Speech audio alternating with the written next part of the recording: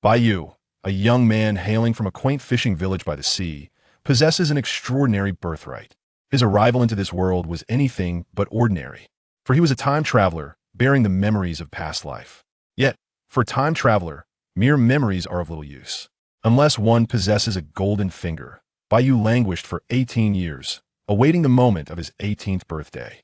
Chapter 1. It has arrived, bringing with it a stroke of good fortune. Bai Yu, now 18 years old, was born in a small fishing village on this very day, 18 years prior. Unlike other newborns, Bai Yu did not cry upon his birth.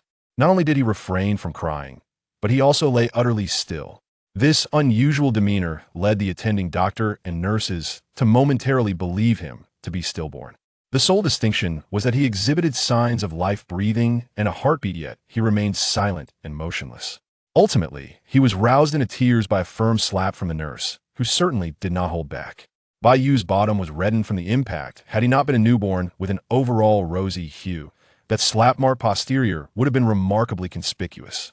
Fortunately, Bai Yu soon succumbed to the inevitable, not only crying out, but also flailing his limbs in wild abandon, a stark contrast to his previous stillness. The nurse's vigorous approach was, on one hand, her professional duty. On the other hand, she shared a close bond with Bai Yu's mother and did not wish to witness her friend bear a child incapable of crying. Little did she know that Bai Yu was indeed a child unlike any other, for within the body of this newborn resided the soul of an adult. A recently departed soul, revived with each forceful slap from the nurse. At this moment, Bai Yu was somewhat bewildered as he felt the sting on his bottom. He prepared to utter a curse, yet the sound that emerged was that of an infant's wail. Furthermore, when he opened his eyes, he found himself enveloped in a veil of indistinct shadows, akin to a myopic individual removing their glasses to perceive the world. In that instant, Bai Yu was struck by an ominous premonition. It seemed he had traversed time. No, this did not feel like mere time travel, rather. It was a rebirth, albeit one accompanied by memories. In this new existence, he fervently hoped to be free from the ailments of his past life. He had suffered enough, and in this lifetime, he desired a healthy body. Lost in thought, Bai Yu's consciousness gradually faded. Time flew by, and in the blink of an eye, he had reached the age of 18. The date was May 15th. Notably, the nurse who had slapped him at birth had become his godmother, and she too would join in the festivities. Bai Yu, your classmates and friends have already arrived. Why are you still dawdling on the shore? Hearing his mother's call from behind, Bai Yu rose from his spot on the beach, stretched lazily, and turned toward his home. Mother, has Li Shui arrived? I promised to take her to the tide pools. She has indeed come, accompanied by your godmother, and they've brought you a birthday gift. Hurry back to see. Great. Li Shui was the daughter of Bai Yu's godmother, a year younger than him, and they had grown up together, embodying the essence of childhood sweethearts. As Bai Yu returned home with his mother, he was greeted by the sight of his godmother and Li Shui, who were busy preparing a meal. This birthday celebration was a simple affair, attended solely by Bai Yu's immediate family, including his grandparents, uncles and aunts, as well as a cousin and brother. The remaining guests comprised a few of Bai Yu's classmates and friends. Their numbers were modest, sufficient for a couple of tables of food. Today's meal was prepared at Bai Yu's home, with his father, Bai Onhai, a certified chef holding a level 3 culinary certificate, at the helm. Ah, my godson has returned. Quickly wash up, and come inside. The meal will soon be ready. Little Shui, show your brother the gift you brought. If he doesn't like it, we can exchange it.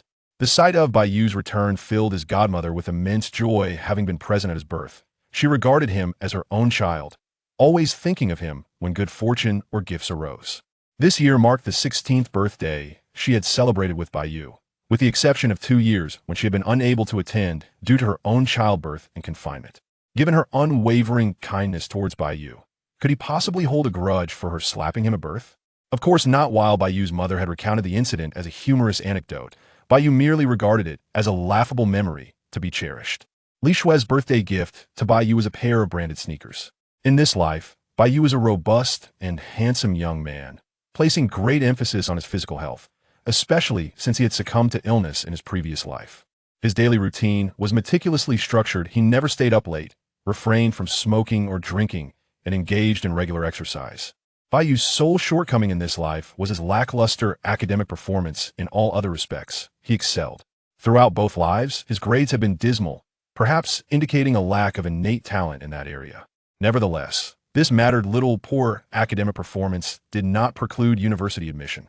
Bai Yu was granted early acceptance to the local university based on his physical prowess as a special student. Failing to gain university admission in his past life was a regret for Bai Yu in this life. Despite his academic struggles, he at least had the opportunity for higher education, which he viewed as a means to rectify his previous disappointment. However, one perplexity lingered for Bai Yu. Why had he not received a golden finger, the hallmark of a true time traveler? Was it possible that he was merely a legitimate reincarnate? Yet what are the memories from his past life? Had he not heard that reincarnation without the forgetfulness of past lives was a rarity? Did the river of forgetfulness cease to serve its purpose? It was only upon extinguishing the birthday candles that Bai Yu found himself momentarily frozen in disbelief. Ding! Detection confirms host has reached adulthood. The ocean fortune system has officially activated. Please review the details at your convenience. Wishing you enduring good fortune. What was that sound? Did I just hear a ding and something about a system? Could it be that my golden finger has finally arrived? 18 years. I have awaited for a full 18 years. Do you have any inkling of how I have spent these years? Oh, system, why have you taken so long to come? I have been longing for your arrival. Chapter 2. The Ocean Fortune System. Xiao Yu, what are you doing? Hurry up and cut the cake after making your wish. Share it with your classmates and friends. Why are you just standing there in a daze? Just as Bai Yu was about to delve into this so-called system, his mother's voice timely interrupted his thoughts. It turned out that she noticed Bai Yu was lost in thought after blowing out the candles and had no intention of cutting the cake, prompting her to remind him. Oh, it's nothing. I just recalled something. Come, let us cut the cake. At that moment, everyone was at his house celebrating his birthday. The system could be checked any time. After all, he had waited 18 years for this moment, so a few minutes more didn't matter. Finally, after enduring the meal, Bai Yu's classmates and friends were lounging in the living room, and he seized the opportunity to examine his golden finger. Of course, he had to do this discreetly. Such a thing could not be revealed, as he certainly did not want to be taken for research. Thus, Bai Yu secluded himself in his room to explore. This system resided within Bai Yu's mind, and whenever he wished to access it, a luminous interface would materialize in his thoughts. Ocean Fortune System 10. Origin: V8 Nebula Ocean Throne. Function: displays the host's daily ocean fortune. The higher the luck value, the greater the oceanic wealth the host can acquire that day. Today's fortune: 32. Status: unlocked. Beginner task: complete a seaside harvest to unlock beginner rewards. Wow. This is truly a system. I have a system now, and I shall ascend to the pinnacle of life and win the affection of wealthy beauties. But whom should I marry? The daughter of a tycoon? A domineering female CEO? Or perhaps a top-tier celebrity? Staring at the system panel in his mind, Bai Yu felt an exhilarating rush of excitement. He couldn't help but fantasize about a bright future. It was no wonder Bai Yu was so thrilled. After all, this was a system that could aid a nobody in turning their life around. With it, what difference was there between him and a favored child of fortune? Before Bai Yu arrived in this world, he had read numerous system novels, where each astonishing system granted the protagonists the means to reach the summit of their respective worlds. Now that he too had traversed realms and acquired a golden finger, envisioning himself at the pinnacle of life seemed entirely feasible. It is important to note that prior to receiving this golden finger, Bai Yu was merely an ordinary individual. Despite his reincarnation and possessing memories of a previous life, they bore no weight here, as these were two entirely different worlds. While the cultures were similar, many people and things differed. Moreover, in his previous life, Bai Yu had struggled academically, and in this life, he found it impossible to excel through diligent study. The notion of plagiarizing novels or songs was even less viable, as his poor academic performance stemmed from an inability to memorize lengthy texts. Most novels faded from his memory soon after reading. The same applied to music. While he could remember melodies if played for him, he could not memorize songs without any prompts. Additionally, in his previous life, he had no understanding of music, lacking even the basic musicality. With all these paths blocked, one might wonder what good his past life memories were for Bai Yu. Now, however, he possessed a golden finger. If he were to encounter other travelers in the future, he could proudly declare, I too have a golden finger. Moreover, this system surprisingly offered beginner rewards. Although he would first need to complete a novice task to unlock them, the task was exceedingly simple, just a seaside harvest. For Bai Yu, this was a breeze, given that his home was in a coastal fishing village. Standing at his doorstep, he could see the ocean, and harvesting from the sea was something they had learned since childhood. Bai Yu's family lived in the village where, as a child, he was oblivious to the concept of pocket money. Yet, he had never lacked for funds, as the money he had was not given by his parents, but earned through his own seaside foraging. While the memories of his past life might not aid Bai Yu academically or in achieving greatness, they certainly instilled in him a wisdom that surpassed that of his peers. He understood early on that money was a valuable asset. In this world, one could lack everything but should never be without money. Thus, from a young age, Bai Yu took his friends to the beach, initially his village companions, then classmates, and now teammates from the school athletics team. While his friends may not become immensely wealthy, they certainly had enough for small expenses like school, internet access, and more, without needing to ask their parents. A stroll along the beach with Bai Yu would often yield treasures to sell. Upon seeing the words beginner rewards, Bai Yu was once again swept away by his imagination. Based on the system novels he had read in his previous life, the rewards were often extravagant. Some systems provided cash directly, others offered houses and cars, and even shares in Fortune 500 companies, instantly making one a CEO, an exhilarating sight indeed. Bai Yu did not expect much from his beginner reward. A modest sum of 10 or 20,000 would suffice. He was not picky. After all, it was 2015, and 10 or 20,000 was no trivial amount. He would be content with any sum. At that moment, Bai Yu had a singular thought: to rush to the beach and complete this novice task, eager to discover what reward awaited him, hoping it would meet his expectations. Determined, Bai Yu emerged from his bedroom. "Hey guys, since we're all just lounging around, why don't we head to the beach? We might find something valuable. And we can hang out later this afternoon." Bai Yu surveyed the group sprawled in his living room. Some were napping, while others huddled together playing on their phones. It was only 2015, and the development of mobile technology was comparable to that of Earth. Games like Honor of Kings had yet to emerge, or else he would have seen a group of youths engaged in intense gaming sessions. Although they had smartphones, the games they played were simple, titles such as Defend a Carrot, Run Cool Every Day, and Daily Puzzle. Alternatively, they would visit internet cafes to play computer games. If they earned money from harvesting at the beach, they could spend the afternoon at the internet cafe, at the very least enjoying the air conditioning while watching others play. Beach harvesting? Let us go, let us go. This time, I want to catch a king crab. I've heard they're incredibly valuable. One can sell for over 1,000.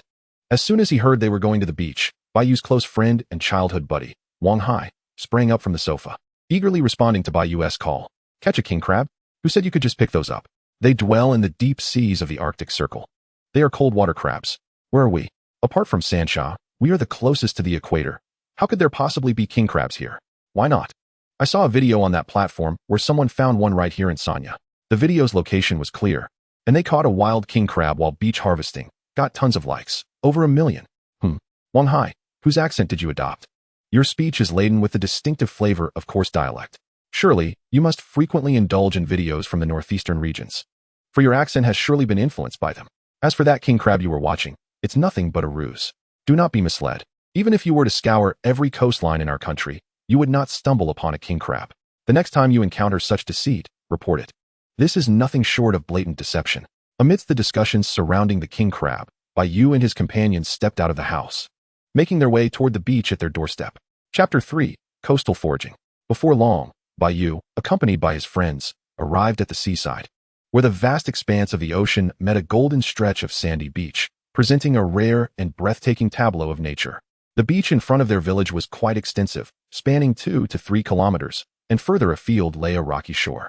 Both the sandy beach and the rocky shore were prime locations for foraging, yet Bai Yu and his companions had arrived at an inopportune moment. It was around 2 in the afternoon, and if there were any seafood on the beach at this hour, it would have long since dried out under the sun. Thus, the beach was not their intended destination. As someone who had grown up by the sea, Bai Yu was well aware of where to forage at this hour, specifically the slightly more distant rocky shore, which promised a far richer bounty than the current beach. There were 8 of them in total, all young men who were not averse to the sun and had no qualms about their complexions. Girls like Li Shui would certainly not choose to sunbathe at this time.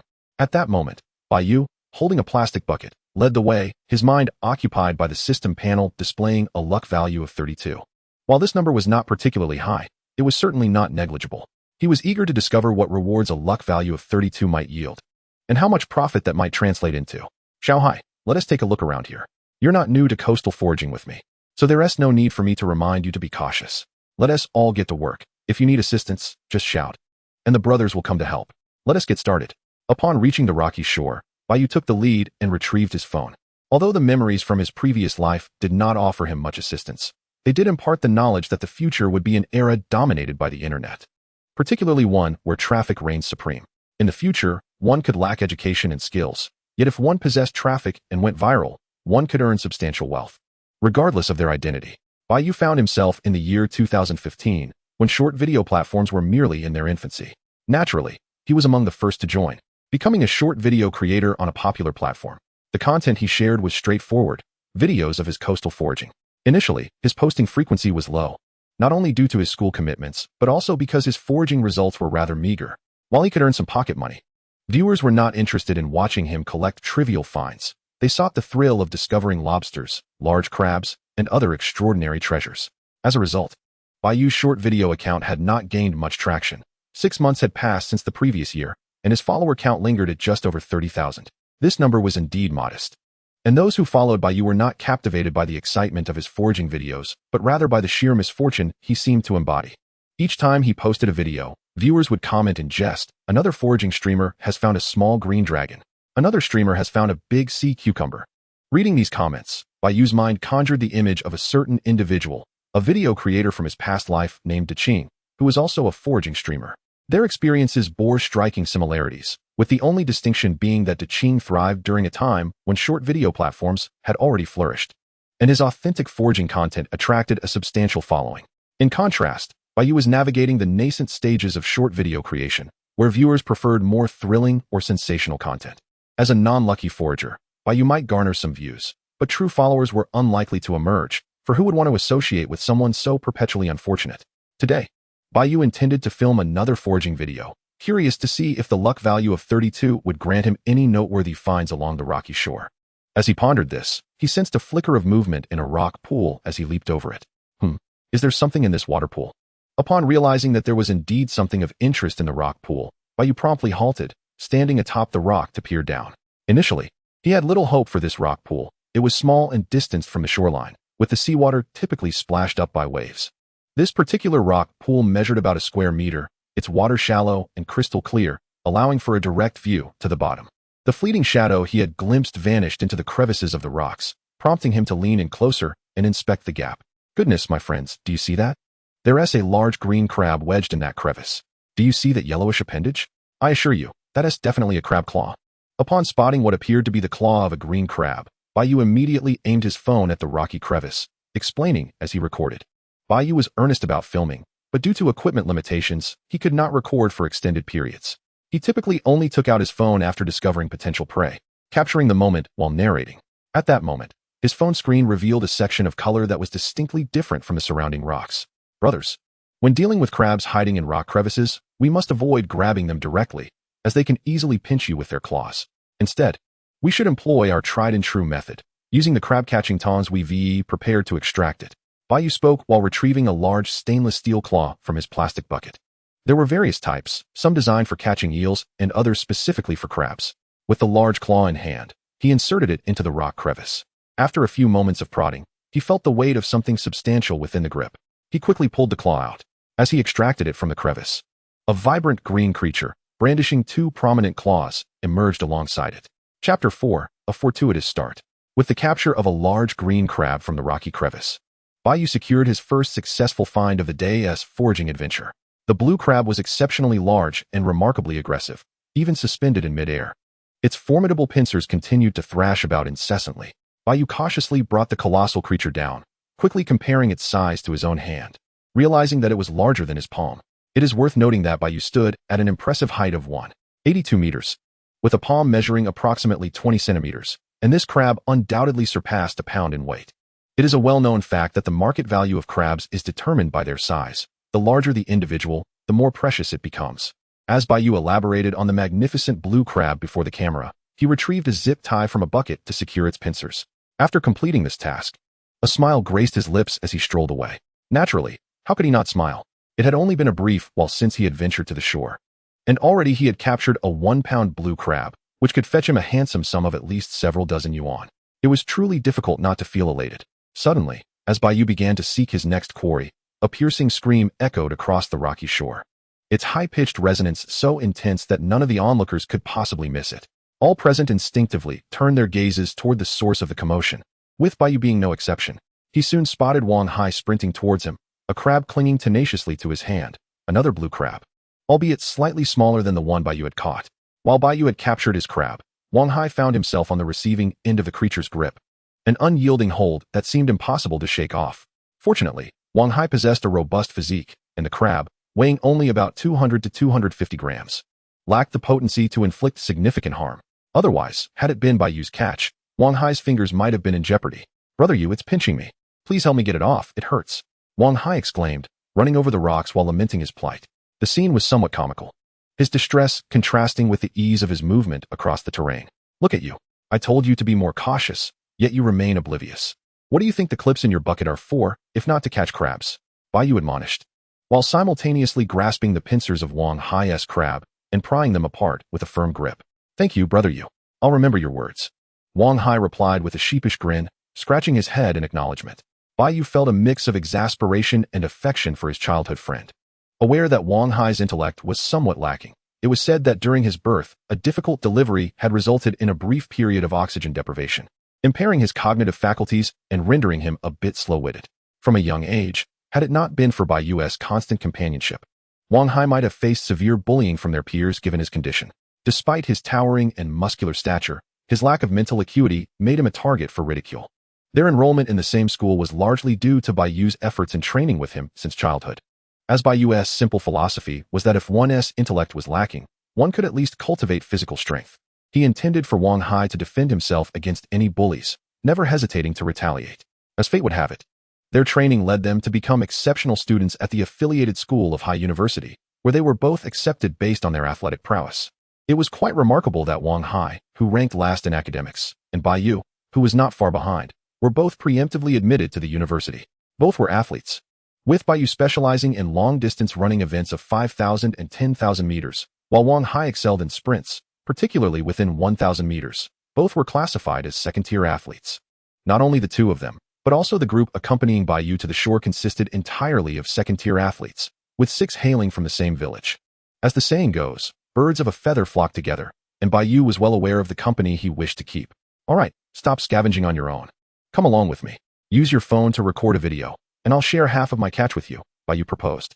Seeing the endearing expression on Wang Hai's face, Bai Yu decided it best to have him assist with the video, lest any further mishaps occurred. He handed his phone to Wang Hai and resumed his search along the rocky shore. Thus far, fortune smiled upon Bai Yu and Wang Hai. Despite Wang Hai's pinch from the crab, he had at least made a successful catch. Moreover, the crab that had pinched him was no small creature, weighing around 200 to 250 grams, potentially worth a good 10 yuan. With the prospect of profit igniting his enthusiasm, Bai Yu felt invigorated, and Wang Hai mirrored his excitement. Although Wang Hai did not fully grasp the reason behind it, he understood that as long as Bai Yu was pleased, he would not be neglected. "Brothers, this is a conch. Look how large the one I found is. Doesn't it resemble a horn? I initially thought it was just a shell, but to my surprise, it contains meat," Bai Yu exclaimed, displaying the sizable conch in his hand. The market value of such a conch was not insignificant. The one he held could weigh around 400 to 500 grams, and if any seafood vendor dared to offer less than 10 yuan, he would refuse to sell. "Brother Yu, there's another one by your feet. And over there in the crevice, there's a crab that looks just like the one that pinched me." As Bai Yu rummaged through a large rock pool, Wang Hai stood atop the rocks, pointing out potential finds around Bai Yu. Currently, Bai Yu had removed his shoes and stepped into the rock pool, which was significantly deeper than the previous small hole. The water level reached about 60 to 70 centimeters, and the pool itself spanned over 20 square meters. Following Wang Hai's, Bai Yu spotted another large conch near his heel. Had his step been just a fraction of an inch shorter, he would have inadvertently stomped on this second conch. The critical aspect was that this conch was positioned upright, its pointed end facing the sky. Had Bai Yu inadvertently stepped on it barefoot, the pain would have lingered for days. For the soles of the feet are reflective zones for various organs and joints, housing numerous acupressure points. A mishap with a conch could indeed induce profound discomfort. Chapter 5. Catching Crabs with a Pump. After finding the conch near his heel, Bai Yu continued to search for the crab in the direction Wang Hai had indicated. At times, he found himself envious of Wang Hai. Despite his somewhat dull intellect, Wang Hai's worldview was refreshingly simple. Under Bai Yu's guidance, he had developed into a robust individual, and his limited use of mobile devices afforded him excellent eyesight. While Bai Yu had yet to spot any aquatic life in the pool, Wang Hai had already noticed something. Soon, in a crevice between the rocks, Bai Yu discovered the crab Wang Hai had mentioned, only to find that there were not one but 2 crabs in that crevice. Both of the species known as flower crabs or swimming crabs. 2 crabs. "Wang Hai, please hand me the tongs from the bucket. Today I intend to extract these 2 crabs." "No, you go. The crabs I'm referring to are not the ones you found. They are the ones nestled beside that crevice over there. The crabs here are entirely different from the one that just pinched me." As Wang Hai passed the tongs to Bai Yu, He pointed towards the crevice in the puddle. Although Wang Hai's intellect may not be his strong suit, he could certainly distinguish between the orchid crab and the blue crab, particularly since he had just been pinched by a blue crab. He would not forget its appearance. Upon hearing Wang Hai's words, Bai Yu glanced towards the nearby crevices among the rocks, and to his astonishment, he spotted numerous crabs hidden within the gaps, at least a dozen, with some crevices concealing more than one crab. Oh my goodness, so many crabs. Wang Hai, we are destined to strike it rich this time. Wang Tao Bai Yun, come over here and help me drain the water from this puddle. I'll give each of you a crab. Seeing the abundance of crabs, Bai Yu immediately called for reinforcements, as capturing crabs in water is no easy feat particularly. Both blue and orchid crabs belong to the same family of swimming crabs, and they are quite swift in water. Given that the puddle is about 60 to 70 centimeters deep, Bai Yu knew that his chances of catching the swimming crabs would be slim. Rather than toil alone in futility, he would be wiser to enlist the help of others to remove the water and then capture all the crabs at once. The two he called, Wang Tao and Bai Yun, were also second-tier athletes, one a weightlifter and the other a shot putter, both exceptionally strong and perfectly suited for this task of draining water. Before long, Wang Tao and Bai Yun arrived with buckets in hand. Yugo, do we really need to drain all this water from such a large puddle? One crab doesn't seem sufficient, they protested. Indeed, with all this water and no pump, relying solely on buckets will be exhausting. One crab simply won't do. We need at least a bottle of cola each, or else this task is impossible. Upon their arrival, Wang Tao and Bai Yun immediately began to negotiate terms. After all, a single crab would hardly justify their efforts. All right, I'll throw in a bottle of cola for each of you, large ones, of course. Now let us get to work. Before they started, Bai Yu cautioned them, there are plenty of crabs in this puddle, so be mindful of your pant legs. Don't let a crab sneak up and pinch you. If it does, don't say I didn't warn you. May has already ushered in the season for light shirts and shorts, and Bai Yu and the others were dressed accordingly. While this attire is refreshing, it does pose certain risks when capturing crabs. The pinch of a crab can be quite painful, but the real concern lies in where it pinches. Should it venture up their pant legs, it could lead to far more significant troubles, jeopardizing their future happiness. Don't worry, you go. This isn't our first rodeo. We know what we're doing. With that, Bai Yun and Wang Tao descended into the rocky puddle alongside Bai Yu, wielding buckets to scoop out water. The deepest part of the puddle was approximately 60 to 70 centimeters, while most areas were not nearly as deep, and the surrounding rocks were not far from the water level. As the trio worked diligently, the water level visibly decreased, all of which was captured by Wang Hai on his phone. After Bai Yu and his companions had removed nearly 100 buckets of seawater, the puddle was finally left with only a few centimeters of water, a depth that would not hinder their crab-catching endeavors. With the water level now at its nadir, it was time to get to the main business. Crabs were waiting at the bottom, and Bai Yu was ready. He approached the crevice where he had previously spotted 2 orchid crabs, extending the tongs into the gap, aiming for the crabs within. Got one. Wang Hai, pass me the zip ties from the bucket, quickly. With a flurry of activity, Bai Yu soon extracted an orchid crab from the crevice. The moment the crab emerged from the water, its 8 legs and a pair of pincers began to flail, as if it were confronting some primordial beast, when in fact, it was merely grasping at air. Swiftly, Bai Yu secured the crab's pincers with a zip tie before placing it into the seafood bucket. The rationale for binding the crab's pincers lies in their inherently combative nature. Without restraint, they would undoubtedly engage in conflict within the bucket. Should they lose a claw during such a skirmish, the crab's market value would plummet, which is an unwise loss for any fisherman. Hence, seasoned fishermen always ensure they carry binding materials, regardless of whether they catch crabs. The choice of zip ties is both practical and lightweight. When fishermen sell crabs bound with zip ties, neither middlemen nor seafood wholesalers pay them much mind. However, using string to bind crabs would be met with refusal, as buyers would insist on untangling all the knots before accepting the crabs. After all, merchants only accept crabs that are unbound, as they do not allow the crabs they purchase to be tied. Once the first crab was secured, it did not take long for the second one to follow suit. In under a minute, Bai Yu successfully captured the remaining orchid crab from the crevice, performing the same binding and placement process seamlessly. Chapter 6. The Great Blue Crab. Thanks to the efforts of Bai Yu, Bai Yun, and Wang Tao, they collectively harvested 18 crabs from the rocky puddle, along with 4 sea snails and 2 green-lipped mussels. This yield from just one puddle was undoubtedly a cause for celebration, and even Bai Yun and Wang Tao, who worked for Bai Yu, were elated. After all, they had each secured a large blue crab and a bottle of cola, including the previous catches made by Bai Yu and Wang Hai. They now had amassed a total of 20 large crabs, 6 sea snails, and 2 green-lipped mussels. Gazing at the bounty in the bucket, a smile spread across Bai Yu's face. This was the reward of his 32 points of luck. Truly splendid. He then checked his system information. The originally 32 points of luck had diminished to 27 after the consumption of crabs, snails, and mussels. My daily luck can fluctuate. In such a short time, I lost 5 points. What else might the remaining 27 points bring me? This impressive haul must be worth several hundred yuan.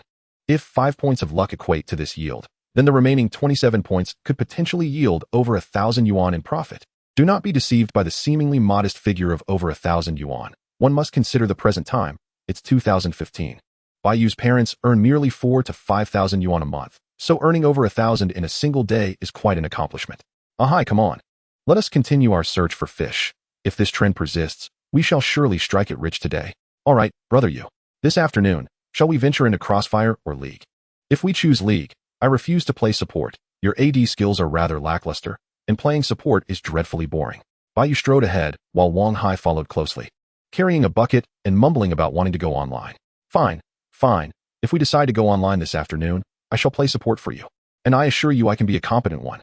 Despite Wang Hai's seemingly simple and clumsy demeanor, he possesses a certain talent for gaming. And he has his own understanding of it. Particularly in League, he is capable of solo queuing to diamond rank, while Bai Yu struggles to even reach gold. For the next hour, Bai Yu led Wang Hai along the rocky shore, where they discovered a substantial catch, even retrieving several stranded fish. Though they did not find any large specimens, some fish, such as the stone 9 fish, are inherently small. Bai Yu managed to catch 2 of them from a rocky pool.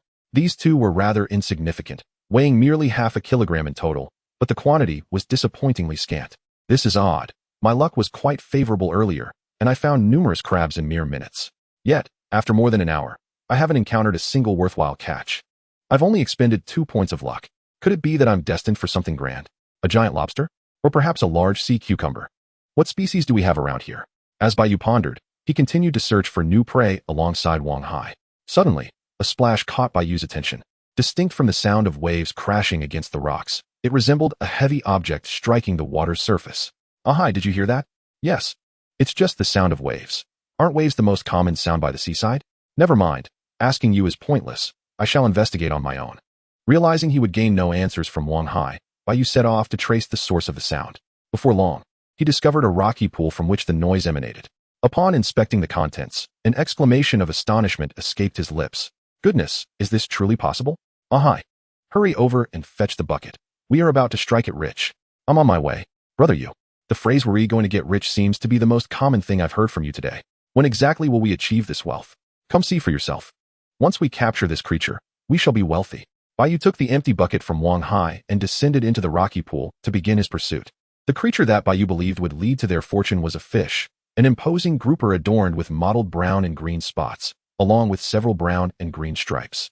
It was truly a sizable specimen, measuring approximately 60 to 70 centimeters in length and undoubtedly hefty. The only drawback was that this creature had been trapped in the rocky pool for an extended period, diminishing its vitality. And it bore several wounds likely inflicted by the rocks during its struggles. As for the species of this grouper, it was the green grouper, commonly referred to as the big green grouper. Bai Yu had lived for over a decade in this fishing village, and he had never even seen such a large specimen, let alone eaten one. It was beyond the means of families like his. Despite its size, Bai Yu found it remarkably easy to capture the grouper, for it was exhausted from its prolonged confinement. As he placed the large green grouper into the bucket, he glanced at his luck points, which had suddenly decreased by 20, leaving him with 5. It seemed that the bulk of his luck had been consumed by this grouper, and he was uncertain when he would deplete the remaining 5 points. Rather than squander time on the rocky shore, it would be prudent to sell the grouper while it was still alive. Otherwise, once it perished, whether in the moment just before or the very next instant, its value would plummet drastically. Ahai, grab a bucket. Let us go sell the fish. Once we sell it, we can indulge in some gaming. All right, I'll play AD, and brother you can play support. Fine, I shall support you. Wang Tao Bai Yun. The tide is about to rise. We must hurry and sell the fish before heading online. Having decided to sell the fish, Bai Yu called out to Bai Yun and the others, inviting them to join in the sale and subsequently enjoy some leisure time together. As they made their way to sell the fish, Bai Yu felt a buoyant lightness in his step, even carrying the large green grouper as if it were weightless. He felt no fatigue whatsoever. Chapter 7. The surge in seafood prices. The fish-selling location was not far from the rocky shore. Their fishing village boasted its own small dock, though it primarily accommodated the village's modest fishing boats. At this small dock, there was a fish collection point. While the prices may not rival those offered in the town or county, the convenience of selling here was undeniable. After all, The middlemen were simply in the business of making a profit, which was entirely understandable. Soon, Bai Yu and his companions arrived at the fish collection point. Is third uncle in? We have come to sell fish. Is anyone home? The fish collection station was managed by Bai Yu's family, and according to their lineage, he ought to address the elder as third uncle, although their families had long since grown distant. Hearing Bai Yu's call, a middle-aged woman emerged from the collection station, glancing at Bai Yu and his companions. Ah, it's little you. You've brought your friends to the shore again today? What treasures have you gathered? Bring them over to the scale, and I will weigh them for you. Hello, third aunt. Today we were quite fortunate, gathering numerous crabs and a large fish. Third aunt, take a look at this haul. Surely they are all good catches, and I expect a fair price. The woman before them was the wife of third uncle, a diligent businesswoman with an excellent reputation in the village. In their small fishing village, only third uncle's family collected fish, as their pricing was reasonable, leading many villagers to sell their catches to them for convenience. Oh, your luck seems quite good, especially with this large grouper. It must weigh around 10 pounds. And look, it's still alive. Such a sizable live grouper is a rare find. As for the price of this large grouper, I cannot determine it on my own. I shall call your third uncle, who has gone to town with a delivery, to inquire about the current price of grouper. Very well, we shall heed third aunt's advice. Bai Yu was acutely aware that this large grouper was anything but ordinary.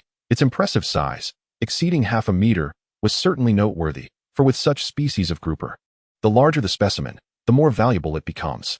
Seizing the moment while his aunt was engaged on the phone, Bai Yu meticulously sorted and categorized the crabs, sea conchs, scallops, and various small fish he had collected. Xiao Yu, are you in a hurry? He asked. Your uncle mentioned he would return to assess the fish before offering a price. How about I weigh these items first? And we can keep the grouper in the aquarium with some oxygen for a while. That sounds fine. We're not in a rush, Xiao Yu replied. Aunt, you can start processing the other catches. I've already sorted everything here. With that, his aunt began weighing the crabs Bai Yu had caught. The orchid crabs and green crabs were two distinct varieties, each commanding different prices, and thus were collected separately. Not only did the species need to be distinguished, but they also had to be further categorized by size. Generally, the collection points for crabs follow 3 standards. Those under 5 tails are one category, those between 5 tails and 1 gene another, and those exceeding 1 gene yet another. Each category has its corresponding price, with the smallest being the least expensive and the largest the most costly. However, it was not the case that all crabs under 5 tails were accepted. Typically, those weighing less than 3 tails were rejected, and most of the crabs accepted under 5 tails were over 3 tails. This time, Bai Yu had collected a total of 27 crabs, 11 orchid crabs, and 16 green crabs. The sizes of the orchid crabs varied, yet each exceeded 3 tails, with most falling between 5 and 6 tails, none exceeding 1 gene. In contrast, the green crabs were generally larger, with none of the 16 weighing less than half a gene, and 3 of them surpassed 1 gene. Regrettably, the crabs were not in season. Even the female crabs had not yet reached their full fat and egg-laden state, resulting in lower prices. The green crabs weighing between half a gene and 1 gene were priced at 60 yuan per gene, while those above 1 gene commanded 81. The orchid crabs were cheaper. Those below half a gene were priced at 35 yuan per gene, and those between half a gene and 1 gene at 45. In total, the 16 green crabs sold for 728 yuan, while the 11 orchid crabs fetched 204, amounting to a total of 932 yuan from just the crabs. Upon hearing this figure, Bai Yu was utterly astonished. He had only been away from school for a month, and now the price of crabs had soared to such heights. Compared to a month ago, prices had doubled. Gazing at the more than 900 yuan in his hand, an impulsive thought flashed through Bai Yu's mind. He wished to abandon his studies and pursue a livelihood from the sea. After just 2 to 3 hours of gathering, he had already earned over 900 yuan, and he still had a large grouper unsold. Aside from the crabs, Bai Yu's other catches of small fish, sea conchs, and scallops collectively garnered over 200 yuan, with the conchs contributing significantly to that total, accounting for 200 yuan, while the small fish were virtually worthless. When the others finished selling their catches, his uncle arrived, driving a tricycle back. Uncle, business seems to be thriving. Are you off to town to deliver goods at this hour? Bai Yu, with his sociable nature, struck up conversations with anyone he encountered in the small fishing village, regardless of their seniority. Indeed, your uncle returned with quite a haul of lobsters, and someone in town needed them, so I delivered them. I heard you found a large grouper. Where is it? I'd like to take a look. Right over there, in the aquarium, Bai Yu indicated. Upon seeing it after a while of oxygenation, the grouper appeared much more vibrant. Very good. This grouper is clearly wild, and its size is impressive. It looks quite plump too. The only drawback is a wound on its body, but that is inconsequential. Here's what I'll do. Xiao Yu, I'll offer you 110 yuan per gene for this grouper. That's quite a generous price. What do you think? 110 yuan per gene? That's quite high. All right, let's go with that. Bai Yu was taken aback once more by the price. Even though this grouper was wild and sizable, it would typically not exceed 80 yuan during this season in previous years. After all, he was selling to a secondary dealer, not directly to consumers at the market, where the price would likely be even higher. You may ask, his uncle encouraged. Uncle, why are seafood prices so exorbitant this year? They were much lower at this time last year. What's going on? Bai Yu inquired, seeking clarity from his uncle. It's quite simple. This year's fishing ban was both implemented early and extended. Just a few days after May Day, the ban was enforced, lasting 3 months. Consequently, the prices for all wild seafood in our area have surged. Your grouper weighs 11 gene and 6 tails, totaling 1,276 yuan. Here's the money. Make sure to keep it safe. As his uncle addressed Bai Yu's question, he proceeded to settle the payment. After receiving the 1,276 yuan, their day's venture to the sea concluded. Bai Yu had just returned from school and was still only familiar with prices from a month prior. He had no knowledge of the recent price hikes. Although he struggled academically, he was now in his final year of high school and needed to remain in school. At most, as a special student, he could spend days playing on the playground instead of being confined to the classroom. Upon realizing that seafood prices would continue to rise, Bai Yu was once again tempted by the notion of skipping school to earn a living from the sea. Chapter 8. Newcomer Rewards. To be candid, Bai Yu had already been accepted into the Ocean University ahead of time. Thus, his attendance at school was not of paramount importance. Most of his time there was spent training. He could remain on the playground for 6 hours a day, only attending the classroom during morning and evening study sessions. Today was May 15th, and with at least 3.5 months until university commenced, if he were to spend each day gathering seafood during this period. Even if he didn't earn as much as he did today, he could still make a substantial amount. Even if he only earned half of today's income, he could easily accumulate around 100,000 yuan over the next 3.5 months. It wouldn't be fair to say that Bai Yu was solely motivated by money. After all, he had been accepted into Ocean University. The reality was that continuing at school seemed futile, as he found it difficult to focus on his studies. Moreover, as a time traveler, Bai Yu understood the significance of money in a way that his peers did not. With his family being of modest means and both parents working regular jobs, he was acutely aware of the financial challenges they faced. Lost in thought, Bai Yu accompanied his friends toward the town, stopping at a roadside shop where he purchased 6 bottles of regular-sized beverages along with 2 large bottles of cola to share with the others. As the one who had fared best today, it was only natural for him to treat his friends to a drink, while the 2 large bottles were promised to Bai Yun and Wang Tao. Upon arriving at the internet CAF in town, Bai Yu and his friends occupied 8 computers. Some might say that not all of them were of age to be online, but such restrictions held little sway in the town. Not only were the staff at this CAF familiar with Bai Yu and his friends, but they also carried their identification for verification. Like Bai Yu, although he has only just celebrated his 18th birthday today, his identification card has already indicated that he has been of legal age for a month. The birthday he observes is merely in accordance with the lunar calendar. When it comes to his age prior to this, he relied on his family's identification. Much like Wang Hai, who used his father's ID. To fulfill a promise, Bai Yu and Wang Hai engaged in a game of League of Legends, with Bai Yu playing as support while the others dived into Crossfire. It was rumored that the first season of Crossfire was nearing its conclusion, and their ranking points were insufficient to qualify for the season's rewards, prompting them to hasten their efforts to catch up. During a brief intermission while waiting for their ranked match, Bai Yu ventured into his consciousness space to examine the system panel. He had not forgotten that there was a novice quest displayed previously, and now that the coastal treasure hunt was complete, it was time to claim the rewards. As he focused on the system panel, he noticed that the novice quest was marked with a small check, signifying its completion. Ding! Novice quest completed. Please claim your reward. Oh, how exquisite. Not only could it be voice-controlled, but it could also receive telepathic messages. Indeed, the technology of V8 Nebula is beyond the imagination of you Blue Star humans. Hurry and claim your novice reward. Don't act as if you've never experienced such wonders before. It's quite embarrassing. Just as Bai Yu marveled at the sophistication of the system, a somewhat haughty electronic voice echoed in his mind. Whoa, the system is speaking. Brother system, you can talk? What other functions do you possess? I'm still somewhat bewildered by this. Do you still want your novice reward? Why are you dragging your feet? If you don't want it, I shall reclaim it. As for other functions, the host must explore them on their own. Countdown to claim. 5, 4, 3. No. I want it. I want to claim my reward. With the countdown still ongoing, Bai Yu hastily shouted to claim his reward, securing this hard-earned novice prize. Indeed, it was hard-earned. He was nearly penalized for his hesitation. Fortunately, the outcome was favorable, and he successfully obtained the novice reward. as a flash of white light enveloped him. 5 items materialized before his eyes. These 5 items were a sand shovel, a pair of waterproof gloves, a plastic bucket, a clamp, and a flashlight. These 5 essentials were indispensable for coastal treasure hunting. The shovel is used to excavate various marine creatures hidden in the sand, while the gloves protect one's hands. The plastic bucket is for storing catches, and the clamp is typically employed for crabs, though it can be used for other prey as well. The flashlight is essential for nighttime coastal excursions. Moreover, to Bai Yu's surprise, each of these items possessed inherent attributes. Each tool came with a luck attribute. As long as they were used by the system's designated host, namely Bai Yu, there was a certain probability of enhancing his luck for that day. Though the specifics were not disclosed, gazing at the coastal treasure hunting set before him, Bai Yu found himself momentarily speechless. Was this truly the novice reward? It seemed rather lackluster. Why did others receive vehicles or homes as rewards, while he ended up with a coastal treasure hunting kit? He already possessed these items. Having hunted along the coast countless times since childhood, how could he not own them? Even if these items could enhance his luck, it was still a matter of probability, which rendered it random. Regardless of how much Bai Yu wished to voice his grievances, he dared not cross the system after having just been reprimanded, as he could not guarantee that the system wouldn't retract the rewards it had already granted him. Host, it's wise of you to recognize your place. In the future, try to refrain from voicing your complaints about this system.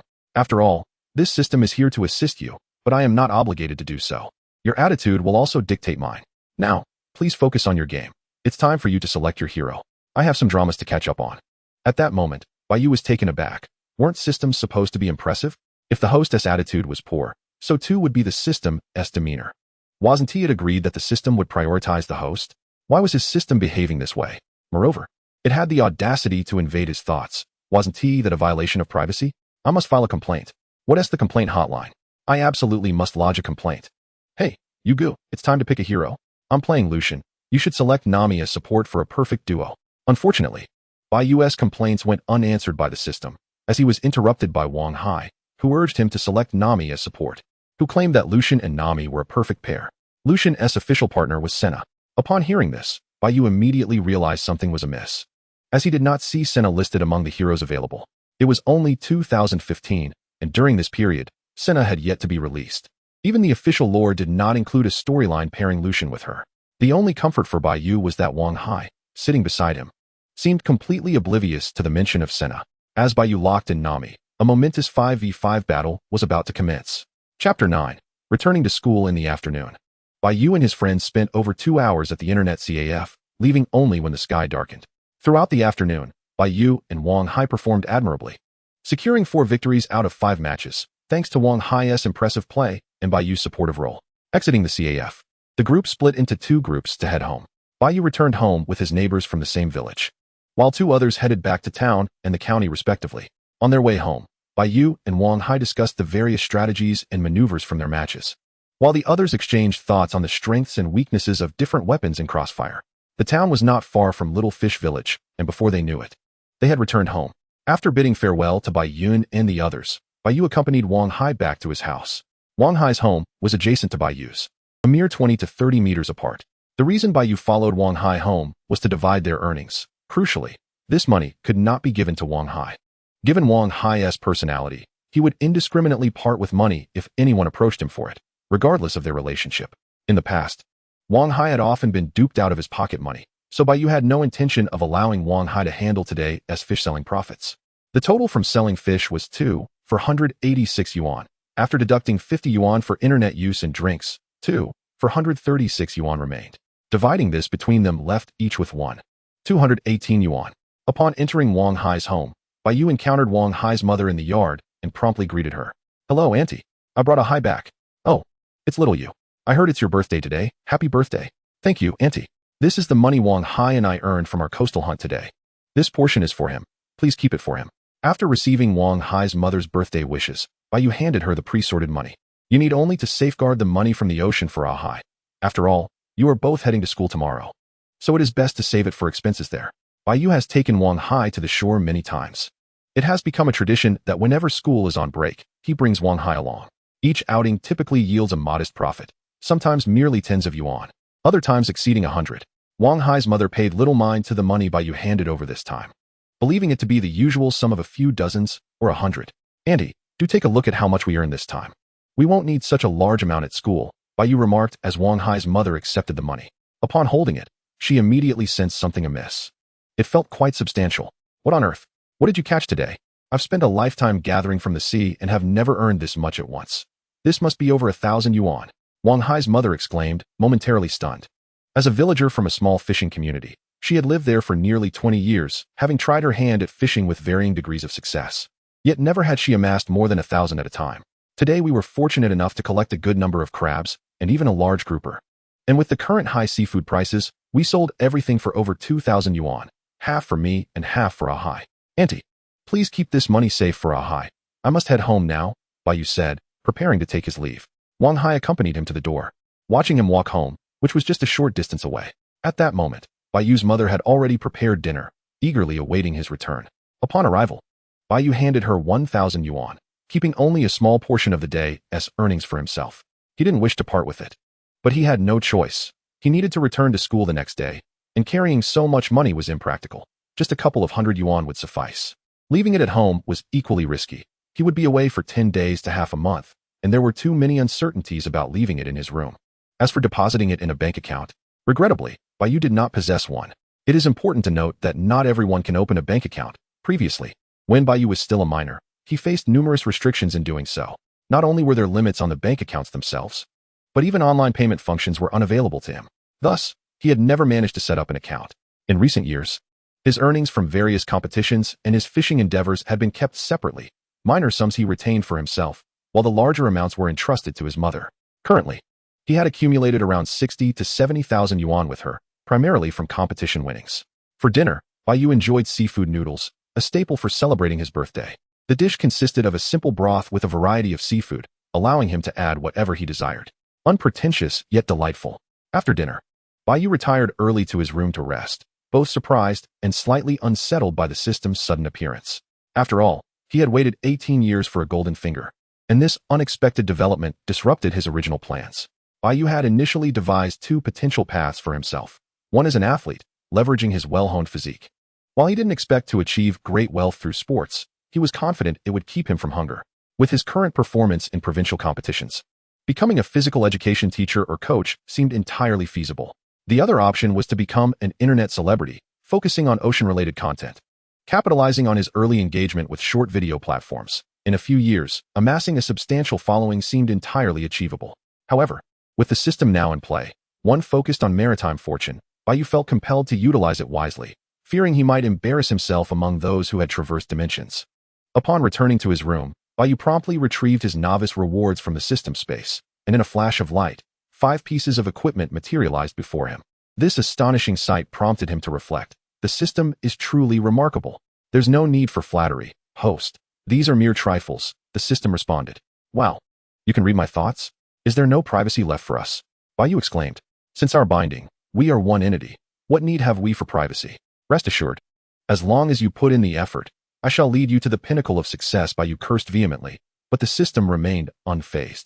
Those familiar with competitive gaming understand that to truly enjoy the thrill of the challenge, one must have an opponent of equal skill. At this moment, Bai Yu received no response from the system, rendering his words futile. He thus ceased the conversation, tucked away the novice gift pack, and retired to bed. The following morning, shortly after 7, Bai Yu gathered with Wang Hai and a few others to head to town and await their transport. Today, they were to return to school to continue their training. Chapter 10, the 10 yuan competition. By 9 in the morning, Bai Yu and his entourage of 8 arrived at their school. Upon entering, they bypassed the classrooms and made their way directly to the athletics club's activity room. While it was referred to as the athletics club space, it actually served as the activity room for all sports clubs at the school. However, due to the large number of members in the athletics club, its name was prominently displayed. For Bai Yu and his friends, academics were no longer their focus. Their primary purpose for being at school was to train. Here, they benefited not only from the supervision of school coaches, but also from training alongside like-minded peers. Upon entering the activity room, Bai Yu found it already bustling with activity. Numerous individuals clad in athletic gear were engaged in warm-up exercises. Brother Yu, I heard yesterday was your birthday. Happy birthday. Brother Yu, are you changing to go for a run? Let us see if I can catch up to you today. While Bai Yu and Wang Hai might not have been the most prominent figures in the school at large, they were certainly celebrated within the athletics club. Since their enrollment, they had consistently dominated the running events at the annual school sports meeting, claiming victory in the 200 m, 400 m, 800 m, 1000 m, 1500 m, 3000 m, 5000 m, and 10,000 m races whenever they registered. However, there was one notable exception, the 100-meter sprint. For both Bai Yu and Wang Hai, this was their Achilles heel. Specifically, Bai Yu struggled with short-distance sprints.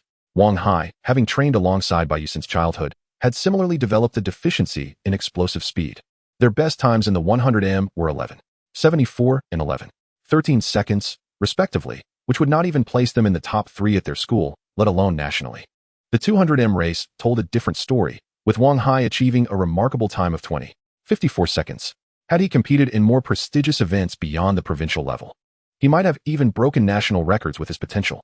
Currently, the record holders for the 200 and 400 meters at the High Province High School sports meet are the young talents Wang Hai and Bai Yu, while the 5,000 meters record belongs to Bai Yu as well. This is precisely why they were recruited by Hai University as special talents.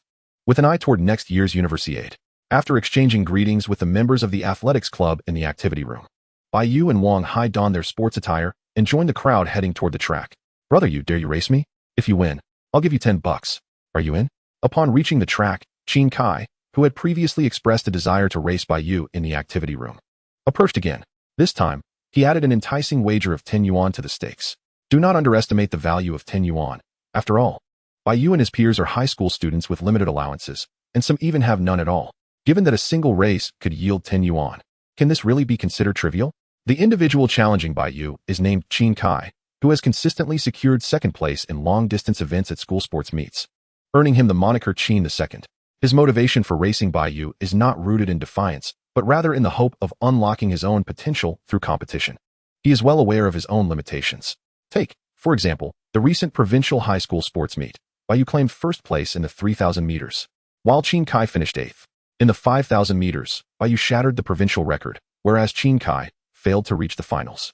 The results clearly indicate a significant gap between them, a gap that has diminished over time. During their freshman year, Bai Yu lapped Qin Kai by a lap and a half in the same 3,000 meters event. Now, nearly 3 years later, Qin Kai has managed to close that gap to half a lap, which is a notable improvement. Not only Qin Kai, but many members of their school's athletics club relish the opportunity to compete against Bai Yu and Wang Hai, often sweetening the deal with wagers to motivate themselves to run faster. Bai Yu and Wang Hai, in turn, derive enjoyment from this arrangement, as it allows them to train while also earning a bit of money, a win-win scenario. In this instance, Bai Yu accepted Qin Kai's challenge, and they both took their positions on the starting line for the 5,000 meters. As Qin Kai stated, "Having spent my money, I might as well choose the event with the highest value." Clearly, the 5,000 meters offers a better return than the 3,000 meters. "Hai, please time me. I want to see my performance," Bai Yu called out to Wang Hai as the race was about to commence. Wang Hai obediently activated his watch, awaiting the signal from the designated starter. "On your marks, get set, go." With the command, both Bai Yu and Qin Kai launched forward simultaneously. Qin Kai occupied lane 1, while Bai Yu was in lane 2. Both started at a measured pace. Long-distance running is all about maintaining a rhythm, one's own rhythm. The track at their school is 400 meters per lap, meaning the 5,000 meters entails 12.5 laps. No one in their right mind would expend all their energy right from the outset. Such behavior typically signifies either ignorance or the rare ability to sustain maximum speed throughout the race. At least for now, neither Bai Yu nor Qin Kai possessed that ability. However, Bai Yu had his own strategy for long-distance running, to take the lead from the very beginning and maintain it until the finish. His greatest advantage lies in his exceptional endurance. From a young age, his training has revolved solely around running, pushing himself to the limits time and again. Over time, this has endowed him with remarkable stamina. Bai Yu swiftly moved from lane 2 to lane 1, positioning himself firmly in front of Qin Kai while gradually increasing his speed, widening the gap between them. Qin Kai, well acquainted with Bai Yu's tactics as a longtime rival, found himself at a loss for an effective countermeasure. He faced 3 options. 1. Accelerate to overtake Bai Yu and take the lead.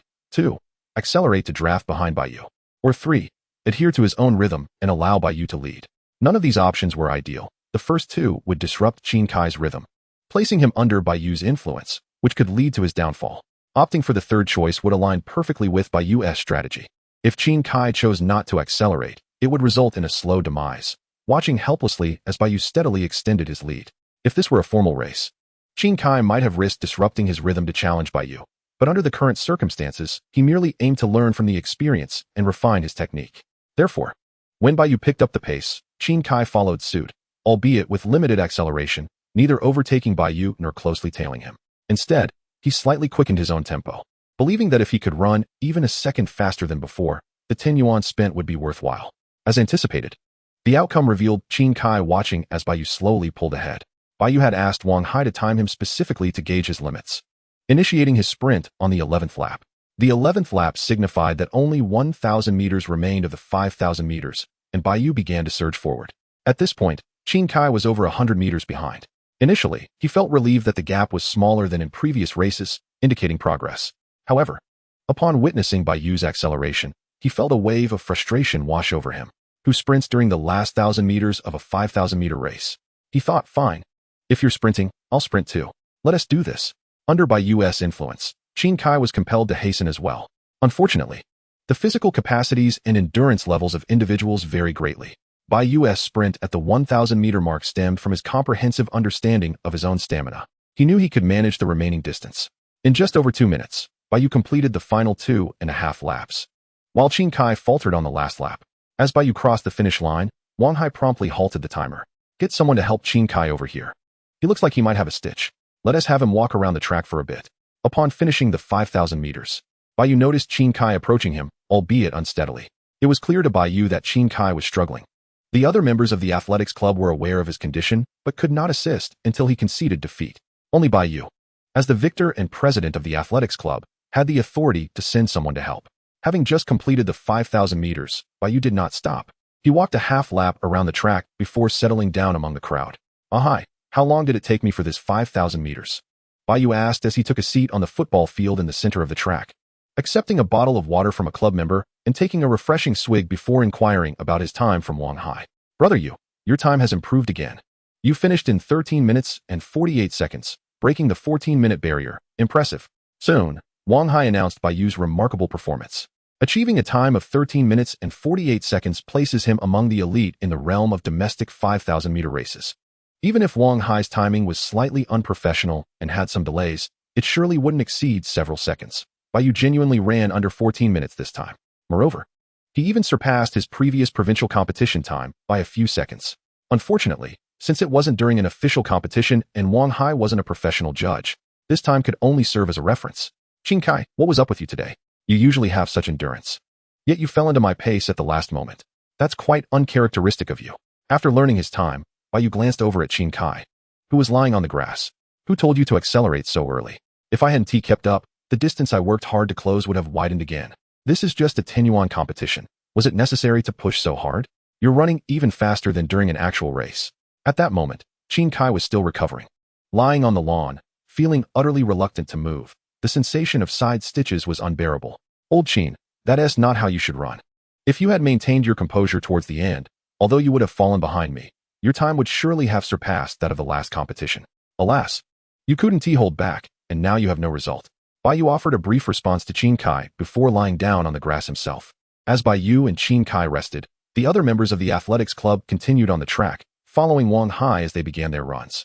To be precise, others were chasing after Wang Hai. Anyone who could catch up within 10 minutes would receive a 20 yuan reward. This challenge was specifically designed by Bai Yu to enhance Wang Hai's explosiveness. Thus far, Bai Yu had never lost a single cent in this game. No one could catch up to Wang Hai. The entire morning was spent on the playground, with Bai Yu and Wang Hai either running or timing others. Lunch was taken in the school cafeteria, after which Bai Yu took Wang Hai to speak with their homeroom teacher. Since Bai Yu and Wang Hai were in the same class, they naturally shared the same homeroom teacher. Bai Yu had come to school today to request a leave of absence. If he was granted leave, it would only be logical for Wang Hai to accompany him. Otherwise, given Wang Hai's disposition, Bai Yu couldn't trust leaving him alone at school. Unlike typical classes, their homeroom teacher was a young female history teacher who had just graduated when Bai Yu and his classmates entered high school. The first batch of students she taught was Bai Yu's class. Unlike those teachers who prioritize academic performance, their homeroom teacher did not place significant emphasis on grades. For instance, over the past 2 years, she never relinquished her history lessons to other teachers. Even during final review periods, she would not allow her history class to be taken over.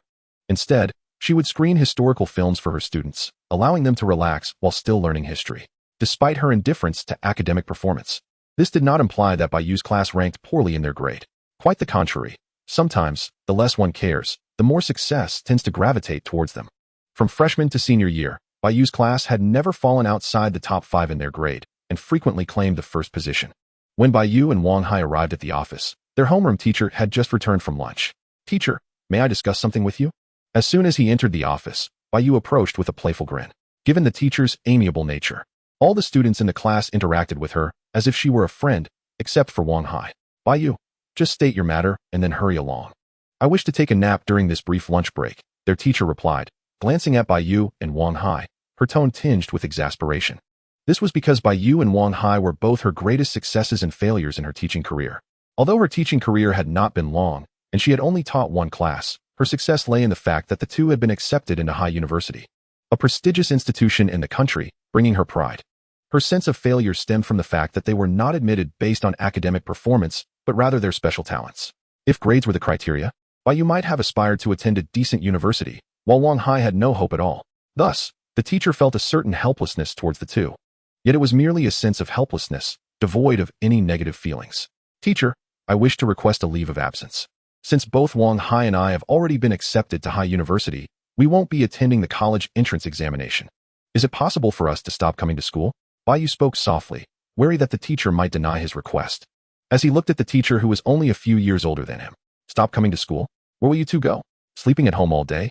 That doesn't seem right. Even though you have been accepted early, you must understand the reason behind it.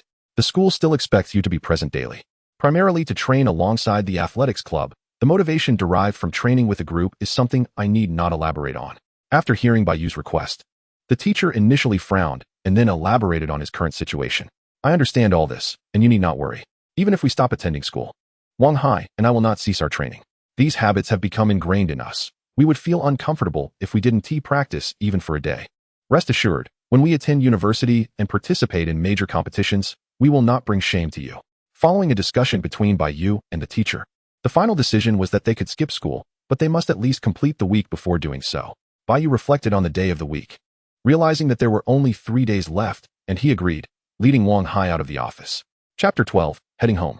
In the days that followed, Bai Yu continued to train alongside Wang Hai and the other members of the athletics club, practicing from morning until night. In the realm of sports, there are no shortcuts. Only through years of dedicated training can one reach the pinnacle of success. For Bai Yu and Wang Hai, the location of their training made little difference, as they had no competitors to challenge them. The lack of pressure resulted in minimal training effectiveness. Conversely, the other members of the athletics club made rapid progress while training alongside Bai Yu and Wang Hai. The 3 days flew by, and the senior class finally approached the last 2 holiday breaks before the college entrance examination. After this holiday, they would not have another until the eve of the examination. Unlike their classmates, Bai Yu and Wang Hai were already on an extended break. When they returned to school, it would only be to collect their graduation certificates. Not only Bai Yu and Wang Hai were departing from the school this time, but also several other gifted students and true academic prodigies. Their respective fathers had come to pick them up, each driving a small car, as they had been residing at the school for nearly 3 years, accumulating quite a bit of luggage. By noon, they returned home. Regarding Bai Yu's decision to refrain from attending school before the college entrance examination, his parents did not voice any objections, for they were well acquainted with their son's character. He had always been resolute and independent in his choices, rarely altering a decision once made. When inquired about his plans for staying home instead of going to school, Bai Yu responded that he intended to go clamming with Wang Hai and document their adventures, aspiring to become an internet sensation. With the rise of short video platforms, the term internet celebrity had become familiar to the public, presenting everyone with an opportunity to achieve fame.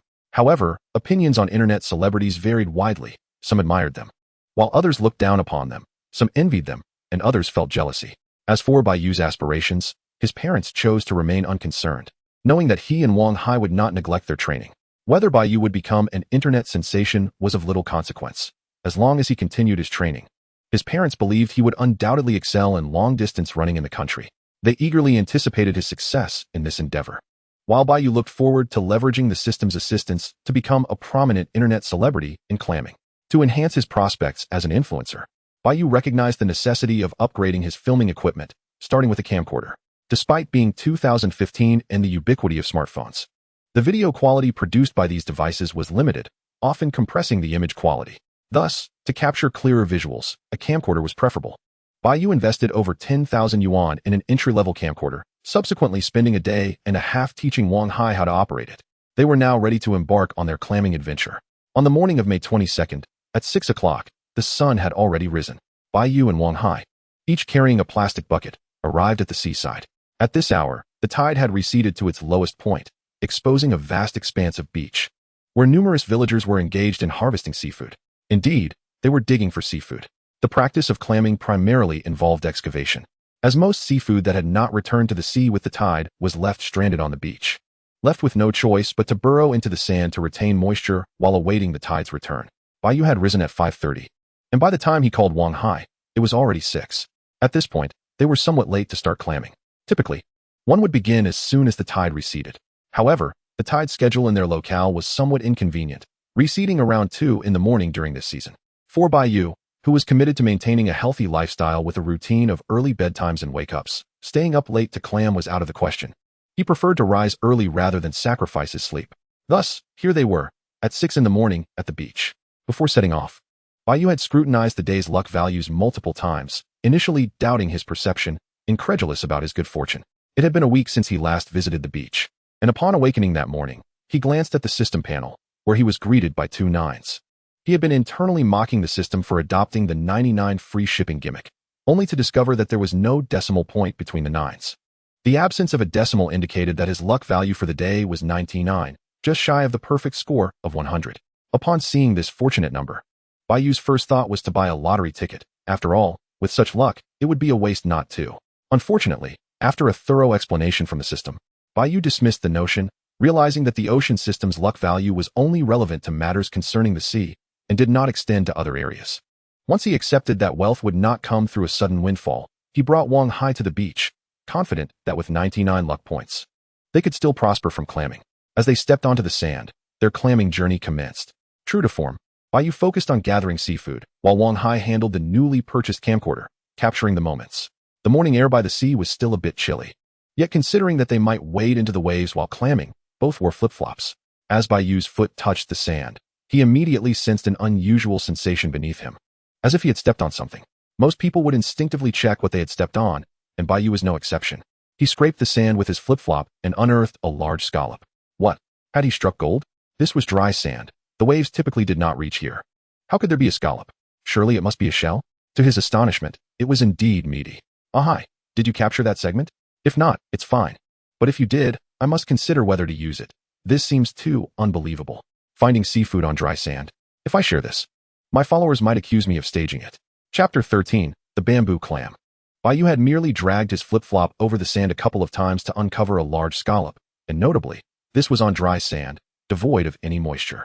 If such a video were posted online, anyone who viewed it would likely deem it fake, perhaps even question whether the creator underestimated their intelligence, assuming the audience could not discern that it was staged. However, Bai Yu swore on his honor that this was indeed not fabricated. He had genuinely retrieved the scallop from the beach. As for how the scallop ended up on dry sand, Bai Yu was at a loss. Perhaps it had made a wrong turn during the tide's retreat? Regardless, Wang Hai had recorded the moment, and whether Bai Yu chose to use it was entirely up to him. Brother Yu, does finding a scallop as soon as we arrive at the beach signify good fortune for us today? Are we destined to strike it rich? Wang Hai was less concerned about the scallop's dubious origins and more focused on the potential earnings from their clamming venture. Yes, our luck must be exceptionally good today. We'll surely make a small fortune.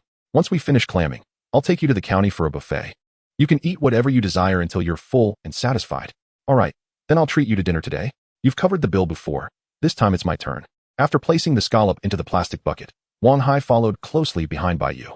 Fine, I'll be eagerly anticipating your treat today. I must indulge in something delicious. Regarding Wang Hai's suggestion to treat him to a meal, Bai Yu was indifferent. After all, the money earned from the day's harvest would ultimately end up in his hands, and he would be the one settling the bill. Whether the payment was made with his money or their shared funds was entirely at Bai Yu's discretion. It was unnecessary to clarify this with Wang Hai, as he might not fully comprehend, and Bai Yu's agreement was sufficient. What followed was even more remarkable. Bai Yu walked ahead, and with every couple of steps, he felt a firmness beneath his feet, reminiscent of stepping on a scallop. This time, Bai Yu had learned from experience. He no longer used his sandals to rummage, but instead retrieved the sand shovel from his plastic bucket, which was also a reward for beginners. He began to excavate various shellfish from the beach, including not only scallops, but also cat's eye snails, small conchs, red clams, and many more. The variety was plentiful, though the quantity of each type was limited. The largest of these was the maoji, which was nearly the size of Bai Yu's fist, undoubtedly a significant shellfish. In no time, The plastic bucket was lined with an assortment of scallops. Both Bai Yu and Wang Hai preferred to scour the less frequented areas during their foraging expeditions, gravitating towards the more secluded spots. Although fewer people might imply that resources were scarce, this was of little concern to Bai Yu. They relished the tranquility, savoring the sounds of nature, the waves, and the sea breeze. They certainly did not wish to be surrounded by the relentless chatter of others while foraging, which would be quite exasperating. As Bai Yu and Wang Hai arrived at an uninhabited stretch of beach, they were greeted by a multitude of tiny holes dotting the sand, so densely packed that it could induce discomfort for those with a fear of clusters. Instantly intrigued, they were undeterred by any phobias and recognized what these holes represented. They were the breathing holes of shellfish, indicating a hidden treasure of bamboo clams beneath the sand. Brother, these must be the breathing holes of the clams. With so many clams, we are bound to strike it rich today. Absolutely. Our luck is at its peak. If we don't strike it rich, who will? Let me introduce you to these tiny holes we see. They are the breathing apertures left by the clams burrowing into the sand. I trust you all know how to catch clams, which involves sprinkling salt over the breathing holes. This method works best when the holes contain seawater or when the surrounding sand is particularly moist, enough to dissolve the salt we sprinkle. Otherwise, the clams will remain hidden. Fortuitously, the beach had some pooling water, and Bai Yu prepared to demonstrate how to catch clams using salt. He humorously warned that the forthcoming visuals might not be suitable for those with a fear of clusters, advising anyone with such symptoms to step aside. As Bai Yu aspired to become a beach foraging influencer, his explanations during the video were indispensable. Rather than adding voiceovers during editing, he preferred to narrate in real time. The sound of the waves seemed to provide a harmonious accompaniment, enhancing his comfort as he spoke about the clam holes. He had meticulously prepared for this, bringing an entire bottle of salt, with the cap already punctured. He lifted the bottle and began to sprinkle salt over the clam holes. Having grown up by the sea, Bai Yu knew well that while clams are marine creatures, they do not tolerate high salinity. If the salt levels in their burrows exceeded their tolerance, their instinct would be to vacate their holes in search of a more hospitable environment. As Bai Yu scattered salt over the holes, the granules reacted with the seawater, releasing their salinity and flowing into the burrows. Soon, the clam holes began to bubble, as if something were eager to escape. With a swift motion, the first clam emerged from its hiding place. This seemed to trigger a cascade, as more clams began to surface from the remaining holes. Observing this phenomenon, Bai Yu quickly doused the holes with more salt, ensuring that the clams, just peeking out, would not retreat back into their burrows. By adding more salt, he could effectively coax them out, allowing him and Wang Hai to simply collect them. The bamboo clam, aptly named for its resemblance to bamboo in both shape and color, mostly yellowish-brown or light yellow, had a slender, elongated form akin to that of bamboo. Bai Yu discovered a cluster of roughly 50 to 60 clams, each emerging with a girth comparable to an adult's pinky finger. The larger specimens were even thicker than Bai Yu's thumb, qualifying them as clam kings. As for the rumors of clams as thick as forearms circulating online, those are not native to China, but rather varieties from abroad. The clams in China typically reach a maximum thickness of 2 fingers and a length of about 10 centimeters, which is considered substantial, and such sizes are increasingly rare. The reasons are well understood in the culinary-rich culture of China. Chapter 14, The Little Qinglong. After the application of a modest amount of salt, the beach revealed 50 to 60 clams standing upright, resembling a field of sugar canes. Bai Yu instructed Wang Hai to capture a close-up of these clams for a detailed observation. Upon counting, Bai Yu confirmed that there were 57 clams, estimated to weigh well over 3 pounds, as they had just been harvested from the sand, unwashed of mud and brimming with moisture, making them quite substantial. With delight, he placed the clams into a net bag and then into his plastic bucket. It was important to note that Bai Yu's bucket also contained a fair number of sea snails and scallops. Among the shellfish, clams occupy a lower tier in the food chain. If the clams and sea snails were placed together, the result would be that the sea snails would consume the clams. Losing any clams to the snails would be a loss for Bai Yu, and he was determined to prevent such an occurrence. Moreover, the abundance of bamboo clams prompted Bai Yu to marvel at their extraordinary luck. Within a short time by the sea, they had already amassed 4 to 5 pounds of seafood. Although they were all various types of shellfish, their high market prices and significant weights made them quite valuable. With a buoyant spirit, Bai Yu and Wang Hai continued their leisurely exploration of the beach. Look, a small mound. Let's dig it up with the sand shovel to see. Ah, scallop. Foraging by the seaside was refreshingly simple, as long as one could spot a small mound or a hole in the sand. It was worth investigating with a shovel, as it often led to a bountiful haul. On the beach, while foraging along the shore, the majority of the catch consists primarily of crustaceans or shellfish, rendering the chances of discovering fish exceedingly slim.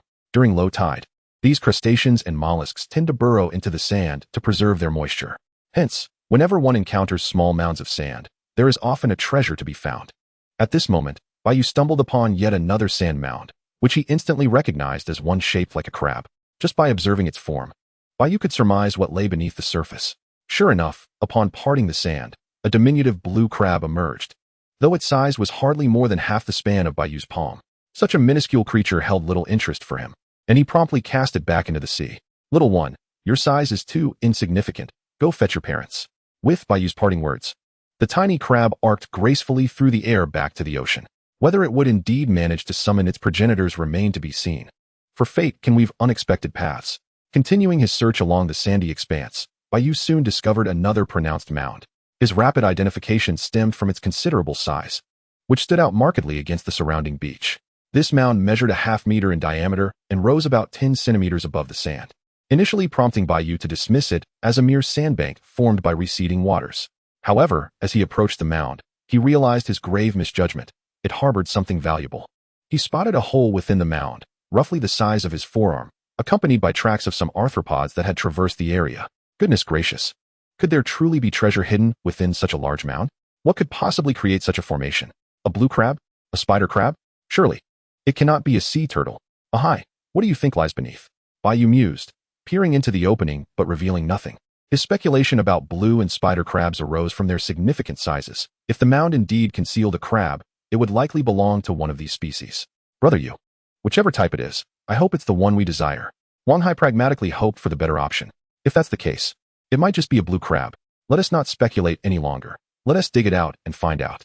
With that, Bai Yu brandished a sand shovel and began to methodically level the protruding sand, endeavoring to unearth whatever lay hidden. Digging in sand is considerably less arduous than excavating other materials, even when damp. With just a few shovelfuls, Bai Yu felt the spade strike something solid, causing him to pause. Wisely, he refrained from forcefully dislodging the object, aware that it could very well be a large crab, and damaging its shell would diminish its value. Hey, ahai, did you see that? The shell appears somewhat green. Could it be, as you suggested, a large blue crab? Bai Yu pondered aloud. However, the shell did not resemble that of a crab at all. Wait a moment, is that a small lobster? Could it be true that one can find such creatures while foraging on the beach? Are they burrowing in the sand? In fact, this situation was not merely a case of burrowing. It seemed that a small lobster had made a home in the sand. Oh my goodness. There is not just one small lobster. Ahai, bring your bucket. These lobsters deserve special treatment.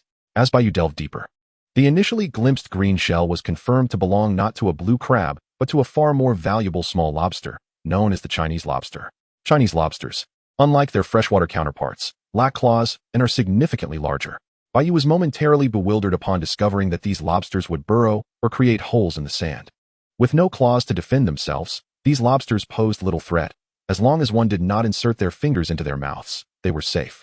Before long, Bai Yu had extracted 3 sizable lobsters and 1 smaller one, with the larger weighing 6 or 7 tails, while the smaller still weighed about half a gene. The process of capturing these lobsters resembled that of foraging for crayfish by the riverside, reaching into their burrows to retrieve them. The lobsters, once caught, wriggled energetically, their tails fluttering in a display of vitality, indicating that the retreating tide had not adversely affected them. Brother Yu, are these lobsters delicious? I have never tried them. Wang Hai inquired, gazing at the 4 lobsters in the bucket.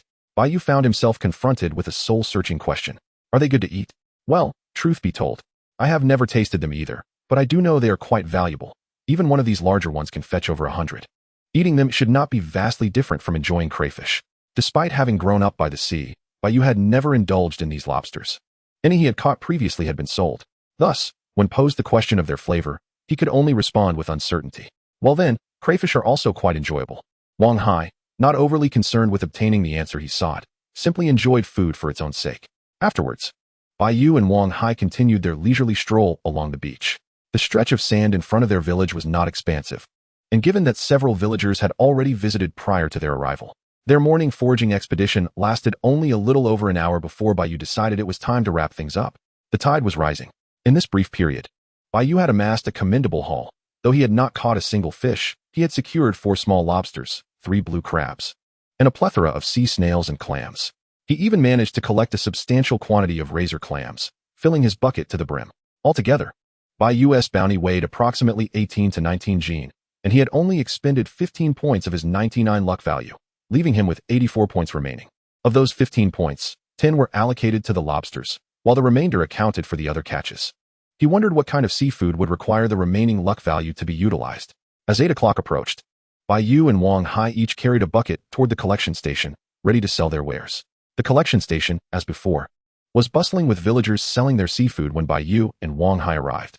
The majority of these villagers are the aunts and elder women of the community. After selling their seafood, they do not depart.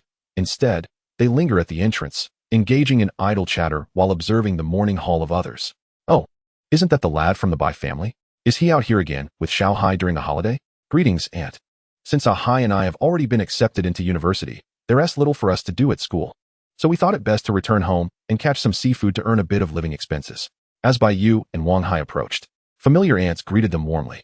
In the eyes of the village women, Bai Yu and Wang Hai invoked a mixture of envy and jealousy. Envy because, despite their academic struggles, they managed to attend university and had participated in numerous competitions over the years, reaping substantial rewards. Bai Yu occasionally took Wang Hai along to gather seafood, and they never asked their families for pocket money, a trait that seemed commendable compared to the village's other children. The jealousy stemmed from similar reasons, particularly towards Wang Hai, who was once considered a simpleton by the villagers, destined to be the village's caretaker. Now, that fool was on the brink of university.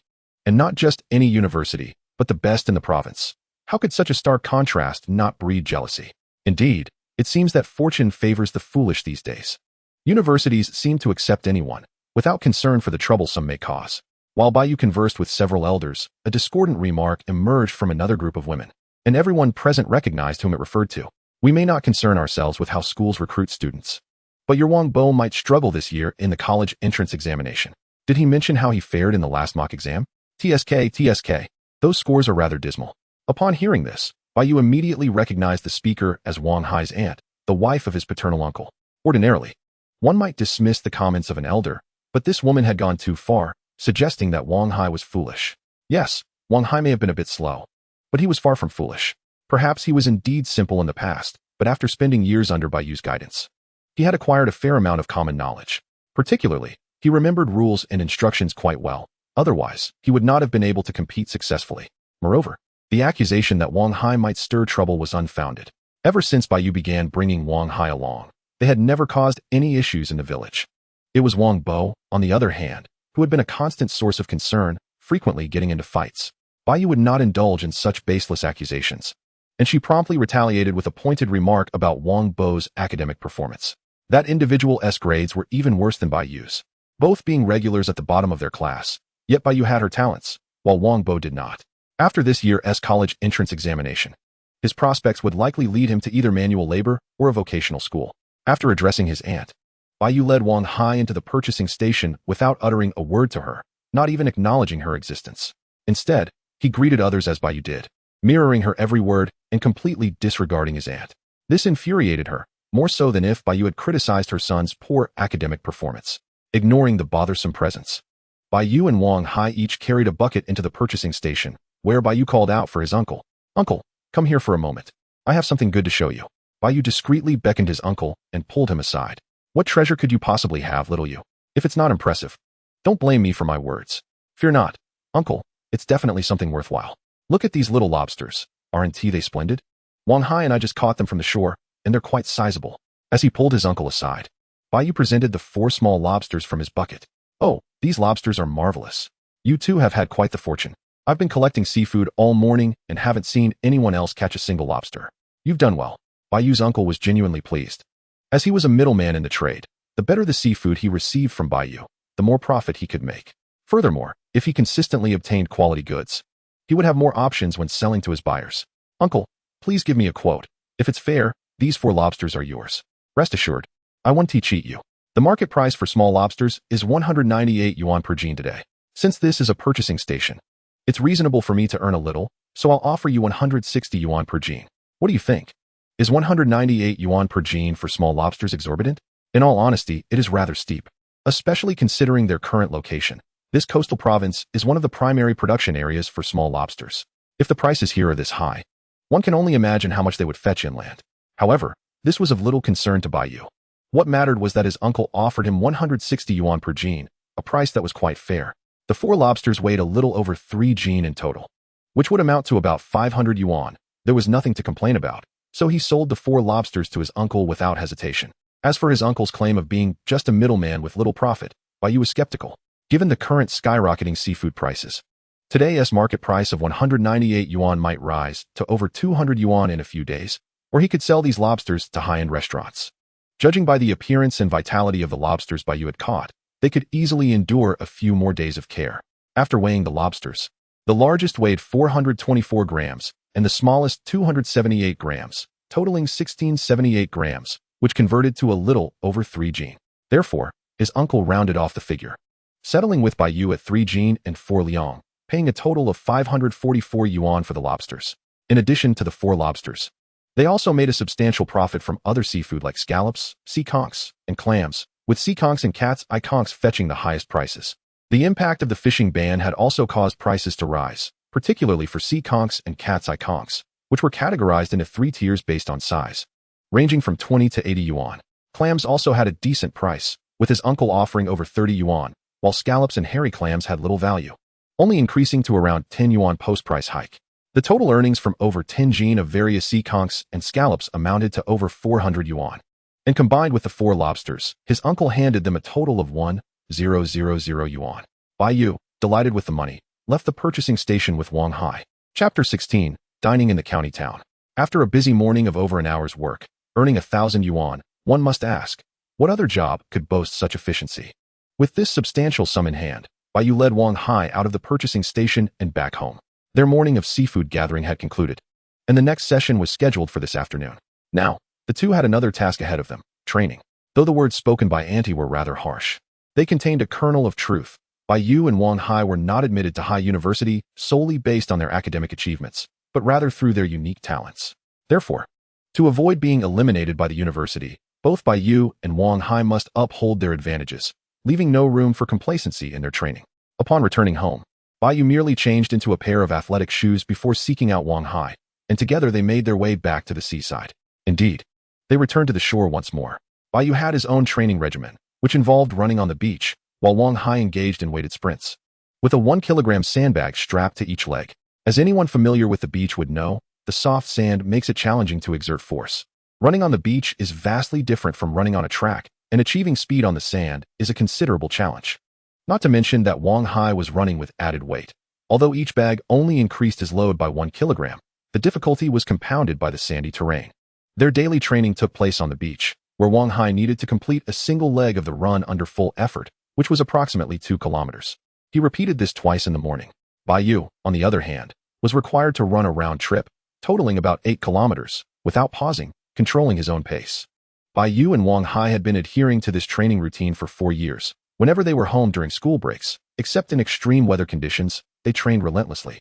Once in the morning and once in the afternoon, regardless of rain or shine.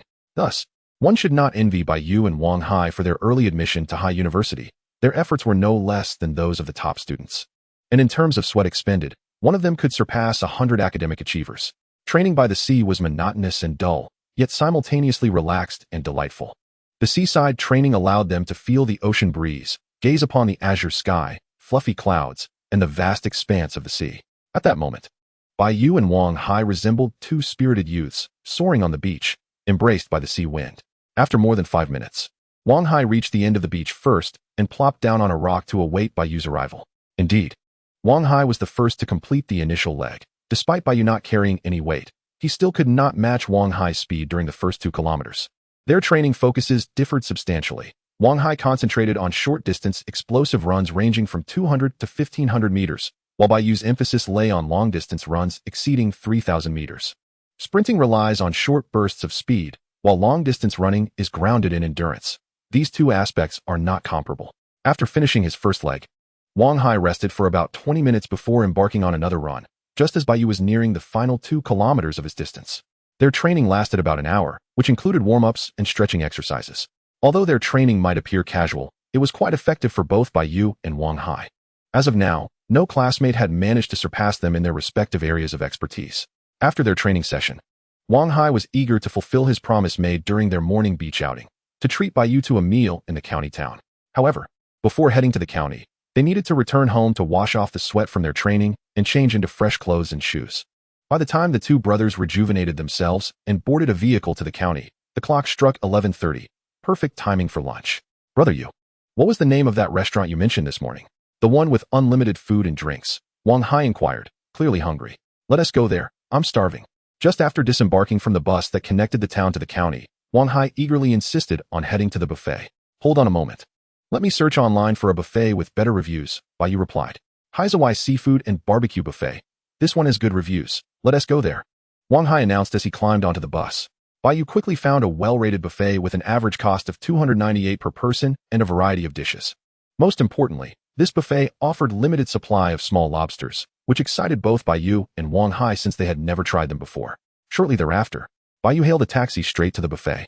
Upon arriving at the restaurant, they were met with a long line at the entrance. With no choice, they took a number and waited outside. Brother Yu, how long will this take? Shouldn't we consider another place?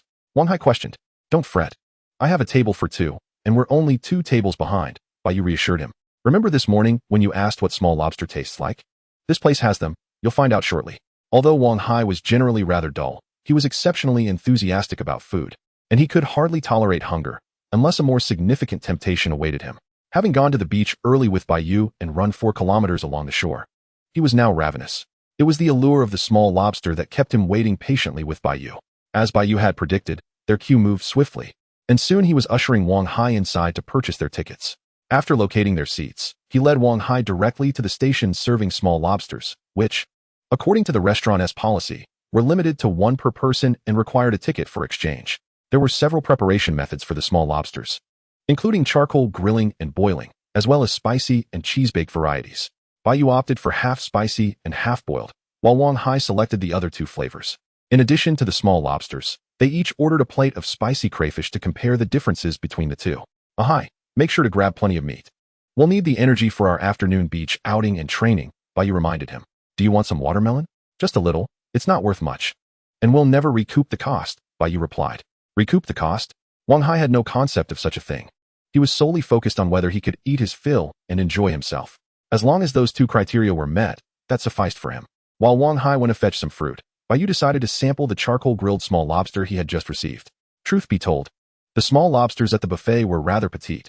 His half appeared to weigh around 2 taels, which meant the whole lobster was merely about half a gene. Bai Yu couldn't discern whether the lobster was wild or farmed, as he lacked knowledge in that area. However, since he intended to compare the small lobster to the crayfish, he promptly prepared the latter by deftly peeling 5 crayfish. Then, he picked up the small lobster and took a bite. The preparation method for the small lobster was fairly simple, typically involving splitting it in half for cooking. The flavor of the small green lobster is a topic to be set aside for now.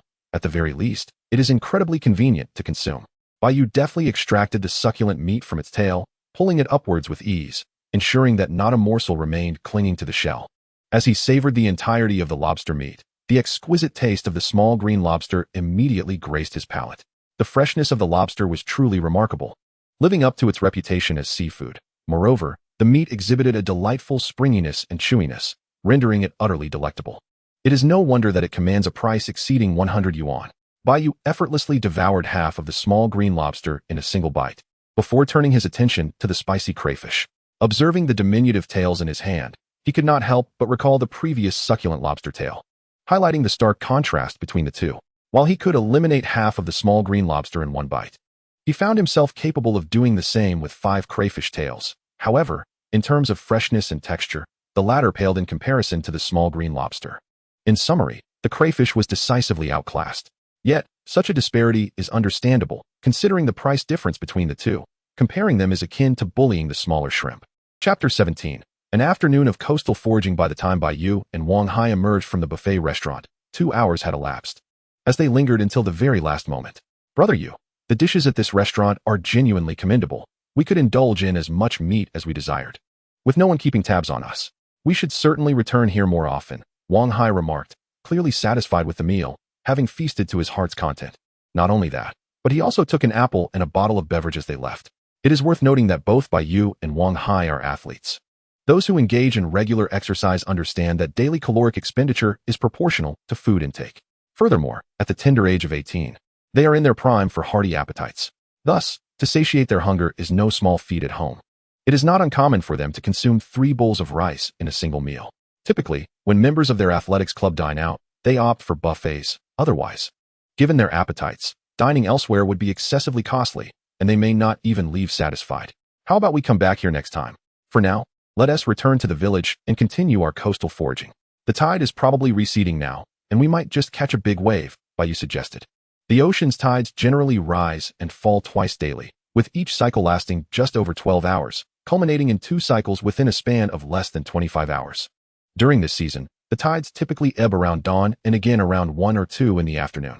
Bai Yu and Wang Hai exited the restaurant shortly after 1 o'clock, and as they made their way back to the fishing village, it would be around 3 o'clock, perfectly coinciding with the afternoon's low tide, ideal for another round of foraging. Their return journey was reminiscent of their trip to the county. They took the bus back to their town before jogging the remaining distance to their homes. The town is relatively close to the fishing village, merely a few kilometers away, a trivial distance for Bai Yu and Wang Hai. In just over 10 minutes, they arrived home. Once there, they changed out of their clothes, as the attire suitable for coastal foraging differed from that for their trip to the county. Ideally, wearing half-length waterproof pants would be most appropriate. However, Bai Yu found them stifling and opted instead for sandals and shorts, prioritizing comfort. Soon, both were fully prepared and set off towards the seaside. The ocean remained unchanged, and the beach still resembled its morning self. With the same group of aunties gathered as before, everything appeared just as it had during their earlier foray. This is hardly surprising. In a coastal fishing village, the understanding of living by the sea is deeply ingrained in the minds of its fishermen. For these women, who typically have no other employment, coastal foraging is their primary means of supplementing household income. Among these foragers was Wang Hai's aunt.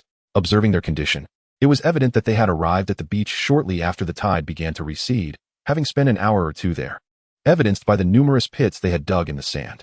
As for enduring the midday sun while foraging, the sun may be relentless, but they simply don their straw hats for shade. In comparison to the heat, they find poverty far more intolerable. Given the choice, they would invariably choose the former. Noticing the multitude of aunties dotting the beach, Bai Yu decided against competing with them for fish and instead led Wang Hai toward the more distant rocky shore. The stretch of sea in front of their village is a cove, characterized by rocky outcrops beyond the sandy beach near the dock, with 2 cliffs towering over 20 meters high. Typically, the village's women forage along the sandy beach, while the rocky shore is primarily frequented by the men and younger individuals. This is not a matter of gender discrimination, but rather a recognition of the treacherous nature of the rocky terrain, where a moment's inattention could lead to injury.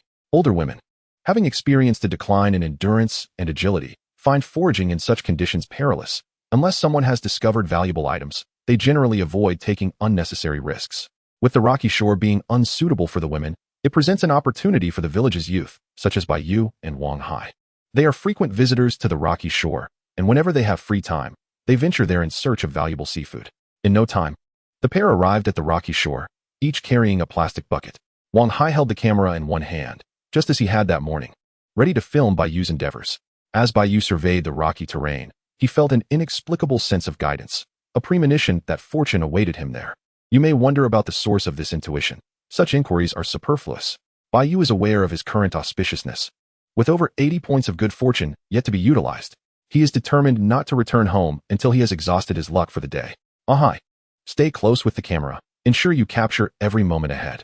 I have a strong feeling that we are destined to encounter some good finds today, and whether we can make a small profit hinges on this afternoon, he instructed as they set foot on the rocky shore. All right, brother Yu. If we make some money, can we go back to the county for a meal in a few days? Wang Hai asked eagerly. Of course, we must. I'll take you. You treated me today, so next time, it's my turn to treat you. Don't worry, Bai Yu assured him, painting a hopeful picture for Wang Hai before he began his search along the rocky shore. It was just past 3 in the afternoon, with the tide having only recently begun to recede for a couple of hours, leaving much of the water in the rocky pools. These pools typically harbor treasures, with the only variance being the water level and the effort required to extract the bounty within.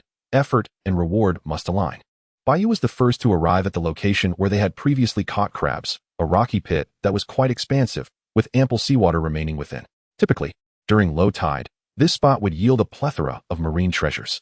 Suddenly, with a splash and a thud, Bai Yu exclaimed, "Whoa, ahai. Could that fish be welcoming us?" It managed to leap out of the pit. Even before Bai Yu and his companion reached the rocky pit, they spotted a dark fish leaping from the depths, landing with a thud on the nearby rocks. Chapter 18. Grouper and Eel. Witnessing this spectacle, Bai Yu felt a surge of excitement. What did this fish, having leaped onto the rocks, signify? It was undoubtedly a harbinger of fortune. heralding a prosperous afternoon for both Bai Yu and Wang Hai. Without hesitation, Bai Yu hastened over, seizing the moment while the stunned fish lay atop the rocks, and pinned it down. The fish that had jumped from the pit was a grouper, modest in size, weighing just over a pound, belonging to the less valuable pearl grouper variety. This type of grouper was quite common, frequently spotted while beachcombing or fishing, and its ubiquity kept its market price low.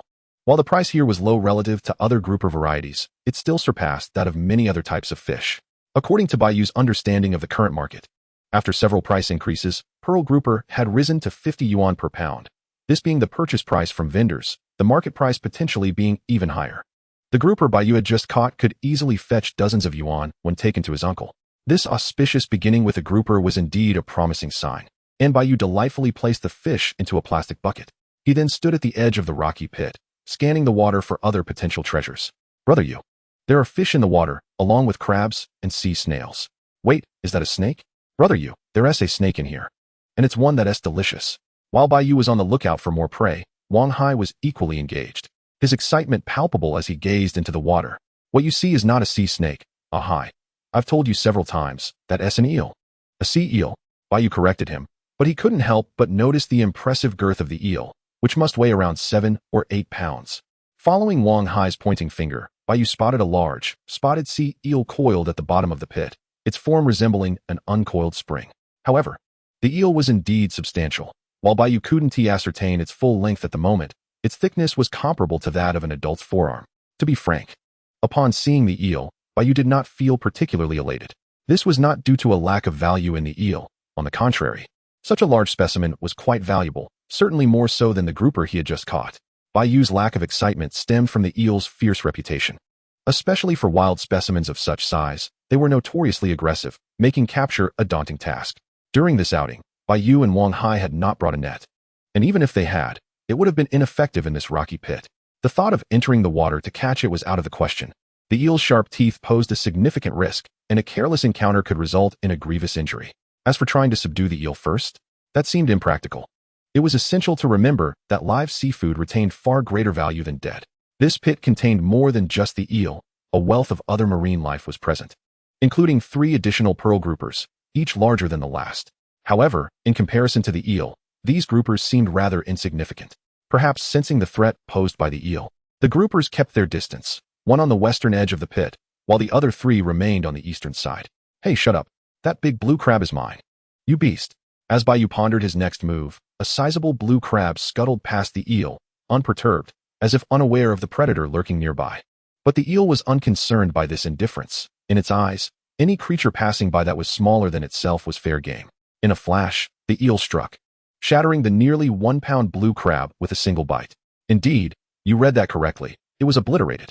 No matter how tough the crab's shell was, against the eel's razor-sharp teeth, it crumbled like paper. Witnessing this, Bai Yu was beside himself with frustration. Was the eel truly feasting on food? That was money being consumed. That single crushed blue crab could have been worth 100 to 180 yuan at his uncle's. Now it was devoured. Seeing his rightful catch snatched away by the eel, Bai Yu could no longer afford to wait. He realized the potential losses in this pit could be substantial if he let the eel continue its rampage. All the marine bounty, including the eel, was rightfully his. Every loss meant a reduction in his earnings. Ahai, we have to confront this creature. Let us drain the pit. In an instant, the loss of the blue crab ignited Bai Yu's determination. He resolved to employ the most straightforward approach, to scoop the water out of the pit. As for entering the water to confront the eel, that was utterly out of the question. Had this been earlier, Bai Yu might have felt some confidence. But after witnessing the fate of the blue crab, that notion vanished entirely. He certainly didn't believe his flesh was any tougher than the crab's shell. Since they were going to drain the water, it was only logical for Bai Yu and Wang Hai to work together. The grouper they had previously placed in the bucket was taken out. Fortunately, the water in the pit was not too deep, and within 10 minutes of combined effort, they had nearly emptied it. During this time, they had also managed to catch the 3 groupers and even collected a few sea snails and scallops. Most astonishing to Bai Yu was the discovery of 4 abalones, which they would not have noticed had they not moved slightly while scooping water. The similarity of their shells to the rocks made them nearly indistinguishable. Now, with the marine life farther from the eel cleared out, only those near the eel remained. And there were still plenty of them. As the water level dropped, numerous small fish were inevitably drawn toward the eel, which eagerly swallowed them whole. After all, it occupied the lowest point in the pit, and as the water receded, the fish had no choice but to gravitate toward it. In a mere span of 10 minutes, Bai Yu suffered losses amounting to several dozen yuan. Alas, what could he do? The prey that should have rightfully belonged to him had now found its way into the belly of a ravenous moray eel. One could only wonder if the substantial meal consumed by the eel would add a bit of weight by the time it was sold, potentially allowing Bai Yu to recoup some of his losses. As the water in the pit receded, Bai Yu prepared to take action against the moray eel. Attempting to catch it with bare hands was utterly out of the question. Instead, he retrieved a crab-catching claw from a plastic bucket, intending to use it to grasp the eel, specifically targeting its most aggressive feature, the head. With the claw in hand, Bai Yu descended into the rocky pit, approaching the moray eel stealthily. Seizing the moment when the creature was distracted, he deftly extended the claw and clamped down fiercely, capturing the eel's head in an instant. At that moment of capture, the moray eel was filled with fury and trepidation, its serpentine body unfurled, stretching over a meter in length, far exceeding Bai Yu's expectations. With a girth akin to that of an adult's forearm, the creature likely weighed over 10 jin. As the moray eel thrashed about, Bai Yu immediately felt an immense force transmitted through the claw as it struggled to free itself, attempting to flip over and compel Bai Yu to relinquish his grip. However, Bai Yu was no ordinary individual. He was not only a second-tier athlete, but also a person who valued money above all else. To him, this moray eel was not merely a fish, but rather a monetary treasure, worth at least several hundred yuan. There was no question of letting go. Doing so was simply out of the question for him. To fully subdue the moray eel, Bai Yu gripped the claw with both hands and heaved upwards, lifting the sizable creature into the air. Without a point of leverage, he remained unfazed as the moray eel twisted into an S shape above him. After a few minutes, the moray eel gradually exhausted its energy, ultimately hanging limply like a strand of rope. Seizing the opportunity, Bai Yu promptly placed it into the plastic bucket, added a bit of seawater, and swiftly tidied up the remaining catch before making his way back, bucket in hand, accompanied by Wang Hai. The moray eel was simply too large for the two of them to continue their beachcombing comfortably. It would be more prudent to deliver this prize to Uncle San for sale before returning to the shore. Chapter 19. Disturbing the moray eel's nest. Bai Yu and Wang Hai each carried a plastic bucket. Within Bai Yu's bucket lay only one catch, the enormous moray eel. Wang Hai's bucket, however, was more eclectic, containing 4 pearl groupers along with several small fish, including a handful of snapper. Additionally, there were a few scallops and crabs, as well as 4 abalones. Although the total weight could not compare to that of the moray eel, it was still quite substantial. Uncle San, are you there? I've come to deliver some good finds. Upon arriving at the purchasing station, Bai Yu called out to Uncle San from the entrance. Shortly, Uncle San emerged, having heard the commotion. Oh, little you. You went beachcombing again this afternoon? What treasures have you unearthed? Show Uncle San. Upon recognizing Bai Yu and Wang Hai, a smile spread across Uncle San's face, especially as he recalled the delightful phrase good finds. It was well known that Bai Yu's recent catches had been remarkably impressive, both in quality and quantity. Just this morning, he had sold 4 small lobsters, which Uncle San had swiftly flipped for a profit of over 200 yuan, simultaneously establishing a new sales channel. Now, with Bai Yu proclaiming the discovery of more good finds, how could Uncle San not be elated? Trust me, you won't be disappointed. Bai Yu then presented the plastic bucket to Uncle San, revealing the grand moray eel within. Wow, such a massive moray eel. How on earth did you two manage to catch it? You weren't bitten, were you? Uncle San exclaimed. Let me tell you, if you encounter a moray eel again, you must exercise the utmost caution. Its teeth are exceedingly sharp. A single bite could leave you with several gaping wounds. Seeing the enormous moray eel, Uncle San's astonishment was palpable, but his first concern was for Bai Yu and Wang Hai's safety. After all, he was well aware of the moray eel's ferocity. And given that Bai Yu and Wang Hai had approached it without any tools or even gloves, it appeared they had indeed attempted to catch the eel barehanded. Rest assured, Uncle San, you know what kind of person I am. I avoid dangerous endeavors. We're both perfectly fine. Now, could you tell us how much this moray eel is worth? We'd like to sell it quickly so we can continue our beachcombing. Bai Yu took the crab-catching claw from Wang Hai and clamped it down on the moray eel's head, lifting it onto the scale at the purchasing station. 11 jin 6 liang. Exceeding 10 jin qualifies as a large moray eel, and this size has seen a recent uptick in market value. Little you, I'll offer you 75 yuan per jin, totaling 870 for this one. How does that sound? After weighing the moray eel, Uncle San pondered briefly before proposing a price. Sounds good, I'll defer to Uncle San. Bai Yu replied. While you're at it, could you also calculate the value of the other fish in this bucket? Once we're done, I'll head back to the shore. An 11 jin moray eel fetching over 800 yuan was already a satisfactory price for Bai Yu. He then handed over Wang Hai's plastic bucket to Uncle San for evaluation. For pearl groupers, for abalones, along with a variety of small fish, sea snails, and scattered shrimp. Little you, your bucket haul is quite eclectic. The shrimp are mixed in with the crabs. Aren't you worried that the crabs might see the shrimp as dinner? Uncle San, it's simply unavoidable. Both Wang Hai and I only brought one bucket each. I had to place the moray eel in mine, so naturally, the remainder of the catch was relegated to the other bucket. As for whether these creatures will eat one another, let them. They're all intended for sale anyway. If the crabs eat the shrimp, it'll only add weight to the crabs, and blue crabs are worth much more than shrimp, so it's not a loss. You're quite the thinker. Next time you go beachcombing, just bring along a few more nets. You two wait here, I'll fetch some for you. Uncle San remarked before heading back into the purchasing station. Moments later, he returned with several small nets and proceeded to weigh the contents of the bucket. The total for the 4 pearl groupers, assorted small fish, crabs, sea snails, and abalones amounted to just over 400 yuan. The afternoon's beachcombing had just begun, and Bai Yu and Wang Hai had already earned over 1,000 yuan from exploring a single rocky pit, prompting Bai Yu to exclaim in delight, "This is absolutely exhilarating." After receiving the cash and nets from Uncle San, Bai Yu expressed his gratitude before sprinting back toward the rocky shore with Wang Hai. Every passing moment was a potential opportunity for profit. Soon enough, they returned to the rocky beach, resuming their search among the boulders. Sea snails, 1. Scallops, 2. Abalones, 1. Shrimp, 3. Sea perch, 1. Oh, and an octopus as well, 1. As the water level gradually recedes, more and more rocks emerge on the rocky shore. And within the crevices of these stones, the stagnant pools may harbor hidden marine treasures. Bai Yu and Wang Hai stroll along, collecting whatever they can find. Though the majority of their haul consists of shellfish, with fish being a rare catch. Before long, the small net bags gifted by their uncle are filled to capacity. Each bag containing a different type of seafood, which they deposit into plastic buckets. Wang Hai, wielding a video camera, is advised to take fewer catches of seafood to avoid the possibility of dropping his equipment. Brother Yu, there's an eel. There are so many eels in that pool. As Bai Yu continues his search, Wang Hai rushes back from the restroom, shouting excitedly. What? Ahai, what did you say? The wind is too strong. I can't hear you. Let's discuss it when you arrive. Bai Yu glances back, but, due to the cacophony of wind and waves, cannot discern Wang Hai's words. Upon Wang Hai's arrival, panting heavily, he shares his discovery. Brother Yu, right where I just relieved myself.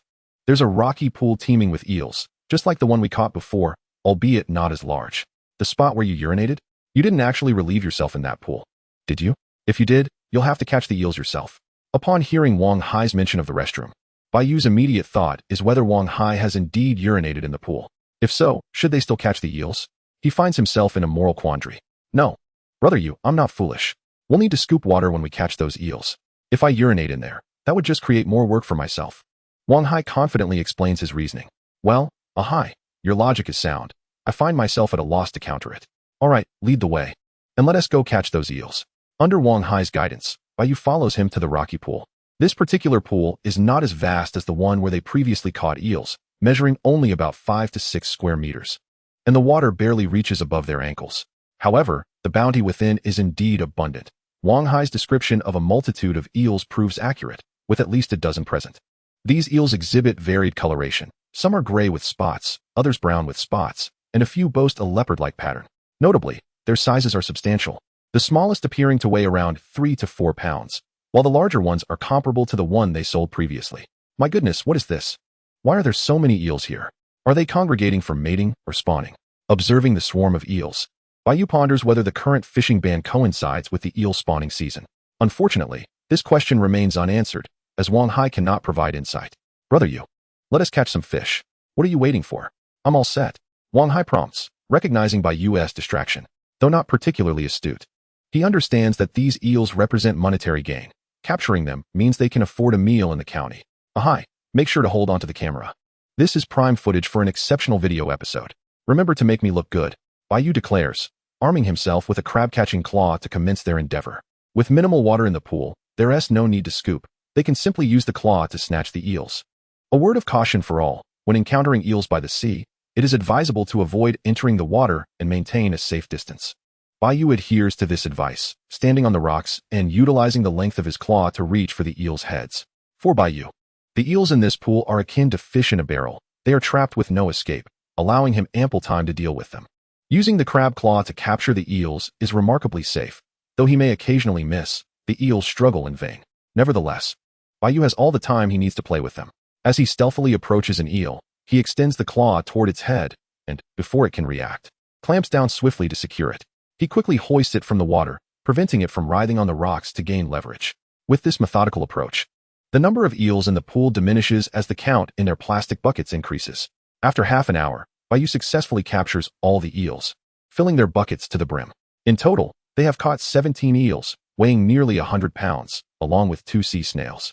The only other marine creatures remaining in the pool, as the rest have been consumed by the eels. Chapter 20. A day's earnings exceeding 10,000. With their buckets brimming with eels, the task of transporting them proves cumbersome, prompting Bai Yu and Wang Hai to each carry a bucket back to the purchasing station. Arriving at the station's entrance, this marks their second visit that afternoon. During their previous trip, they netted over 1,000 yuan. And this haul of nearly 100 pounds of eels should yield several thousand. Uncle, we're back again. This time, we brought something splendid. Would you like to take a look? Wow, you two are quite the diligent ones, returning to me so soon. Goodness, that's a considerable haul of eels. Have you stumbled upon an eel nest? The sun is still high in the sky, and the villagers who usually sell their catches by the sea have yet to arrive, allowing their uncle to bask leisurely in the warmth. Upon seeing Bai Yu and Wang Hai return, he approaches eagerly, having discerned that they bear a significant catch. You're absolutely right, uncle.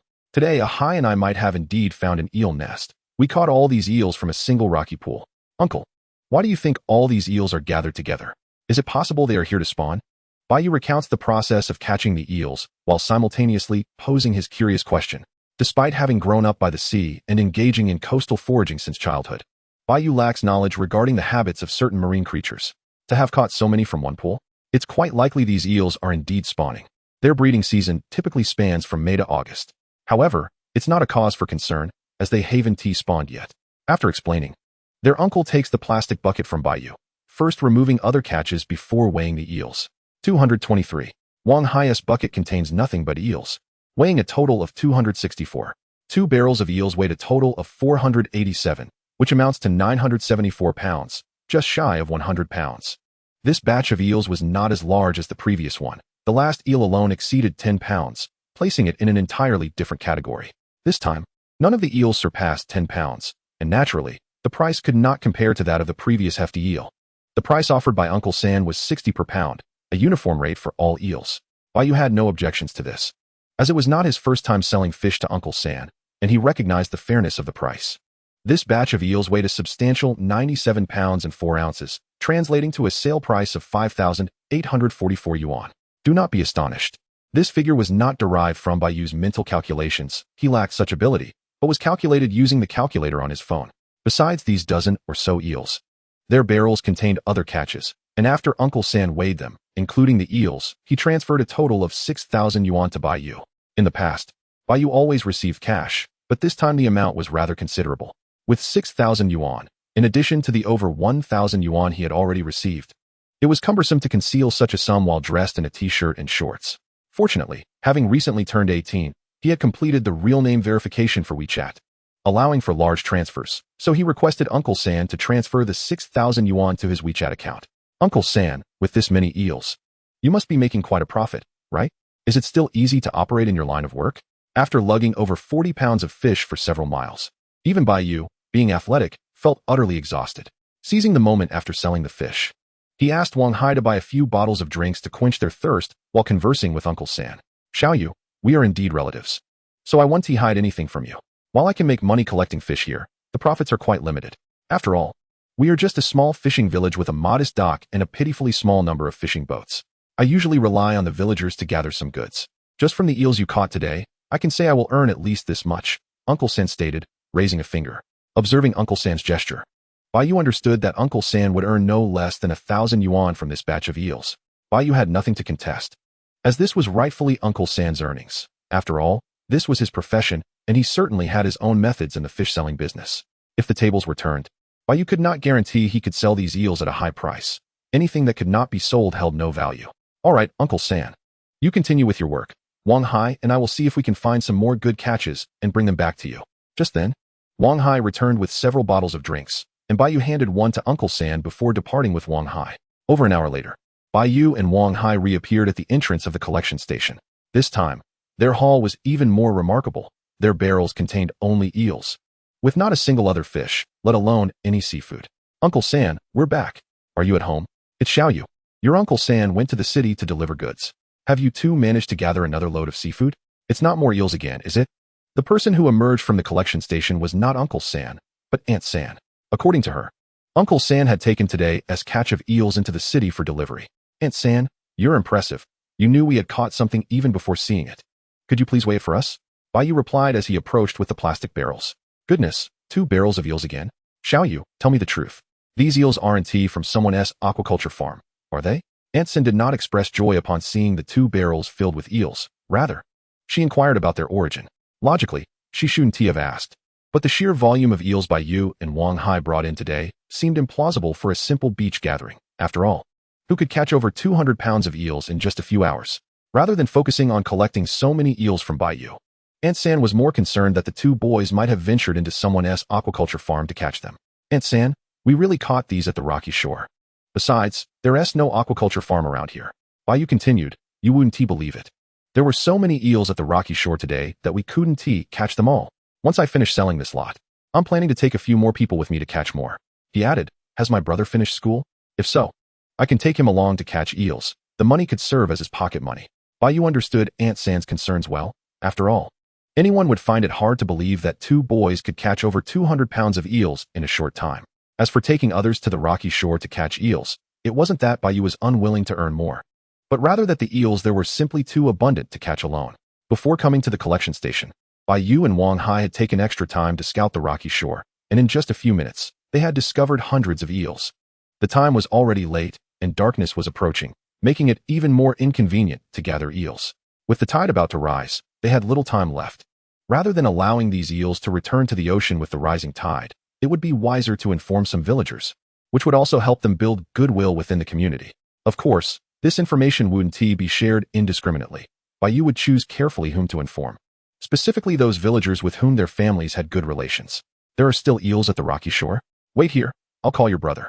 Xiao Yu, please keep an eye on your brother and ensure he doesn't get too close to the water.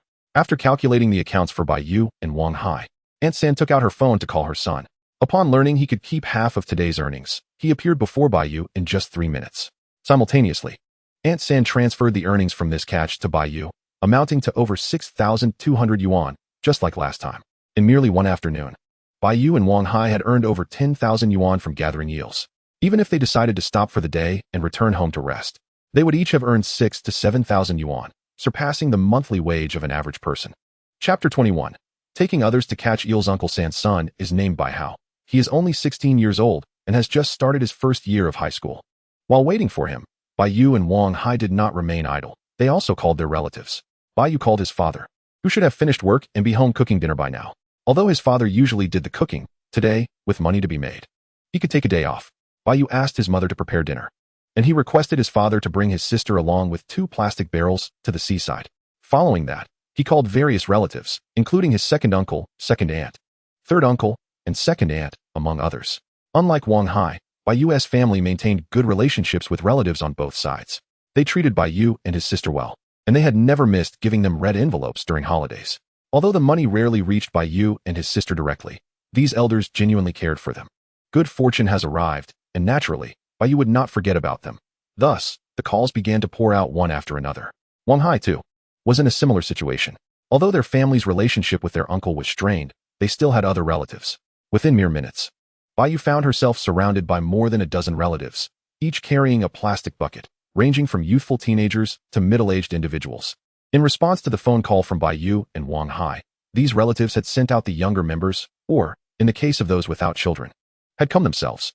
Strictly speaking, aside from Bai Yu's immediate family, most of the relatives were indifferent to the news of eels being caught at the seaside. After all, they had never experienced the fortune of catching eels in such abundance.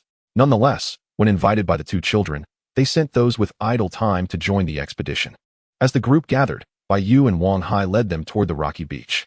Along the way, some villagers who were still foraging along the shore noticed this gathering and inquired about their intentions. Bai Yu explained the situation to those villagers with whom her family had a good rapport. Upon reaching the rocky beach, the crowd had swelled to over 30 individuals. Dear uncles and aunts, Bai Yu addressed them, the eels I mentioned are caught right here. If you wish to search for them, feel free to do so. But let us split up for our endeavors. Having brought these people to the location, Bai Yu decided to leave them to their own devices and led her own relatives to one side. The villagers who accompanied them did not object. After all, it was no small feat for Bai Yu to share such information, and it was unreasonable to expect her to assist them further in their search for eels. Father, uncle, I assure you, the eels here are plentiful. Each of us can easily gather 1 or 2 buckets before the tide rises, Bai Yu exclaimed. Ahai! Take your uncle and the others to the spot where you discovered the eels, and don't forget to ask them to help fill a bucket for you. Bai Yu and Wang Hai proceeded to search for eels separately. Although the bond between the two was exceptionally strong, it did not extend to their respective relatives. Rather than risking discord over the eels later, it was wiser to search independently. Rest assured, even if we don't keep any eels for ourselves, we must first fill Xiao Hai's bucket, Bai Yu remarked, and Wang Hai's uncle grasped the implication. While earning money, they should not forget Wang Hai. The relatives were delighted that Wang Hai had such a thoughtful friend in Bai Yu. Soon, the group of over 10 split into 2. Wang Hai led his relatives while Bai Yu took hers. The rocky beach was teeming with eels, and it seemed that with every few steps, Bai Yu and her group would spot the glimmering figures of eels in the rock pools. Wow, Xiao Yu, it truly is as you described. So many eels. What is going on? Exclaimed Wang Hai's second uncle. When have I ever deceived anyone? Bai Yu retorted. If there weren't so many eels, I wouldn't have called you all here. I could easily gather them alone for profit. At that moment, Bai Yu wielded a crab claw, while his younger sister, Bai Yu, trailed behind him holding a plastic bucket. At just 15 years of age, she was currently in her 3rd year of junior high and preparing for her upcoming exams. Well, you certainly have the knack for such things. However, since you summoned us, we shall ensure you do not suffer any losses. Regardless of how much I sell, I will give you 1/10, all right? That sounds great. Thank you, second uncle. As Bai Yu conversed with his uncle, he did not pause in his efforts. He swiftly snagged eels from the rock pools.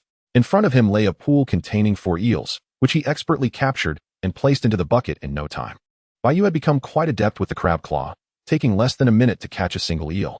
While this speed was commendable, one among his group proved even faster, his second uncle, who preferred to catch eels with his bare hands, employing a swift and precise technique that allowed him to catch an eel in mere seconds. You may wonder why his uncle was fearless enough to catch eels barehanded. The answer lies in the specialized steel wire gloves he wore. Indeed, these gloves were crafted from steel wire. His uncle worked at a repair shop on the dock, where he handled everything from household appliances to vehicles and even fishing boats. When repairing boat hulls, he frequently dealt with cutting tools, and these gloves were essential for protecting his hands. Coincidentally, when Bai Yu invited him to catch eels, he happened to be wearing the gloves, which now proved invaluable. Within a few minutes, his uncle had already rummaged through several rock pools, capturing 7 or 8 eels, leaving others in awe. Uncle, those gloves are impressive. Are they really effective for catching eels? Do you have any spare pairs? I'd love to have one. Bai Yu admitted to feeling envious. If he had such gloves, his haul that afternoon could have easily doubled. They're not some precious treasure. If you want a pair, you can come by and take one later. Hey, I've filled my bucket. Xiao Yu, pass me your bucket. I'll help you fill one too. Yu, uncle is calling for you. Quickly hand him your bucket. All the proceeds from your eels today will belong to you. I'll tell Mom when we get home. Really? Thank you, brother. Thank you, uncle. You're working hard. Bai Yu, initially disinterested in foraging for eels, perked up upon hearing her brother's words and hurriedly delivered a bucket to her uncle. It is no wonder Bai Yu was excited about money. The siblings rarely had any pocket money. Bai Yu fared slightly better, often foraging along the shore to earn his own spending money. He occasionally participated in competitions to win small prizes, so he had always been self-sufficient.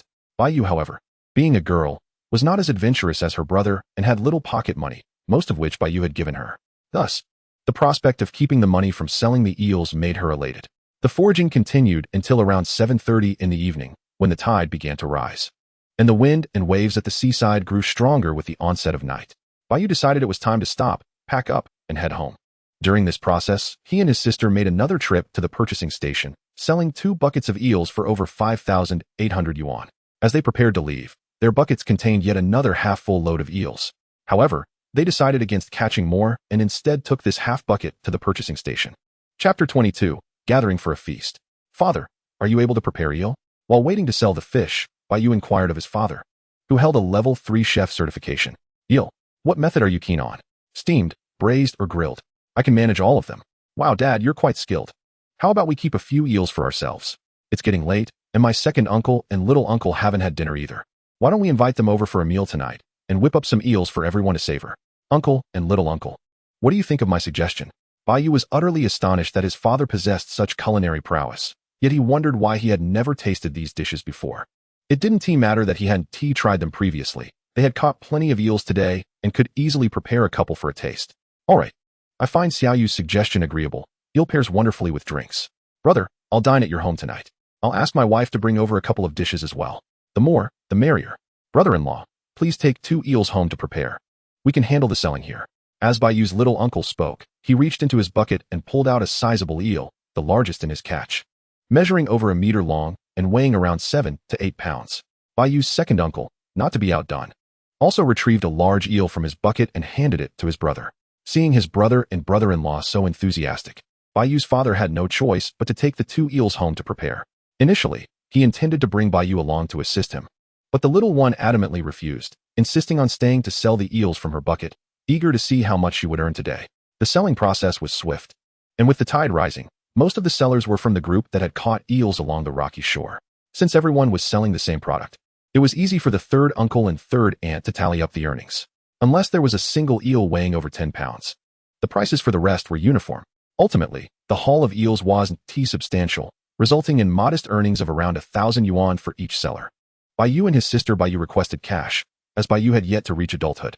Not only was she unable to use payment apps, but she also merely possessed an old flip phone, lacking a smartphone altogether. After receiving the money, Bai Yu instructed Bai Yu to return home with their second uncle, little uncle, and other relatives while he made a brief stop at Wang Hai's house.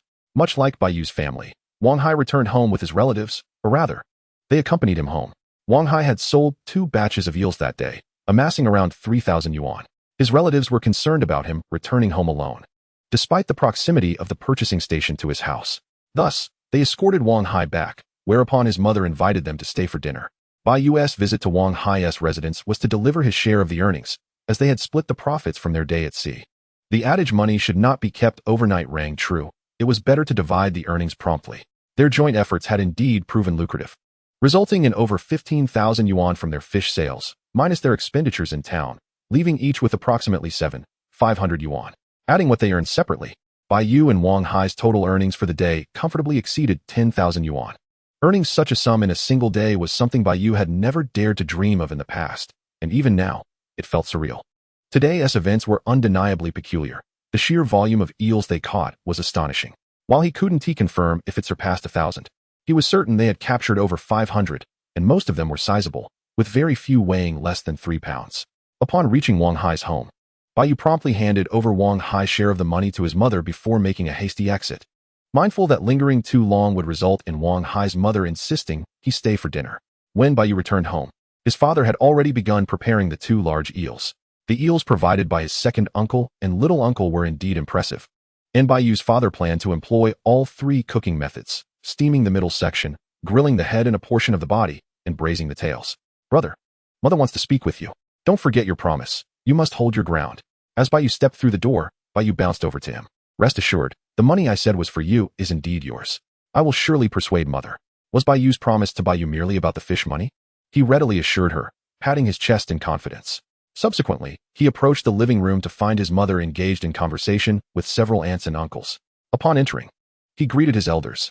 Aunt, auntie, second aunt, uncle. Mother, my sister mentioned you were looking for me. What is it? Little Yu is back. He did splendidly today, earning well while remembering our relatives. Little Yu, what do you desire? Aunt will buy it for you. Auntie will buy something for you too. You earn nearly as much as your uncle's monthly salary today. All right, you 2 ladies needn't spoil him further. You've been more than generous already. It's only right that he thinks of you when good fortune comes his way. Besides, this lad is growing increasingly audacious. He even told you today that the money she earned belongs solely to her. His second uncle always gives the largest bucket to you. And now she is holding on to 4,000 yuan, insisting it's hers. You, young man, are the instigator. What do you propose we do now? Bai Yu's mother interjected, halting the aunts from showering Bai Yu with gifts, and then she turned her attention to Bai Yu, adding a few words about his second uncle as well. Meanwhile, Bai Yu's second uncle, who had been assisting with grilling the eels, paused at the doorway, ready to enter for a drink, but turned back upon hearing Bai Yu's mother mention him, returning to his grilling duties. Bai Yu accepted the comments from his mother with grace, then pulled out his phone to process a transaction. A notification chimed, indicating that 4,000 yuan had been received via WeChat.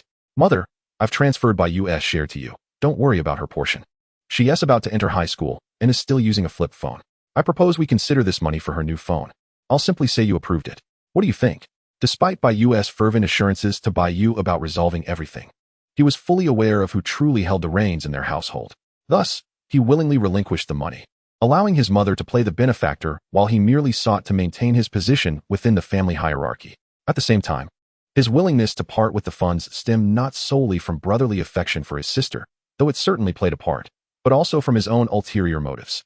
As someone with the insights of both a past and present life, Bai Yu possesses a profound understanding of the competitive spirit that often consumes adolescence. This tendency for comparison begins in the tumultuous years of puberty, reaching its zenith during high school and university. Bai Yu is determined to ensure that his younger sister does not suffer the humiliation of being ridiculed by her peers.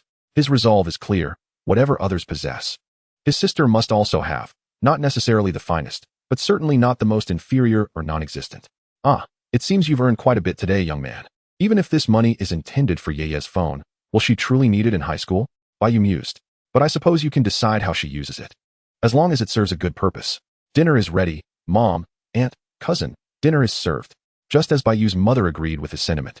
The voice of Bai Yu rang out from the courtyard, announcing that dinner was prepared. The gathering for this evening's meal was substantial. Bai Yu's family alone comprised 4 members. And with relatives bringing their children, 2 tables were set, each accommodating 10 diners. Dad, this charcoal-grilled eel is truly delightful. What a pity we sold the remaining eels. Had I known, I would have saved a few to enjoy at home. Bai Yu savored a piece of the grilled eel, its freshness undiminished by the smoky flavor imparted by the charcoal. The meat was firm and rich in fat, and with no small bones to contend with. Each bite was a source of immense satisfaction. Perhaps we could go catch some more another day. We surely lack nothing at the seaside except for seafood. I must admit, your culinary skills are quite impressive, brother. You must be the head chef at your establishment now. The voice responding to Bai Yu was not his father's, but that of his second uncle. Compared to his father, Bai Yu shared a closer bond with his uncle, who worked at the docks. In his youth, Bai Yu often visited his uncle's repair shop, where he was never scolded but instead gifted with toys fashioned from discarded parts, such as toy guns made from bicycle chains, which were cherished by him and his friends. You're right. Tomorrow I plan to go to the beach with Ahai to see if we can catch some eels. I'll be sure to bring some for each of you. Very well, I shall await the arrival of my dear nephew's catch. Amidst laughter and chatter, the long-awaited dinner concluded. Bai Yu was unaware of the fate of the other dishes, but he knew that none of the 3 platters of eel remained, particularly the braised eel, whose broth had been used to flavor rice. To Bai Yu, this dinner was as splendid as the midday buffet, leaving him thoroughly satisfied. During the meal, Bai Yu informed Bai Yu that their mother had agreed to let her use the money for herself. He planned to take her to purchase a new phone the following day, to which Bai Yu readily consented. She had long desired to upgrade her phone and had saved a considerable amount herself. The unexpected financial windfall meant she could now afford to be discerning in her choice of brand. Chapter 23. Purchasing a phone and dividing expenses. After dinner, Bai Yu bid farewell to the elders as they departed with their children, before returning home to freshen up and rest. The following morning at 9 o'clock, after returning from a jog, Bai Yu woke Bai Yu. It was the weekend, and while she did not have school, Bai Yu and Ahai had no such luxury. Having risen early to train, upon waking, Bai Yu checked his luck for the day, perhaps due to yesterday's fortunate turn of events. Today's luck was a meager 8 points. With such paltry fortune, Bai Yu felt no inclination to go tide pooling, so he merely jogged with Ahai before heading home. At 10 o'clock, Bai Yu, and Ahai arrived in the county town. Yeah. Have you decided which phone you want to buy? Brother, which is better, Oppo or Vivo? I saw a lovely rose gold phone from Oppo. What do you think of that choice? Oppo and Vivo. I expected you to want the most expensive model. With your current savings, purchasing a premium phone shouldn't be a problem. To Bai Yu's surprise, Bai Yu is not interested in the coveted premium models. I'm not buying that. It's exorbitantly expensive, and the rate of updates is rapid. They just released the 6, and now the SIXS is already on the horizon. I'd rather choose something decent and visually appealing. In contrast to those who clamored for luxury devices, Bai Yu displayed remarkable clarity of thought. Her goal was never to acquire the most expensive, but rather the most suitable. All right then, let us go with the rose gold. As your brother, I'll gift you a phone case, and Ahai will provide a screen protector, right? Not a chance. The screen protector is too inexpensive, it hardly costs anything. I'll treat you both to lunch. Bai Yu, shall we return to that buffet we visited yesterday? Ahai, do you only think of food? That buffet isn't cheap, and for the 3 of us, it could easily cost several hundred. And you know how little Yaya eats. If she joins us, it would merely be giving the restaurant money for nothing. Since yesterday's buffet, Ahai had been fixated on returning, having suggested it multiple times that morning. Don't worry, Bai Yu, I have money. My mom transferred 2,000 yuan to me this morning, insisting we use it to treat you to lunch. She also mentioned inviting you for dinner tonight, saying she has something to discuss with you. As he spoke, Ahai pulled out his phone and showed Bai Yu his WeChat balance. Exactly 2,000 yuan. Your aunt asked you to treat us? Very well then. Let us go back to the buffet for lunch. By the way, did she mention what she wanted to discuss with me? No. She just told me to remind you about dinner tonight. All right, I'll come over for dinner. Please tell your aunt that I'm craving her delicious oil-braised shrimp. As they chatted, the trio arrived at the electronics market in the county town, a popular destination for purchasing phones and computers. To buy the Oppo model, they headed to the dedicated store, whereby you selected the newly released Oppo R7 in rose gold, which cost her 2,499 yuan. Bai Yu purchased 3 phone cases for her to switch between. After acquiring the new phone, Bai Yu accompanied Bai Yu and Ahai for a leisurely stroll through the county town's pedestrian street. However, it was more accurate to say that Bai Yu led the way, guiding her brother and Ahai. Neither Bai Yu nor Ahai had much interest in shopping. Their primary aim was to walk more and expend energy, ensuring they could enjoy a hearty meal at lunchtime. After all, they were set to indulge in a buffet. And given Bai Yu's small appetite, both Bai Yu and Ahai felt responsible for ensuring that they compensated for the money Bai Yu spent. At noon, a sumptuous buffet awaited, replete with dishes that were largely reminiscent of those served the previous day. Bai Yu and Wang Hai indulged themselves until they were thoroughly satiated. As for Bai Yu, as Bai Yu aptly remarked, her appetite was rather modest. Within a mere 10 minutes of the buffet's commencement, she found herself full. Originally, after finishing her meal, Bai Yu intended to seek out her classmates for some leisure. But she was persuaded by Bai Yu to remain in the establishment for an additional hour, during which she was coaxed into consuming a bit more, primarily fruit. Before departing, Bai Yu even insisted she take along 2 large mangoes. It was then that Bai Yu and Wang Hai unleashed their culinary fervor, yet no matter how much they consumed, the 3 of them would never recoup the cost of their meal today. After their lunch, the 2 of them returned home.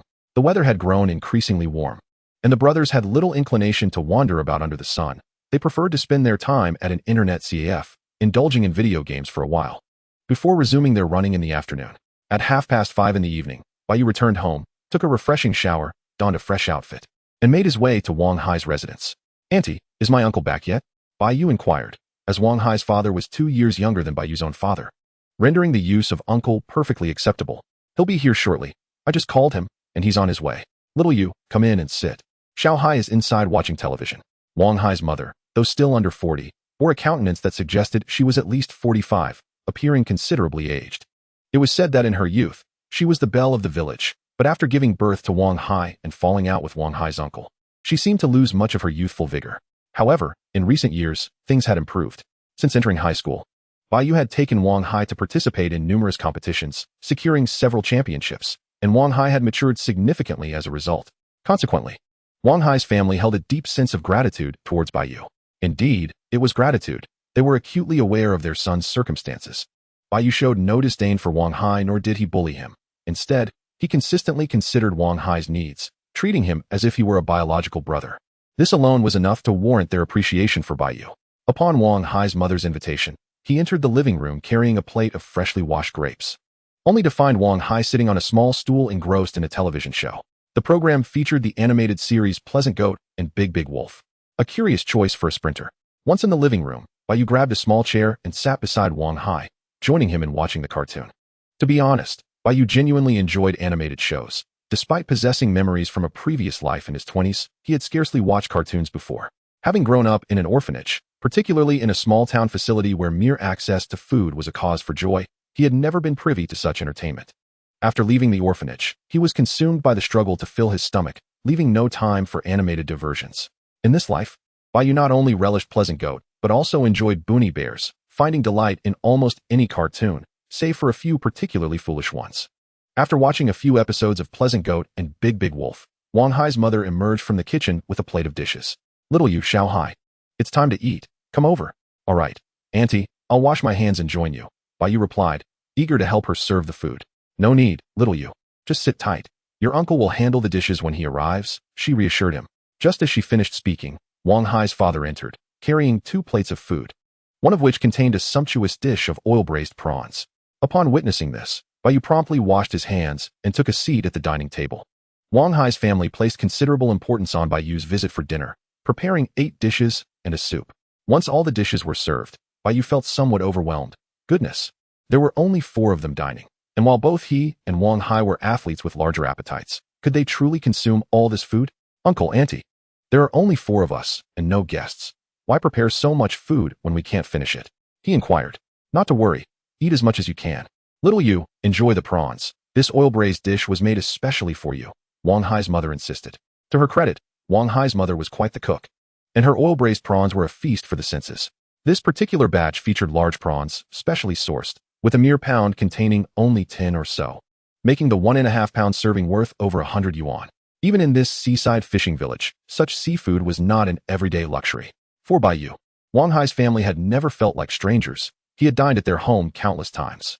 In earlier years, when Bai Yu's parents were occupied with work, he often brought his sister along to share meals with them. Now that Bai Yu had grown older and become shy, she was less inclined to frequent Wang Hai's home for meals.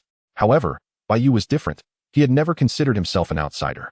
Not only would he come for meals, but he would sometimes even order dishes, as he did today with the oil-braised prawns.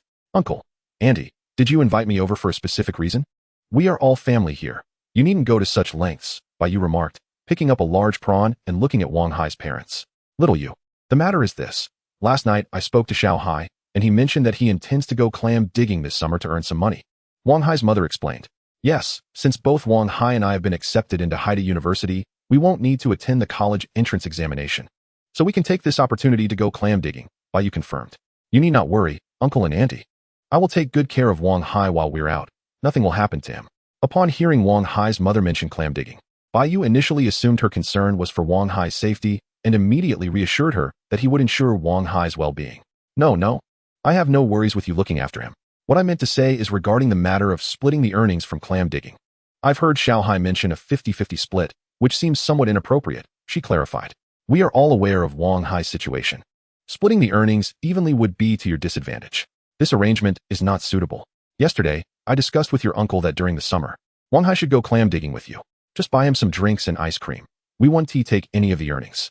Just remember to include him in your training sessions. Wang Hai's mother spoke earnestly, with Wang Hai's father nodding in agreement. Auntie, I must respectfully disagree. I believe the 50-50 split is reasonable. After all, I will be clam digging with Wang Hai, and he will be quite helpful, Bai Yu countered. Most of yesterday's catch was discovered by Wang Hai.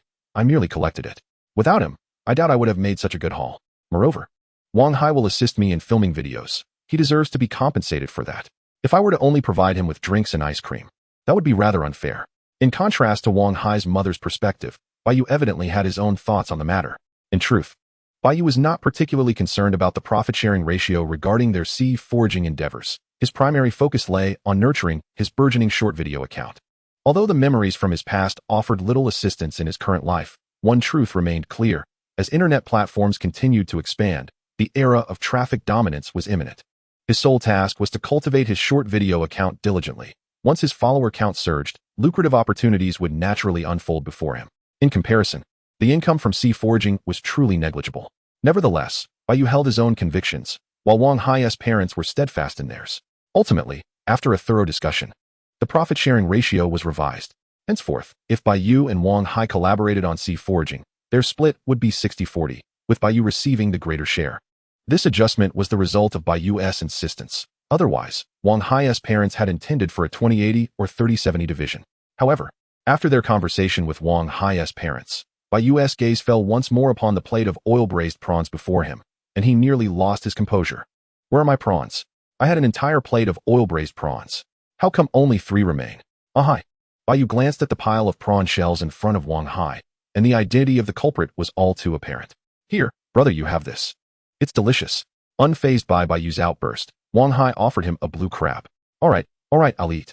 Chapter 24. Accompanying the exam in the ensuing days, Bai Yu took Wang Hai to forage for seafood daily, embarking on 2 trips, one in the morning and another in the afternoon. The yields varied. On fortunate days, they could earn 1,000 or 2, while on less fortunate days, they might only net 100 or 80. Besides this, they maintained a rigorous training regimen, mirroring their sea foraging routine, twice a day, regardless of the weather. Until June 6th arrived. After lunch, Bai Yu and Wang Hai boarded the bus to the county, traveling to their school. June 6th is a date familiar to many. It is the day before the National College entrance examination. Unlike other regions that conduct the exam over 2 days, Hai Province has its own schedule, spanning from the 7th to the 10th, lasting 4 days in total. The first 2 days mirror other provinces, testing Chinese, mathematics, and English, while the latter 2 days involve subjects like physics, chemistry, geography, and biology. For many students, this moment dictates their destiny. A significant portion of their future hinges on the results of this examination. You might wonder why Bai Yu and Wang Hai were at school if they did not need to take the exam. The answer lies in Bai Yu's childhood friend, Li Shui, who was indeed a candidate for this examination. He had been tasked by his godmother to accompany Li Shui during the exam, for which she had generously transferred him 1,000 yuan to ensure her dietary needs were well catered to over the 4 days. Due to work commitments, Bai Yu's godparents were unable to attend, leaving this responsibility to him. Initially, Bai Yu intended to go alone, but upon leaving that noon, he fortuitously ran into Wang Hai, who, upon hearing Bai Yu's plans for the county, insisted on accompanying him. On the 6th, the exam candidates enjoyed a day off. At that moment, Li Shui was resting in her dormitory. She planned to stay in the dormitory during the exam period and take the school bus to the examination venue each day. While lying on her bed reading, her phone rang, and upon answering, she heard Bai Yu's voice. Shui, Ahai and I have arrived at school. What are you up to? Would you like to join us for a stroll? Although Bai Yu had never taken the exam himself, he understood the immense pressure faced by those who did. Often, last-minute cramming proved futile. Thus, he thought it best to take this opportunity to relax and recalibrate their states of mind. Now, Bai, could you please check the weather outside? I do not wish to get as sun-kissed as you. Let us wait until the sun isn't so harsh before heading out. Am I tanned? Shui, that is not quite accurate. I prefer to call it healthily bronzed. All right, Ahai and I will be waiting for you on the playground. Call me when you're ready to come out. After a brief glance at his own arm, Bai Yu made a light-hearted retort and hung up. Regarding the weather, he had not given much thought. To be precise, he was indifferent to the prospect of tanning. However, he had forgotten that Li Shui, being a girl, was quite concerned about her appearance. Subsequently, Bai Yu and Wang Hai made their way to the playground. Since their school also served as an examination venue, the usual members of various clubs had returned home for the break. Thus, the playground was deserted, save for Bai Yu and Wang Hai, who found a shaded spot to sit and await Li Shui's emergence from the dormitory. They waited for an hour and a half, consuming several ice creams and each downing 2 bottles of drinks and running laps around the playground until Li Shui finally appeared. In the afternoon, Bai Yu took Li Shui for a leisurely stroll along the pedestrian street, purchasing her a complete outfit and a pair of shoes, but deliberately avoiding any snacks. Street food was generally acceptable, yet with the exam looming, it was prudent to abstain. After all, the last thing they needed was an upset stomach during the examination. For dinner, Bai Yu chose a proper restaurant, resolutely steering clear of trendy eateries in the mall, regardless of their popularity or long queues. Their priority was cleanliness and health. At 8 in the evening, Li Shui returned to her dormitory to rest, while Bai Yu and Wang Hai found a nearby hotel to stay in. They had initially had accommodations in the school dormitory, but having taken their belongings home previously, they opted for a hotel instead. On the morning of June 7th, Bai Yu was awakened by the ringing of the school's wake-up bell, which prompted him to rouse Wang Hai from the other bed. After brushing their teeth and washing their faces, they exited the hotel. Li Shui took the school bus to the examination venue, which was the 4th middle school in the county, while Bai Yu and Wang Hai took a taxi to the same location. They then waited at the school gate until Li Shui arrived on the bus, cheering her on like fervent fans as they watched her enter the examination hall.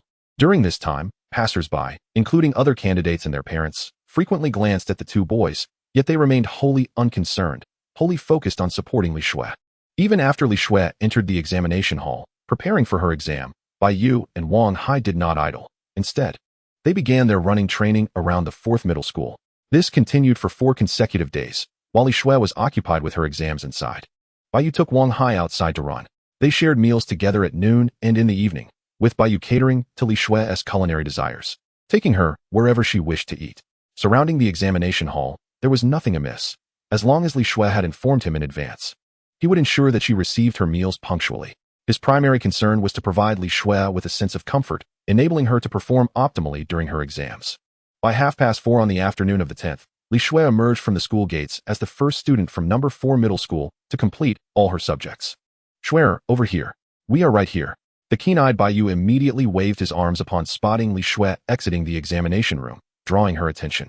Bai, now that the last paper is done, let's treat ourselves to some delicious food tonight. I've been eating so blandly these past few days. It's almost unbearable. Li Shui jogged up to Bai Yu, looking quite pitiful as she spoke. Just as she had articulated, in the 4 days leading up to this moment, their meals had been excessively bland to ensure Li Shui's health and well-being. The monotonous diet was particularly torturous for someone like Li Shui, who typically relished spicy food. Going without such flavors for 4 consecutive days had been a real trial for her. Nevertheless, she understood that Bai Yu's intentions were rooted in care. especially considering the significance of the college entrance examination, one of life's pivotal events. Bai Yu certainly did not wish for her performance to suffer due to poor dietary choices.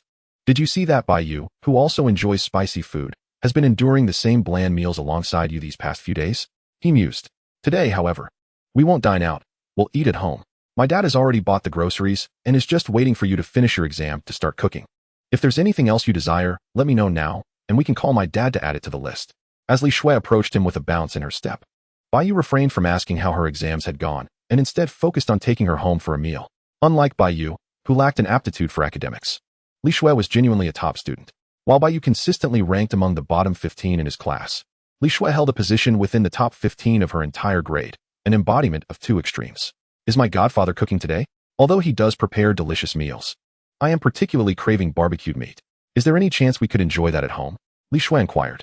Bai Yu's parents were also her godparents, and their mothers had been close friends since childhood. Absolutely. We'll swing by the supermarket to buy an electric grill. I'll call my dad and have him fetch some beef, lamb, and pork belly. Should we get some skewers too?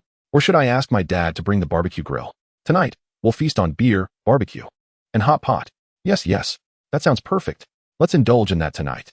Bai Yu's suggestion made not only Li Shui and Wang Hai's eyes sparkle with excitement, but even the surrounding parents waiting for their children also swallowed hard in anticipation. While Bai Yu and his friends could now return home to prepare for the barbecue and hot pot, their parents remained at the school gate, awaiting the arrival of their children. Chapter 25, Taking Li Shui to the Shore. June 8th, clear skies.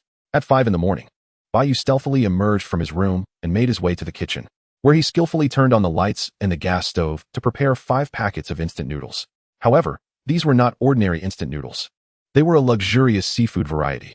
Unlike typical noodles that merely included an egg and a sausage, Bai Yu's creation boasted 10 large shrimp, 6 small abalone, and 3 little octopuses. These seafood ingredients were leftovers from the previous night's hot pot and barbecue, which had not been fully utilized. 5 packets of noodles, coupled with 3 eggs and a heap of seafood, were clearly more than Bai Yu could consume alone. As predicted, just as the noodles were nearing completion, Wang Hai's voice echoed at the door, followed by the sound of footsteps descending from upstairs. You go, open the door. I'm here for breakfast. Wang Hai called out. Don't mind him, I'll get it, Bai Yu replied, peeking from the kitchen to assess the situation before returning his focus to the pot. Wang Hai had come over from his own home, while Li Shui was descending from the upper floors, naturally having her own room in Bai Yu's house as his goddaughter. Due to the unique nature of her parents' work, Li Shui had spent considerable time living at Bai Yu's home during her childhood, particularly during the winter and summer vacations, solidifying their childhood bond. Last night, Li Shui had stayed over at Bai Yu's place, and during dinner, the three had agreed to wake up early this morning to go to the beach. Moreover, regardless of their luck that morning, all profits from their seaside venture would belong to Li Shui, a gift from Bai Yu and Wang Hai to celebrate the conclusion of her examinations. Is breakfast not ready yet? I'm starving, Wang Hai complained at the kitchen door. Almost there. Just a moment. Set up that little table outside, and I'll serve you the noodles shortly. Before long, the three of them sat outside at a small table, each with a bowl of seafood noodles, enjoying their breakfast under the morning sun. The sun rises early by the seaside. Despite the clock indicating just past 5, dawn had long since broken. Shui, did you apply sunscreen? Bai Yu asked. If not, make sure to put some on. The morning sun can still darken your skin. Huh, the morning sun can cause tanning too? Bai Yu, who told you that? Don't scare me. Li Shui was taken aback, as she had indeed forgotten to apply sunscreen. To her, the morning sun felt gentle, and she thought it harmless. Hence her neglecting the sunscreen. I'm not trying to frighten you. It's a possibility, after all. The sun is the sun, and it can still tan you in the morning. After finishing breakfast, Li Shui hurried back upstairs to apply her sunscreen. Meanwhile, Bai Yu and Wang Hai prepared their beach gear in the storage room, bringing everything necessary for their seaside adventure. Once Li Shui descended and had ensured that both Bai Yu and Wang Hai applied sunscreen, the trio set out, ready to head to the shore. At 5 o'clock by the seaside, they arrived just as the tide was receding. Soon, the three reached the sandy beach, where other villagers had already begun their own seaside excursions. The saying relying on the mountains for sustenance and relying on the sea for livelihood was no mere adage. In Bai Yu's fishing village, aside from a few individuals with formal jobs, most villagers depended on the ocean for their livings. Wealthier villagers would purchase boats to fish at sea for profit, while those with fewer resources would work as crew members on fishing vessels. As for those who could not board a boat, they had no choice but to earn their keep along the beach. The stretch of beach in Bai Yu's village was not extensive, merely about 10 kilometers along the docks, but the advantage was that this area remained undeveloped. Additionally, There were strict regulations in place regarding the inshore waters, ensuring that no fishing boats were permitted to cast nets within the inner bay while operating. One must venture beyond the confines of the inner bay to engage in maritime endeavors. This regulation inadvertently provides the villagers, who rely on the sea for their livelihood, with a modest increase in income, while simultaneously safeguarding the ecological resources within the inner bay. Today, as he set out to forage along the shore, Bai Yu took a moment to glance at the luck value presented by the system. Fortune smiled upon him with a commendable score of 41 points. Based on past experiences, such a luck value could yield an income ranging from 3 to 5,000. This considerable variance is largely attributed to the recent fluctuations in seafood prices. Today, prices may experience yet another surge, especially as we are now in the fishing ban period, coupled with the conclusion of the college entrance examinations yesterday, prompting many families to indulge in seafood as a reward for their children. With these cumulative factors, it is difficult to imagine prices not rising. Shall Bai? There are far too many people here. Shall we venture to the other side of the pier? Li Shui proposed, observing the sparse figures scattered across the beach. Her suggestion stemmed not from fear of being seen while foraging, but rather from the realization that their group had set out later than usual, leaving many areas of the beach already picked clean by other villagers. To merely gather what remained would be less fruitful than seeking a more secluded spot where they might discover a greater bounty. All right, let us explore that area. I have a good feeling about our luck today. We should find something worthwhile, Bai Yu replied. Swear, you won't believe it, but the last time Ahai and I went foraging, we caught a small mantis shrimp. That one could fetch nearly 100 yuan. Quite a treasure. For high school students like Bai Yu and Li Shui, 100 yuan is indeed a significant sum. Even though Bai Yu had managed to earn a fair amount recently, no one would ever turn down extra money. Mantis shrimp? Those are rather elusive, aren't they? How wonderful it would be if we could catch one today. I've never tasted mantis shrimp before, Li Shui mused, her curiosity piqued more by the delicacy than its market value. The alternate beach Li Shui mentioned was not far, merely on the other side of the pier. They soon arrived at the new stretch of sand. Compared to the beach in front of their village, this one was indeed more expansive, yet a broader expanse does not necessarily equate to greater resources. In fact, foraging here typically yields far less than the village beach, though the exact reasons remain somewhat unclear to Bai Yu and his companions. According to some elders in the village, this may relate to the currents within the inner bay, but they had not paid much heed to the specifics at the time. In summary, this beach generally sees fewer foragers. The villagers who frequent it do so only every 10 days or so. As Bai Yu and his friends arrived, they could count the number of people on the beach on one hand, a truly pitiful sight. However, this scarcity was of little concern. Fewer competitors meant less contention for the ocean's bounty. With that, Bai Yu, Li Shui, and Wang Hai commenced their foraging journey along the beach. Chapter 26. Digging away on the expansive shore. Foraging along the beach demands keen eyesight. A person with sharp vision can effortlessly spot catches from dozens of meters away.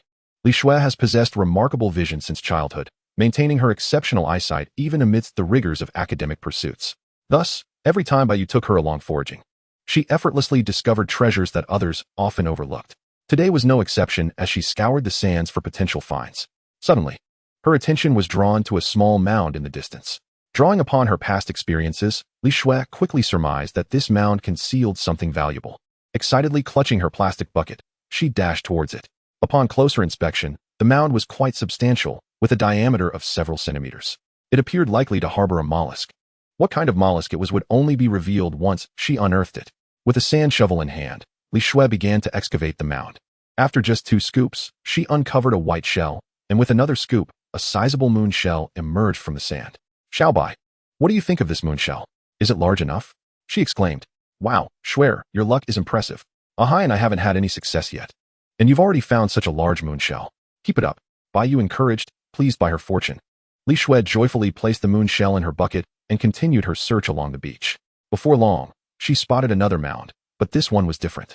It had legs, many of them. Just by observing the multitude of legs, Li Shui could infer what lay beneath the sand without needing to dig. Clearly, a crab had made its home in the sand. Sure enough, after several scoops, a beautifully spotted flower crab emerged before her, an unmistakable orchid crab. While the crab was somewhat small, roughly the size of a hand, it still appeared to weigh a couple of liang, making it worth keeping. Li Shui thought this as she prepared to catch the crab, which was not willing to surrender easily, waving its claws defiantly in resistance. However, its struggle proved futile. A mere press from Li Shui's shovel rendered the orchid crab immobile. She swiftly secured the crab, binding its claws with a zip tie before adding it to her bucket. Meanwhile, as Li Shui continued to reap rewards, Bai Yu and Wang Hai were not idle either. The two brothers diligently scoured the beach for their own finds. As before, Bai Yu focused on capturing the creatures, while Wang Hai followed closely behind, documenting the escapade on video. Yet, during their search, both actively contributed. For their combined efforts yielded greater efficiency than one alone.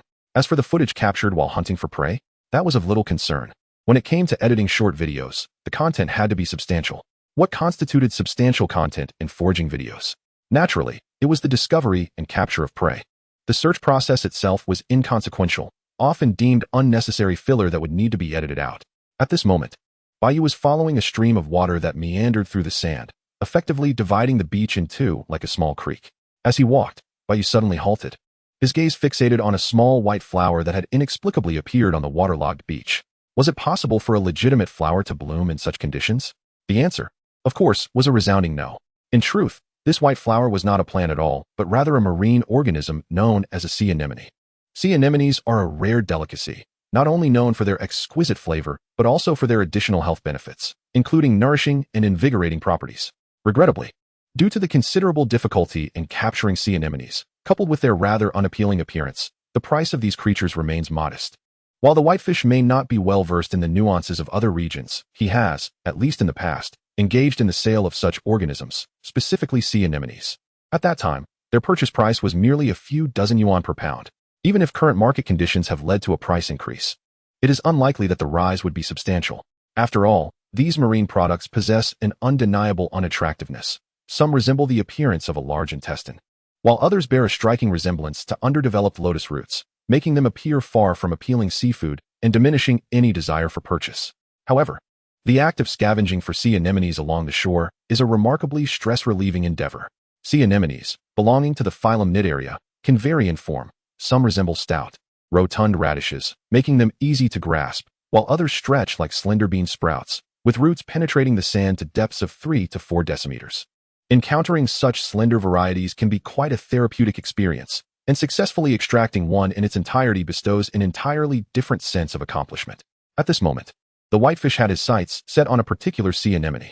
Awaiting Wang Hai's arrival with the camera, he began to excavate while explaining his actions. Brothers, when we encounter a sea anemone while scavenging, we must exercise caution. The skin of the sea anemone is exceedingly delicate, and we must ensure that our shovels do not strike it.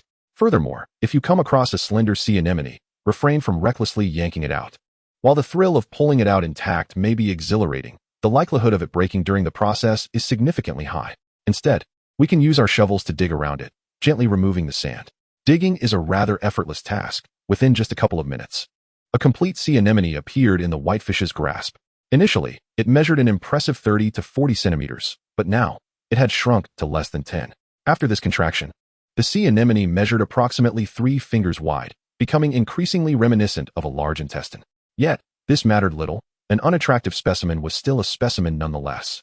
Regardless of its appearance, this sea anemone marked the whitefish's first catch of the day, and he was determined to keep it, promptly placing it in a bucket. Having finished with the sea anemone, Wang Hai subsequently called for the whitefish, having just discovered several mounds. Contemplating the need for filming, he refrained from excavating them himself, instead waiting for the whitefish to do so. Wang Hai possessed the admirable trait of always remembering the whitefish's words. Although he occasionally struggled to comprehend their meaning, this did not deter him from memorizing them. Understanding could come later. Soon, 2 diligent gardeners emerged on the beach, treating the sandy expanse as their garden as they dug with shovels, uncovering the myriad of hidden creatures within. Chapter 27. Encountering the little green dragon again. Just as the whitefish and Li Shui were engrossed in their sandy endeavors, Wang Hai made a hasty trip to the restroom, only to return in a flurry. Without uttering a word, he seized the whitefish and darted to the side, leaving the bewildered whitefish utterly perplexed about the unfolding situation. Bai, what are you two up to? Li Shui's voice rang out from behind. I have no idea. Perhaps a Hai has discovered something remarkable, the whitefish replied. Shui, hurry up and follow us. Let us go see together. At the whitefish's urging, Li Shui quickly gathered her belongings and followed suit. Before long, under Wang Hai's guidance, they arrived at the mudflat adjacent to the beach. The mudflat was distinctly different from the sandy shore. It was a blend of mud and sand. On one side of the small fishing village's dock lay a pure sandy expanse, while the other side featured a mixture of sand and mudflat, where they currently found themselves. It was at this juncture that the whitefish seized the opportunity to inquire about Wang Hai's discovery. Hai, why have you brought me to the mudflat? Have you uncovered something extraordinary? Brother Yu, There are holes here, and within those holes are lobsters. Hurry and catch one, I'll film you. Wang Hai pointed excitedly to a spot on the mudflat, raising his camera to record the whitefish's actions. Lobster holes. We've encountered digging lobsters again. Hai. You truly have an eye for these things. You even found a lobster hole while taking a bathroom break. Impressive, impressive. I'll treat you to an extra chicken leg at lunch. Schwer, let us go. Last time, Ahai and I caught the little green dragon from a hole, although it was on the beach. Now we are on the mudflat. Just be careful walking. This mudflat can be quite slippery, and I wouldn't want you to fall again. The mudflat, being a mixture of mud and water, was not only uneven but also particularly filthy. One could easily end up covered in muck from a single slip. The whitefish cautiously approached the lobster hole, with Li Shui trailing closely behind. Guided by Wang Hai, they had taken only a few steps when they stumbled upon a hole, roughly the diameter of a small adult's forearm. However, due to the water filling the hole, the interior specifics eluded their view, leaving the whitefish momentarily hesitant. Naturally, encountering the unknown can evoke a sense of trepidation. He feared that this hole might harbor a snake or perhaps a fish with venomous properties. It is well known that sea snakes can bite underwater, and many marine fish possess toxins, particularly in their fin structures, which are often the most hazardous. Ahai. Are you certain this is a lobster hole? Have you seen any lobsters inside? The whitefish inquired, his uncertainty apparent. Don't worry, brother Yu. I saw a lobster crawl right in there. You need to get it out quickly. I'm on the edge of my seat. Contrary to the whitefish's hesitance, Wang Hai exhibited no fear, especially since he had witnessed the lobster enter the hole. Taking a deep breath, and with Wang Hai's encouragement, the whitefish slowly extended his hand into the hole. As his arm delved deeper, he soon felt something with his fingertips. I've got it. I can feel it. It's got a shell, and it's quite sizable, the whitefish exclaimed. With his murmurs of excitement, he managed to extract a lobster, caked in mud. Remarkably, the sensation of catching a lobster was akin to their previous experiences of fishing for small ones by the riverside, merely differing in size. Moreover, capturing this marine lobster felt particularly safe, as they lacked the formidable pincers that could pinch. Holding the lobster, the whitefish rinsed it briefly in the water, revealing its true colors, which bore a hint of green. Its size was impressive. When compared to his palm, it was slightly larger, weighing approximately 6 taels. Schwer, quickly bring the bucket, the whitefish called out. Li Shui hurriedly handed over the bucket, and the whitefish promptly placed the lobster inside. Bai. This lobster is indeed quite substantial. Check the hole again. Perhaps there is another lobster hiding within. Absolutely. I'll dig around a bit. Our luck today seems quite favorable. Let us explore further. We might just uncover more. The whitefish replied with a smile. However, what left him somewhat disappointed was the realization that there was only this solitary little blue lobster in the hole, with no second one in sight. Yet, this was of little consequence. Based on the social habits of lobsters, they typically dwell in groups. Since there was one lobster here, it was quite possible that a second, or even a third, might be discovered nearby if they continued searching. Subsequently, Bai Yu and his companions decided to split up in their search, scouring the mudflats for holes, a task far more challenging than searching for small mounds on the sandy beach.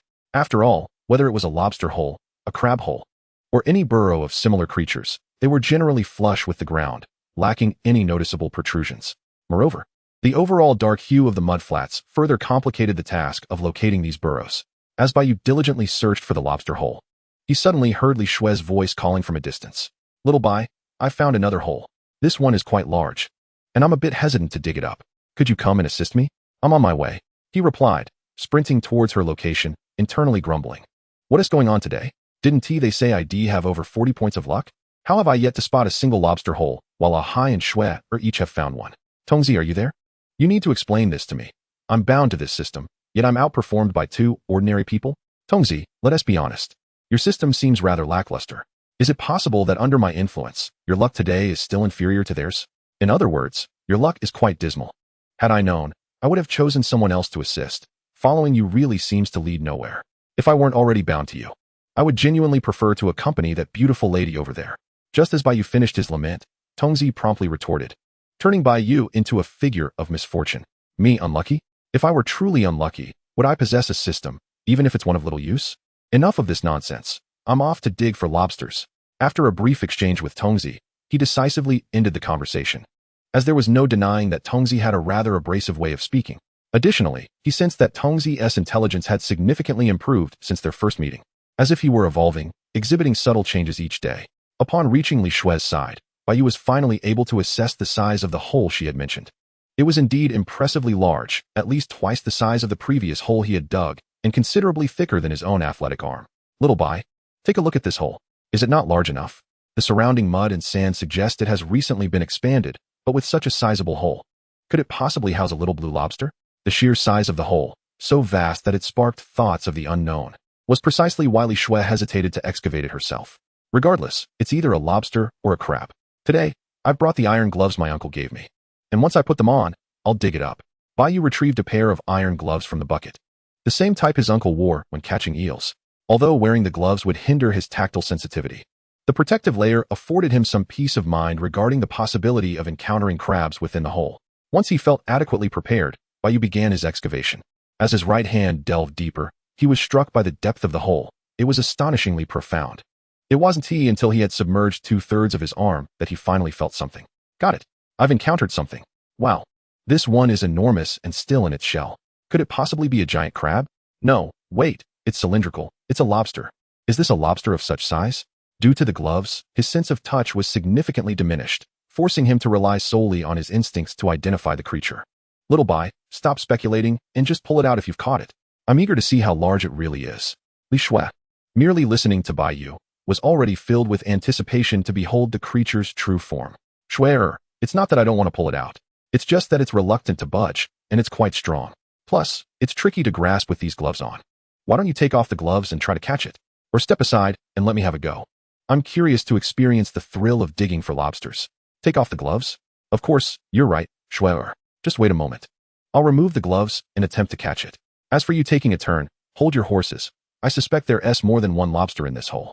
Let me secure the first one, and then you can have a shot at the second. Heeding Li Shui's advice, Bai Yu promptly removed the iron gloves. Though they provided a degree of protection, their metallic nature restricted his finger dexterity. Once the gloves were off, he plunged his bare hands into the hole and swiftly emerged with a lobster, its body caked in mud. Wow, Little Bai, this lobster is massive. It must weigh around 2 pounds. Is this truly a little blue lobster? Li Shui, gazing at the large lobster in Bai Yu's hands, was initially taken aback by its exaggerated size. The lobster Bai Yu held was as long as his forearm, far exceeding the size of a typical blue lobster. I doubt it. Let me clean it off. Oh my, it's a flower lobster. This lobster is a flower lobster. We're going to strike it rich. Shui, hurry, you take the next one. There's another lobster in this hole. Let us get it out. Chapter 28. The Chinese embroidered lobster. Although the water was somewhat scarce on the mudflats, there was still a bit of water in the lobster hole, and Bai Yu rinsed the lobster within. As the mud was washed away, the unique patterns adorning the creature became apparent. If a little blue lobster could be likened to a plain and modest crustacean, then the flower lobster was akin to a tattooed socialite, its vibrant colors earning it the name flower lobster. Its scientific name, the Chinese embroidered lobster, was recognized as the most valuable lobster that could be caught in Chinese waters. In that moment, Bai Yu and his companions truly felt they were on the brink of fortune. From what Bai Yu had gathered, wildflower lobsters were currently fetching prices of 300 to 400 yuan per pound. This was still prior to the fishing ban, and he could only imagine how prices had escalated since.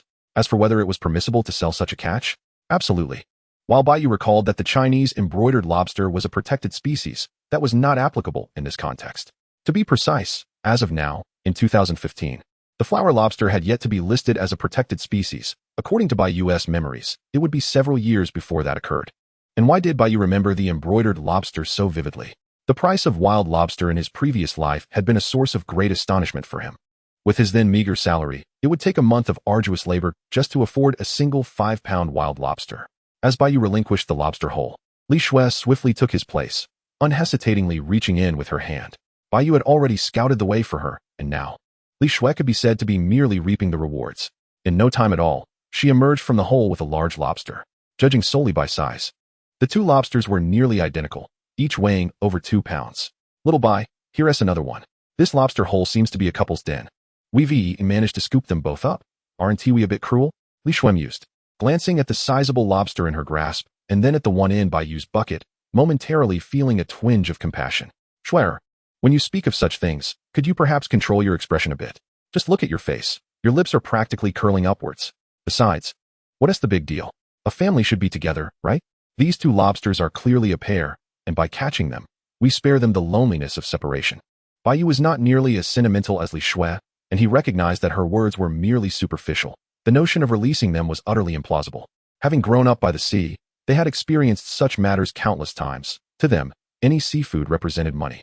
Moreover, If they didn't catch the lobsters, they would ultimately fall prey to someone else, so it was far better for them to claim them themselves.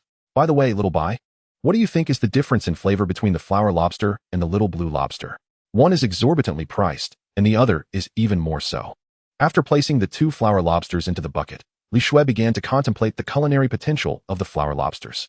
Unlike Bai Yu and Wang Hai, Li Shui was not particularly interested in catching seafood for profit. Her true interest lay in the satisfaction of providing for herself. The seafood she caught herself was undoubtedly the most gratifying. Furthermore, earlier that day, Bai Yu had mentioned that all their morning catches would belong to her. So Li Shui was eager to compare the flavors of the flower lobster and the little blue lobster. I can't say for certain. I've hardly even seen a flower lobster, let alone tasted one. Shui, please don't tell me you wish to eat this flower lobster. That one alone costs several hundred yuan. If you're hungry, how about we consume this little blue lobster instead? If one isn't enough, we can search for a few more little blue lobsters here. Let us not bother with the flower lobster. As Bai Yu spoke, he suddenly realized that Li Shui was fixated on the flower lobster. He immediately attempted to dissuade her from this notion, even going so far as to sacrifice the little blue lobster they had caught earlier. Despite the little blue lobster being inferior in both price and size compared to the two flower lobsters, it could still fetch over 100 yuan.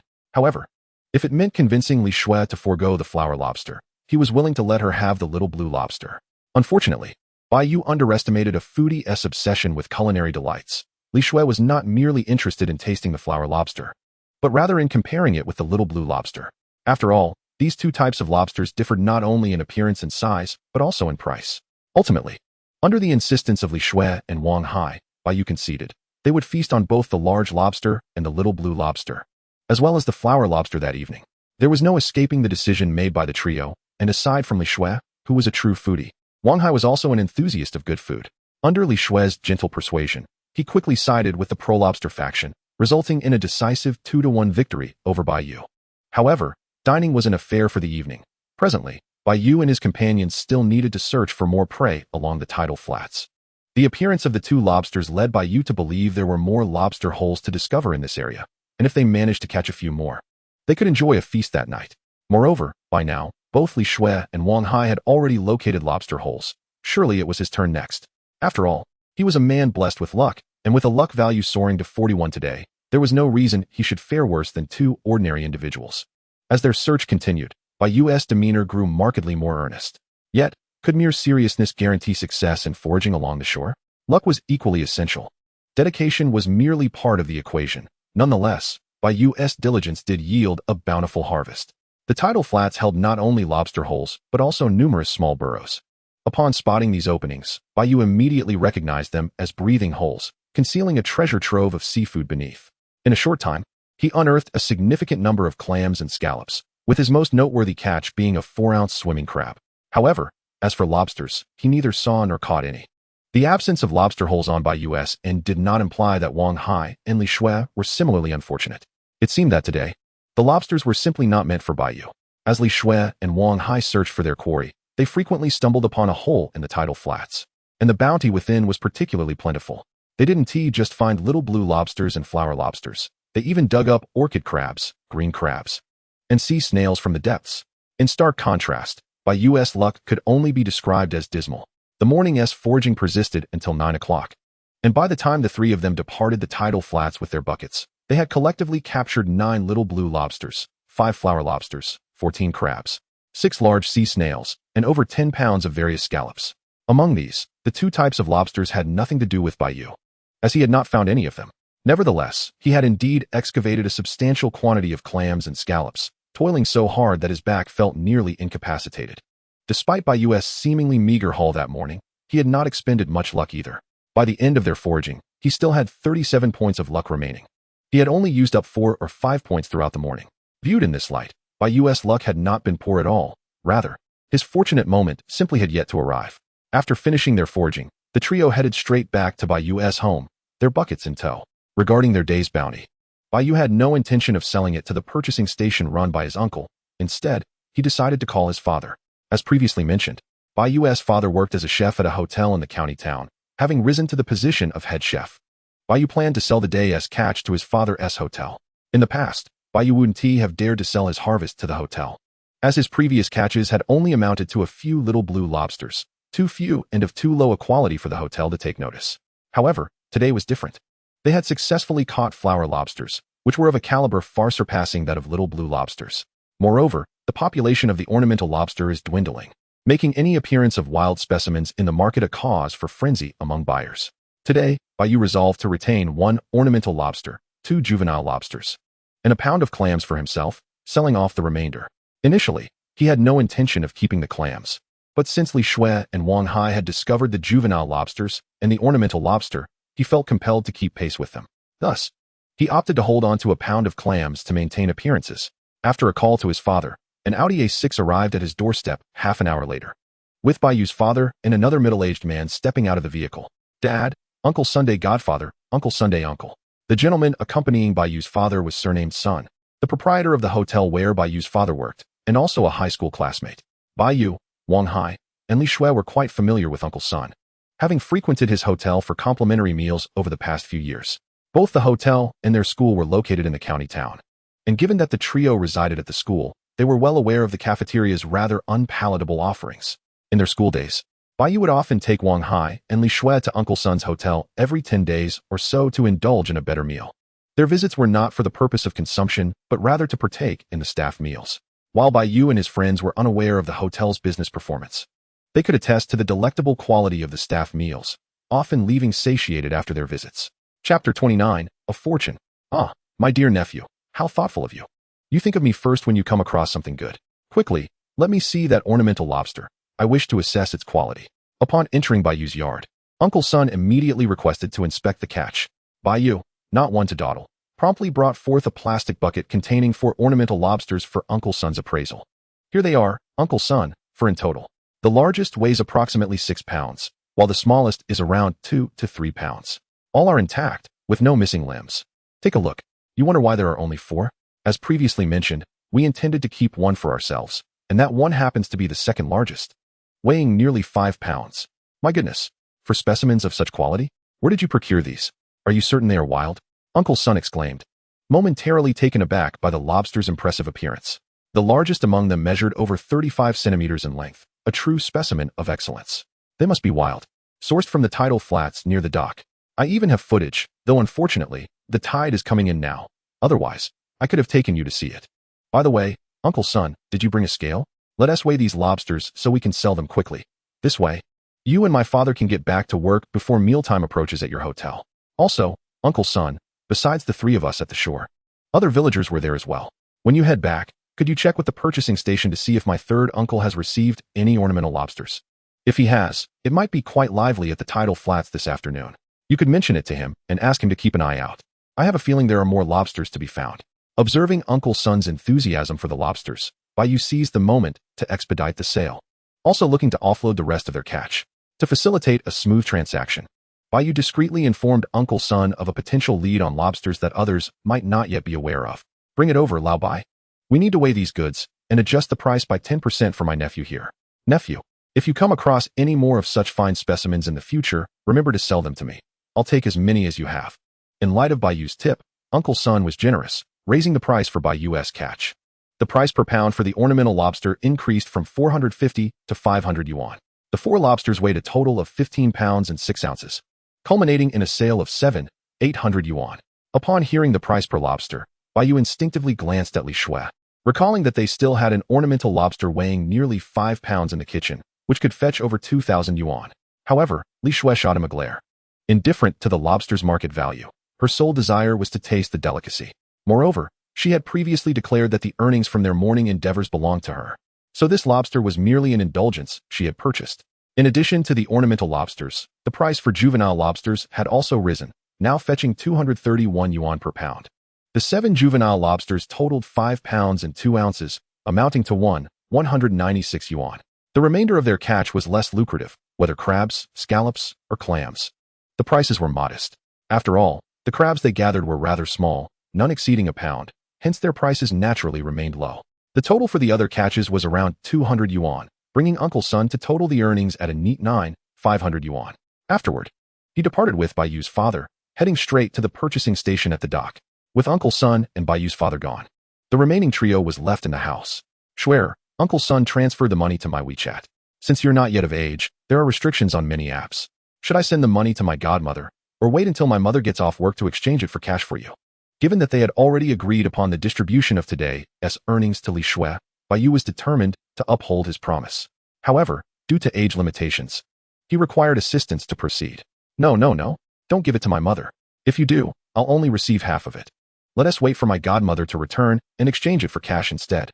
Besides, you don't have to give me all the money. Let us just split it 3 ways. I didn't contribute much today, so this amount is too generous. While Li Shui agreed to receive some money, she intended not to take it all. Although Bai Yu had previously stated that the earnings from their morning endeavors were hers, she hadn't anticipated such a substantial haul. Based on their past experiences, earning a few hundred yuan from a day at sea was already commendable. Given her rapport with Bai Yu and Wang Hai, a few hundred yuan would pose no burden. However, 500 yuan was an altogether different matter, just 500 yuan shy of 10,000. This amount represented a significant leap in value. We previously agreed that all of today's earnings would belong to you. This is a graduation gift from Wang Hai and me. Simply accept it. Moreover, Bai Yu continued, while it seems we made a lot today, the ornamental lobsters alone accounted for 800 yuan, and 3 out of the 4 were discovered by you. Therefore, taking this money should bear no weight on your conscience. Worst case, Wang Hai and I will just tag along and enjoy the fruits of your labor in the coming days. What do you think, Wang Hai? Bai Yu recognized that Li Shui was overwhelmed by the sum, hesitant to accept it all. Thus, he endeavored to clarify the composition of their earnings.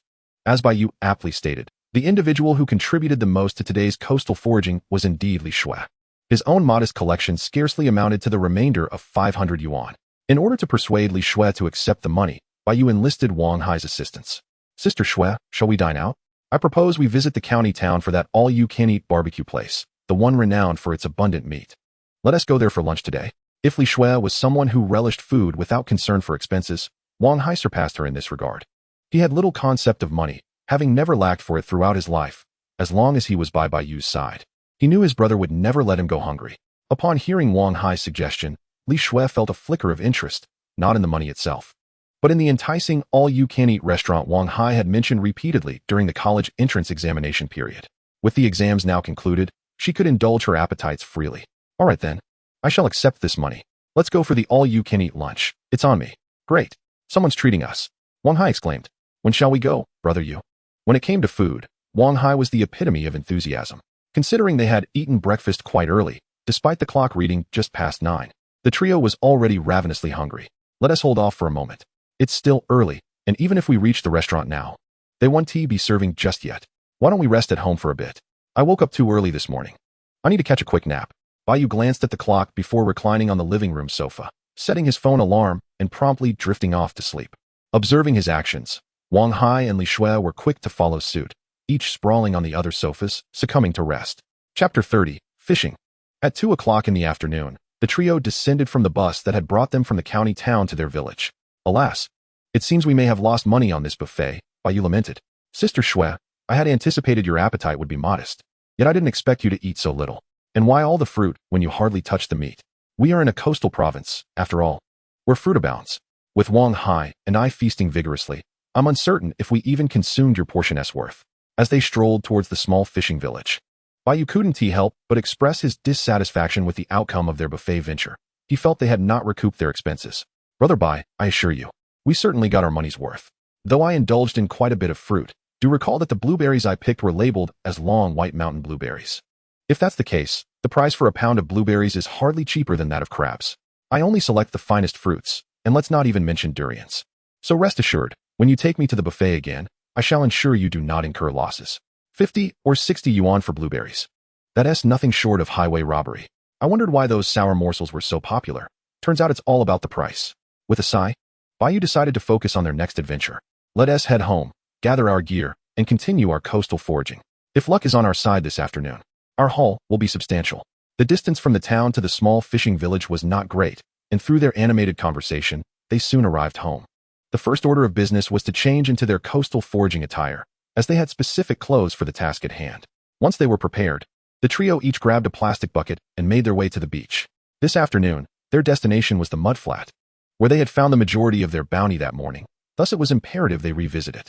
However, as they passed the beach in front of the village, they were surprised to find it devoid of villagers.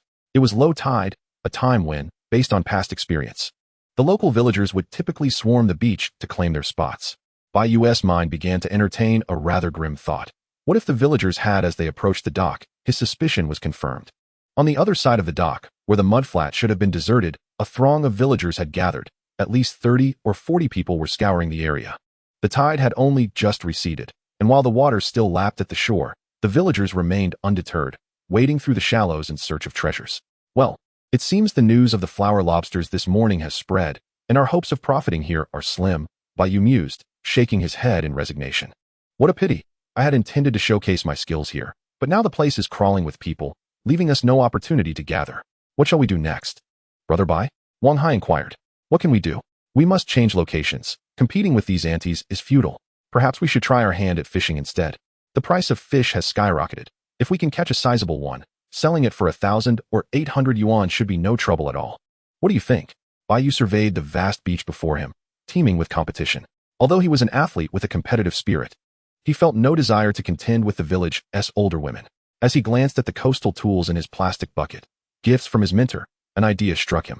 Aside from those tools, he also possessed a fishing rod that seemed less than useful for foraging. The thought of fishing sparked a sudden inspiration. Despite having lived by the sea for 18 years, Bai Yu had never once fished. Though he had been born in a coastal fishing village, his experiences had revolved solely around foraging. As for fishing, he was utterly clueless. From the materials of the fishing rod to the appropriate line setups, he was at a complete loss regarding the size of hooks or the type of bait to use. However, the fact that he had never fished before was no obstacle. They could learn together. Moreover, the fishing rod his mentor had gifted him was a complete set, equipped with line, floats, and hooks, all ready for use, requiring only to be assembled. If Bai Yu still found this daunting, they could always search for tutorials online. The internet had flourished even in their small village. And with the rise of short video platforms, there were countless educational resources available. Li Shui and Wang Hai were in agreement with Bai Yu's suggestion. After all, the scene before them at the beach was quite apparent. Competing with the aunts and uncles for seafood here was undoubtedly not a prudent choice. Having resolved to forego clam digging in favor of fishing that afternoon, Bai Yu and his companions returned to prepare accordingly. Although the three of them had never fished before, that did not imply they were strangers to the art of angling. In their village, it was customary for older men to spend their leisure time seated on small stools, equipped with fishing rods and plastic buckets, casting their lines by the seaside for entire days. Among these men were Bai Yu's father and Wang Hai's father. In contrast, Li Shui's father, burdened by a busy work schedule, fished less frequently, yet his passion for the sport was the greatest. Over time, Bai Yu and his friends had become quite familiar with the fishing process. They all owned fishing rods. Bai Yu utilized the rod gifted to him by his elder brother, while Li Shui borrowed her father's, and Wang Hai fetched his father's rod from home. They employed plastic buckets for storing their catches. With their gear assembled, the trio set off to the collection station.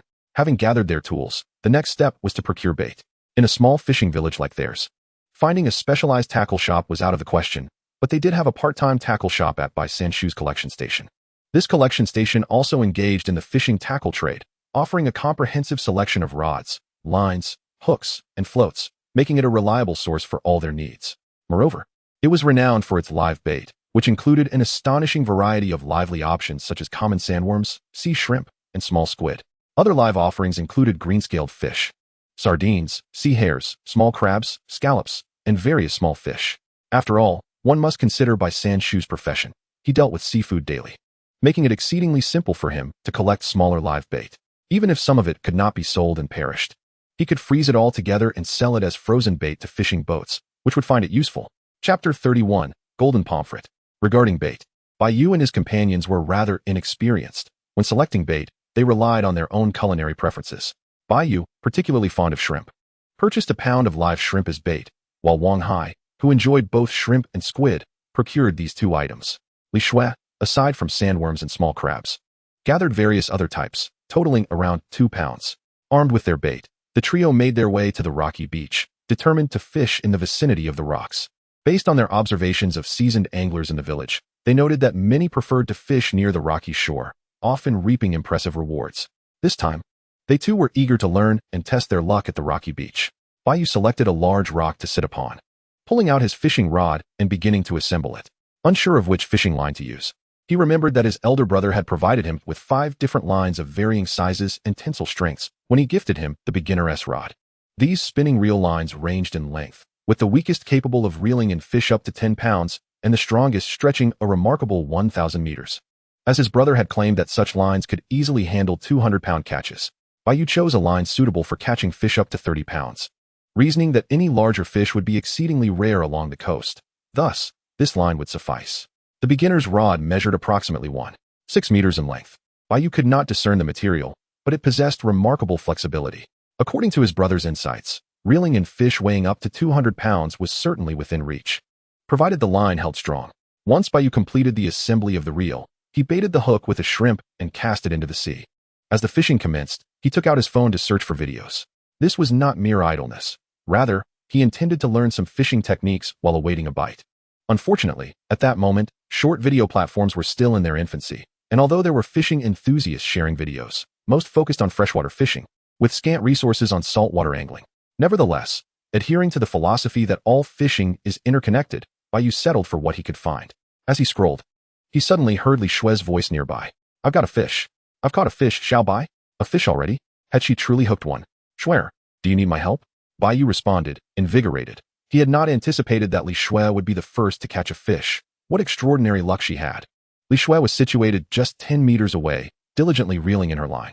However, her technique appeared rather rudimentary, simply pulling the line in without any finesse of lifting or casting. Yet, despite this, she successfully brought in a fish, a plump golden pomfret that glittered in the sunlight. "Xiao Bai, I caught it. I reeled in a golden pomfret bigger than my face. Haha." With the golden pomfret in hand, Li Shue was elated, practically bouncing with joy, though she restrained herself, mindful of her precarious position on the rocks. Those who had never fished would not comprehend the exhilaration of that moment. The sheer thrill upon reeling in a fish was indescribable. Particularly after successfully landing a catch, the joy reached its zenith, filling one's heart and spirit with satisfaction. Li Shue was currently enveloped in such bliss. "Be careful, Shuer. Don't trip and hurt yourself. It would be painful to fall on those rocks." Bai Yu observed the golden pomfret in her grasp with a mixture of envy and concern for her safety. This day had turned out to be one of Bai Yu's most frustrating. He was the one among the three with the most luck, boasting a luck level of over 40 points. Yet he found himself outperformed by both Wang Hai and Li Shue. It was one thing to fall short while clam digging, but now, even in fishing, he was at a disadvantage. Could it be that Li Shue, the fortunate one, was indeed more blessed than he who boasted higher luck? As these thoughts raced through Bai Yu's mind, he noticed that his bobber, which had been gently bobbing along with the waves, suddenly vanished without a trace. Recognizing the sign, Bai Yu understood precisely what had occurred. After all, luck was simply luck. Recalling the video he had just watched, Bai Yu imitated the angler's technique for setting the hook, sharply lifting the rod. This maneuver, known as striking, aimed to secure the hook more firmly in the fish's mouth, preventing it from escaping easily. As he executed the strike, Bai Yu distinctly felt the pull from the rod. Confirming that the fish was still on the line, his strike had been successful. Following Bai Yu's assessment of the creature's pulling strength, he was surprised by the vigor of the catch, yet regarded it as a minor challenge. He then proceeded to disengage the lock on the reel and initiated the process of reeling in the line. The act of lifting the rod, characterized by substantial elevation, was akin to a series of vigorous raises, ensuring that he lifted it as high as possible. Upon completing this motion, the subsequent retrieval of the line became significantly easier, for lifting the rod concurrently drew the line back in. If one were to inquire where Bai Yu had acquired such techniques, he would simply respond that he had gleaned them from a video online, presented by an individual who proclaimed himself the fishing king of Huaxia. The video featured an array of angling tips, as well as thrilling battles with substantial fish, inciting considerable excitement among viewers. Bai Yu's haul was remarkably swift, attributed not only to the modest size of the fish that had taken the bait, but also to the depth at which he fished.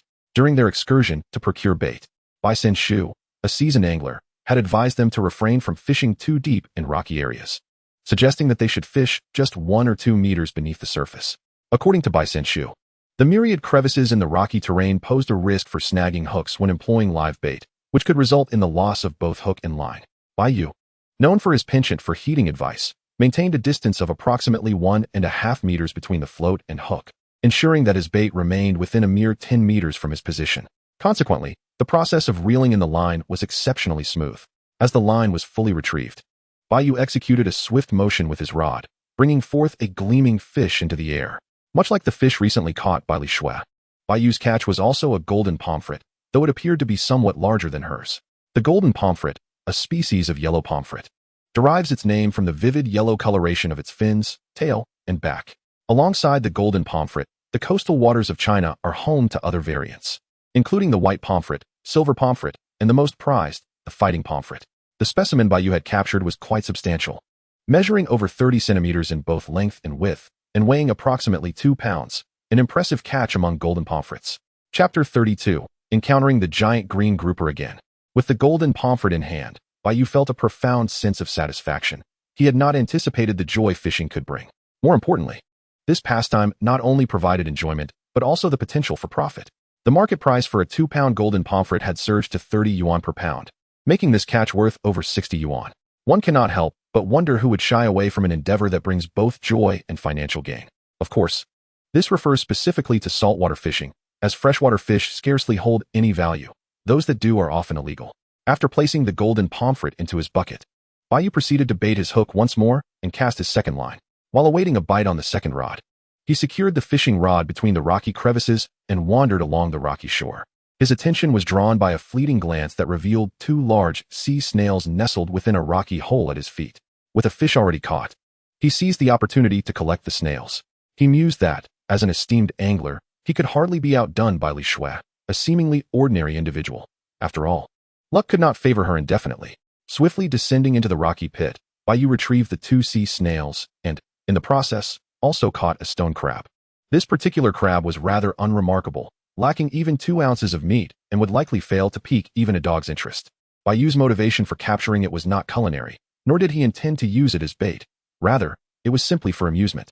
Upon returning to his fishing spot, Bai Yu surveyed the surface of the water and soon noticed something unusual. His float had vanished.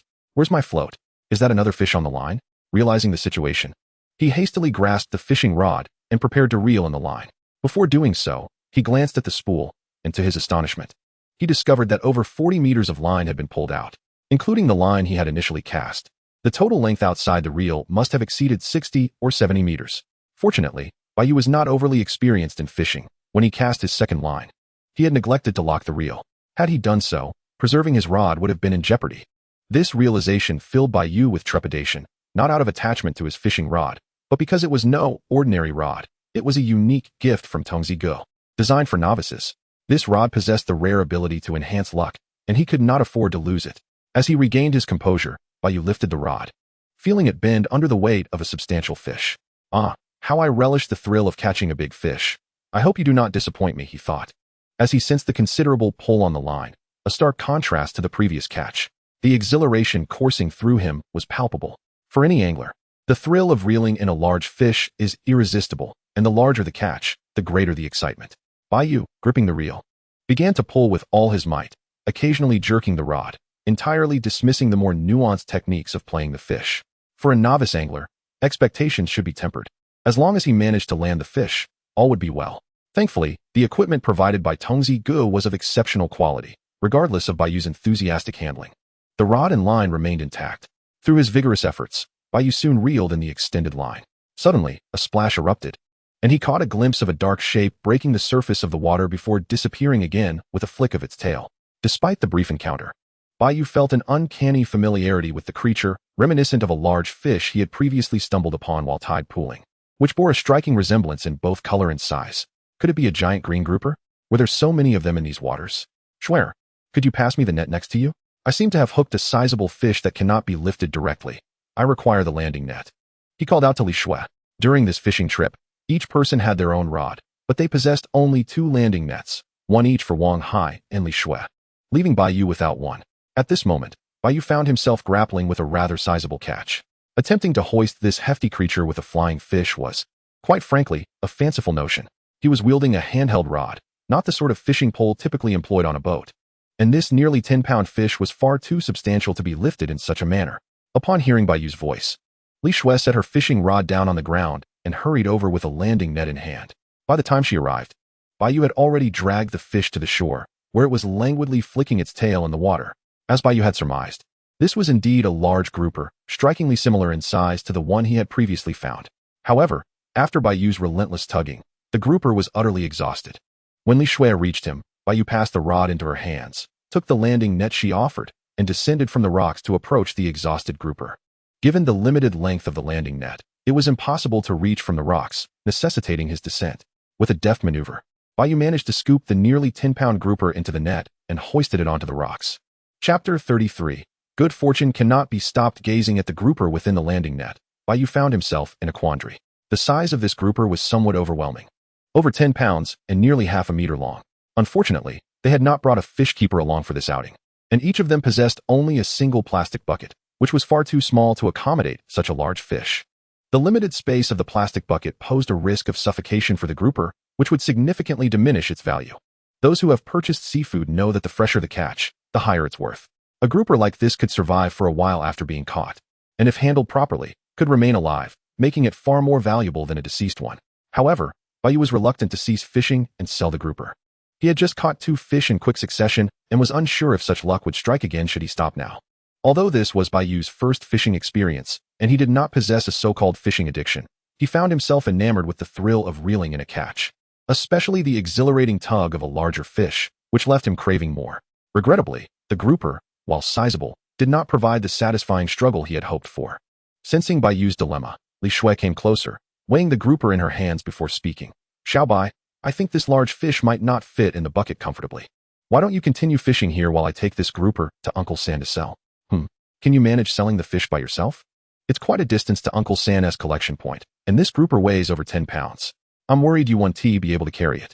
At Li Shui's suggestion, Bai Yu felt a flicker of intrigue, but upon noticing her slender arms and legs, his concern returned. Although Li Shui stood at a respectable height of 1.68 meters, she was quite slender, weighing less than 100 pounds. Despite her love for food, she seemed to lack the ability to gain weight. Bai Yu's thighs were almost as robust as her waist. "Xiao Bai, you underestimate me. It's just a fish. Taking it to sell will be a breeze. You just wait here, I'll be back in no time." As Bai Yu extracted the hook from the grouper's mouth, Li Shui promptly placed the fish into the bucket along with the golden pomfret she had caught earlier, then began her trek towards the collection point. "By the way, Xiao Bai, could you pack up my fishing rod? I want to be selling the golden pomfret. I'll keep it for dinner tonight." "Sure. Be careful on your way, especially on the rocks. It's all right to take your time. Safety is the most important thing." Watching Li Shui's retreating figure, Bai Yu felt a twinge of concern and called after her. Then he moved to her fishing spot, gathering her rod, plastic bucket, and various baits, consolidating everything at his own location. Following that, he baited his hook once more and cast it back into the sea. When fortune smiles, it truly cannot be thwarted. Particularly in the realm of fishing, there exists a term among anglers for when the fish are biting well, consecutive catches. The 2 fish Bai Yu had previously caught hinted at a streak of good luck, albeit with only 2 fish to their name. However, the situation had changed. As Bai Yu cast his 3rd line, before even a minute had passed, he observed the bobber vanish beneath the surface once more. This time, Bai Yu was prepared. The moment the bobber disappeared, he swiftly lifted the rod to set the hook. As an athlete, his reflexes were sharp, and his timing was impeccable. The hook firmly secured the fish that had taken the bait. Regrettably, the resistance transmitted through the rod was minimal, indicating that the catch was rather small. Indeed, as he drew the fish from the depths, Bai Yu found himself somewhat bemused by the plump little creature before him. This time, he had caught a pufferfish, which was currently inflated and round as a ball. The public perception of pufferfish is often one of caution due to their toxicity, yet they are also known for their exquisite taste and unique ability to inflate. However, Bai Yu felt compelled to defend the pufferfish. The general understanding was accurate. The specimen he had caught was quite substantial, weighing approximately half a kilogram to a full kilogram. Its peculiar texture was indeed fascinating. Such a size for a pufferfish is considerable. Whether as an ornamental pet or a culinary delight, it could fetch a decent price.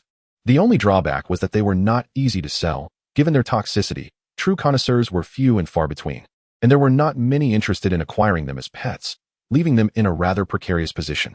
Nevertheless, Bai Yu had already envisioned a home for this particular catch. He intended to keep it. As a member of a seaside fishing village, Bai Yu's family owned a sizable aquarium, home to a variety of seafood, including scallops, conchs, crabs, groupers, and more. The aquarium served not only as a source of visual delight, but primarily as a means of storing ingredients. For instance, if Bai Yu's father caught more fish than they could consume in a day, he would place the surplus in the aquarium for later enjoyment. Thus, this pufferfish would also find its place in the aquarium, where it would reside. After rebaiting his hook, Bai Yu began to play with the pufferfish, finding the experience increasingly amusing, especially during the period when the pufferfish returns to its normal state. Stimulating it to inflate is truly an experience like no other. Half an hour later, Li Shui returned, carrying a plastic bucket.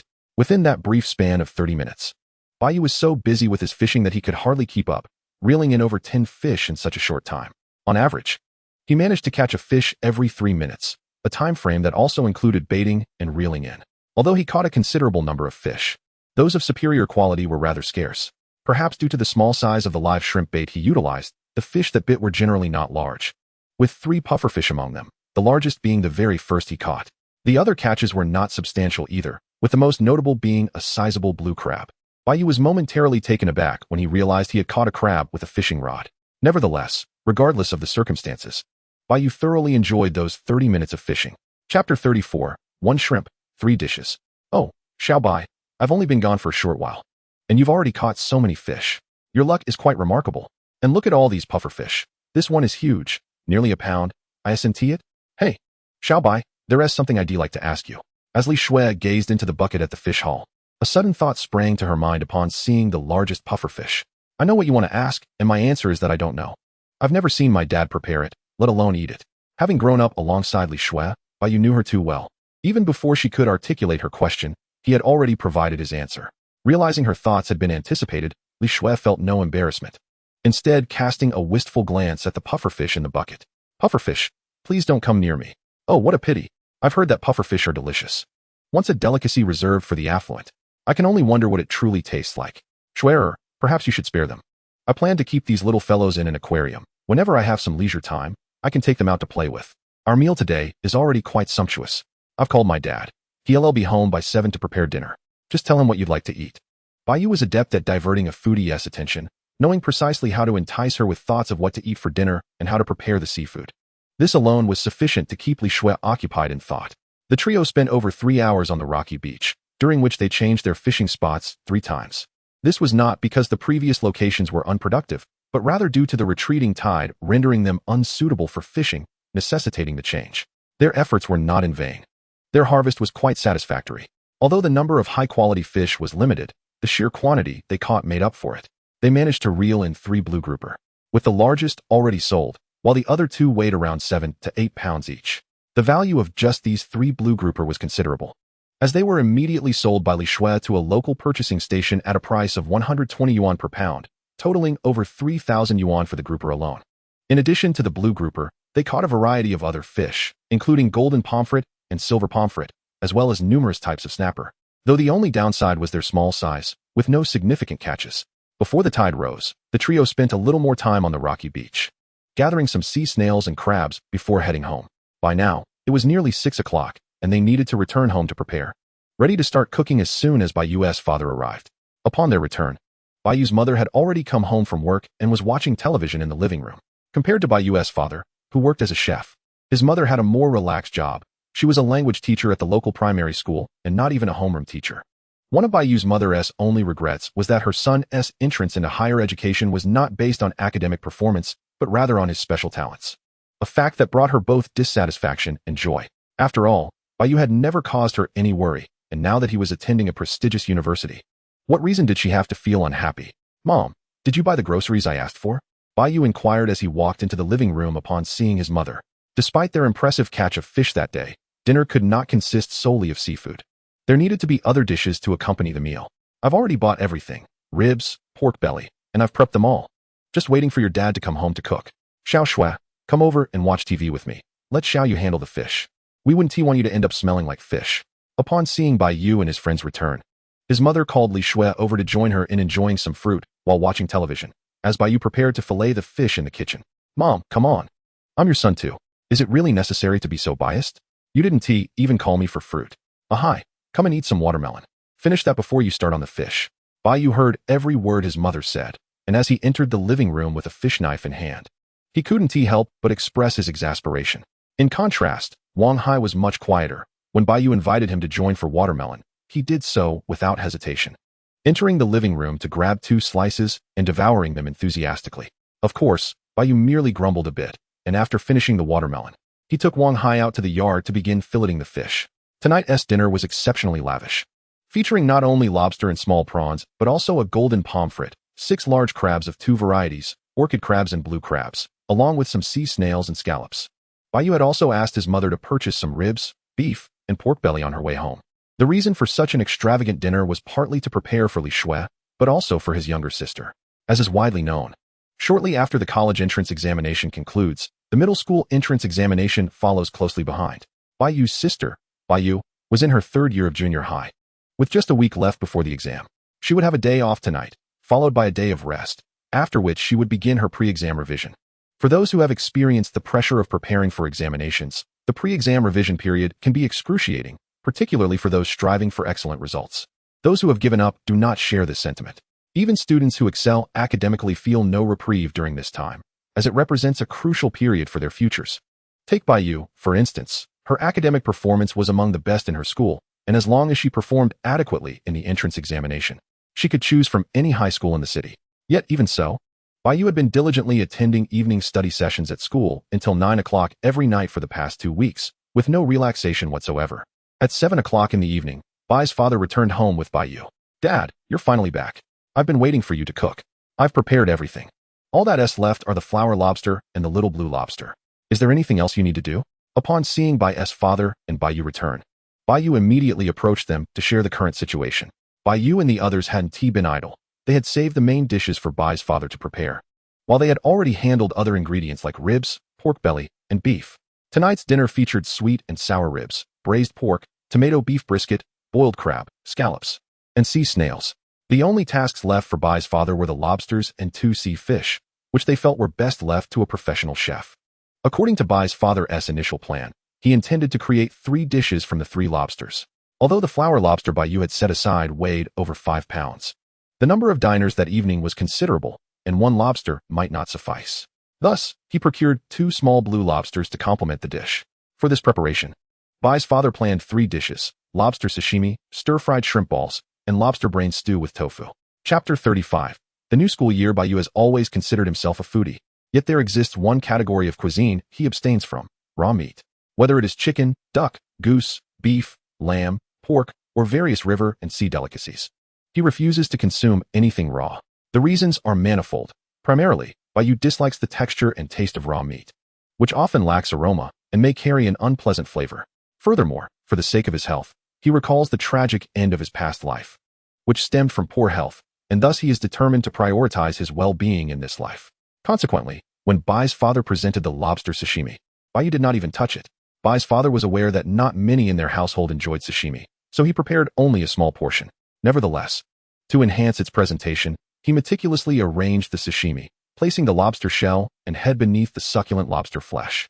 This artistic plating would surely lead anyone to believe that the chef responsible for this dish was a master, at least in the realm of presentation. Aside from the sashimi, Bai Yu relished the other 2 dishes. The stir-fried lobster balls were deliciously fragrant and fresh, with the shrimp meat exhibiting a delightful elasticity, compelling one to indulge in seconds. He also thoroughly enjoyed the lobster brain stew with tofu, which he felt resembled a soup more than a dish. The silky tofu, combined with the richness of the lobster brain, rendered this stew irresistibly flavorful, further enhanced by the long cooking time that allowed the tofu to absorb the essence of the lobster. All in all, aside from the sashimi, Bai Yu found it difficult to distinguish between the small blue lobsters and the flower lobster. In every aspect, the differences seemed negligible. In the ensuing days, Bai Yu and his companions continued their routine of 2 trips to the sea each day, training on the beach twice, with Li Shui joining them as well. From childhood summers, Bai Yu, Wang Hai, Li Shui, and Bai Yu had always trained together. However, as they grew older and Li Shui and Bai Yu entered middle school, they began to pay more attention to their physiques. After all, few girls wish to be seen with muscular bodies and thighs thicker than others' waists. Consequently, the training regimens of Li Shui and Bai Yu diminished over time, with their running activities nearly ceasing altogether. Now, under the guidance of Bai Yu and Wang Hai, Li Shui resumed running alongside them, albeit with a less intense exercise routine. Once Bai Yu completed her high school entrance examinations, their group expanded by 1, with an additional member joining their daily runs. On the 25th, Li Shui received her college entrance examination results, ranking 5th in the city, a score that allowed her the luxury of choosing from any university nationwide. However, when filling out her application, she opted for the same university as Bai Yu, High University. This outcome was anticipated by both families, as they hoped for this very scenario. Although High University was not in Sanya, it remained in the same province. Moreover, with Li Shui and Bai Yu attending the same school, they could support each other, and as for future developments, they would leave it to fate. Ultimately, Li Shui was successfully admitted, though she and Bai Yu chose different fields of study. Bai Yu and Wang Hai enrolled in the marine science department, while Li Shui pursued law, with their academic calendars also differing. Li Shui's term commenced earlier, beginning military training on September 1st, while Bai Yu and his companions began on the 6th and concluded on the 21st. On August 31st, as Li Shui prepared to report to school, Bai Yu, accompanied by Wang Hai, decided to accompany her. Although it was not yet their reporting time, they felt it was of little consequence. Arriving a few days early would allow them to familiarize themselves with the campus. It was said that Hai University was a coastal institution, with the beach just a few minutes' walk from the campus gates. However, as Hai University comprised several campuses, Bai Yu aimed to ascertain the location of their department's campus, assuming it would be close to the sea. If it were indeed nearby, he could take Wang Hai for excursions to the shore during their free time to alleviate the stress of academic life. Hai University is situated in Haikou, the capital city of Hainan Province, which lies at opposite ends of the province, Sanya at the southernmost point and Haikou at the northern. Traveling from Sanya to Haikou is quite convenient, requiring only a ride on the intercity railway, taking just over an hour, with numerous trains operating daily, making it both accessible and efficient. When Bai Yu, Wang Hai, and Li Shui arrived at Hai University, each carrying a backpack and dragging a suitcase, the entrance was bustling with activity. Parents dropping off their children filled the area with a myriad of private and taxi vehicles, and the new student reception was swarmed with people, making it difficult for the trio to see what was happening inside. Hey, do you think we've arrived too late? There seems to be an overwhelming number of parents here. When will it be our turn? Li Shui questioned amidst the throngs of people. Well, Shui, it's likely that you arrived a bit late. Wang Hai and I haven't yet started our term, Bai Yu replied. Let us wait a bit. The volunteers seem efficient, so it shouldn't take long for us. Bai Yu was not overly concerned about the queue, knowing that the student volunteers present were numerous and their efficiency commendable. As Bai Yu had predicted, after waiting for about 10 minutes, the line ahead diminished swiftly, and soon it was their turn. Guided by a senior student, the three completed their registration, paid their fees, and received essential living supplies, such as mats, basins, and water bottles. When the senior delivered the three individuals to the entrance of the girls' dormitory, he departed soon thereafter. Initially, he contemplated requesting Li Shui's contact information. Yet upon observing Bai Yu's towering height of nearly 6 feet and his muscular physique, he wisely refrained from doing so. As the new academic term commenced, Bai Yu and Wang Hai accompanied Li Shui into the girls' dormitory, a rare occasion when male visitors were permitted. Dormitories, in essence, share common characteristics. The primary distinctions lie in the facilities and the number of occupants. Regardless of the institution, the differences are generally negligible. The dormitory at Hai University is no exception. It accommodates 4 individuals, featuring bunk beds above which lie sleeping quarters and below which are study desks. Li Shui resided in room 312 on the 3rd floor. Prior to entering, she knocked gently on the door and inquired if anyone was inside. A prudent measure considering she was accompanied by 2 males. This precaution was essential to avoid the embarrassment of inadvertently opening the door to a scene of privacy that Bai Yu and Wang Hai might witness. Indeed, Li Shui's caution proved to be well placed. As soon as she knocked, the door swung open, revealing a girl clad in rather revealing attire. Hello, my name is Li Shui, and I am also from room 312. These 2 are my brothers, assisting me with my luggage. May they enter? Hello, I'm Xia Jing. From now on, we shall be roommates. There's no inconvenience at all. It's the middle of the day, after all, she replied. After the introductions, Xia Jing graciously stepped aside, allowing the trio to enter the dormitory. Throughout the entire exchange, Bai Yu and Wang Hai remained silent, merely helping Li Shui tidy her bed and organize her belongings before promptly taking their leave. Their exit was remarkably swift, leaving the girls' dormitory without a backward glance, driven by the simple reason that Bai Yu had spotted several items of personal clothing hanging on the drying rack. Although they had only just arrived at school today, a line of garments was already draped on the rack, leaving Bai Yu uncertain whether they belonged solely to Xia Jing or if they were shared with other roommates. Upon reaching their own dormitory, Bai Yu and Wang Hai found their belongings to be considerably simpler. They promptly made their beds, placed their toiletries on the sink, and stowed their suitcases in the storage lockers. Task accomplished. Since they had arrived early for registration, their dormitory mates had yet to arrive, and in fact, no one else from their floor had checked in. Only Bai Yu and Wang Hai from the oceanography department had reported for duty. While several upperclassmen were present, they did not recognize any of them, rendering the absence of familiar faces inconsequential.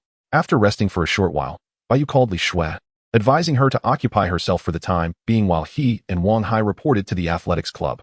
From the very beginning, Bai Yu had not forgotten the reason for their admission to Hai University. They had not followed the conventional route of rigorous college entrance examinations. They were special recruits, sought after for their athletic prowess. Their admission was primarily aimed at preparing for the forthcoming National Universiade, a stroke of luck that allowed them to enter Hai University. Even though had the event been postponed by a year or 2, their enrollment might have been uncertain. Subsequently, Bai Yu made a call to Coach Li, the individual responsible for their recruitment, who also served as the sprint coach for the university's athletics team. After a brief conversation, Coach Li shared the location with Bai Yu, who then guided Wang Hai to the designated meeting point. Upon arriving at the athletics office as per the shared location, Bai Yu knocked on the door. "Come in," came the response. As they entered, Bai Yu greeted, "Coach Li, Wang Hai and I are here to report for duty. What tasks should we undertake regularly?" Inside the office, Bai Yu approached Coach Li, who was seated behind a desk. Their familiarity was evident. Coach Li had begun following Bai Yu's progress since his debut in provincial competitions, later taking an interest in Wang Hai as well. Bai Yu recalled his first year in high school when he won the provincial high school athletics competition, claiming championships in both the 1500 meters and 3000 meters, while Wang Hai excelled in the 800 meters and 1000 meters, setting new records in the process. Coach Li, having witnessed their performances, had approached them with an offer to participate in the National U18 Athletics Championship selection and subsequently compete internationally. However, Bai Yu had declined, citing academic priorities and a reluctance to travel far for competitions, preferring local events instead. Coach Li, initially unaware of their potential, accepted their reasoning, encouraging them not to forego training, promising to revisit them in the future. This led to their eventual enrollment as special recruits at High University. "You two arrived at school quite early. I recall you registered for the oceanography major, yet your department does not commence classes for several days. What brings you here so soon?" Coach Li inquired, clearly pleased with the duo, especially after reviewing their recent competition results, which fueled his anticipation for their performance at the upcoming Universiade. He believed that with Bai Yu and Wang Hai on the team, their prowess in athletics would undoubtedly bring glory to the university. "My sister is also a new student at High University this year. Her department starts on the 1st, and since she was anxious about coming alone, we decided to accompany her," Bai Yu explained. "Ah, that makes sense. Arriving early has its advantages. It provides an opportunity for me to introduce you to the members of the athletics team.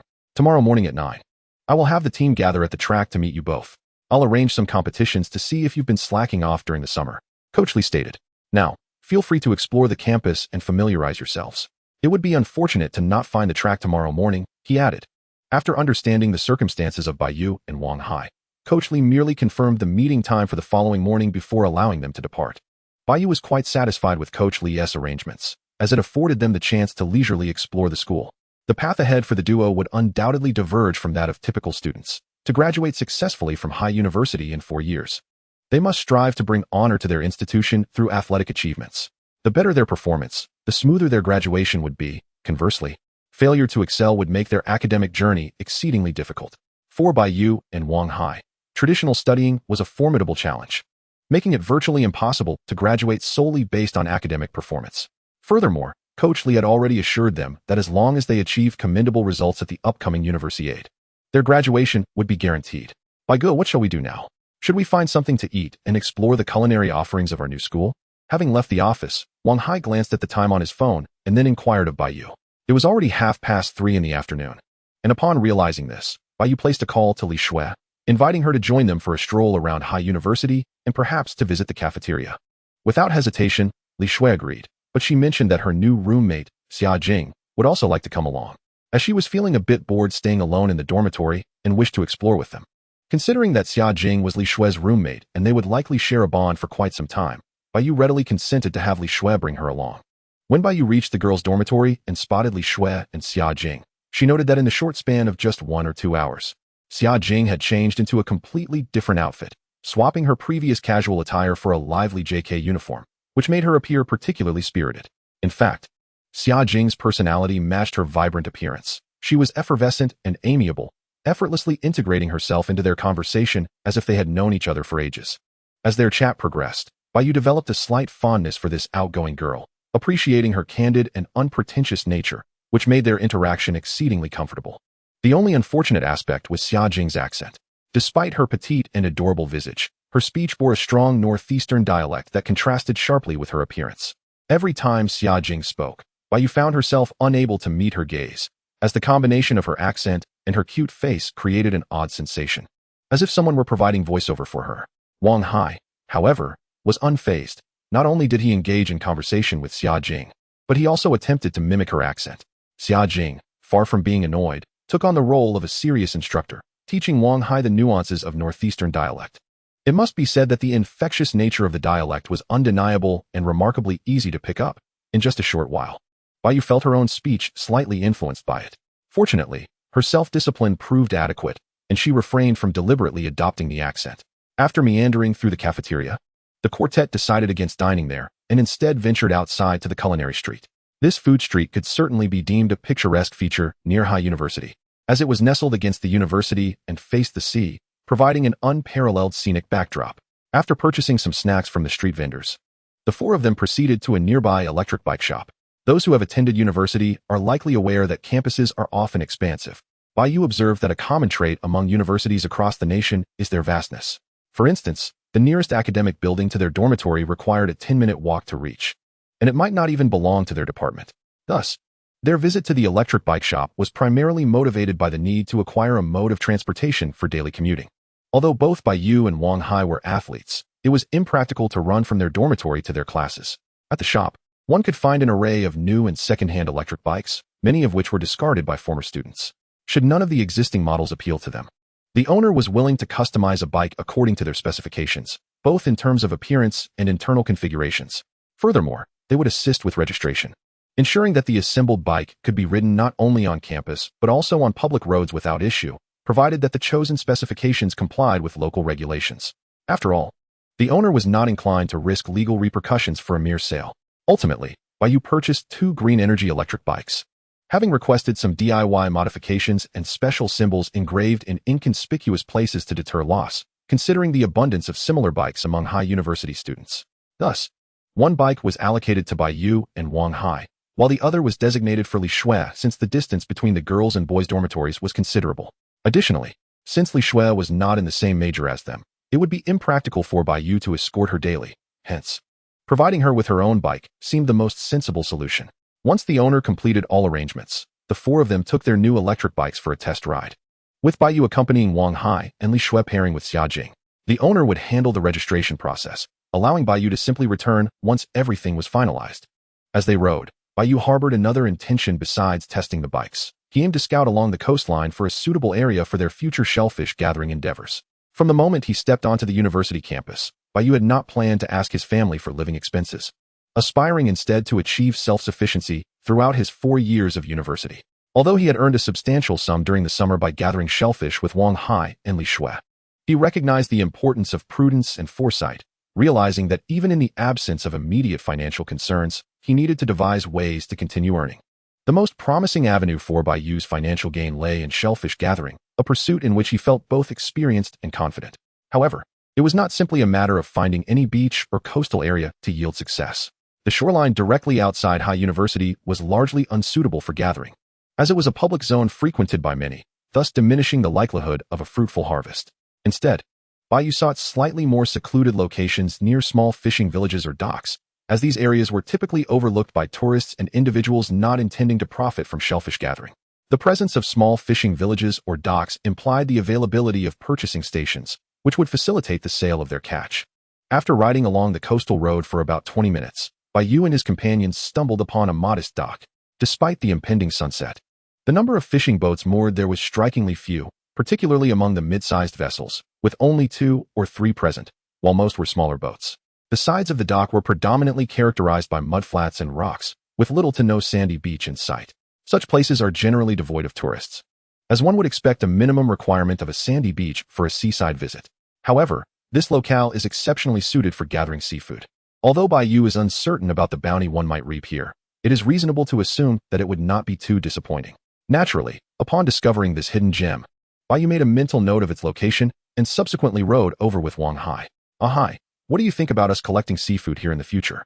Bai Yu inquired. Brother Yu, I'm not quite sure about the yield, but I can guarantee we will be quite filthy afterward. Just look at those Andes. They're covered in mud. As Bai Yu and his companion approached the shoreline, they chanced upon several women busy gathering seafood. These ladies traversed the muddy flats, their clothes caked in muck, yet their faces radiated joy, adorned with smiles that suggested a fruitful harvest. Bai Yu, unconcerned with cleanliness, was far more interested in whether this endeavor could yield a profit. Auntie, how's the catch? Anything good? He boldly asked. Not bad. Just dug up some clams and razor clams. Young man, if you're interested, I could sell them to you at a discount, replied the nearest auntie. Really? You have razor clams? Let me see their size, Bai Yu responded, promptly removing his sandals and rolling up his pants to wade into the mud. approaching the ante to inspect the clams. Isn't this typical of him, Schwer? He just dives right in. Summer Jing observed Bai Yu's eagerness. Having witnessed his journey from arriving on his electric bike to conversing with the women and now stepping into the muck. To be honest, if the situation were reversed, Summer Jing admitted she wouldn't have the courage to step barefoot into such filth, as the mud was truly repulsive. What's the big deal? I tell you, Jing Jing. Brother Bai is scouting for a spot. He might want to come back here to gather seafood, she explained. You know, harvesting seafood means making money at the beach. This summer, my brother earned quite a bit doing just that. If you're interested, I can ask him to bring you along for an experience. Absolutely. I've never collected seafood before. I would definitely join. Li Shui exclaimed, her enthusiasm palpable. As the two girls chatted, Bai Yu returned from his conversation with the Andy. His hands laden with 2 plastic bags. Hey, Schwer, Jing Jing, I heard you both start military training tomorrow. Do you have any free time tonight to join us for dinner? He asked. That should be fine. We're not too sure about the specifics. What's up, Brother Bai? Are you treating us to dinner? Li Shui replied, her tone playful. Of course. I just bought some delightful finds. Look at these baby conchs and razor clams. They are quite decent in size. Tonight, I'll let them sit in my dorm to purge the sand. And tomorrow we can head to the food street to have them prepared. It will be a feast. Bai Yu displayed his acquisitions of baby conchs and razor clams. Having purchased just these 2 items, spending a total of 100 yuan. Chapter 37, Practice Matches. By the time Bai Yu and his companions returned to the bustling food street, night had already fallen. He first soaked the baby conchs and razor clams in a mixture of salt water and vinegar, using his wash basin, an unconventional choice, but in the coastal climate of High Province, who uses a basin solely for washing their face. Thus, Bai Yu felt no qualms about this peculiar use. If need be, he could simply clean the basin afterward. Dinner was enjoyed at a casual eatery they stumbled upon, and to their delight, the chef's skills turned out to be quite commendable, suggesting he was a certified cook. After their meal, Bai Yu and Wang Hai parted ways with Li Shui and Summer Jing, who had to gather with their classmates in preparation for military training starting the next day.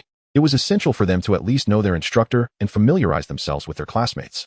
However, these matters were of no concern to Bai Yu and Wang Hai, as their academic schedule had yet to officially commence.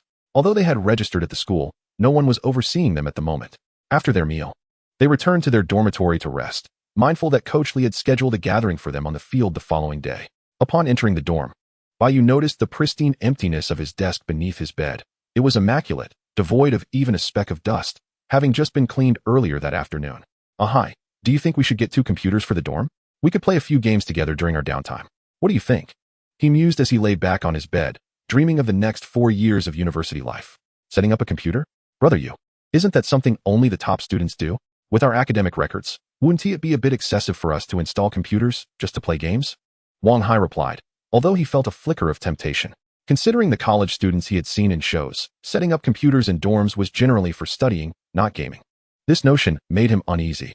Thus began an animated debate between Bai Yu and Wang Hai, neither able to convince the other. Eventually, around 9 o'clock, after a lengthy discussion, they both grew weary, completed their nightly routines, and slipped under the covers to sleep. The following morning, with the sound of the wake-up call ringing through the air, Bai Yu opened his eyes. Oh no, I forgot about the wake-up call for military training. It's only 6 o'clock. How can I possibly get more sleep now? Listening to the wake-up call outside, Bai Yu felt a mix of nostalgia and resignation. He recognized the sound from his high school days, when they had military training for half a month, with the morning call typically lasting half an hour. It would play from the time they rose until breakfast was finished and they gathered on the field, and now, at just 6 o'clock, although the sun was already bright, Bai Yu felt far from rested and yearned for more sleep. In stark contrast to Bai Yu's restless awakening, Wang Hai, in the bed across from him, remained completely undisturbed, impervious to the cacophony of the wake-up call. Bai Yu glanced at Wang Hai, feeling a twinge of envy. His sleep quality was enviable. With that thought, Bai Yu pulled the blanket over his head, preparing to steal a few more moments of slumber. In the hazy limbo between sleep and wakefulness, the wake-up call ceased, and after an indeterminate amount of time, Bai Yu's phone alarm chimed. Upon hearing the sound, Bai Yu abruptly sat up in bed and glanced to the side. Ahai was already awake. It was 8 o'clock. He hurried to wash up and have breakfast, for they were to gather at the playground by 9. However, Bai Yu was taken aback to find that Wang Hai was not in the opposite bed, nor did he see him anywhere in the dormitory, leaving Bai Yu momentarily perplexed. Just then, his phone rang, and upon checking, he saw it was Wang Hai calling. Hello, Ahai, where are you? I'm at the cafeteria getting food. You go. I saw they have dry mixed noodles. Don't you love them? Should I get you a portion? How about some chili? You went to the cafeteria? Why didn't you call me? Give me a portion of mixed noodles, and remember to add a fried egg. Also, Check if they have any pancakes.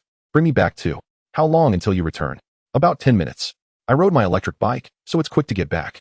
After exchanging their breakfast orders, Bai Yu ended the call, surprised that Wang Hai had risen so early and had already gone to the cafeteria without him noticing at all. By the time Bai Yu finished washing up and attending to his personal hygiene, Wang Hai returned with a packed breakfast. They devoured their meal with remarkable speed, then tossed the garbage aside and made their way toward the playground. Both Bai Yu and Wang Hai regarded their meeting with the other members of the athletics team that morning with considerable importance. Clad in sportswear and running shoes, they jogged to the playground. At that moment, the playground at Hai University was bustling with activity, filled with newcomers dressed in camouflage uniforms, while the track remained unoccupied.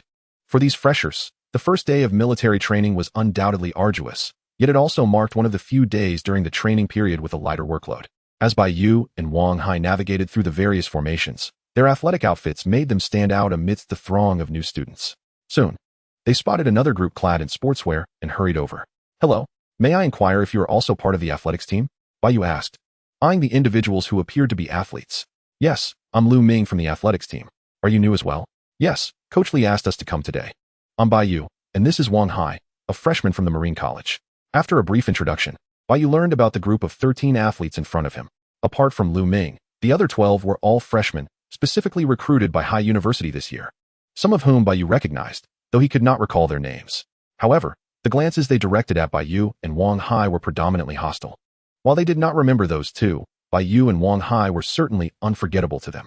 As special recruits, these individuals were primarily from the local province, and it was common knowledge among their peers who Bai Yu and Wang Hai were, given their past representation in provincial competitions.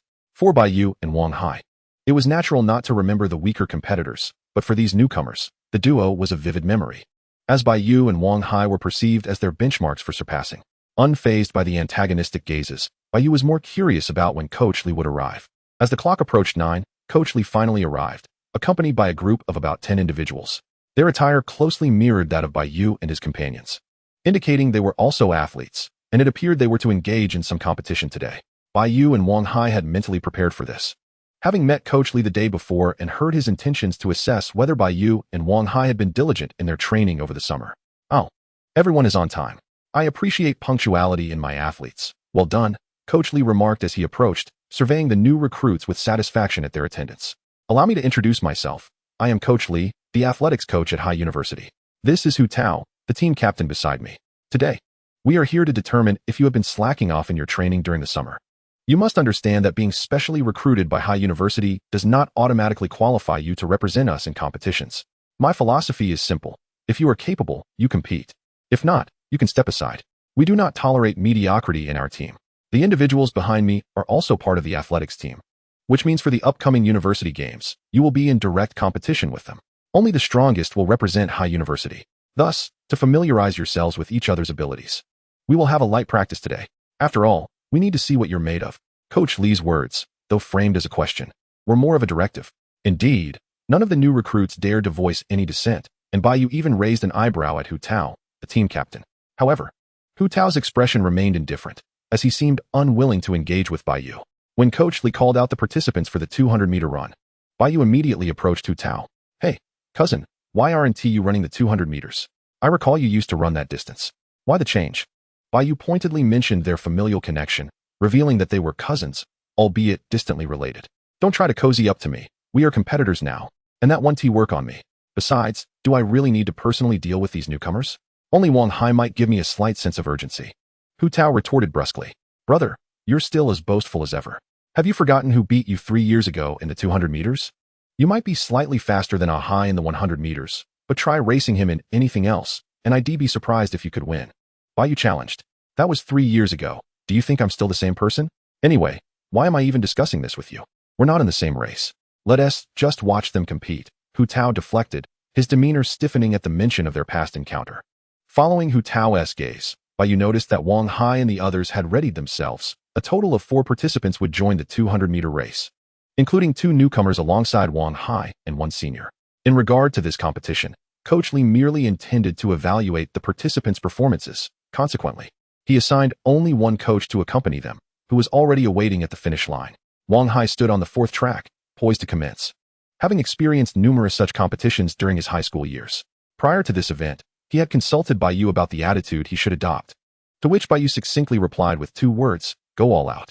With a resounding bang from the starting gun, the 4 competitors, primed and ready, surged forward like arrows released from a bow. Initially, the differences among them were indistinguishable, but as they progressed, their disparities became increasingly apparent. The most conspicuous among them was Wang Hai, who, at around 50 meters, had already established a lead of a full body length over the other 3. By the time they reached the 100-meter mark, this gap had only widened further. Wang Hai possessed a unique characteristic. He excelled in short sprints, accelerating as he ran. Upon completing the 200 meters, he had extended his lead over the second-place runner to nearly 10 meters, showcasing an impressive and commanding advantage. However, this competition was not timed, leaving the other participants unaware of Wang Hai's exact performance. Upon finishing the 200 meters, the next event was the 100 meters, in which Hu Tao took to the track, predictably securing first place. After all, Hu Tao's position as the captain of the track team was not one he could maintain without considerable skill. Following a brief intermission, Coach Li organized the 400 meters, this time featuring not only Wang Hai, but also Lu Ming and Hu Tao from the initial race. The 400 meters attracted the largest number of participants, with all 8 lanes filled. Meanwhile, some military training formations on the field had also reached their break time, and the newly liberated freshmen quickly gathered along the edges of the track. These freshmen were entirely unprepared for the unexpected excitement on their first day of military training, which added a touch of amusement to their otherwise mundane experience. For the 8 athletes on the track, the presence of these spectators, particularly the numerous female students, intensified the pressure. After all, performing well could potentially enhance their chances in the realm of romance. Each of the 8 competitors harbored the desire to achieve an impressive result. However, one individual stood apart, Wang Hai, who harbored no such thoughts regarding the onlookers. His sole focus was to exert himself fully, as advised by his brother Yu. Coach Li was delighted by the presence of the spectators and even wished for more of them, particularly if they were female. After all, being in the spotlight often compels a person to perform admirably, lest they embarrass themselves before the crowd.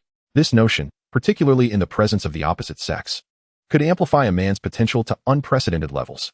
Students, we are the school's track team, and we are here for a test. Can you cheer for our athletes to help them perform better? Coach Li urged the spectators. As his words echoed, the nearby freshmen enthusiastically began to cheer, their fervent encouragement inadvertently adding pressure to the 8 athletes on the track. Yet, for some, this pressure could also serve as a source of motivation, depending on the mindset of the competitors. As the atmosphere reached a crescendo, Coach Li prepared to initiate the race. The 8 athletes had already assumed their starting positions, eagerly awaiting the sound of the starting gun. In this 400-meter race, Wang Hai occupied the outermost lane, while Hu Tao took the innermost, with Lu Ming in the 4th lane. It is widely acknowledged that in track events involving curves, competitors in the outer lanes face the greatest challenges. Especially in a race that encompasses a single lap without the option to change lanes, the outer lane presents undeniable difficulties. Coach Li's south decision to place Wang Hai in the outer lane demonstrated both his confidence in Wang Hai's abilities and his curiosity to gauge his true potential. With the crack of the starting gun, the 8 competitors burst forth almost simultaneously. Due to the nature of the track, Wang Hai was the first to emerge from the bend, maintaining his speed without any signs of deceleration. Rather, he seemed to accelerate, as if the initial curve posed no hindrance whatsoever. Throughout the entirety of the 400 meters, Wang Hai exhibited unwavering pace, undeterred by his starting position. As they approached the final straightaway, his lead was both unmistakable and substantial.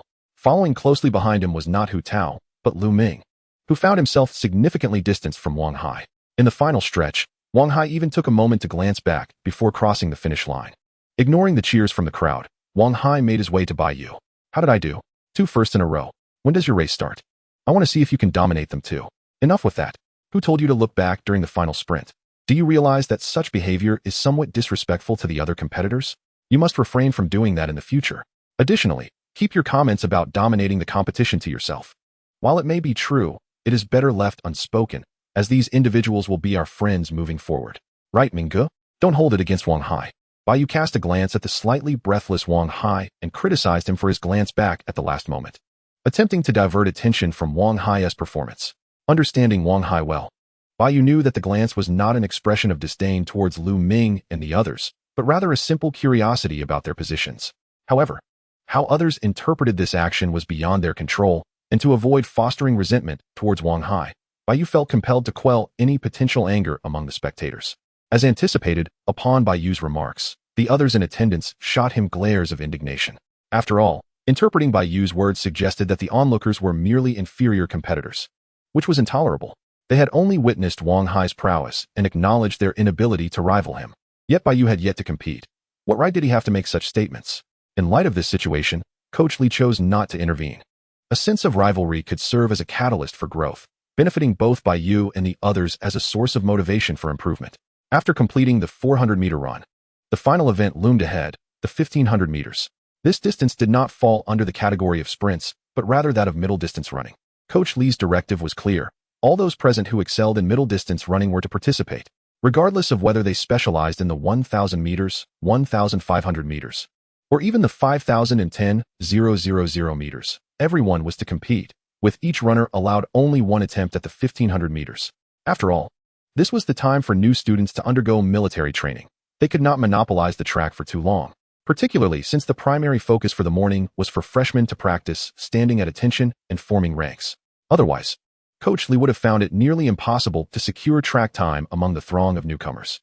In this testing of the 1,500 meters, Bai Yu was also set to take the field, joined by 12 other competitors. Among them, most were returning students, with only 3 being freshmen, one of whom was Bai Yu. Coach Li had not recruited an excessive number of participants for the middle-distance event. Like Wang Hai, Bai Yu was assigned to the outermost lane. At the sound of the starting gun, Bai Yu surged ahead with remarkable speed, instantly claiming the lead.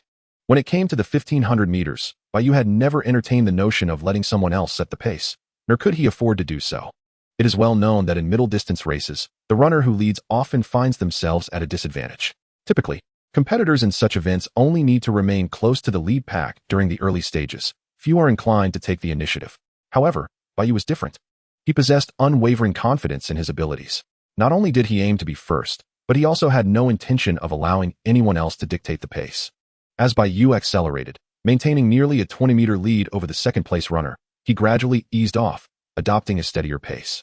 Among the 12 trailing him, only 3 were familiar with Bai Yu's running style, yet none were willing to closely follow him. Their past experiences had taught them that attempting to keep pace with Bai Yu often resulted in their own downfall, leaving them unable to secure a respectable finish. This time, they resolved to forego the pursuit of first place, instead vying for second.